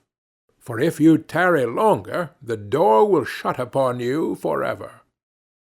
Then the prince thanked his little friend with the scarlet cloak for his friendly aid, and took the wand and the bread, and went travelling on and on, over sea and over land, till he came to his journey's end, and found everything to be as the dwarf had told him. The door flew open at the third stroke of the wand, and when the lions were quieted, he went on through the castle, and came at length to a beautiful hall. Around it he saw several knights sitting in a trance. Then he pulled off their rings, and put them on his own fingers. In another room he saw on a table a sword and a loaf of bread, which he also took. Further on he came to a room where a beautiful young lady sat upon a couch, and she welcomed him joyfully, and said if he would set her free from the spell that bound her, the kingdom should be his, if he would come back in a year and marry her. Then she told him that the well that held the water of life was in the palace gardens, and bade him make haste and draw what he wanted before the clock struck 12. He walked on, and as he walked through beautiful gardens, he came to a delightful shady spot in which stood a couch, and he thought to himself, as he felt tired, that he would rest himself for a while and gaze on the lovely scenes around him. So he laid himself down, and sleep fell upon him unawares, so that he did not wake up till the clock was striking 12:15. Then he sprang from the couch dreadfully frightened, ran to the well, filled a cup that was standing by him full of water, and hastened to get away in time. Just as he was going out of the iron door, it struck 12, and the door fell so quickly upon him that it snapped off a piece of his heel. When he found himself safe, he was overjoyed to think that he had got the water of life, and as he was going on his way homewards, he passed by the little dwarf, who, when he saw the sword and the loaf, said, "You have made a noble prize. With the sword you can at a blow slay whole armies, and the bread will never fail you." Then the prince thought to himself, "I cannot go home to my father without my brothers." So he said, "My dear friend, cannot you tell me where my 2 brothers are, who set out in search of the water of life before me, and never came back?" "I have shut them up by a charm between 2 mountains," said the dwarf, "because they were proud and ill-behaved, and scorned to ask advice." The prince begged so hard for his brothers that the dwarf at last set them free, though unwillingly, saying, "Beware of them, for they have bad hearts." Their brother, however, was greatly rejoiced to see them, and told them all that had happened to him. How he had found the water of life, and had taken a cup full of it, and how he had set a beautiful princess free from a spell that bound her, and how she had engaged to wait a whole year, and then to marry him, and to give him the kingdom. Then they all 3 rode on together, and on their way home came to a country that was laid waste by war and a dreadful famine, so that it was feared all must die for want. But the prince gave the king of the land the bread, and all his kingdom ate of it. And he lent the king the wonderful sword, and he slew the enemy's army with it. And thus the kingdom was once more in peace and plenty. In the same manner he befriended 2 other countries, through which they passed on their way. When they came to the sea, they got into a ship, and during their voyage the 2 eldest said to themselves, "Our brother has got the water which we could not find. Therefore our father will forsake us and give him the kingdom, which is our right." So they were full of envy and revenge, and agreed together how they could ruin him. Then they waited till he was fast asleep, and poured the water of life out of the cup, and took it for themselves, giving him bitter sea-water instead.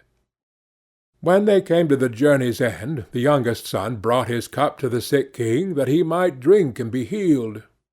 Scarcely, however, had he tasted the bitter sea-water, when he became worse even than he was before. And then both the elder sons came in, and blamed the youngest for what they had done, and said that he wanted to poison their father, but that they found the water of life, and had brought it with them. He no sooner began to drink of what they brought him, than he felt his sickness leave him, and was as strong and well as in his younger days. Then they went to their brother and laughed at him, and said, "Well, brother, you found the water of life, did you? You have had the trouble, and we shall have the reward. Pray, with all your cleverness, why did not you manage to keep your eyes open? Next year one of us will take away your beautiful princess, if you do not care.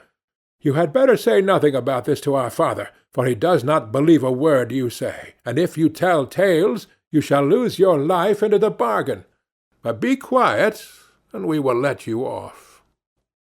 The old king was still very angry with his youngest son, and thought he really meant to have taken away his life, so he called his court together and asked what should be done, and all agreed that he ought to be put to death.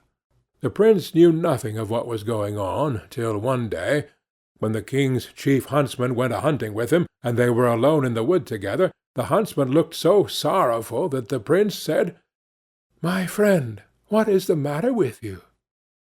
"I cannot and dare not tell you," said he. But the prince begged very hard, and said, "Only tell me what it is, and do not think I shall be angry, for I will forgive you." "Alas," said the huntsman, "the king has ordered me to shoot you." The prince started at this, and said, "Let me live, and I will change dresses with you.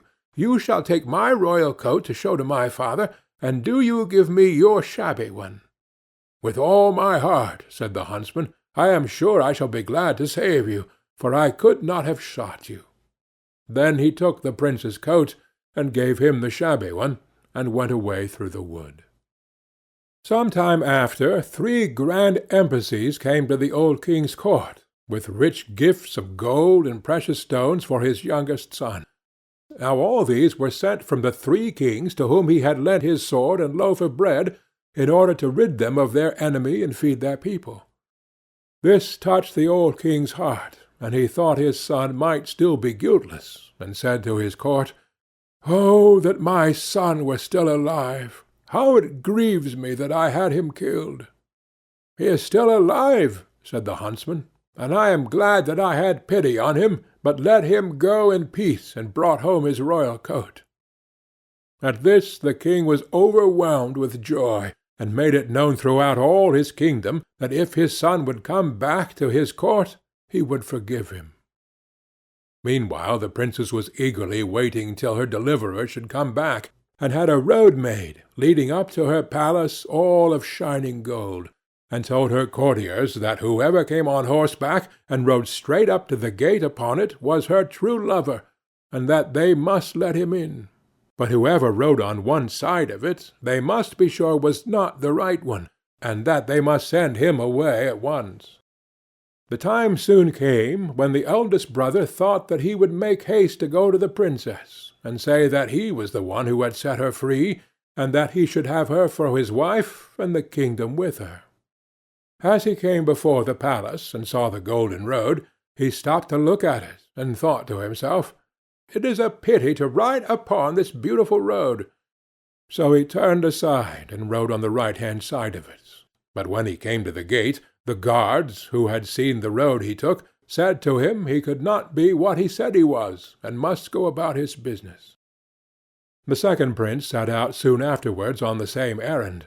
When he came to the golden road, and his horse had set one foot upon it, he stopped to look at it, and thought it very beautiful, and said to himself, "What a pity it is that any one should tread here." Then he too turned aside, and rode on the left side of it. But when he came to the gate, the guard said that he was not the true prince, and that he too must go away about his business, and away he went. Now when the full year was come round, the third brother left the forest in which he had lain hid for fear of his father's anger, and set out in search of his betrothed bride. So he journeyed on, thinking of her all the way, and rode so quickly that he did not even see what the road was made of, but went with his horse straight over it, and as he came to the gate it flew open, and the princess welcomed him with joy, and said he was her deliverer, and should now be her husband and lord of the kingdom. When the first joy at their meeting was over, the princess told him she had heard of his father having forgiven him, and of his wish to have him home again. So, before his wedding with the princess, he went to visit his father, taking her with him. Then he told him everything, how his brothers had cheated and robbed him, and yet that he had borne all those wrongs for the love of his father. And the old king was very angry, and wanted to punish his wicked sons. But they made their escape, and got into a ship and sailed away over the wide sea, and where they went to nobody knew and nobody cared. And now the old king gathered together his court, and asked all his kingdom to come and celebrate the wedding of his son and the princess. And young and old, noble and squire, gentle and simple, came at once on the summons, and among the rest came the friendly dwarf with the sugar-loaf hat, and a new scarlet cloak. And the wedding was held, and the merry bells rung, and all the good people they danced and they sung, and feasted and frolicked, I can't tell how long. End of The Water of Life.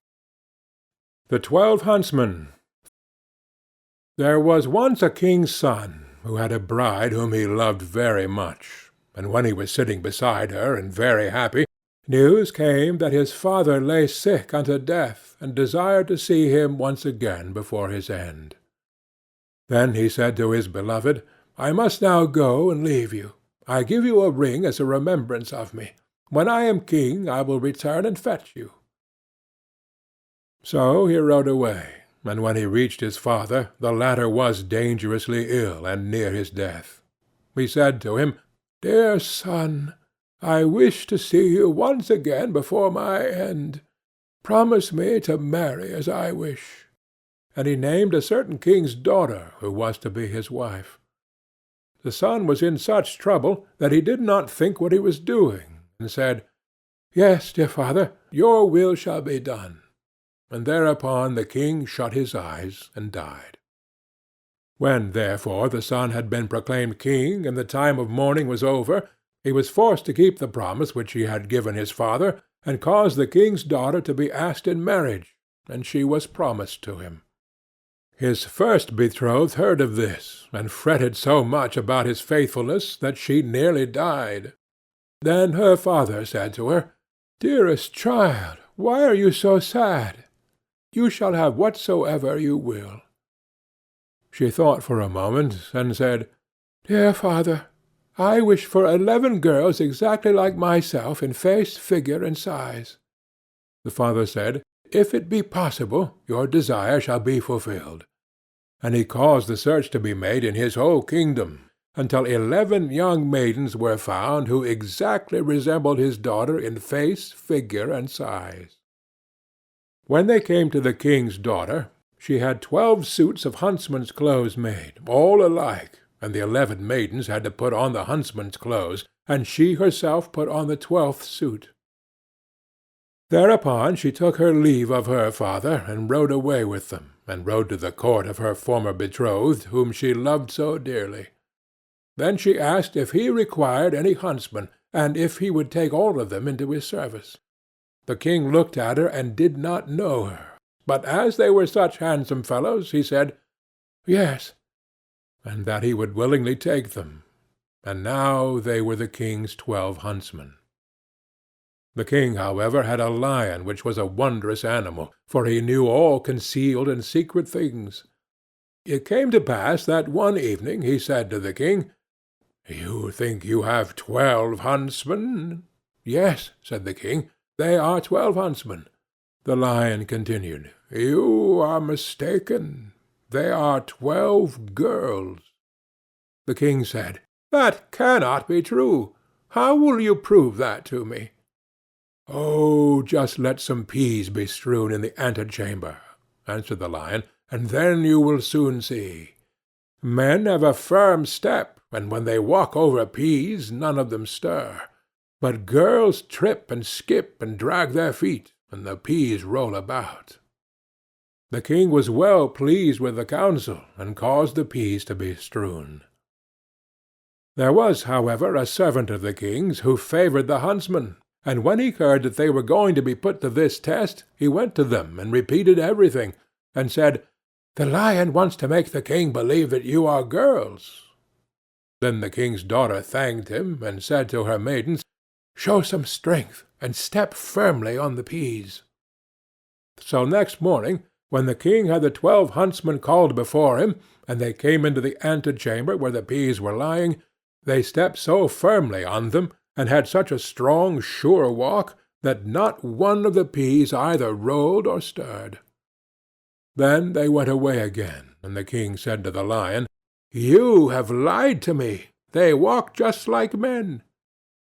The lion said, "They have been informed that they were going to be put to the test, and have assumed some strength.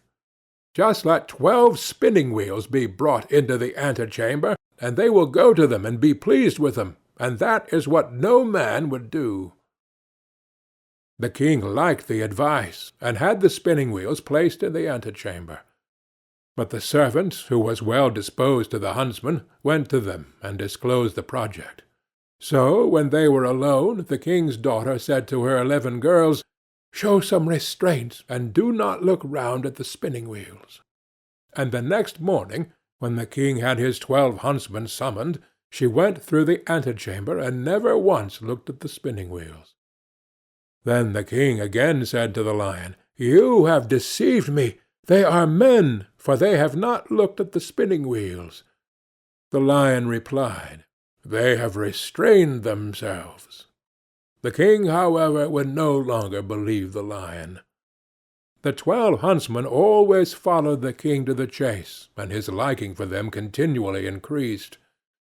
Now it came to pass that once, when they were out hunting, news came that the king's bride was approaching. When the true bride heard that, it hurt her so much that her heart was almost broken, and she fell fainting to the ground. The king thought something had happened to his dear huntsman, ran up to him, wanted to help him, and drew his glove off.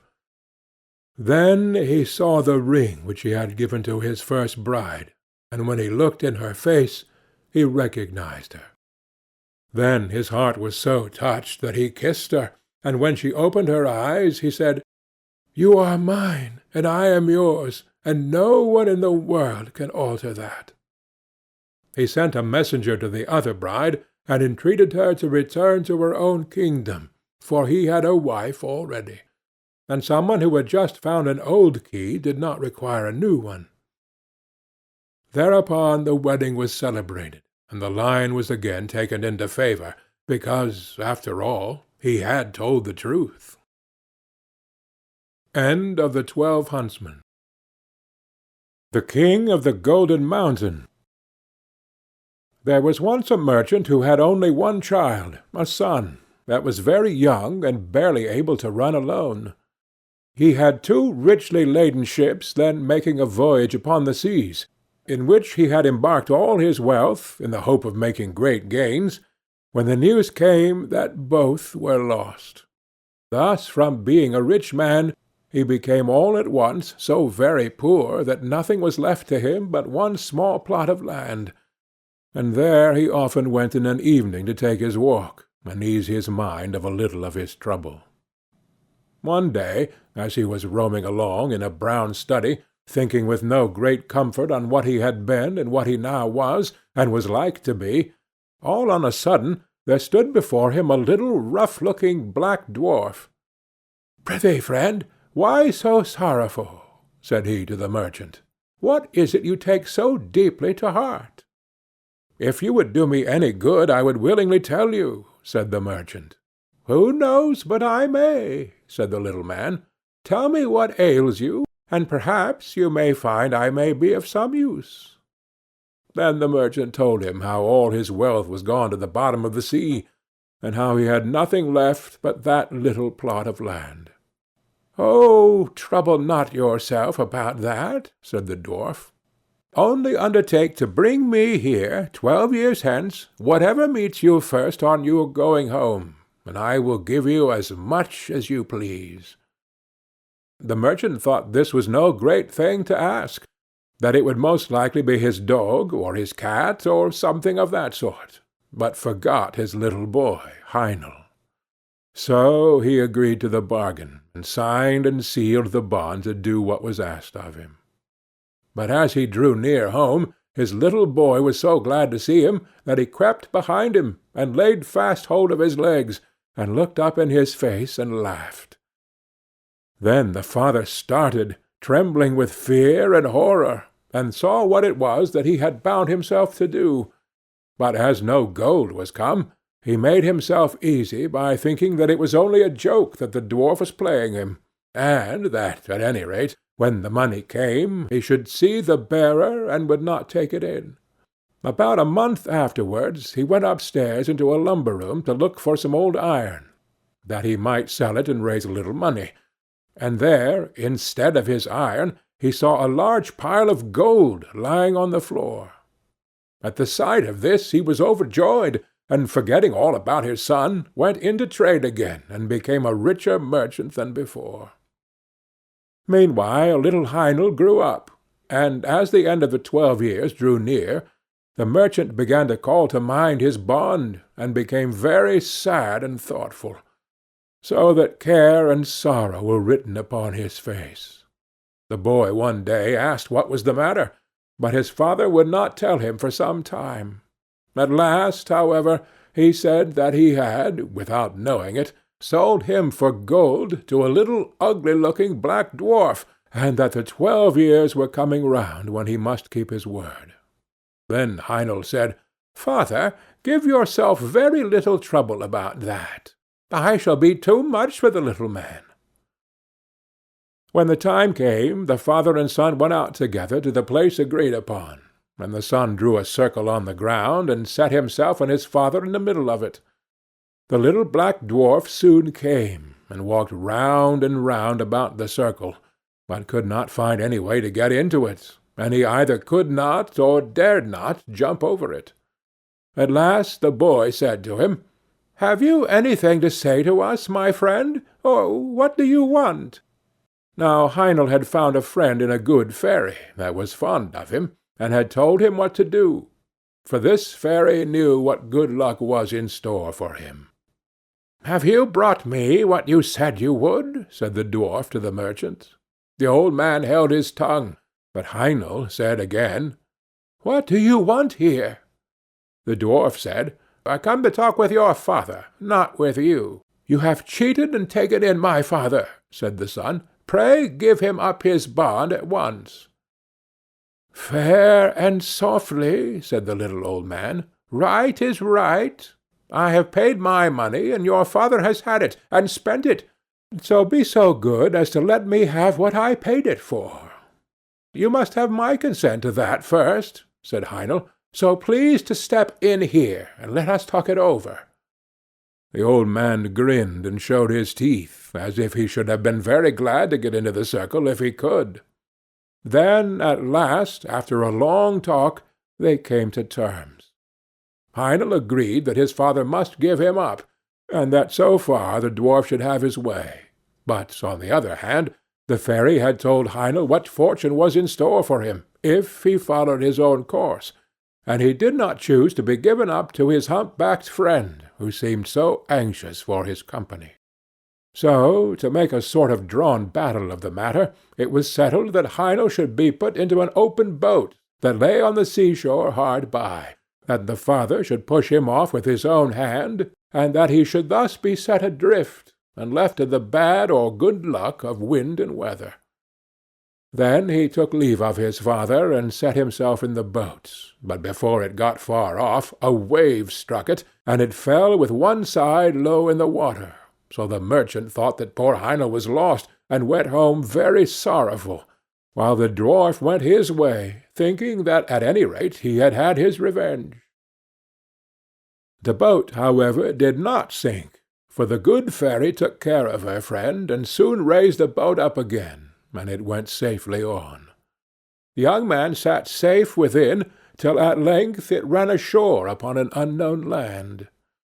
As he jumped upon the shore, he saw before him a beautiful castle, but empty and dreary within, for it was enchanted. "Here," said he to himself, "must I find the prize the good fairy told me of." So he once more searched the whole palace through, till at last he found a white snake lying coiled up on a cushion in one of the chambers. Now, the white snake was an enchanted princess, and she was very glad to see him, and said, "Are you at last come to set me free? 12 long years have I waited for the fairy to bring you hither as she promised, for you alone can save me. This night 12 men will come. Their faces will be black, and they will be dressed in chain armour. They will ask what you do here, but give no answer, and let them do what they will, beat, whip, pinch, prick, or torment you, bear all. Only speak not a word, and at 12 o'clock they must go away.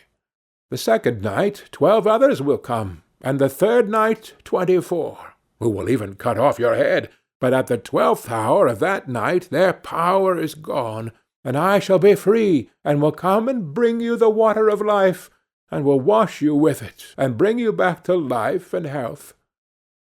And all came to pass as she had said. Heinel bore all, and spoke not a word.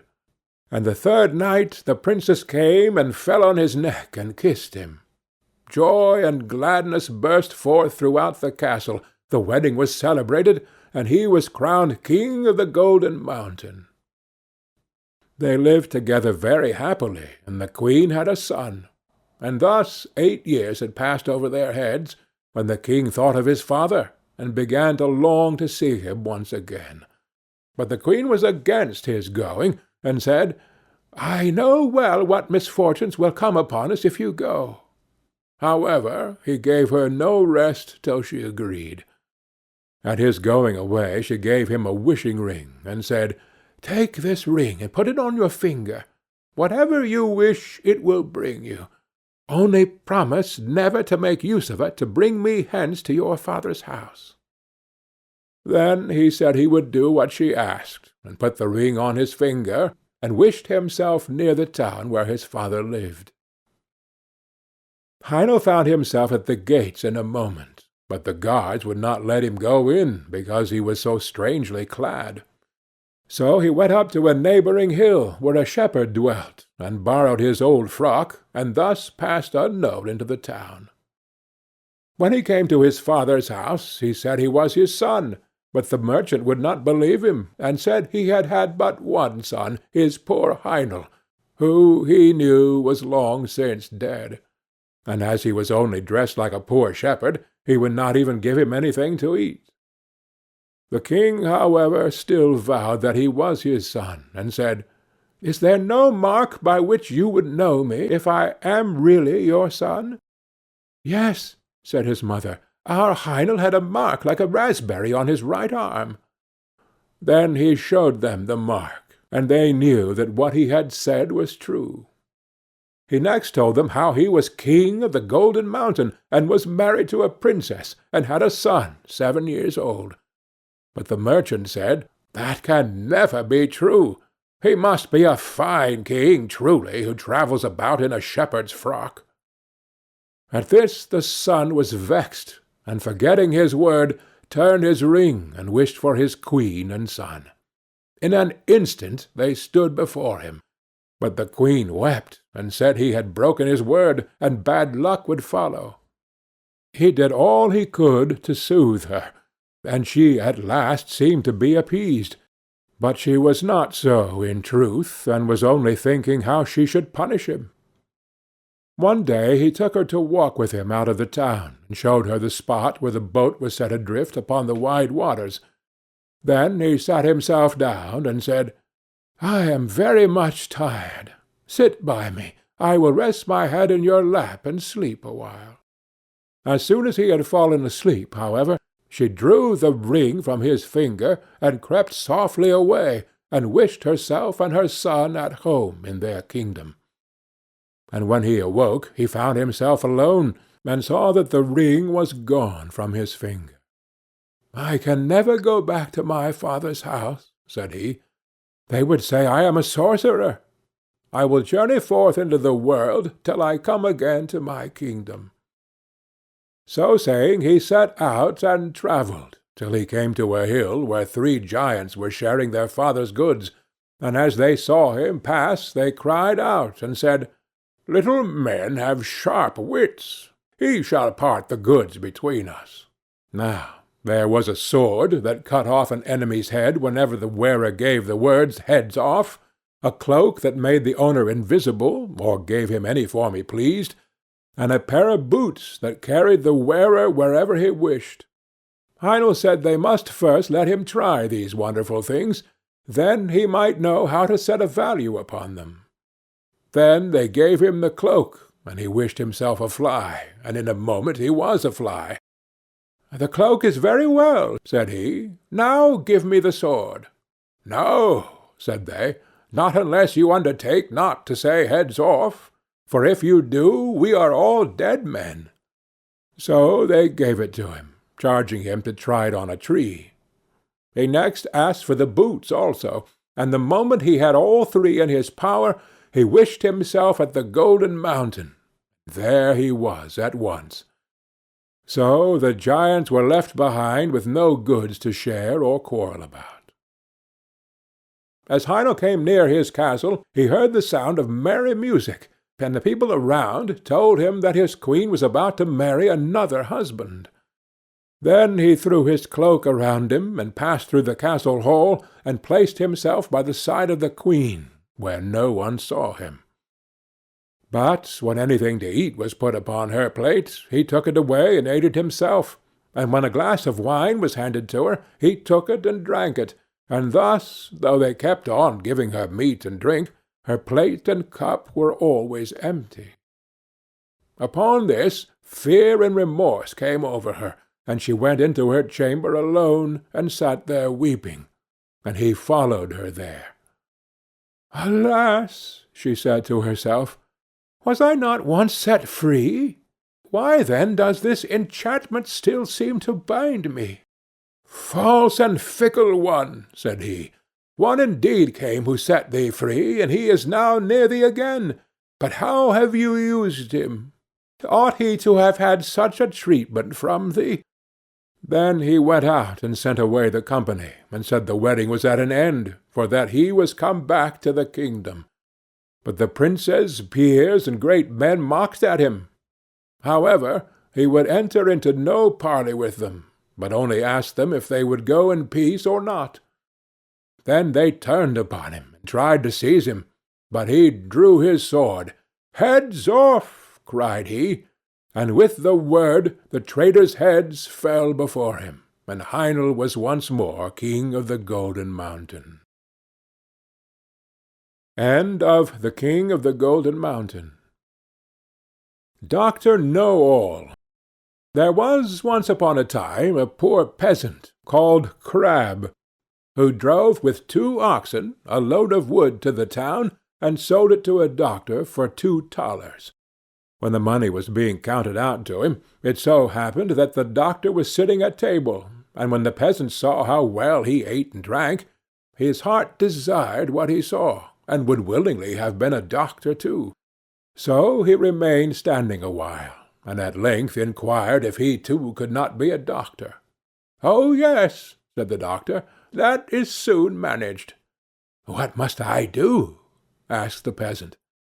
"In the first place, buy yourself an ABC book of the kind which has a rooster on the frontispiece. In the second, turn your cart and your 2 oxen into money, and get yourself some clothes, and whatsoever else pertains to medicine. Thirdly, have a sign painted for yourself with the words, 'I am Dr. Know-all,' and have that nailed up above your house door." The peasant did everything that he had been told to do. When he had doctored people a while, but not long, a rich and great lord had some money stolen. Then he was told about Dr. Know-all, who lived in such and such a village, and must know what had become of the money. So the lord had the horses harnessed to his carriage, drove out to the village, and asked Crab if he were Dr. Know-all. Yes, he was, he said. Then he was to go with him and bring back the stolen money. "Oh, yes, but Greta, my wife, must go too." The lord was willing, and let both of them have a seat in the carriage, and they all drove away together. When they came to the nobleman's castle, the table was spread, and Crab was told to sit down and eat. "Yes, but my wife Greta too," said he, and he seated himself with her at the table. And when the first servant came with a dish of delicate fare, the peasant nudged his wife and said, "Greta, that was the first," meaning that was the servant who brought the first dish.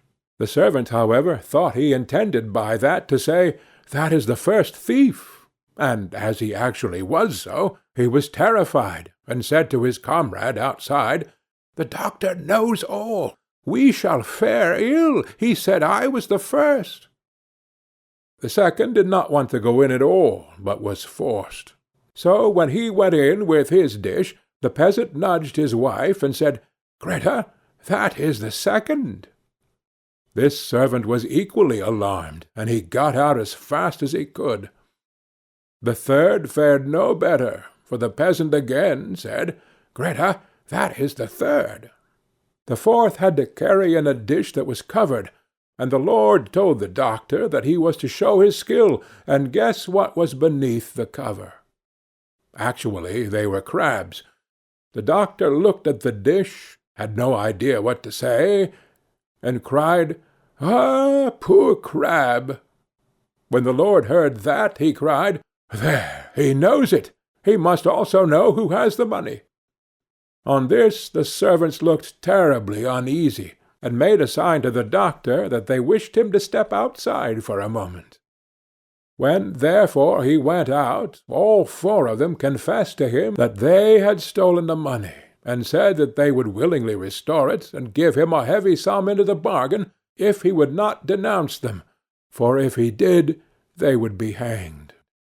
They led him to the spot where the money was concealed. With this the doctor was satisfied, and returned to the hall, sat down at the table, and said, "My lord, now will I search in my book where the gold is hidden." The fifth servant, however, crept into the stove to hear if the doctor knew still more. But the doctor sat still and opened his ABC book, turned the pages backwards and forwards, and looked for the rooster. As he could not find it immediately, he said, "I know you are there, so you had better come out." Then the fellow in the stove thought the doctor meant him, and full of terror sprang out, crying, "That man knows everything." Then Dr. Noel showed the lord where the money was, but did not say who had stolen it, and received from both sides much money in reward, and became a renowned man. End of Dr. Noel. The 7 Ravens. There once was a man who had 7 sons, and last of all 1 daughter. Although the little girl was very pretty, she was so weak and small that they thought she could not live, but they said she should at once be christened. So the father sent one of his sons in haste to the spring to get some water, but the other 6 ran with him. Each wanted to be first at drawing the water, and so they were in such a hurry that all their pitchers fell into the well, and they stood very foolishly looking at one another, and did not know what to do, for no one dared go home. In the meantime the father was uneasy, and could not tell what made the young man stay so long. "Surely," said he, "the whole 7 must have forgotten themselves over some game of play."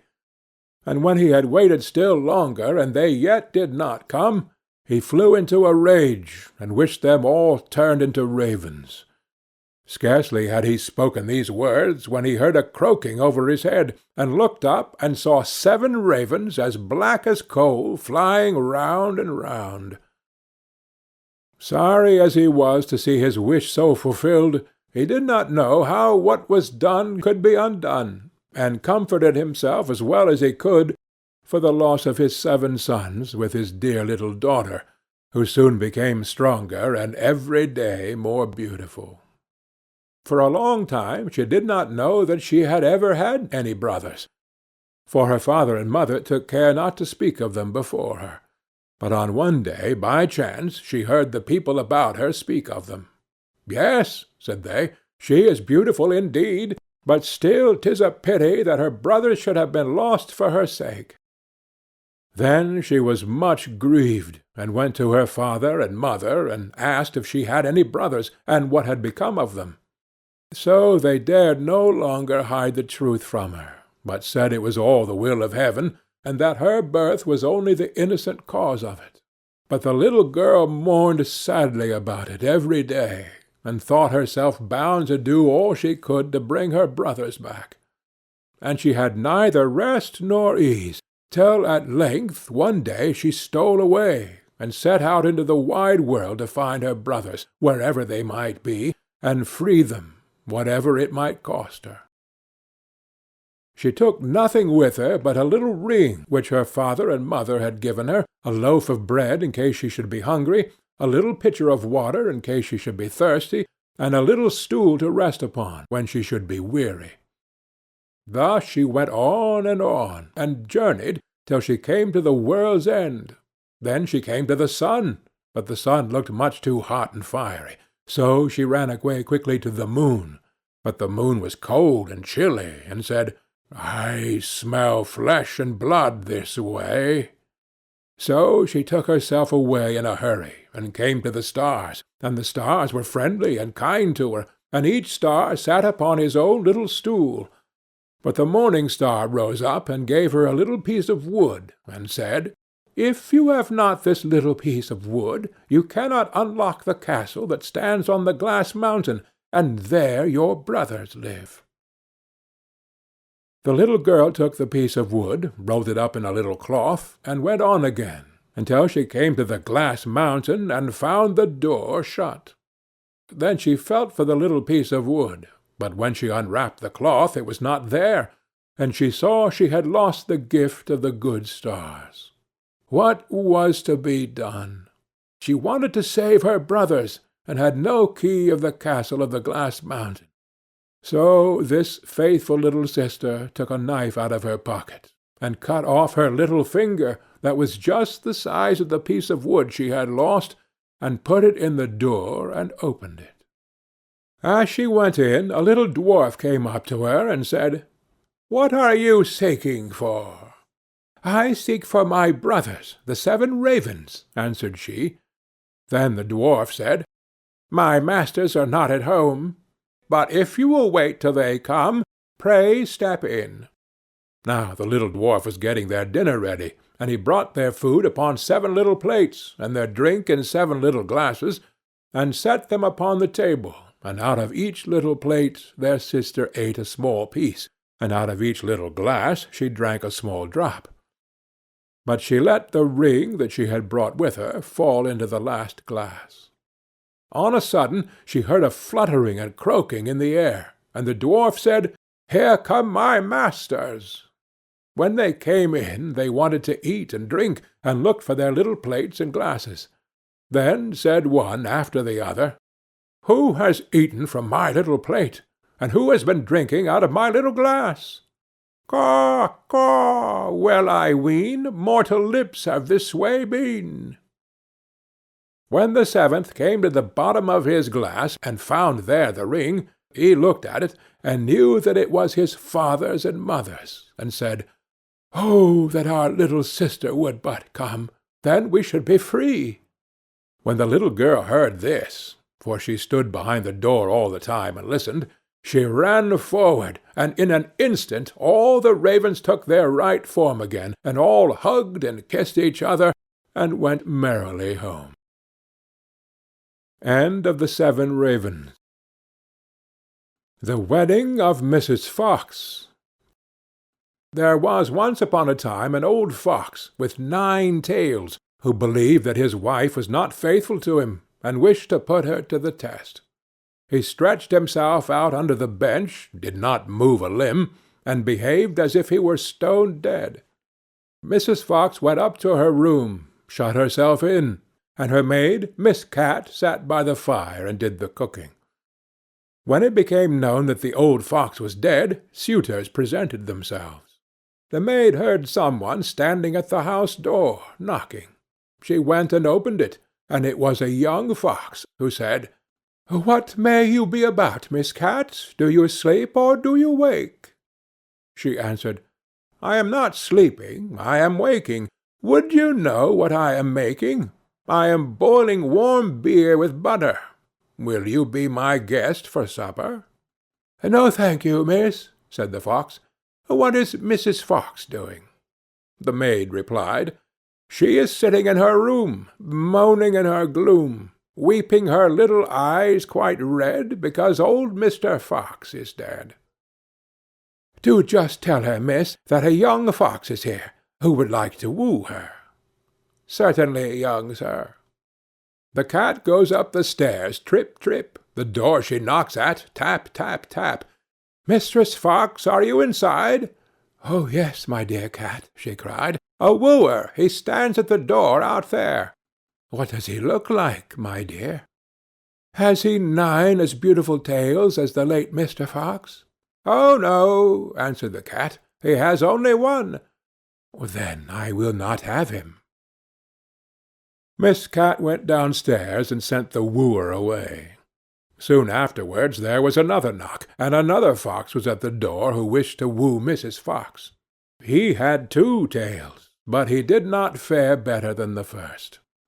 After this still more came, each with 1 tail more than the other, but they were all turned down, until at last one came who had 9 tails, like old Mr. Fox.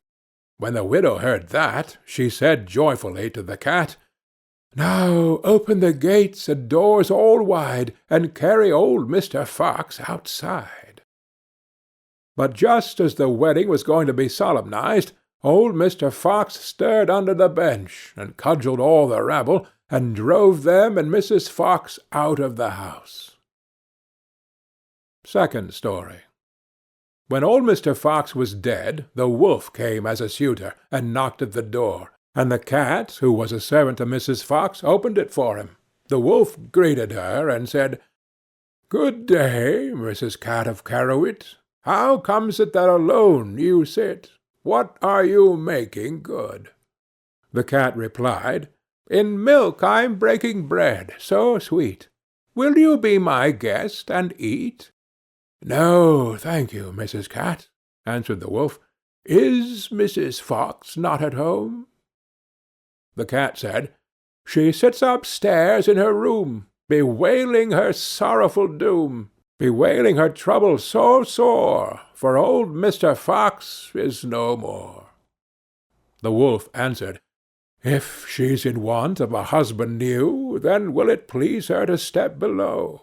The cat runs quickly up the stair, and lets her tail fly here and there, until she comes to the parlour door. With her 5 gold rings at the door she knocks.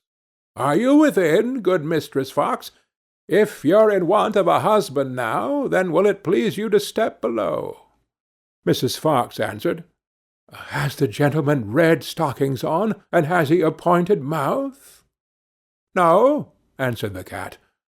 "Then he won't do for me." When the wolf was gone, came a dog, a stag, a hare, a bear, a lion, and all the beasts of the field, one after the other. But one of the good qualities which old Mr. Fox had possessed was always lacking, and the cat had continually to send the suitors away. At length came a young fox, and Mrs. Fox said, "Has the gentleman red stockings on, and has a little pointed mouth?" "Yes," said the cat, "he has." "Then let him come upstairs," said Mrs. Fox, and ordered the servant to prepare the wedding feast.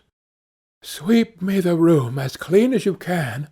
Up with the window, fling out my old man. For many a fine fat mouse he brought, yet of his wife he never thought, but ate up every one he caught." Then the wedding was solemnized with young Mr. Fox, and there was much rejoicing and dancing, and if they have not left off, they are dancing still. End of the wedding of Mrs. Fox. The Salad. As a merry young huntsman was once going briskly along through a wood, there came up a little old woman, and said to him, "Good day, good day. You seem merry enough, but I am hungry and thirsty. Do pray give me something to eat." the huntsman took pity on her, and put his hand in his pocket and gave her what he had. Then he wanted to go his way, but she took hold of him, and said, "Listen, my friend, to what I am going to tell you. I will reward you for your kindness. Go your way, and after a little time you will come to a tree, where you will see 9 birds sitting on a cloak. Shoot into the midst of them, and one will fall down dead. The cloak will fall too. Take it. It is a wishing cloak, and when you wear it you will find yourself at any place where you may wish to be. Cut open the dead bird, take out its heart and keep it, and you will find a piece of gold under your pillow every morning when you rise. It is the bird's heart that will bring you this good luck." The huntsman thanked her, and thought to himself, "If all this does happen, it will be a fine thing for me." When he had gone 100 steps or so, he heard a screaming and chirping in the branches above him, and looked up and saw a flock of birds pulling a cloak with their bills and feet, screaming, fighting, and tugging at each other, as if each wished to have it himself. "Well," said the huntsman, "this is wonderful. This happens just as the old woman said." Then he shot into the midst of them, so that their feathers flew all about. Off went the flock chattering away, but one fell dead, and the cloak with it. Then the huntsman did as the old woman told him, cut open the bird, took out the heart, and carried the cloak home with him. The next morning when he awoke, he lifted up his pillow, and there lay the piece of gold glittering underneath. The same happened next day, and indeed every day when he arose. He heaped up a great deal of gold, and at last thought to himself, "Of what use is this gold to me whilst I am at home? I will go out into the world and look about me." Then he took leave of his friends, and hung his bag and bow about his neck, and went his way. It so happened that his road one day led through a thick wood, at the end of which was a large castle in a green meadow, and at one of the windows stood an old woman with a very beautiful young lady by her side, looking about them. Now the old woman was a witch, and said to the young lady, "There is a young man coming out of the wood who carries a wonderful prize. We must get it away from him, my dear child, for it is more fit for us than for him. He has a bird's heart that brings a piece of gold under his pillow every morning." Meantime the huntsman came nearer and looked at the lady, and said to himself, "I have been travelling so long that I should like to go into this castle and rest myself, for I have money enough to pay for anything I want." But the real reason was that he wanted to see more of the beautiful lady. Then he went into the house and was welcomed kindly, and it was not long before he was so much in love that he thought of nothing else but looking at the lady's eyes and doing everything that she wished. Then the old woman said, "Now is the time for getting the bird's heart." So the lady stole it away, and he never found any more gold under his pillow, for it lay now under the young lady's, and the old woman took it away every morning. But he was so much in love that he never missed his prize. "Well," said the old witch, "we have got the bird's heart, but not the wishing cloak yet, and that we must also get." "Let us leave him that," said the young lady. "He has already lost his wealth." Then the witch was very angry, and said, "Such a cloak is a very rare and wonderful thing, and I must and will have it." So she did as the old woman told her, and set herself at the window, and looked about the country, and seemed very sorrowful. Then the huntsman said, "What makes you so sad?" "Alas, dear sir," said she, "yonder lies the granite rock where all the costly diamonds grow, and I want so much to go there, that whenever I think of it, I cannot help being sorrowful. For who can reach it? Only the birds and the flies. Man cannot." "If that's all your grief," said the huntsman, "I'll take you there with all my heart." So he drew her under his cloak, and the moment he wished to be on the granite mountain, they were both there.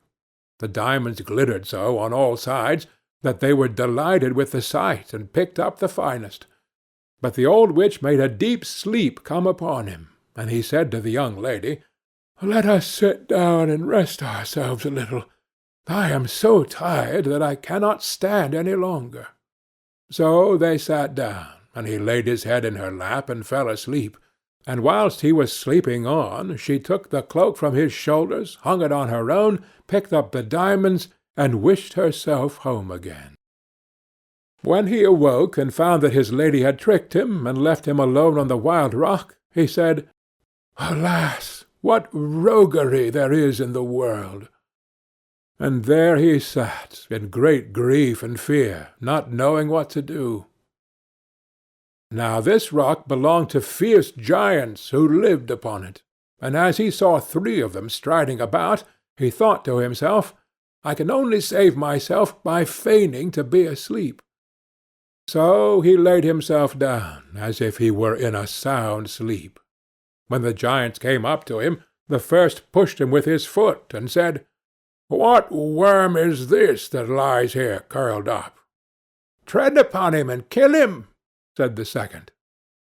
"It's not worth the trouble," said the third. "Let him live. He'll be climbing higher up the mountain, and some cloud will come rolling and carry him away." And they passed on. But the huntsman had heard all they said, and as soon as they were gone, he climbed to the top of the mountain, and when he had sat there a short time, a cloud came rolling around him, and caught him in a whirlwind, and bore him along for some time, till it settled in a garden, and he fell quite gently to the ground, amongst the greens and cabbages. Then he looked around him, and said, "I wish I had something to eat. If not, I shall be worse off than before. For here I see neither apples, nor pears, nor any kinds of fruits, nothing but vegetables." At last he thought to himself, "I can eat salad. It will refresh and strengthen me." So he picked out a fine head, and ate of it. But scarcely had he swallowed 2 bites, when he felt himself quite changed, and saw with horror that he was turned into a donkey. However, he still felt very hungry, and the salad tasted very nice, so he ate on till he came to another kind of salad, and scarcely had he tasted it when he felt another change come over him, and soon saw that he was lucky enough to find his old shape again. Then he laid himself down and slept off a little of his weariness. And when he awoke the next morning, he broke off a head both of the good and the bad salad, and thought to himself, "This will help me to my fortune again, and enable me to pay off some folks for their treachery." So he went away to try and find the castle of his friends, and after wandering about a few days, he luckily found it. Then he stained his face all over brown, so that even his mother would not have known him, and went into the castle and asked for lodging. "I am so tired," said he, "that I can go no farther." "Countryman," said the witch, "who are you, and what is your business?" "I am," said he, "a messenger sent by the king to find the finest salad that grows under the sun. I have been lucky enough to find it, and have brought it with me, but the heat of the sun scorches so that it begins to wither, and I don't know that I can carry it farther." When the witch and the young lady heard of his beautiful salad, they longed to taste it, and said, "Dear countryman, let us just taste it." "To be sure," answered he, "I have 2 heads of it with me, and will give you 1. So he opened his bag, and gave them the bad. Then the witch herself took it into the kitchen to be dressed, and when it was ready she could not wait till it was carried up, but took a few leaves immediately, and put them in her mouth, and scarcely were they swallowed than she lost her own form, and ran braying down into the court in the form of a donkey.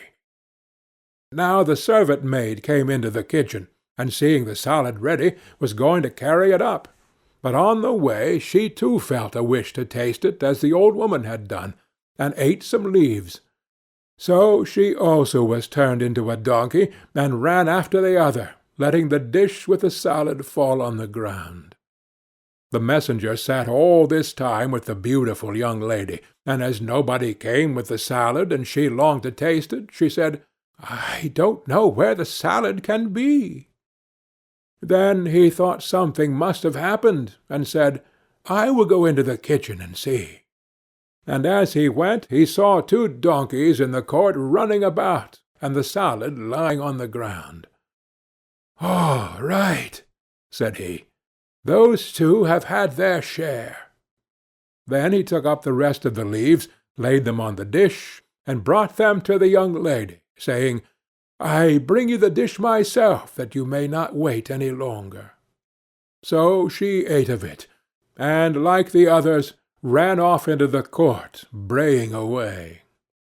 Then the huntsman washed his face, and went into the court, that they might know him. "Now you shall be paid for your roguery," said he, and tied them all 3 to a rope, and took them along with him, till he came to a mill and knocked at the window. "What's the matter?" said the miller.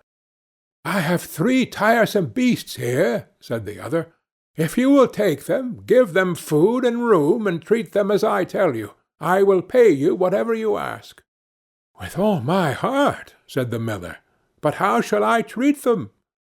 Then the huntsman said, "Give the old one stripes 3 times a day, and hay once. Give the next, who was the servant-maid, stripes once a day, and hay 3 times. And give the youngest, who was the beautiful lady, hay 3 times a day, and no stripes." For he could not find it in his heart to have her beaten. After this he went back to the castle, where he found everything he wanted.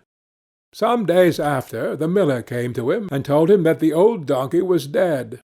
"The other 2," said he, "are alive and eat, but are so sorrowful that they cannot last long."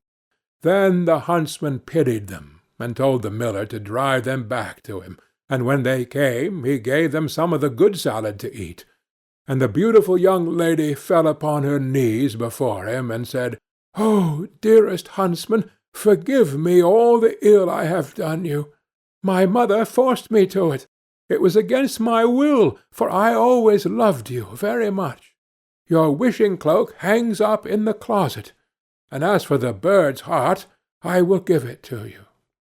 But he said, "Keep it. It will be just the same thing, for I mean to make you my wife." So they were married, and lived together very happily till they died. End of the Salad. The story of the youth who went forth to learn what fear was. A certain father had 2 sons, the elder of whom was smart and sensible, and could do everything. But the younger was stupid, and could neither learn nor understand anything. And when people saw him, they said, "There's a fellow who will give his father some trouble." When anything had to be done, it was always the elder who was forced to do it. But if his father bade him fetch anything when it was late, or in the night time, and the way led through the churchyard, or any other dismal place, he answered, "Oh, no, father, I'll not go there. It makes me shudder," for he was afraid. Or when stories were told by the fire at night which made the flesh creep, the listener sometimes said, "Oh, it makes me shudder." The younger sat in the corner and listened with the rest of them, and could not imagine what they could mean. "They are always saying, 'It makes me shudder, it makes me shudder.' It does not make me shudder," thought he. "That too must be an art of which I understand nothing." Now it came to pass that his father said to him one day, "Hearken to me, you fellow in the corner there. You are growing tall and strong, and you too must learn something by which you can earn your bread. Look how your brother works, but you do not even earn your salt." "Well, father," he replied, "I am quite willing to learn something. Indeed, if it could be but managed, I should like to learn how to shudder. I don't understand that at all yet." The elder brother smiled when he heard that, and thought to himself, "Goodness, what a blockhead that brother of mine is! He will never be good for anything as long as he lives. He who wants to be a sickle must bend himself betimes." The father sighed and answered him, "You shall soon learn what it is to shudder, but you will not earn your bread by that." Soon after this the sexton came to the house on a visit, and the father bewailed his trouble, and told him how his younger son was so backward in every respect that he knew nothing and learnt nothing. "Just think," said he, "when I asked him how he was going to earn his bread, he actually wanted to learn to shudder." "If that be all," replied the sexton, "he can learn that with me. Send him to me, and I will soon polish him." The father was glad to do it, for he thought, "It will train the boy a little." The sexton therefore took him into his house, and he had to ring the church bell. After a day or two, the sexton awoke him at midnight, and bade him arise and go up into the church tower and ring the bell. "You shall soon learn what shuddering is," thought he, and secretly went there before him. And when the boy was at the top of the tower and turned round, and was just going to take hold of the bell rope, he saw a white figure standing on the stairs opposite the sounding-hole. "Who is there?" cried he, but the figure made no reply, and did not move or stir. "Give an answer," cried the boy, "or take yourself off. You have no business here at night." The sexton, however, remained standing motionless, that the boy might think he was a ghost. The boy cried a second time, "What do you want here? Speak, if you are an honest fellow, or I will throw you down the steps."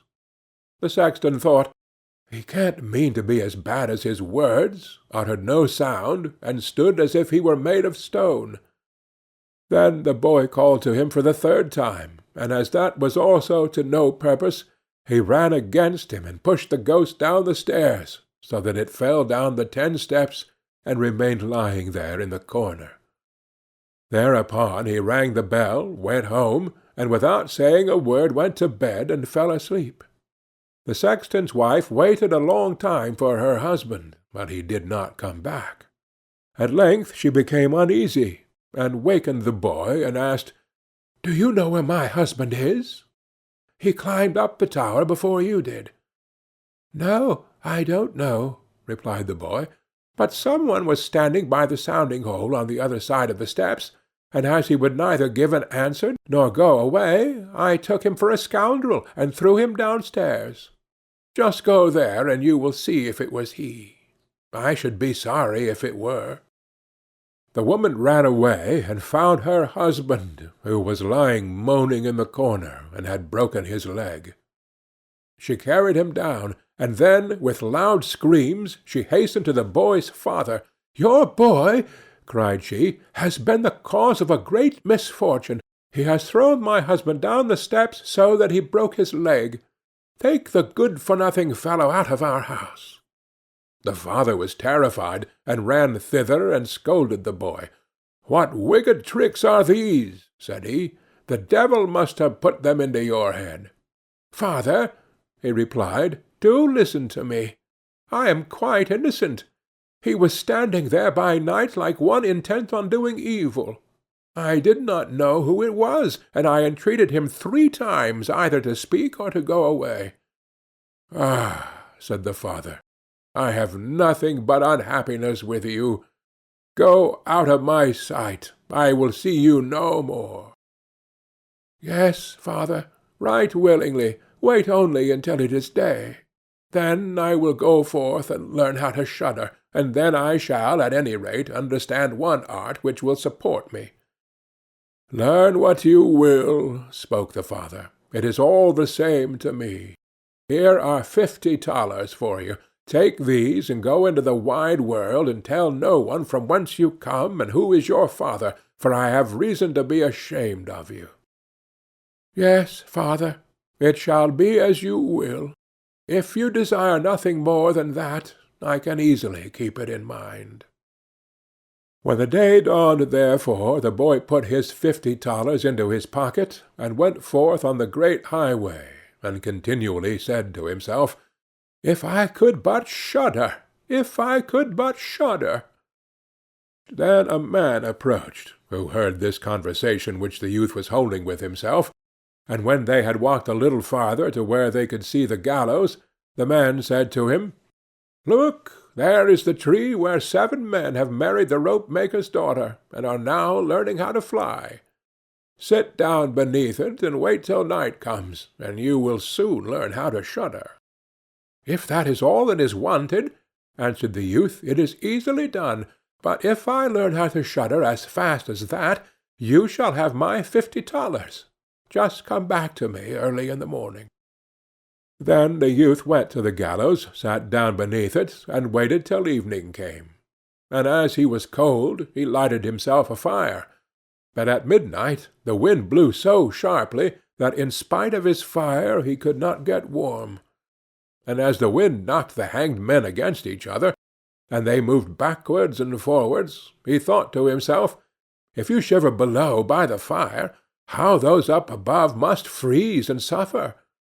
And as he felt pity for them, he raised the ladder, and climbed up, unbound one of them after the other, and brought down all 7. Then he stoked the fire, blew it, and set them all round it to warm themselves. But they sat there and did not stir, and the fire caught their clothes. So he said, "Take care, or I will hang you up again." The dead men, however, did not hear, but were quite silent, and let their rags go on burning. At this he grew angry, and said, "If you will not take care, I cannot help you. I will not be burnt with you." And he hung them up again, each in his turn. Then he sat down by his fire and fell asleep, and the next morning the man came to him and wanted to have the 50 thalers, and said, "Well, do you know how to shudder?" "No," answered he. "How should I know? Those fellows up there did not open their mouths, and were so stupid that they let the few old rags which they had on their bodies get burnt." Then the man saw that he could not get the 50 thalers that day, and went away, saying, "Such a youth has never come my way before." The youth likewise went his way, and once more began to mutter to himself, "Ah, if I could but shudder! Ah, if I could but shudder!" A waggoner who was striding behind him heard this, and asked, "Who are you?" "I don't know," answered the youth. Then the waggoner asked, "From whence do you come?" "I know not." "Who is your father?" "That I may not tell you." "What is it that you are always muttering between your teeth?" "Ah," replied the youth, "I do so wish I could shudder, but no one can teach me how." "Enough of your foolish chatter," said the waggoner. "Come, go with me. I will see about a place for you." The youth went with the waggoner, and in the evening they arrived at an inn where they wished to pass the night. Then at the entrance of the parlour the youth again said quite loudly, "If I could but shudder! If I could but shudder!" The host, who heard this, laughed, and said, "If that is your desire, there ought to be a good opportunity for you here." "Ah, be silent," said the hostess. "So many prying persons have already lost their lives, it would be a pity and a shame if such beautiful eyes as these should never see the daylight again." But the youth said, "However difficult it may be, I will learn it. For this purpose indeed have I journeyed forth." He let the host have no rest until the latter told him that not far from thence stood a haunted castle where any one could very easily learn what shuddering was, if he would but watch in it for 3 nights. The king had promised that he who would venture should have his daughter to wife, and she was the most beautiful maiden the sun shone on. Likewise in the castle lay great treasures, which were guarded by evil spirits, and these treasures would then be freed, and would make a poor man rich enough. Already many men had gone into the castle, but as yet none had come out again. Then the youth went next morning to the king, and said, "If it be allowed, I will willingly watch these 3 nights in the haunted castle." The king looked at him, and as the youth pleased him, he said, "You may ask for 3 things to take into the castle with you, but they must be things without life." Then he answered, "Then I ask for a fire, a turning lathe, and a cutting board with the knife." The king had these things carried into the castle for him during the day. When the night was drawing near, the youth went up and made himself a bright fire in one of the rooms, placing the cutting board and knife beside it, and seated himself by the turning lathe. "Ah, if I could but shudder," said he, "but I shall not learn it here either." Towards midnight he was about to poke his fire, and as he was blowing it, something cried suddenly from one corner. "Oh, meow! How cold we are!" "You fools!" cried he. "What are you crying about? If you are cold, come and take a seat by the fire and warm yourselves." And when he had said that, 2 great black cats came with one tremendous leap, and sat down on each side of him, and looked savagely at him with their fiery eyes. After a short time, when they had warmed themselves, they said, "Comrade, shall we have a game of cards?" "Why not?" he replied, "but just show me your paws." Then they stretched out their claws. "Oh," said he, "what long nails you have! Wait, I must first cut them for you." Thereupon he seized them by the throats, put them on the cutting board, and screwed their feet fast. "I have looked at your fingers," said he, "and my fancy for card-playing has gone." And he struck them dead, and threw them out into the water. But when he had made away with these 2, and was about to sit down again by his fire, out from every hole and corner came black cats and black dogs with red-hot chains, and more of them came until he could no longer move, and they yelled horribly and got on his fire, pulled it to pieces, and tried to put it out. He watched them for a while quietly, but at last, when they were going too far, he seized his cutting-knife and cried, "Away with you, vermin!" and began to cut them down. Some of them ran away, the others he killed and threw out into the fish-pond.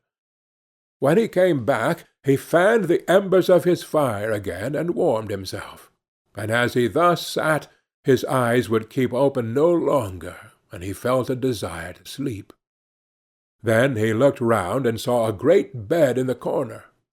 "That is the very thing for me," said he, and got into it. When he was just going to shut his eyes, however, the bed began to move of its own accord, and went over the whole of the castle. "That's right," said he, "but go faster." Then the bed rolled on, as if 6 horses were harnessed to it, up and down, over thresholds and stairs, but suddenly, hop, hop, it turned over upside down, and lay on him like a mountain. But he threw quilts and pillows up into the air, got out, and said, "Now anyone who likes may drive," and lay down by his fire and slept till it was day. In the morning the king came, and when he saw him lying there on the ground, he thought the evil spirits had killed him, and he was dead. Then said he, "After all, it is a pity for so handsome a man."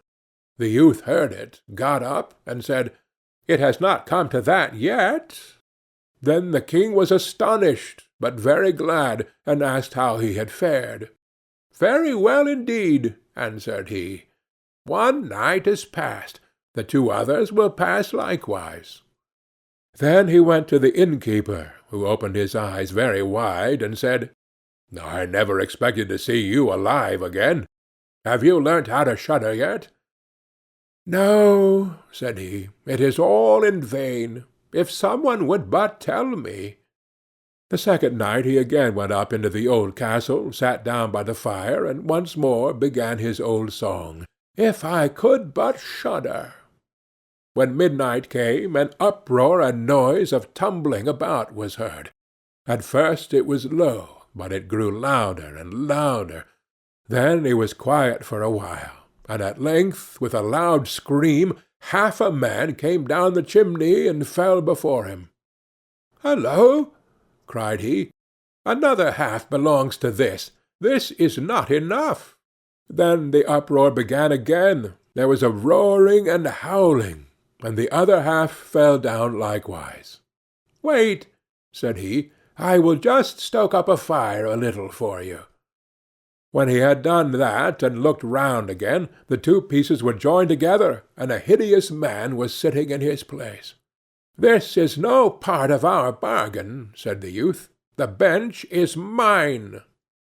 The man wanted to push him away. The youth, however, would not allow that, but thrust him off with all his strength, and seated himself again in his own place.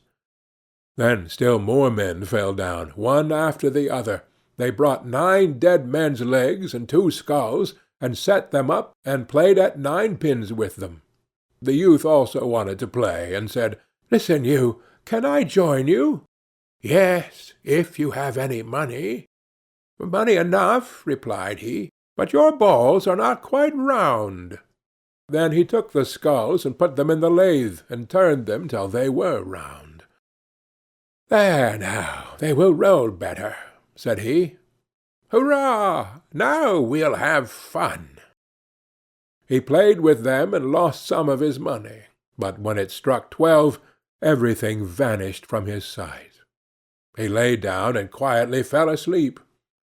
Next morning the king came to inquire after him. "How has it fared with you this time?" asked he. "I have been playing at ninepins," he answered, "and have lost a couple of farthings." "Have you not shuddered, then?" "What?" said he. "I have had a wonderful time. If I did but know what it was to shudder." The third night he sat again on his bench, and said quite sadly, "If I could but shudder." When it grew late, 6 tall men came in and brought a coffin. Then he said, "Aha! That is certainly my little cousin, who died only a few days ago." And he beckoned with his finger, and cried, "Come, little cousin, come." They placed the coffin on the ground, but he went to it and took the lid off, and a dead man lay therein. He felt his face, but it was cold as ice. "Wait," said he, "I will warm you a little," and went to the fire and warmed his hand, and laid it on the dead man's face, but he remained cold.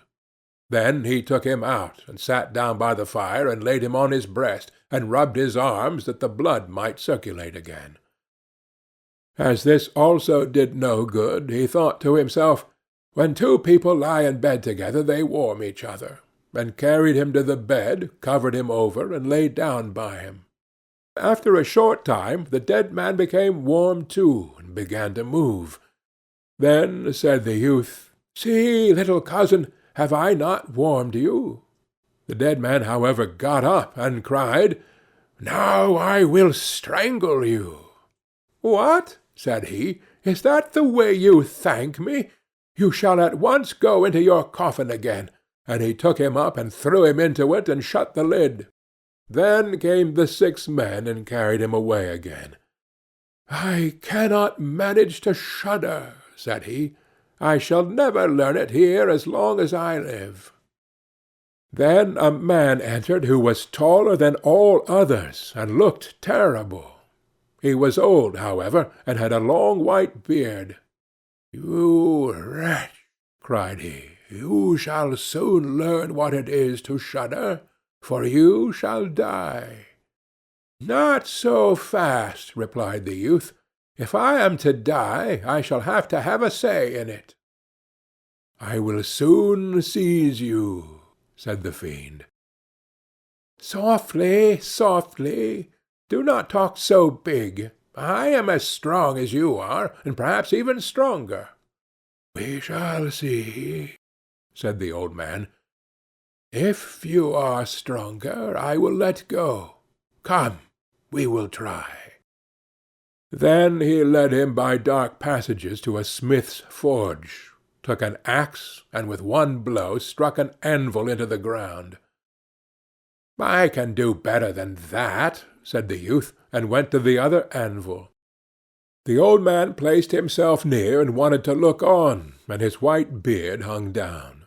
Then the youth seized the axe, split the anvil with one blow, and in it caught the old man's beard. "Now I have you," said the youth. "Now it is your turn to die." Then he seized an iron bar, and beat the old man till he moaned, and entreated him to stop, when he would give him great riches. The youth drew out the axe and let him go. The old man led him back into the castle, and in a cellar showed him 3 chests full of gold. "Of these," said he, "one part is for the poor, the other for the king, the third yours." In the meantime it struck 12, and the spirit disappeared, so that the youth stood in darkness. "I shall still be able to find my way out," said he, and felt about, found the way into the room, and slept there by his fire. Next morning the king came and said, "Now you must have learned what shuddering is." "No," he answered. "What can it be? My dead cousin was here, and a bearded man came and showed me a great deal of money down below, but no one told me what it was to shudder." "Then," said the king, "you have saved the castle, and shall marry my daughter." "That is all very well," said he, "but still I do not know what it is to shudder." Then the gold was brought up, and the wedding celebrated. But however much the young king loved his wife, and however happy he was, he still said always, "If I could but shudder! If I could but shudder!" And this at last angered her. Her waiting-maid said, "I will find a cure for him. He shall soon learn what it is to shudder." She went out to the stream which flowed through the garden, and had a whole bucket full of gudgeons brought to her. At night, when the young king was sleeping, his wife was to draw the clothes off him, and empty the bucket full of cold water with gudgeons in it over him, so that the little fishes would sprawl about him. Then he woke up and cried, "Oh, what makes me shudder so, dear wife? Ah, now I know what it is to shudder." End of the story of the youth who went forth to learn what fear was. King Grisly-Beard. A great king of a land far away in the east had a daughter who was very beautiful, but so proud and haughty and conceited that none of the princes who came to ask her in marriage was good enough for her, and she only made sport of them. Once upon a time the king held a great feast, and asked thither all her suitors, and they all sat in a row, ranged according to their rank, kings and princes and dukes and earls and counts and barons and knights. Then the princess came in, and as she passed by them she had something spiteful to say to every one. The first was too fat. "He's as round as a tub," said she. The next was too tall. "What a maypole," said she. The next was too short. "What a dumpling," said she. The fourth was too pale, and she called him Wall-Face. The fifth was too red, so she called him Coxcomb. The sixth was not straight enough, so she said he was like a green stick that had been laid to dry over a baker's oven.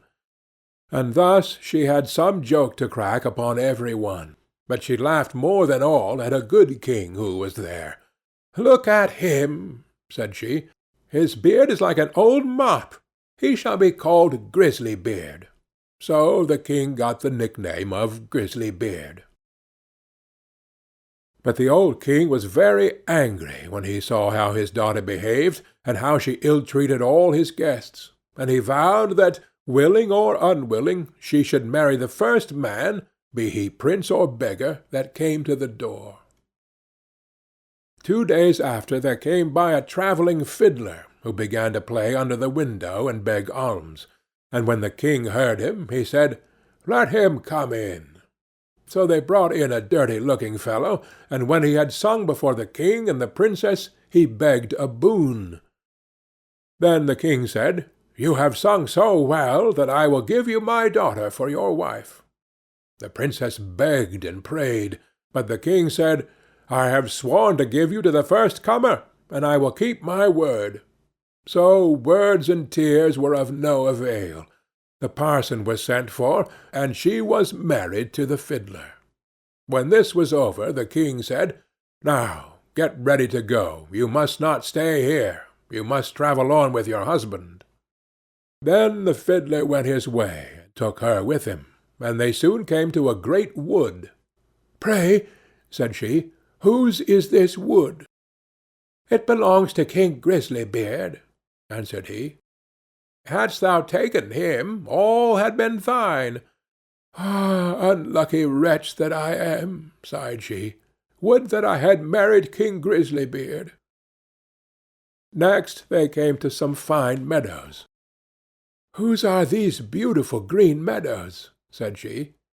"They belong to King Grisly-Beard. Hadst thou taken him, they had all been thine." "Ah, unlucky wretch that I am," said she. "Would that I had married King Grisly-Beard." Then they came to a great city. "Whose is this noble city?" said she. "It belongs to King Grisly-Beard. Hadst thou taken him, it had all been thine." "Ah, wretch that I am," sighed she. "Why did I not marry King Grisly-Beard?" "That is no business of mine," said the fiddler. "Why should you wish for another husband? Am not I good enough for you?" At last they came to a small cottage. "What a paltry place!" said she. "To whom does this little dirty hole belong?" Then the fiddler said, "That is your and my house, where we are to live." "Where are your servants?" cried she. "What do we want with servants?" said he. "You must do for yourself whatever is to be done. Now make the fire, and put on water, and cook my supper, for I am very tired." But the princess knew nothing of making fires and cooking, and the fiddler was forced to help her. When they had eaten a very scanty meal, they went to bed, but the fiddler called her up very early in the morning to clean the house. Thus they lived for 2 days, and when they had eaten up all there was in the cottage, the man said, "Wife, we can't go on thus, spending money and earning nothing. You must learn to weave baskets." Then he went out and cut willows, and brought them home, and she began to weave, but it made her fingers very sore. "I see this work won't do," said he. "Try and spin. Perhaps you will do that better." So she sat down and tried to spin, but the threads cut her tender fingers till the blood ran. "See now," said the fiddler, "you are good for nothing. You can do no work. What a bargain I have got!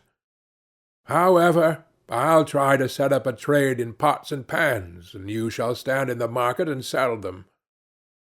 "Alas," sighed she, "if any of my father's court should pass by and see me standing in the market, how they will laugh at me." But her husband did not care for that, and said she must work if she did not wish to die of hunger. At first the trade went well, for many people, seeing such a beautiful woman, went to buy her wares and paid their money without thinking of taking away the goods.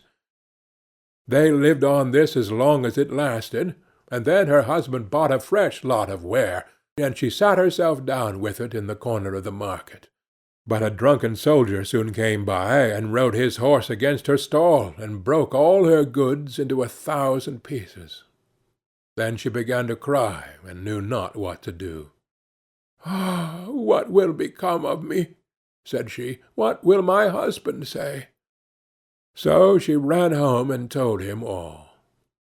"Who would have thought you had been so silly," said he, "as to put an earthenware stall in the corner of the market, where everybody passes?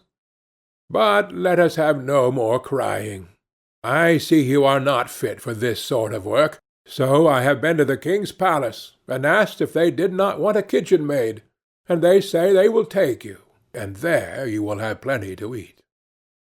Thus the princess became a kitchen maid, and helped the cook to do all the dirtiest work. But she was allowed to carry home some of the meat that was left, and on this they lived.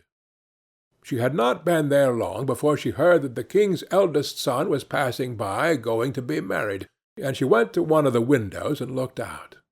Everything was ready. All the pomp and brightness of the court was there. Then she bitterly grieved for the pride and folly which had brought her so low, and the servants gave her some of the rich meats which she put into her basket to take home. All on a sudden, as she was going out, in came the king's son in golden clothes, and when he saw a beautiful woman at the door, he took her by the hand and said she should be his partner in the dance. But she trembled for fear, for she saw that it was King Grisly-Beard who was making sport of her.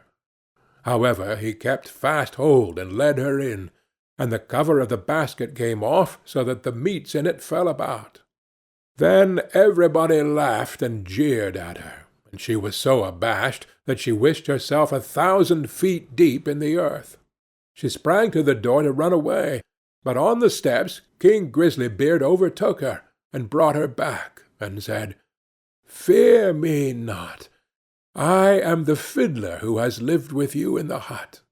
I brought you there because I really loved you. I am also the soldier that overset your stall. I have done all this only to cure you of your silly pride, and to show you the folly of your ill-treatment of me. Now all is over. You have learnt wisdom, and it is time to hold our marriage feast." Then the chamberlains came and brought her the most beautiful robes, and her father and his whole court were there already, and welcomed her home on her marriage. Joy was in every face and every heart. The feast was grand. They danced and sang. All were merry, and I only wish that you and I had been of the party. End of King Grisly-Beard. Iron Hans. There was once upon a time a king who had a great forest near his palace, full of all kinds of wild animals. One day he sent out a huntsman to shoot him a roe, but he did not come back. "Perhaps some accident has befallen him," said the king, and the next day he sent out 2 more huntsmen, who were to search for him, but they too stayed away.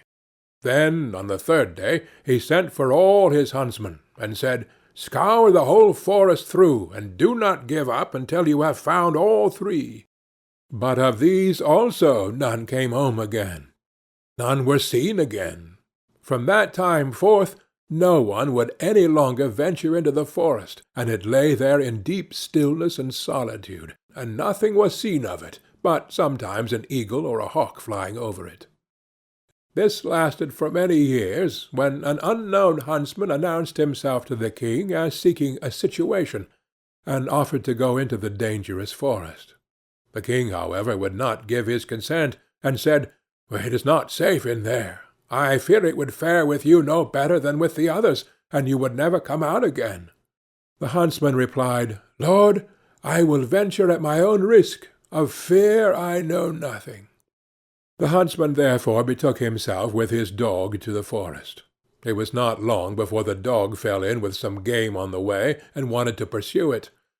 But hardly had the dog run 2 steps when it stood before a deep pool, could go no farther, and a naked arm stretched itself out of the water, seized it, and drew it under. When the huntsman saw that, he went back and fetched 3 men to come with buckets and bail out the water. When they could see to the bottom, there lay a wild man, whose body was brown like rusty iron, and whose hair hung over his face down to his knees. They bound him with cords and led him away to the castle. There was great astonishment over the wild man. The king, however, had him put in an iron cage in his courtyard, and forbade the door to be opened on pain of death, and the queen herself was to take the key into her keeping.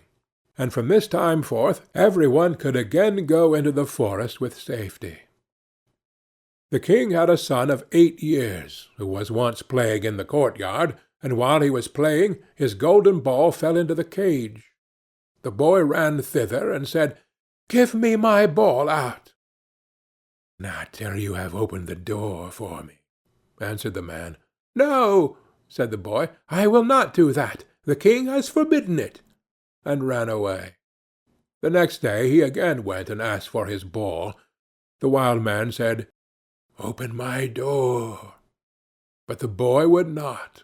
On the third day the king had ridden out hunting, and the boy went once more and said, "I cannot open the door even if I wished, for I have not the key." Then the wild man said, "It lies under your mother's pillow. You can get it there." The boy, who wanted to have his ball back, cast all thought to the winds and brought the key. The door opened with difficulty, and the boy pinched his finger. When it was open, the wild man stepped out, gave him the golden ball, and hurried away. The boy had become afraid. He called and cried after him, "Oh, wild man, do not go away, or I shall be beaten." The wild man turned back, took him up, set him on his shoulder, and went with hasty steps into the forest. When the king came home, he observed the empty cage, and asked the queen how that had happened. She knew nothing about it, and sought the key, but it was gone. She called the boy, but no one answered. The king sent out people to seek for him in the fields, but they did not find him.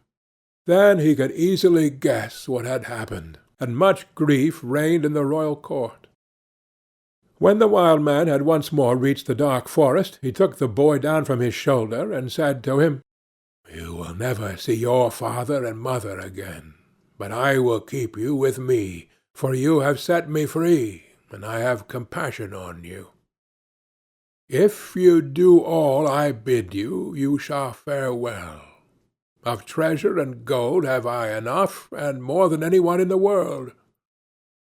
He made a bed of moss for the boy, on which he slept, and the next morning the man took him to a well, and said, "Behold, the gold well is as bright and clear as crystal. You shall sit beside it, and take care that nothing falls into it, or it will be polluted. I will come every evening to see if you have obeyed my order." The boy placed himself by the brink of the well, and often saw a golden fish or a golden snake show itself therein, and took care that nothing fell in. As he was thus sitting, his finger hurt him so violently that he involuntarily put it in the water. He drew it quickly out again, but saw that it was quite gilded, and whatsoever pains he took to wash the gold off again, all was to no purpose. In the evening Iron Hans came back, looked at the boy, and said, "What has happened to the well?"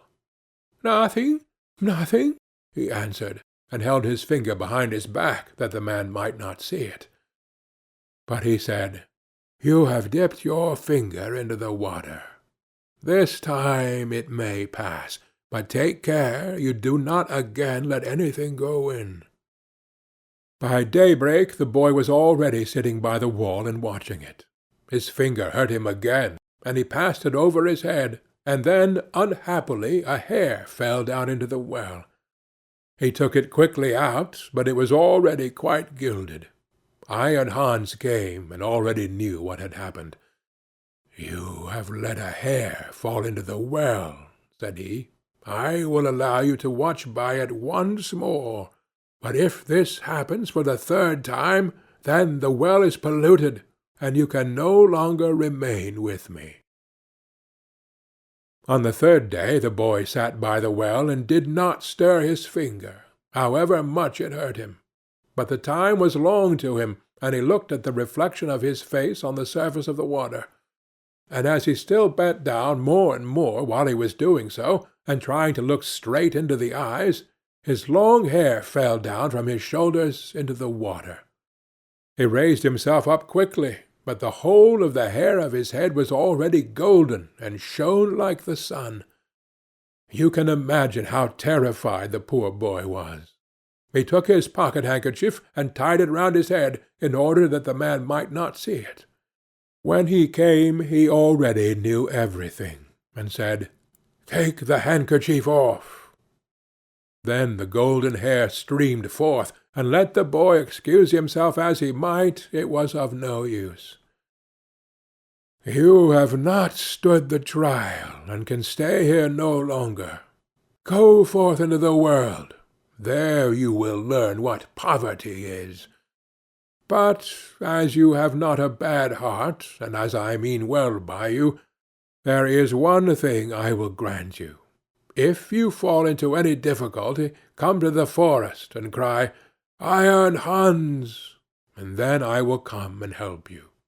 My power is great, greater than you think, and I have gold and silver in abundance." Then the king's son left the forest, and walked by beaten and unbeaten paths ever onwards, until at length he reached a great city. There he looked for work, but could find none, and he learnt nothing by which he could help himself. At length he went to the palace, and asked if they would take him in. The people about court did not at all know what use they could make of him, but they liked him, and told him to stay. At length the cook took him into his service, and said he might carry wood and water, and rake the cinders together. Once, when it so happened that no one else was at hand, the cook ordered him to carry the food to the royal table, but as he did not like to let his golden hair be seen, he kept his little cap on. Such a thing as that had never yet come under the king's notice, and he said, "When you come to the royal table, you must take your hat off." He answered, "Ah, Lord, I cannot. I have a bad sore place on my head." Then the king had the cook called before him, and scolded him, and asked how he could take such a boy as that into his service, and that he was to send him away at once. The cook, however, had pity on him, and exchanged him for the gardener's boy. And now the boy had to plant and water the garden, hoe and dig, and bear the wind and bad weather. Once in summer, when he was working alone in the garden, the day was so warm that he took his little cap off, that the air might cool him. As the sun shone on his hair, it glittered and flashed so that the rays fell into the bedroom of the king's daughter, and up she sprang to see what that could be. Then she saw the boy, and cried to him, "Boy, bring me a wreath of flowers." He put his cap on with all haste, and gathered wild field flowers, and bound them together. When he was ascending the stairs with them, the gardener met him, and said, "How can you take the king's daughter a garland of such common flowers? Go quickly and get another, and seek out the prettiest and rarest." "Oh, no," replied the boy. "The wild ones have more scent, and will please her better." When he got into the room, the king's daughter said, "Take your cap off. It is not seemly to keep it on in my presence." He again said, "I may not. I have a sore head." She, however, caught at his cap and pulled it off. Then his golden hair rolled down on his shoulders, and it was splendid to behold. He wanted to run out, but she held him by the arm, and gave him a handful of ducats. With these he departed, but he cared nothing for the gold pieces. He took them to the gardener, and said, "I present them to your children. They can play with them." The following day the king's daughter again called to him that he was to bring her a wreath of field flowers, and then he went in with it. She instantly snatched at his cap, and wanted to take it away from him, but he held it fast with both hands. She again gave him a handful of ducats, but he would not keep them, and gave them to the gardener for playthings for his children.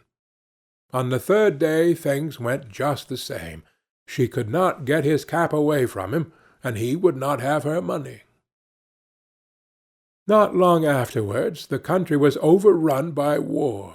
The king gathered together his people, and did not know whether or not he could offer any opposition to the enemy, who was superior in strength, and had a mighty army.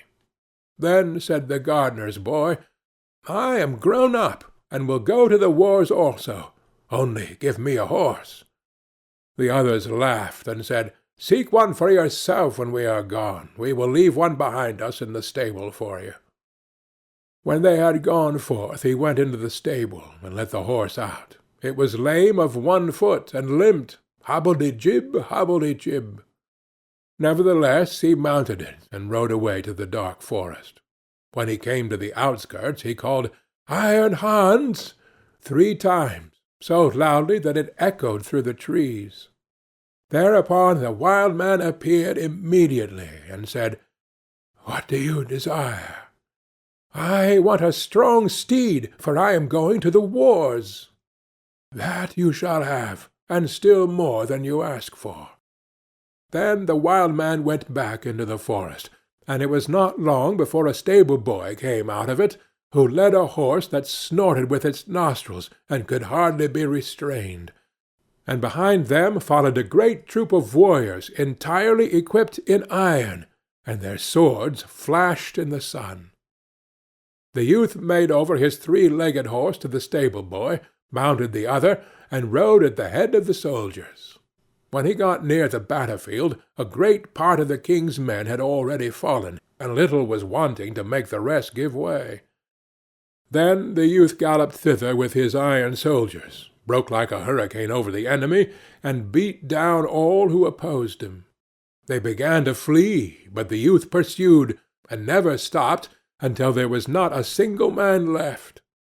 Instead of returning to the king, however, he conducted his troop by byways back to the forest, and called forth Iron Hans. "What do you desire?" asked the wild man. "Take back your horse and your troops, and give me my three-legged horse again."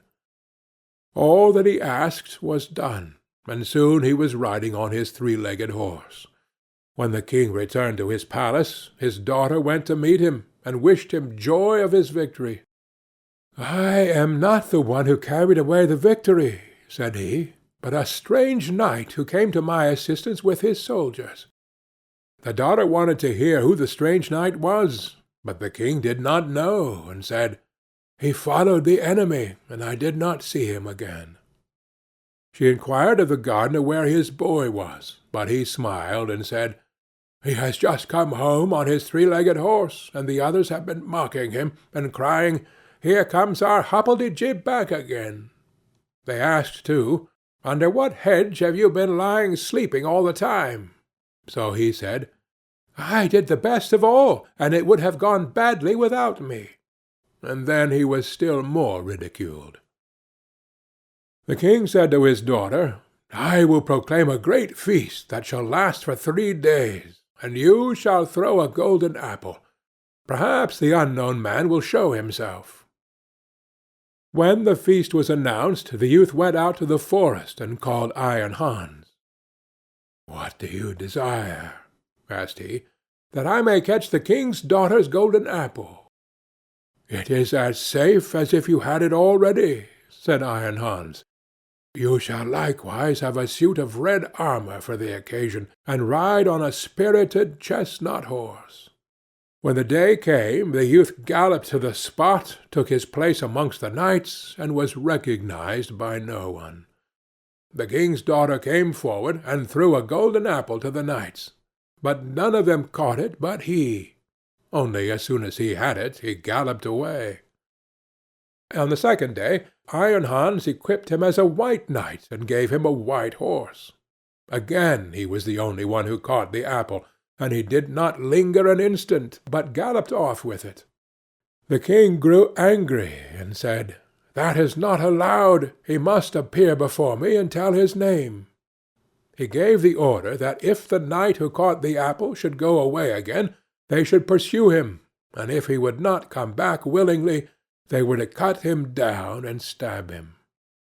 On the third day he received from Iron Hans a suit of black armour and a black horse, and again he caught the apple. But when he was riding off with it, the king's attendants pursued him, and one of them got so near him that he wounded the youth's leg with the point of his sword. The youth nevertheless escaped from them, but his horse leaped so violently that the helmet fell from the youth's head, and they could see that he had golden hair. They rode back and announced this to the king.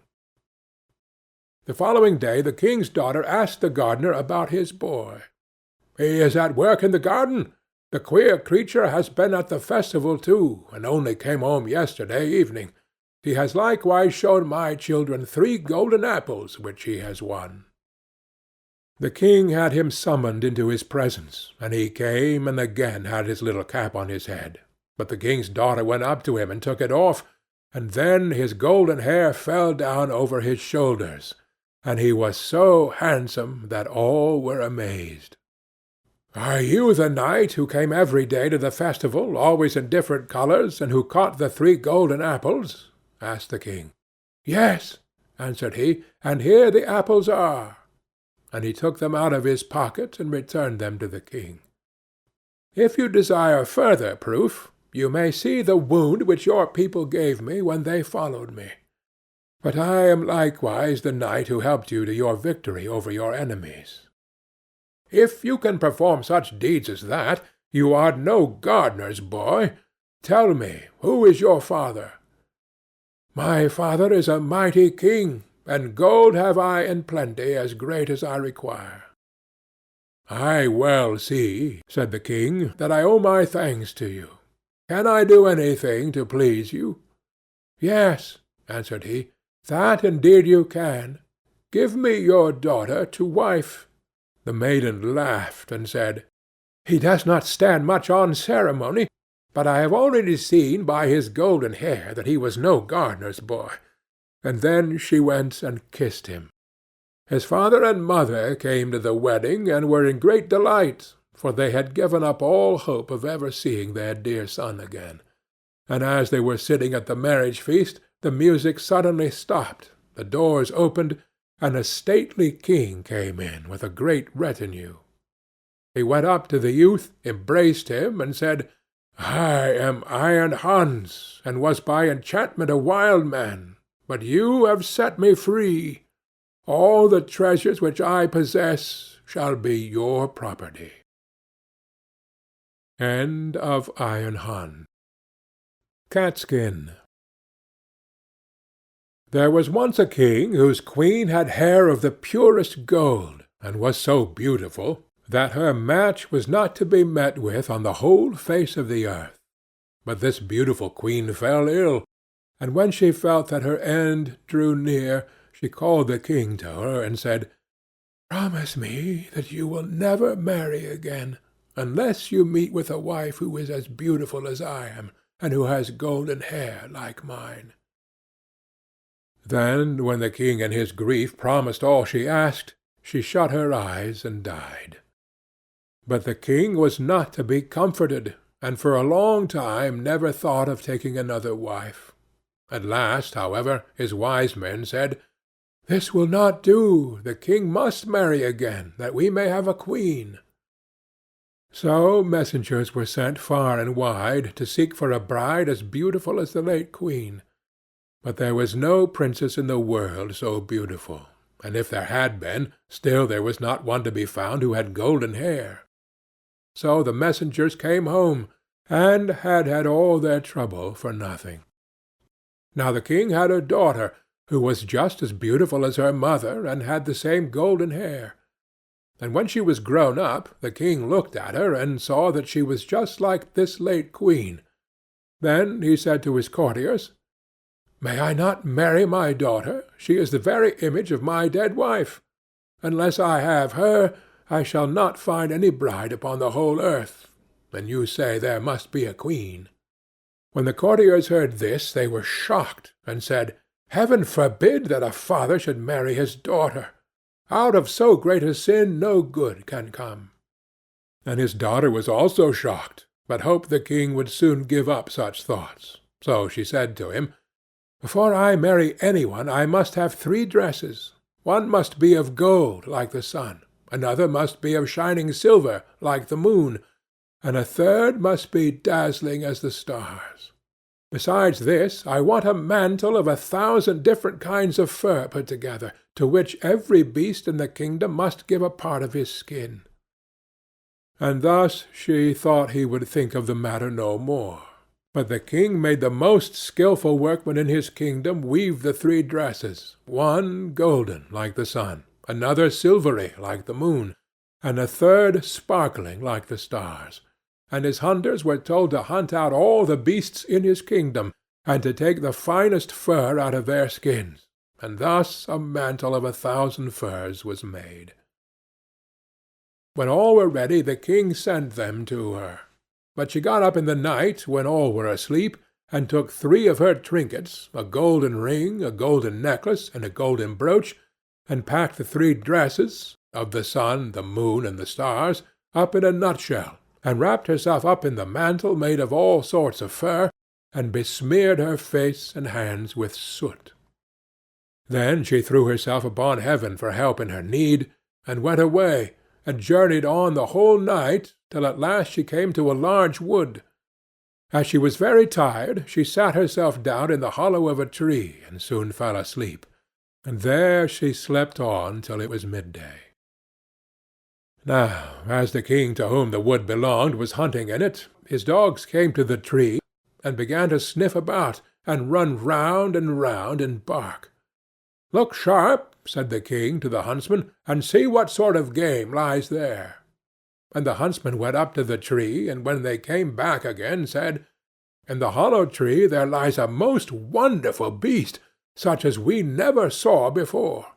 Its skin seems to be of 1,000 kinds of fur, but there it lies, fast asleep." "See," said the king, "if you can catch it alive, and we will take it with us." So the huntsman took it up, and the maiden awoke and was greatly frightened, and said, "I am a poor child that has neither father nor mother left. Have pity on me, and take me with you." Then they said, "Yes, Miss Catskin, you will do for the kitchen. You can sweep up the ashes, and do things of that sort." So they put her into the coach, and took her home to the king's palace.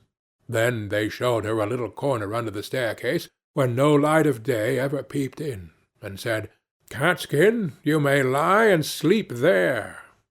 And she was sent into the kitchen, and made to fetch wood and water, and to blow the fire, pluck the poultry, pick the herbs, shift the ashes, and do all the dirty work. Thus Catskin lived for a long time, very sorrowfully. "Ah, pretty princess," thought she, "what will now become of thee?" But it happened one day that a feast was to be held in the king's castle. So she said to the cook, "May I go up a little while and see what is going on? I will take care and stand behind the door." And the cook said, "Yes, you may go, but be back again in half an hour's time to rake up the ashes." Then she took her little lamp, and went into her cabin, and took off the fur skin, and washed the soot from off her face and hands, so that her beauty shone forth like the sun from behind the clouds. She next opened her nutshell, and brought out of it the dress that shone like the sun, and so went to the feast. Every one made way for her, for nobody knew her, and they thought she could be no less than a king's daughter. But the king came up to her, and held out his hand, and danced with her, and he thought in his heart, "I never saw any one half so beautiful." When the dance was at an end, she curtsied, and when the king looked round for her, she was gone, no one knew whither. The guards that stood at the castle gate were called in, but they had seen no one. The truth was that she had run into her little cabin, pulled off her dress, blackened her face and hands, put on the fur-skin cloak, and was Catskin again. When she went into the kitchen to her work, and began to rake the ashes, the cook said, "Let that alone till the morning, and heat the king's soup. I should like to run up now and give a peep. But take care you don't let a hair fall into it, or you will run a chance of never eating again." As soon as the cook went away, Catskin heated the king's soup, and toasted a slice of bread first, as nicely as ever she could, and when it was ready, she went and looked in the cabin for her little golden ring, and put it into the dish in which the soup was. When the dance was over, the king ordered his soup to be brought in, and it pleased him so well that he thought he had never tasted any so good before. At the bottom he saw a gold ring lying, and as he could not make out how it got there, he ordered the cook to be sent for. The cook was frightened when he heard the order, and said to Catskin, "You must have let a hair fall into the soup. If it be so, you will have a good beating." Then he went before the king, and he asked him who had cooked the soup. "I did," answered the cook. But the king said, "That is not true. It was better done than you could do it." Then he answered, "To tell you the truth, I did not cook it, but Catskin did." "Then let Catskin come up," said the king. and when she came he said to her, "Who are you?" "I am a poor child," said she, "that has lost both father and mother." "How came you in my palace?" asked he. "I am good for nothing," said she, "but to be a scullion girl, and to have boots and shoes thrown at my head." "But how did you get the ring that was in the soup?" asked the king. Then she would not own that she knew anything about the ring, so the king sent her away again about her business. After a time there was another feast, and Catskin asked the cook to let her go up and see it as before. "Yes," said he, "but come again in half an hour, and cook the king the soup that he likes so much." Then she ran to her little cabin, washed herself quickly, and took her dress out which was silvery as the moon, and put it on. And when she went in, looking like a king's daughter, the king went up to her, and rejoiced at seeing her again, and when the dance began he danced with her. After the dance was at an end, she managed to slip out, so slyly that the king did not see where she was gone. But she sprang into her little cabin, and made herself into Catskin again, and went into the kitchen to cook the soup. Whilst the cook was above stairs, she took the golden necklace and dropped it into the soup. Then it was brought to the king, who ate it, and it pleased him as well as before. So he sent for the cook, who was again forced to tell him that Catskin had cooked it. Catskin was brought again before the king, but she still told him that she was only fit to have boots and shoes thrown at her head.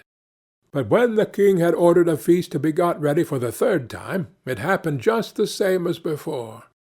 "You must be a witch, Catskin," said the cook, "for you always put something into your soup so it pleases the king better than mine."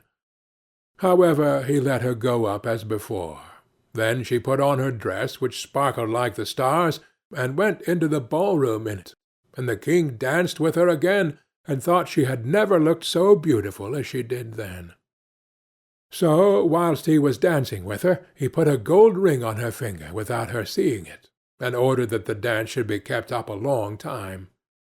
When it was at an end, he would have held her fast by the hand, but she slipped away, and sprang so quickly through the crowd that he lost sight of her, and she ran as fast as she could into her little cabin under the stairs. But this time she kept away too long, and stayed beyond the half-hour, so she had not time to take off her fine dress, and threw her fur mantle over it, and in her haste did not blacken herself all over with soot, but left one of her fingers white. Then she ran into the kitchen and cooked the king's soup, and as soon as the cook was gone, she put the golden brooch into the dish.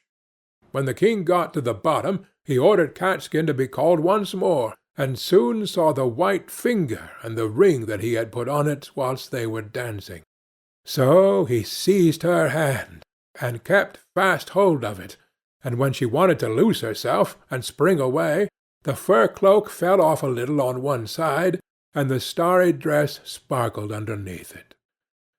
Then he got hold of the fur and tore it off, and her golden hair and beautiful form were seen, and she could no longer hide herself.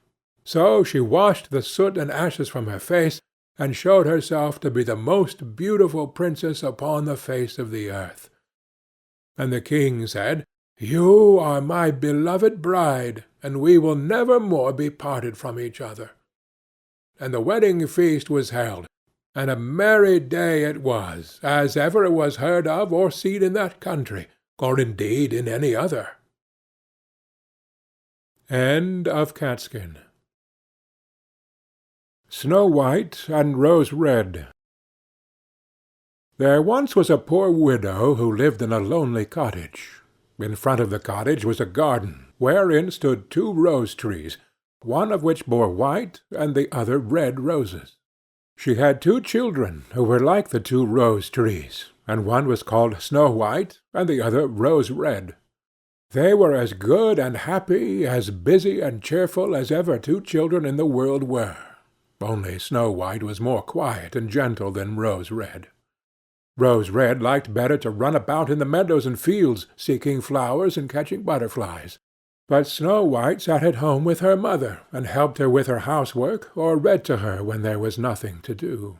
The two children were so fond of each other that they always held each other by the hand when they went out together, and when Snow White said, "We will not leave each other," Rose Red answered, "Never, so long as we live." And their mother would add, "What one has she must share with the other." They often ran about the forest alone and gathered red berries, and no beasts did them any harm, but came close to them trustfully. The little hare would eat a cabbage leaf out of their hands, the roe grazed by their side, the stag leaped merrily by them, and the birds sat still upon the boughs and sang whatever they knew. No mishap overtook them. If they had stayed too late in the forest and night came on, they laid themselves down near one another upon the moss and slept until morning came, and their mother knew this and did not worry on their account. Once, when they had spent the night in the wood and the dawn had roused them, they saw a beautiful child in a shining white dress sitting near their bed. He got up and looked quite kindly at them, but said nothing, and went into the forest. And when they looked round, they found that they had been sleeping quite close to a precipice, and would certainly have fallen into it in the darkness if they had gone only a few paces further. And their mother told them that it must have been the angel who watches over good children. Snow White and Rose Red kept their mother's little cottage so neat that it was a pleasure to look inside it. In the summer Rose Red took care of the house, and every morning laid a wreath of flowers by her mother's bed before she awoke, in which was a rose from each tree. In the winter Snow White lit the fire and hung the kettle on the hob. The kettle was of brass, and shone like gold, so brightly was it polished. In the evening, when the snowflakes fell, the mother said, "Go, Snow White, and bolt the door." And then they sat round the hearth, and the mother took her spectacles and read aloud out of a large book, and the two girls listened as they sat and spun. And close by them lay a lamb upon the floor, and behind them, upon a perch, sat a white dove, with its head hidden beneath its wings. One evening, as they were thus sitting comfortably together, some one knocked at the door as if he wished to be let in. The mother said, "Quick, Rose Red, open the door. It must be a traveller who is seeking shelter."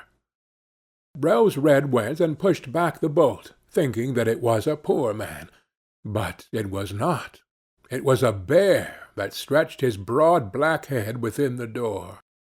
Rose Red screamed and sprang back, the lamb bleated, the dove fluttered, and Snow White hid herself behind her mother's bed. But the bear began to speak, and said, "Do not be afraid. I will do you no harm. I am half frozen, and only want to warm myself a little beside you." "Poor bear," said the mother, "lie down by the fire. Only take care that you do not burn your coat." Then she cried, "Snow White, Rose Red, come out. The bear will do you no harm. He means well." So they both came out, and by the lamb and dove came nearer, and were not afraid of him. The bear said, "Here, children, knock the snow out of my coat a little." So they brought the broom, and swept the bear's hide clean, and he stretched himself by the fire and growled contentedly and comfortably. It was not long before they grew quite at home, and played tricks with their clumsy guest. They tugged his hair with their hands, put their feet upon his back, and rolled him about, or they took a hazel switch and beat him, and when he growled they laughed. But the bear took it all in good part, only when they were too rough he called out, "Leave me alive, children. Snow White, Rose Red, will you beat your wooer dead?" When it was bedtime and the others went to bed, the mother said to the bear, "You can lie there by the hearth, and then you will be safe from the cold and the bad weather." As soon as day dawned, the two children let him out, and he trotted across the snow into the forest. Henceforth the bear came every evening at the same time, laid himself down by the hearth, and let the children amuse themselves with him as much as they liked. and they got so used to him that the doors were never fastened until their black friend had arrived. When spring had come, and all outside was green, the bear said one morning to Snow White, "Now I must go away, and cannot come back for the whole summer." "Where are you going, then, dear bear?" asked Snow White.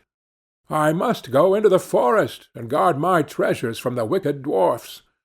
In the winter, when the earth is frozen hard, they are obliged to stay below, and cannot work their way through. But now, when the sun has thawed and warmed the earth, they break through it, and come out to pry and steal, and what once gets into their hands and in their caves does not easily see daylight again."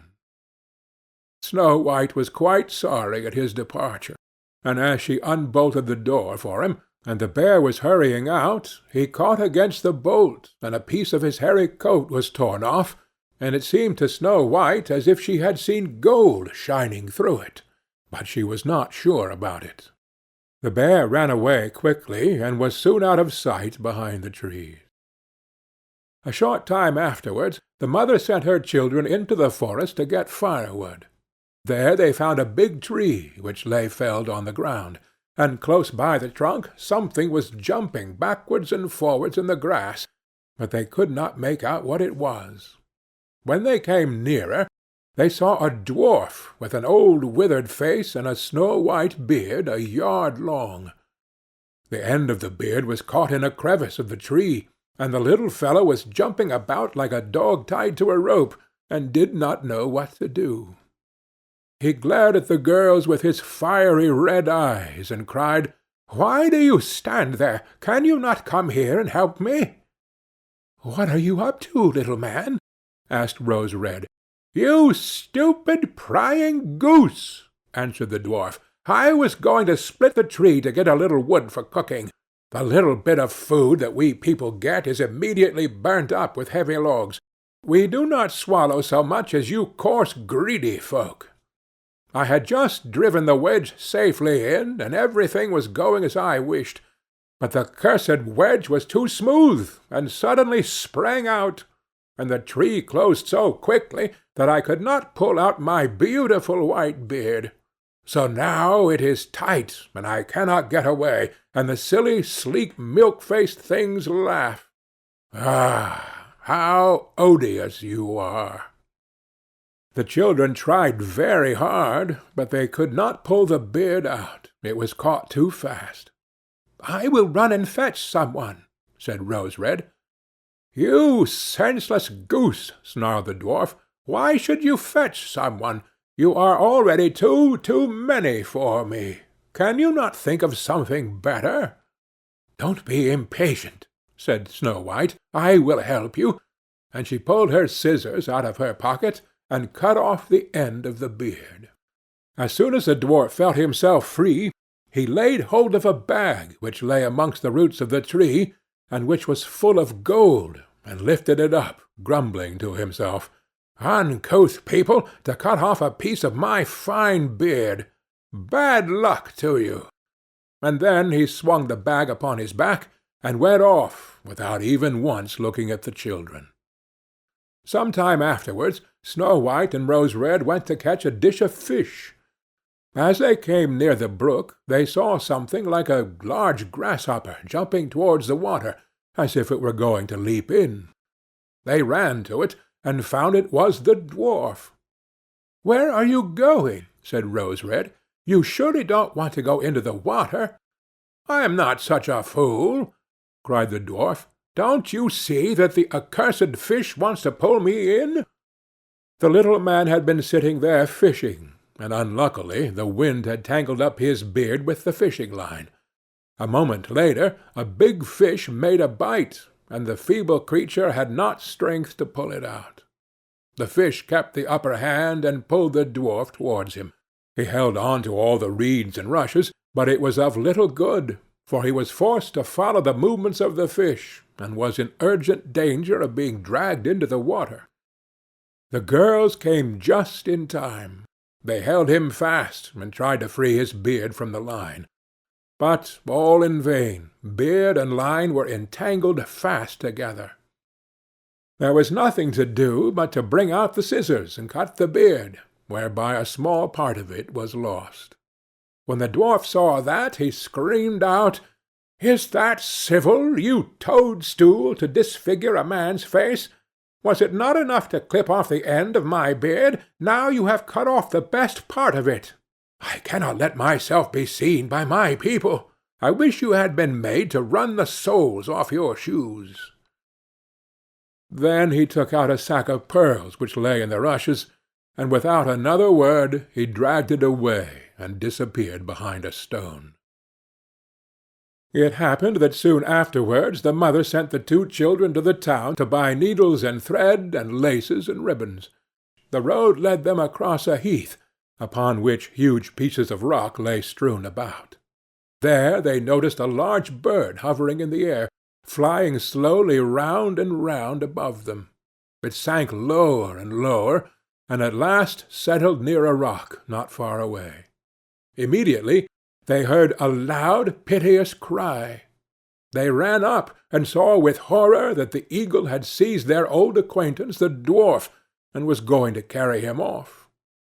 The children, full of pity, at once took tight hold of the little man, and pulled against the eagle so long that at last he let his booty go. As soon as the dwarf had recovered from his first fright, he cried with his shrill voice, "Could you not have done it more carefully? You dragged at my brown coat so that it is all torn and full of holes, you clumsy creatures." Then he took up a sack full of precious stones, and slipped away again under the rock into his hole. The girls, who by this time were used to his ingratitude, went on their way and did their business in town. As they crossed the heath again on their way home, they surprised the dwarf, who had emptied out his bag of precious stones in a clean spot, and had not thought that any one would come there so late. The evening sun shone upon the brilliant stones. They glittered and sparkled with all colors so beautifully that the children stood there and stared at them. "Why do you stand gaping there?" cried the dwarf, and his ashen-grey face became copper-red with rage. He was still cursing when a loud growling was heard, and a black bear came trotting towards them out of the forest. The dwarf sprang up in a fright, but he could not reach his cave, for the bear was already close. Then, in the dread of his heart, he cried, "Dear Mr. Bear, spare me! I will give you all my treasures. Look, the beautiful jewels lying there. Grant me my life. What do you want with such a slender little fellow as I? You would not feel me between your teeth. Come, take these two wicked girls. They are tender morsels for you, fat as young quails. For mercy's sake, eat them." The bear took no heed of his words, but gave the wicked creature a single blow with his paw, and he did not move again. The girls had run away, but the bear called to them, "Snow White and Rose Red, do not be afraid. Wait, I will come with you." Then they recognized his voice and waited, and when he came up to them, suddenly his bearskin fell off, and he stood there a handsome man, clothed all in gold. "I am a king's son," he said, "and I was bewitched by that wicked dwarf who had stolen my treasures. I have had to run about the forest as a savage bear until I was freed by his death. Now he has got his well-deserved punishment." Snow White was married to him, and Rose Red to his brother, and they divided between them the great treasure which the dwarf had gathered together in his cave. The old mother lived peacefully and happily with her children for many years. She took the two rose-trees with her, and they stood before her window, and every year bore the most beautiful roses, white and red. End of Snow White and Rose Red. About the Grimms. The Brothers Grimm, Jacob, 1785 to 1863, and Wilhelm, 1786 to 1859, were born in Hanau, near Frankfurt, in the German state of Hesse. Throughout their lives they remained close friends, and both studied law at Marburg University. Jacob was a pioneer in the study of German philology, and although Wilhelm's work was hampered by poor health, the brothers collaborated in the creation of a German dictionary, not completed until a century after their deaths.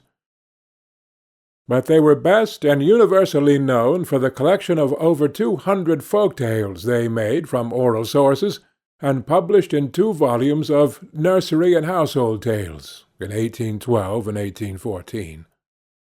Although their intention was to preserve such material as part of a German cultural and literary history, and their collection was first published with scholarly notes and no illustration, the tales soon came into the possession of young readers. This was in part due to Edgar Tailor, who made the first English translation in 1823, selecting about 50 stories, quote, "with the amusement of some young friends principally in view." End quote.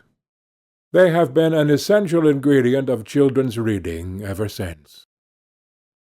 End of Grimm's Fairy Tales, written by Jacob and Wilhelm Grimm.